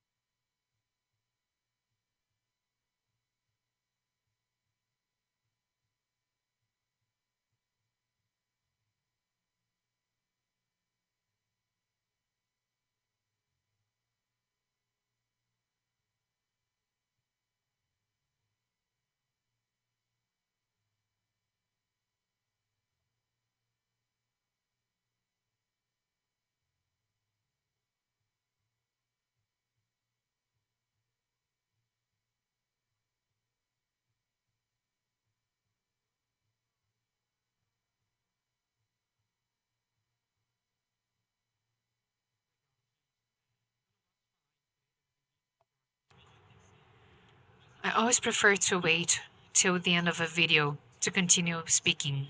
Okay, so this is a teaser that we're sharing with you today. This is something we came up with after joining SOEDESCO. And we talk about our love for backpacking and everything that we love and that we want to add into this game. So we got to SOEDESCO with a demo. And I wasn't supposed to come to the big festival. I was feeling a bit down, and our dev, Angelo, said, "Hey man, so many people spend so much money to come to the big festival and to come from the northeast of Brazil to be a part of this festival. You should go." But I wasn't in the mood for creating a great pitch, but I decided to come anyway. I knew SOEDESCO. I started scheduling meetings with the publishers I was interested in, and I started sharing the materials we had, showing the videos and saying, "Hey, this is our video, this is our game. We want to do this by such and such deadline. This is our budget." And then I shared it with Laura and G. And we got along immediately, right off the bat. I remember I was talking to other people and to other publishers, and they were interested, but I wasn't getting excited about it. I wasn't really thrilled. However, when I shared it with them, we were on the same page. We talked about a game from the studio Ghibli, or actually another piece of entertainment from Studio Ghibli, and we talked about RPG, and we were just on the same page. I was no longer in a pitch, in a presentation. We were just friends discussing a game. So that's when I realized there was something special about it. Then I got home and I started getting emails from different publishers, even great publishers, but I wanted to work with SOEDESCO because we really, really hit it off. After a short while, I got an email from them saying, "Hey, Thiago, can you send us a build?" And then I had to say, "Oh no, we don't have a build." But I was very friendly and I said, "You know what, let me just polish some things up and we're gonna send you a build in a month." And I got the team together and I said, "Hey, we need to make this happen." So our artist and our programmer, our coder, started working non-stop 24/7 every single day. And on our last day at 1 or 2 in the morning, we were getting the build ready and I sent it over to SOEDESCO. And we had many, many bugs, but poor team, they were falling asleep on their keyboards. And I said, "Hey, let's just send it to them. And if it doesn't work, it doesn't work." And then before sending them the build, I actually forgot to remove a mistake that was really, really bad. But I didn't change it because we no longer had time. So I went to sleep, and 3 hours later, I had insomnia, and I already had an email from SOEDESCO in my inbox with a proposal saying, "Hey, we want your game. This is what we're envisioning for the Nintendo Switch or for PlayStation." And I hardly believe that they came up with that PDF file in 3 hours. So they were ready to make us a proposal. And I said, "Hey, come on, guys. You were ready to send me this, right?" So we closed the deal, and in an hour and a half, I replied to every other publisher saying that we were no longer going to continue talking to them because we were going to close the deal with SOEDESCO because we just hit it off. And everyone was happy, actually. They said, "Hey, congratulations, Thiago. This is a great game. We wish you all the best." And since that moment till now, SOEDESCO has been amazing. They've been supporting our creative ideas. Our creative process, as I was saying earlier, is not a traditional process, and we try to be really honest when it comes to creating our art. And they never asked us to change our process. They just say, "Hey, give me a deadline and meet this deadline." And we just do our best to meet our deadlines. I'm going to hand it over to Laura now, but I think it's a good idea for you to hear it from a dev. I think it's important for you to hear it from a dev so that I can share my experience. Let me hand it over to Laura, and Laura is going to continue talking to you.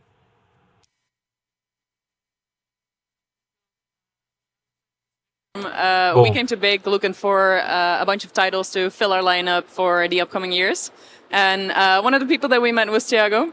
And we fell head over heels with Albatross and with everything that Thiago was explaining and all of the passion that was behind the game. And yeah, of course, the footage that we saw was like way earlier back then, but still, we were very intrigued. So we asked them, "Hey, can you please send us a demo?" Thinking that that was a very, you know, normal question. And then apparently on the background, there was a crunch, no sleep, and a lot of tears, I guess. Blood, sweat, and tears. No. And the minute that we get the demo, our business developer called and was like, "Laura, you gotta come here." The demo came in, and like right on time, which is also quite unique because normally people are a little bit late with the things that they promised to send. So I came over and we played, and we were, yeah, I mean, still absolutely in love with it, even more because the gameplay itself was also exactly what we envisioned when we like saw the presentation and when we heard everything that Thiago was explaining. So normally it takes a bit longer to like draft up a proposal, but we just got to work right away and we sent it over. Because the first thing that normally happens when we are very interested in a pitch is that we're going to send over basically a presentation that shows, hey, these are all of the services that we offer, so we can give you a bunch of resources like funding, marketing, we can help with localization, we can help with your press releases, porting, everything else that a publisher's got to offer. And then we go into a conversation of what are the things that you want and what are the things that we want out of the deal. And then we start talking contracts, which, I mean, in the end, worked very well. I know that Thiago, like,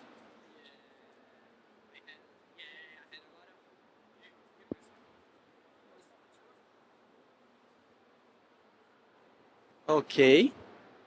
I falo em português. Eu tive muito problema. Had a lot of problems with contracts, actually. That was not something simple. You know, I was so scared because in reality, you know, we are a small time. And my father always said, don't take a step larger than your leg. So I'm a short guy. So I'm really scared to take a step which is larger than my leg. And then I got to my father and I said, hey, Dad, there's a publisher wanting to bet on my company. And my dad, he doesn't understand what I do. You know, I work with games for, I don't know, 10 to 20 years. He doesn't understand what it is I do. So he looked at the numbers and he said, they want to screw you. Don't sign this, you know. And I said, oh my God, Dad, seriously? It's that, but my dad doesn't understand it. So I had to do my homework and speak to other people. And I spoke to attorneys that I knew, you know, I went through, you know, a lot of people. And that was just an amazing opportunity. But as a matter of fact, you know, I was talking to Giovanna here, and poor girl, like I gave her a hard time, but I was, you know, I was just trying to make sure that we weren't getting played. You know, we had this indie spirit, we had this punk rock spirit where it's like, screw whatever is out there in the market, we're going to do what we want to do, what we were passionate about. And then we closed, when you close a big contract, it scares you. But I realized that my fear was really unfounded, and it was really prejudice in terms of what was coming, of what was going to change in our process and everything. And the fact that I come from an arts background, I'm used to people not appreciating artistic expression that are original. So it was hard for me to understand that a publisher was actually believing in us and seeing some commercial value in it and seeing, you know, something in it, because I actually told her, I said, I know that we make incredible games. You know, I'm really proud of the games we do, but I don't know if these games are commercial. Like, I was always wondering about it, but I never really cared and gave it much thought. But after I met them, and that's why I was so scared to sign that contract, you know. So now, after the, you know, it was a dumb prejudice, really. Now let's wait for G to translate to Laura, and meanwhile, I can dance on the stage.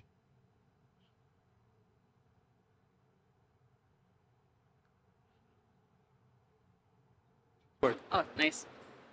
Yeah, one of the biggest things that we have in our contract that we're always going to honor is that the creative control is fully to the developer, because we believe that without you guys, like, we might as well just hire a work-for-hire company. They will do that with absolute, like, happiness and pleasure and get paid for it and be done with it. So what makes your game, like, is you. We also hear people that are afraid that we're gonna, like, steal their IP or take their game from them. But in the end, like, if we have that IP or we have that game without the developer, it is nothing at all, because that is, like, where the creative vision came from. It is basically the creative director. It's the people that will drive it forward. And if you just give that to another studio, you're not going to get the same project as that you were in for in the beginning. The same project that you paid for, basically, and that you're putting all of this energy in. So it wouldn't benefit anyone. Yeah, sim, é verdade. Yes, it is true. So that's what we did. We signed the contract, and, you know, we started doing our thing. And then we started having meetings every week, right?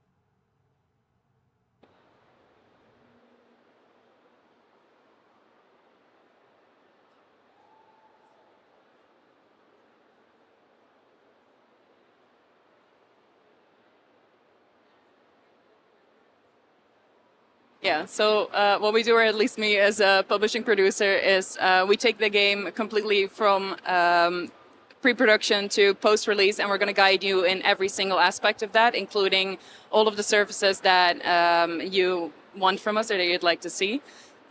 So that just starts with weekly meetings about checking up on the game, seeing how everything is going, giving some advice on when to start certain services, when to set in different processes, like things that seem fairly easily, like localization, and then turn out to be an extreme nightmare if you've never done it before. So then on the day-to-day basis, we just email, we talk, we have meetings, and we make sure that everything gets done on the right point in the production process to move it to a smooth release, and then eventually we'll take over for all of the marketing and the press and the sales and all of the other stuff that you definitely don't want to do yourself. Não, isso é verdade. Na verdade, é muito fácil, assim. A gente só precisa se encontrar. Every Friday, and then we have to update Laura as far as what happens, and Laura comes and, you know, she makes suggestions as far as what to do, and we remove all of the boring parts, you know, which is, you know, the things that are not fun to do, you know. So when we put out distortions, we were like, we're never gonna make games again in life. And in reality, what was happening is that all we needed was to have a publisher taking care of that, and they left us with the creative side. So all you need to do is to have an idea clear in your mind of what you want, of how your pipeline is and what you think about as a developer, and you have to carry on with it, you know, and update the publisher. Hey, I'm on the deadline, I'm doing this, I'm doing that. And it's really interesting because Laura, she points out a lot of things that we didn't even think could be a problem. Like, since the beginning, she told us, hey, localization will be a problem. Are you guys taking care of that? And we were like, ha, come on. Localization, please. All you got to do is put it on Google Translate, and the game is ready to go. But in reality, we're doing an RPG. And our RPG has almost 30,000 words. If you look at Final Fantasy VI, I don't think they have 24,000. So, you know, of course, I was like, I'm only going to look at it because Laura asked. And then I looked at it, we solved the problem, we understood more about localization.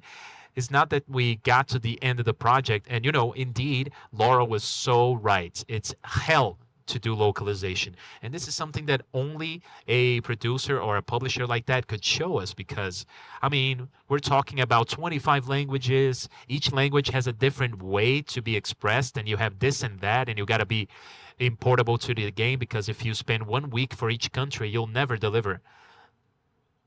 And we have a producer now, Rodrigo, and he is really out there grinding with Laura. Not with Laura, I mean, he grinds, he gets angry, and then he talks to Laura, and he's all cute about it. But every time he does that, I mean, but it's working out, you know, it's happening. And that type of thing is really crucial. I mean, you showed us that that was a real problem.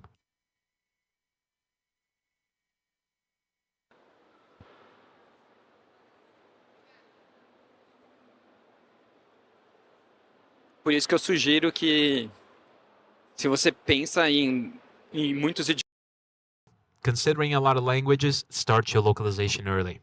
Yeah, and there's also a few other things that we can take off your shoulders, because most people, they don't want to be working on the same game even after they have completed it, for example, for Steam. There's some people that find their joy in porting, but there's a lot of them that just don't want to go through the hassle and just focus on the next thing after that. So once you're done, of course, with your first game, and you want to move on, you don't want to be dragged into the 6 to even more month form of porting. So what happens is you just give us the source code and we'll arrange everything else.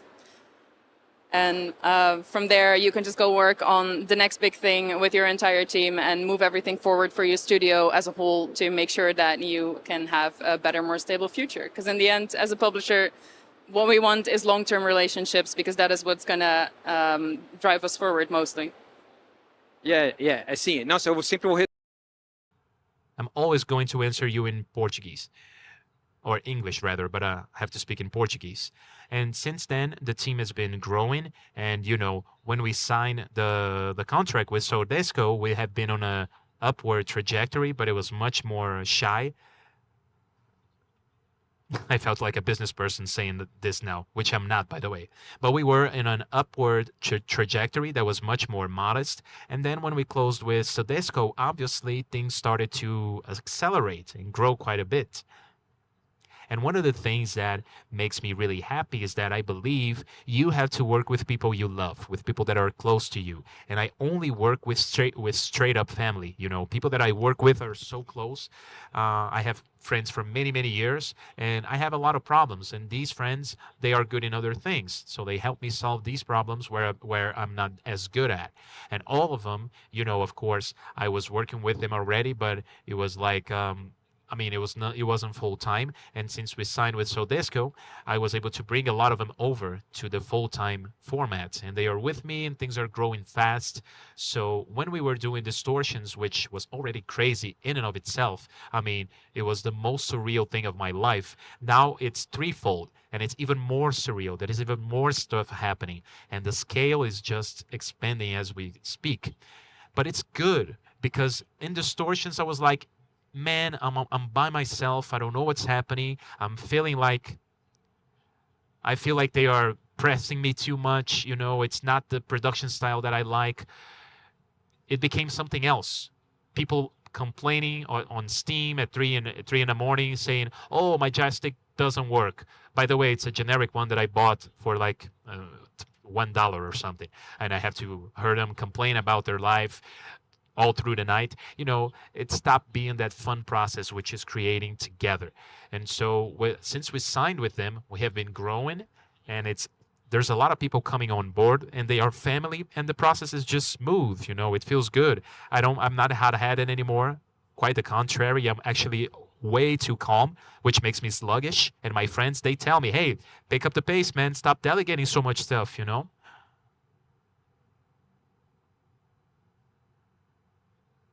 I love this part where she has to translate and everyone gets quiet.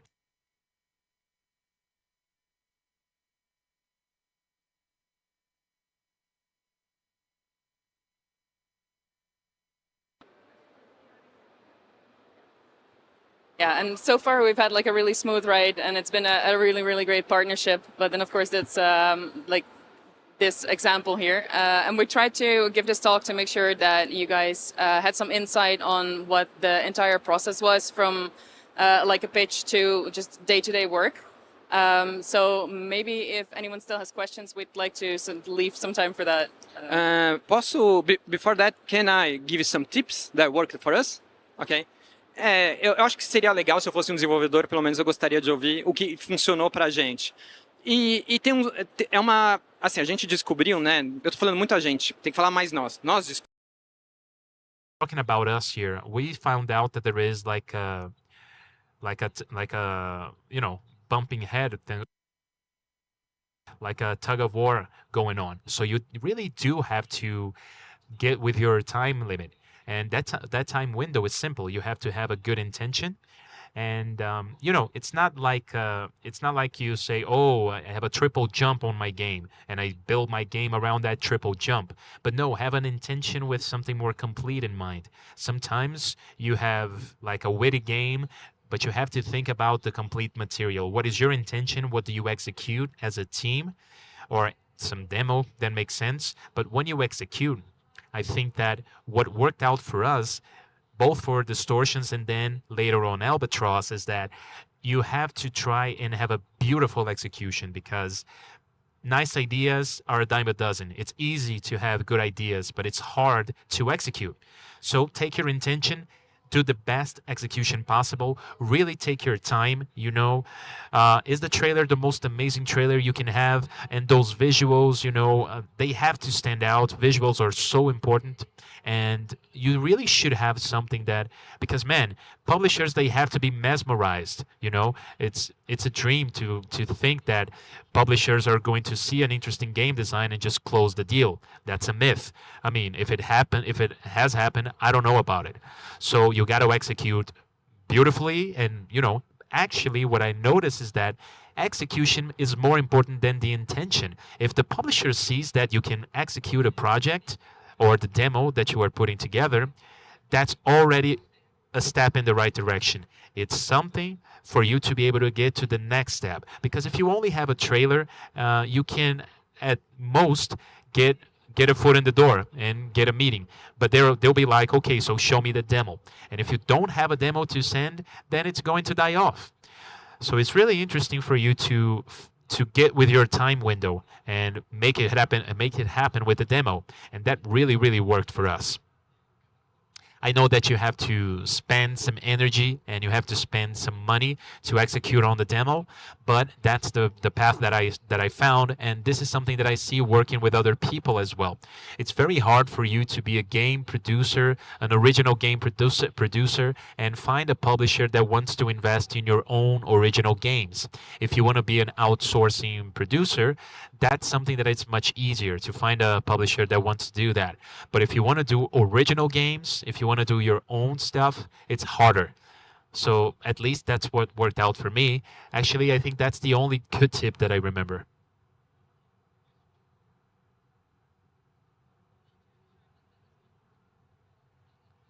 Eu não sei se você falou isso porque eu não entendo português, mas se tem uma dica que pra gente é super importante, por favor, leiam os contratos. Não importa o tempo que leva. Or more, even if you want to take it to a lawyer, if you want to go over it with your family, your relatives, just, I don't know, teacher, I don't care, just read your contract, let someone help you understand it. Sim, é meu primo que me ajudou a ler meu contrato e ele ajudou a entender todas as cláusulas e tudo que tinha. Não é um contrato difícil de entender, mas a gente gastou bastante tempo lendo tudo certinho, todas as cláusulas uma por uma. Tem muitas cláusulas lá que entendemos, parecem ser assim meio apreensivas, mas depois conversando com advogados entendemos que isso é normal de contratos. Assim, eles têm algumas cláusulas que são mais perigosas, assim, que te dá um pouco de medo, como, por exemplo, existem em todos os contratos cláusula de perder IP. Você pode perder a IP do seu projeto. Mas até você perder a IP, você tem que mandar muito mal, até entender que... Eu entendi que... descobri, né, que para você perder a IP, você tem que realmente chegar numa situação onde você não quer mais produzir o seu jogo. E realmente, aí a publisher teria direito de ter a sua IP, sabe? E quando você lê pela primeira vez sobre perder IP, você fica super assustado. Você fala, meu Deus, agora vão tirar meu jogo de mim, meu bebezinho, né? Então, that's it.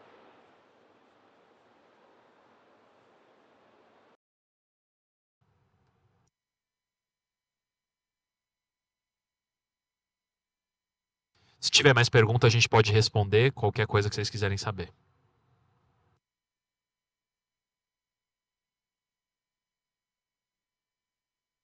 Acho que ninguém tem perguntas. Tá bom, muito obrigado pela presença de vocês. Valeu, pessoal. Uhul!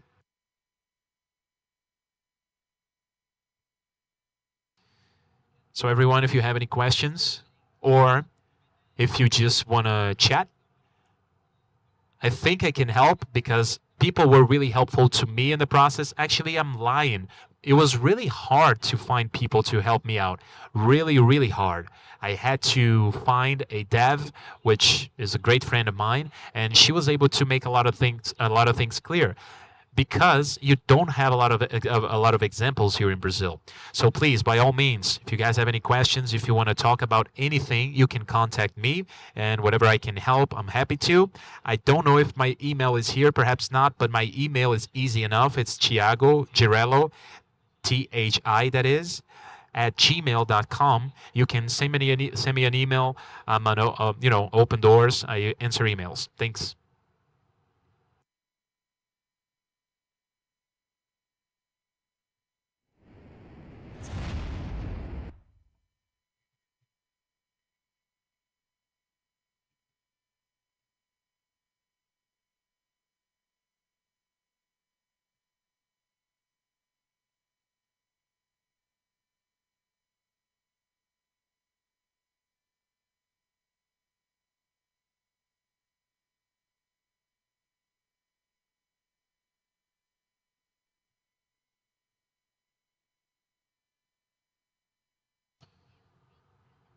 So folks, I came here to give you the news you did not want to hear. That was the last lecture of the day. We just heard from SOEDESCO and Albatross, the game. That was amazing. I loved hearing about it. And I loved knowing that they met at Big. That was amazing. And I actually want to tell Thiago to not be embarrassed about that translation time, because me, personally, I thought that was quite fancy. So, like I told you guys, I'm going to have to wrap it up. I have to conclude here. The night is, we're getting done here, but we have so many other days at Big. That was just the first one. Stay tuned. And that's it, folks. Thank you so much. Hope you enjoyed it. Wait a second. Where is it? Where is, he's not coming, right? Let me see.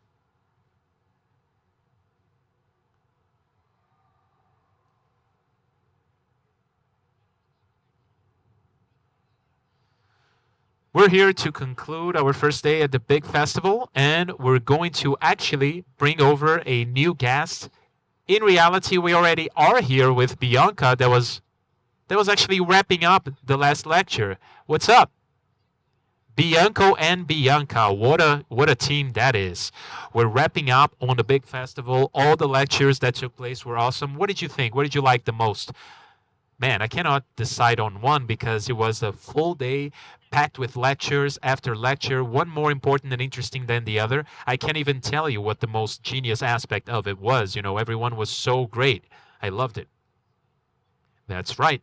And personally, I was here just walking about the event the whole day. I actually said that my role here in this event is to just mess things up. Well, yeah, somebody has to, You bring a lot of joy to the event, and I can see that people are really joyful. Exactly. So that is about it. We're here to wrap up this great day at the Big Festival. Thank you so much for all of those that joined us in person and from home, checking out the lectures. And that's it. Would you like to give us a final message? All I want to say is stay tuned for the next few days. If you are not present, you can watch it live. But be sure to make the most of this event. If you have an opportunity, come over because it looks fantastic. And that's it, folks. Thank you so much, Big. And that's it. For those that bought the tickets, they are not going to regret it. And those that didn't buy it, go and get yours. All right? So thank you so much. See you next time.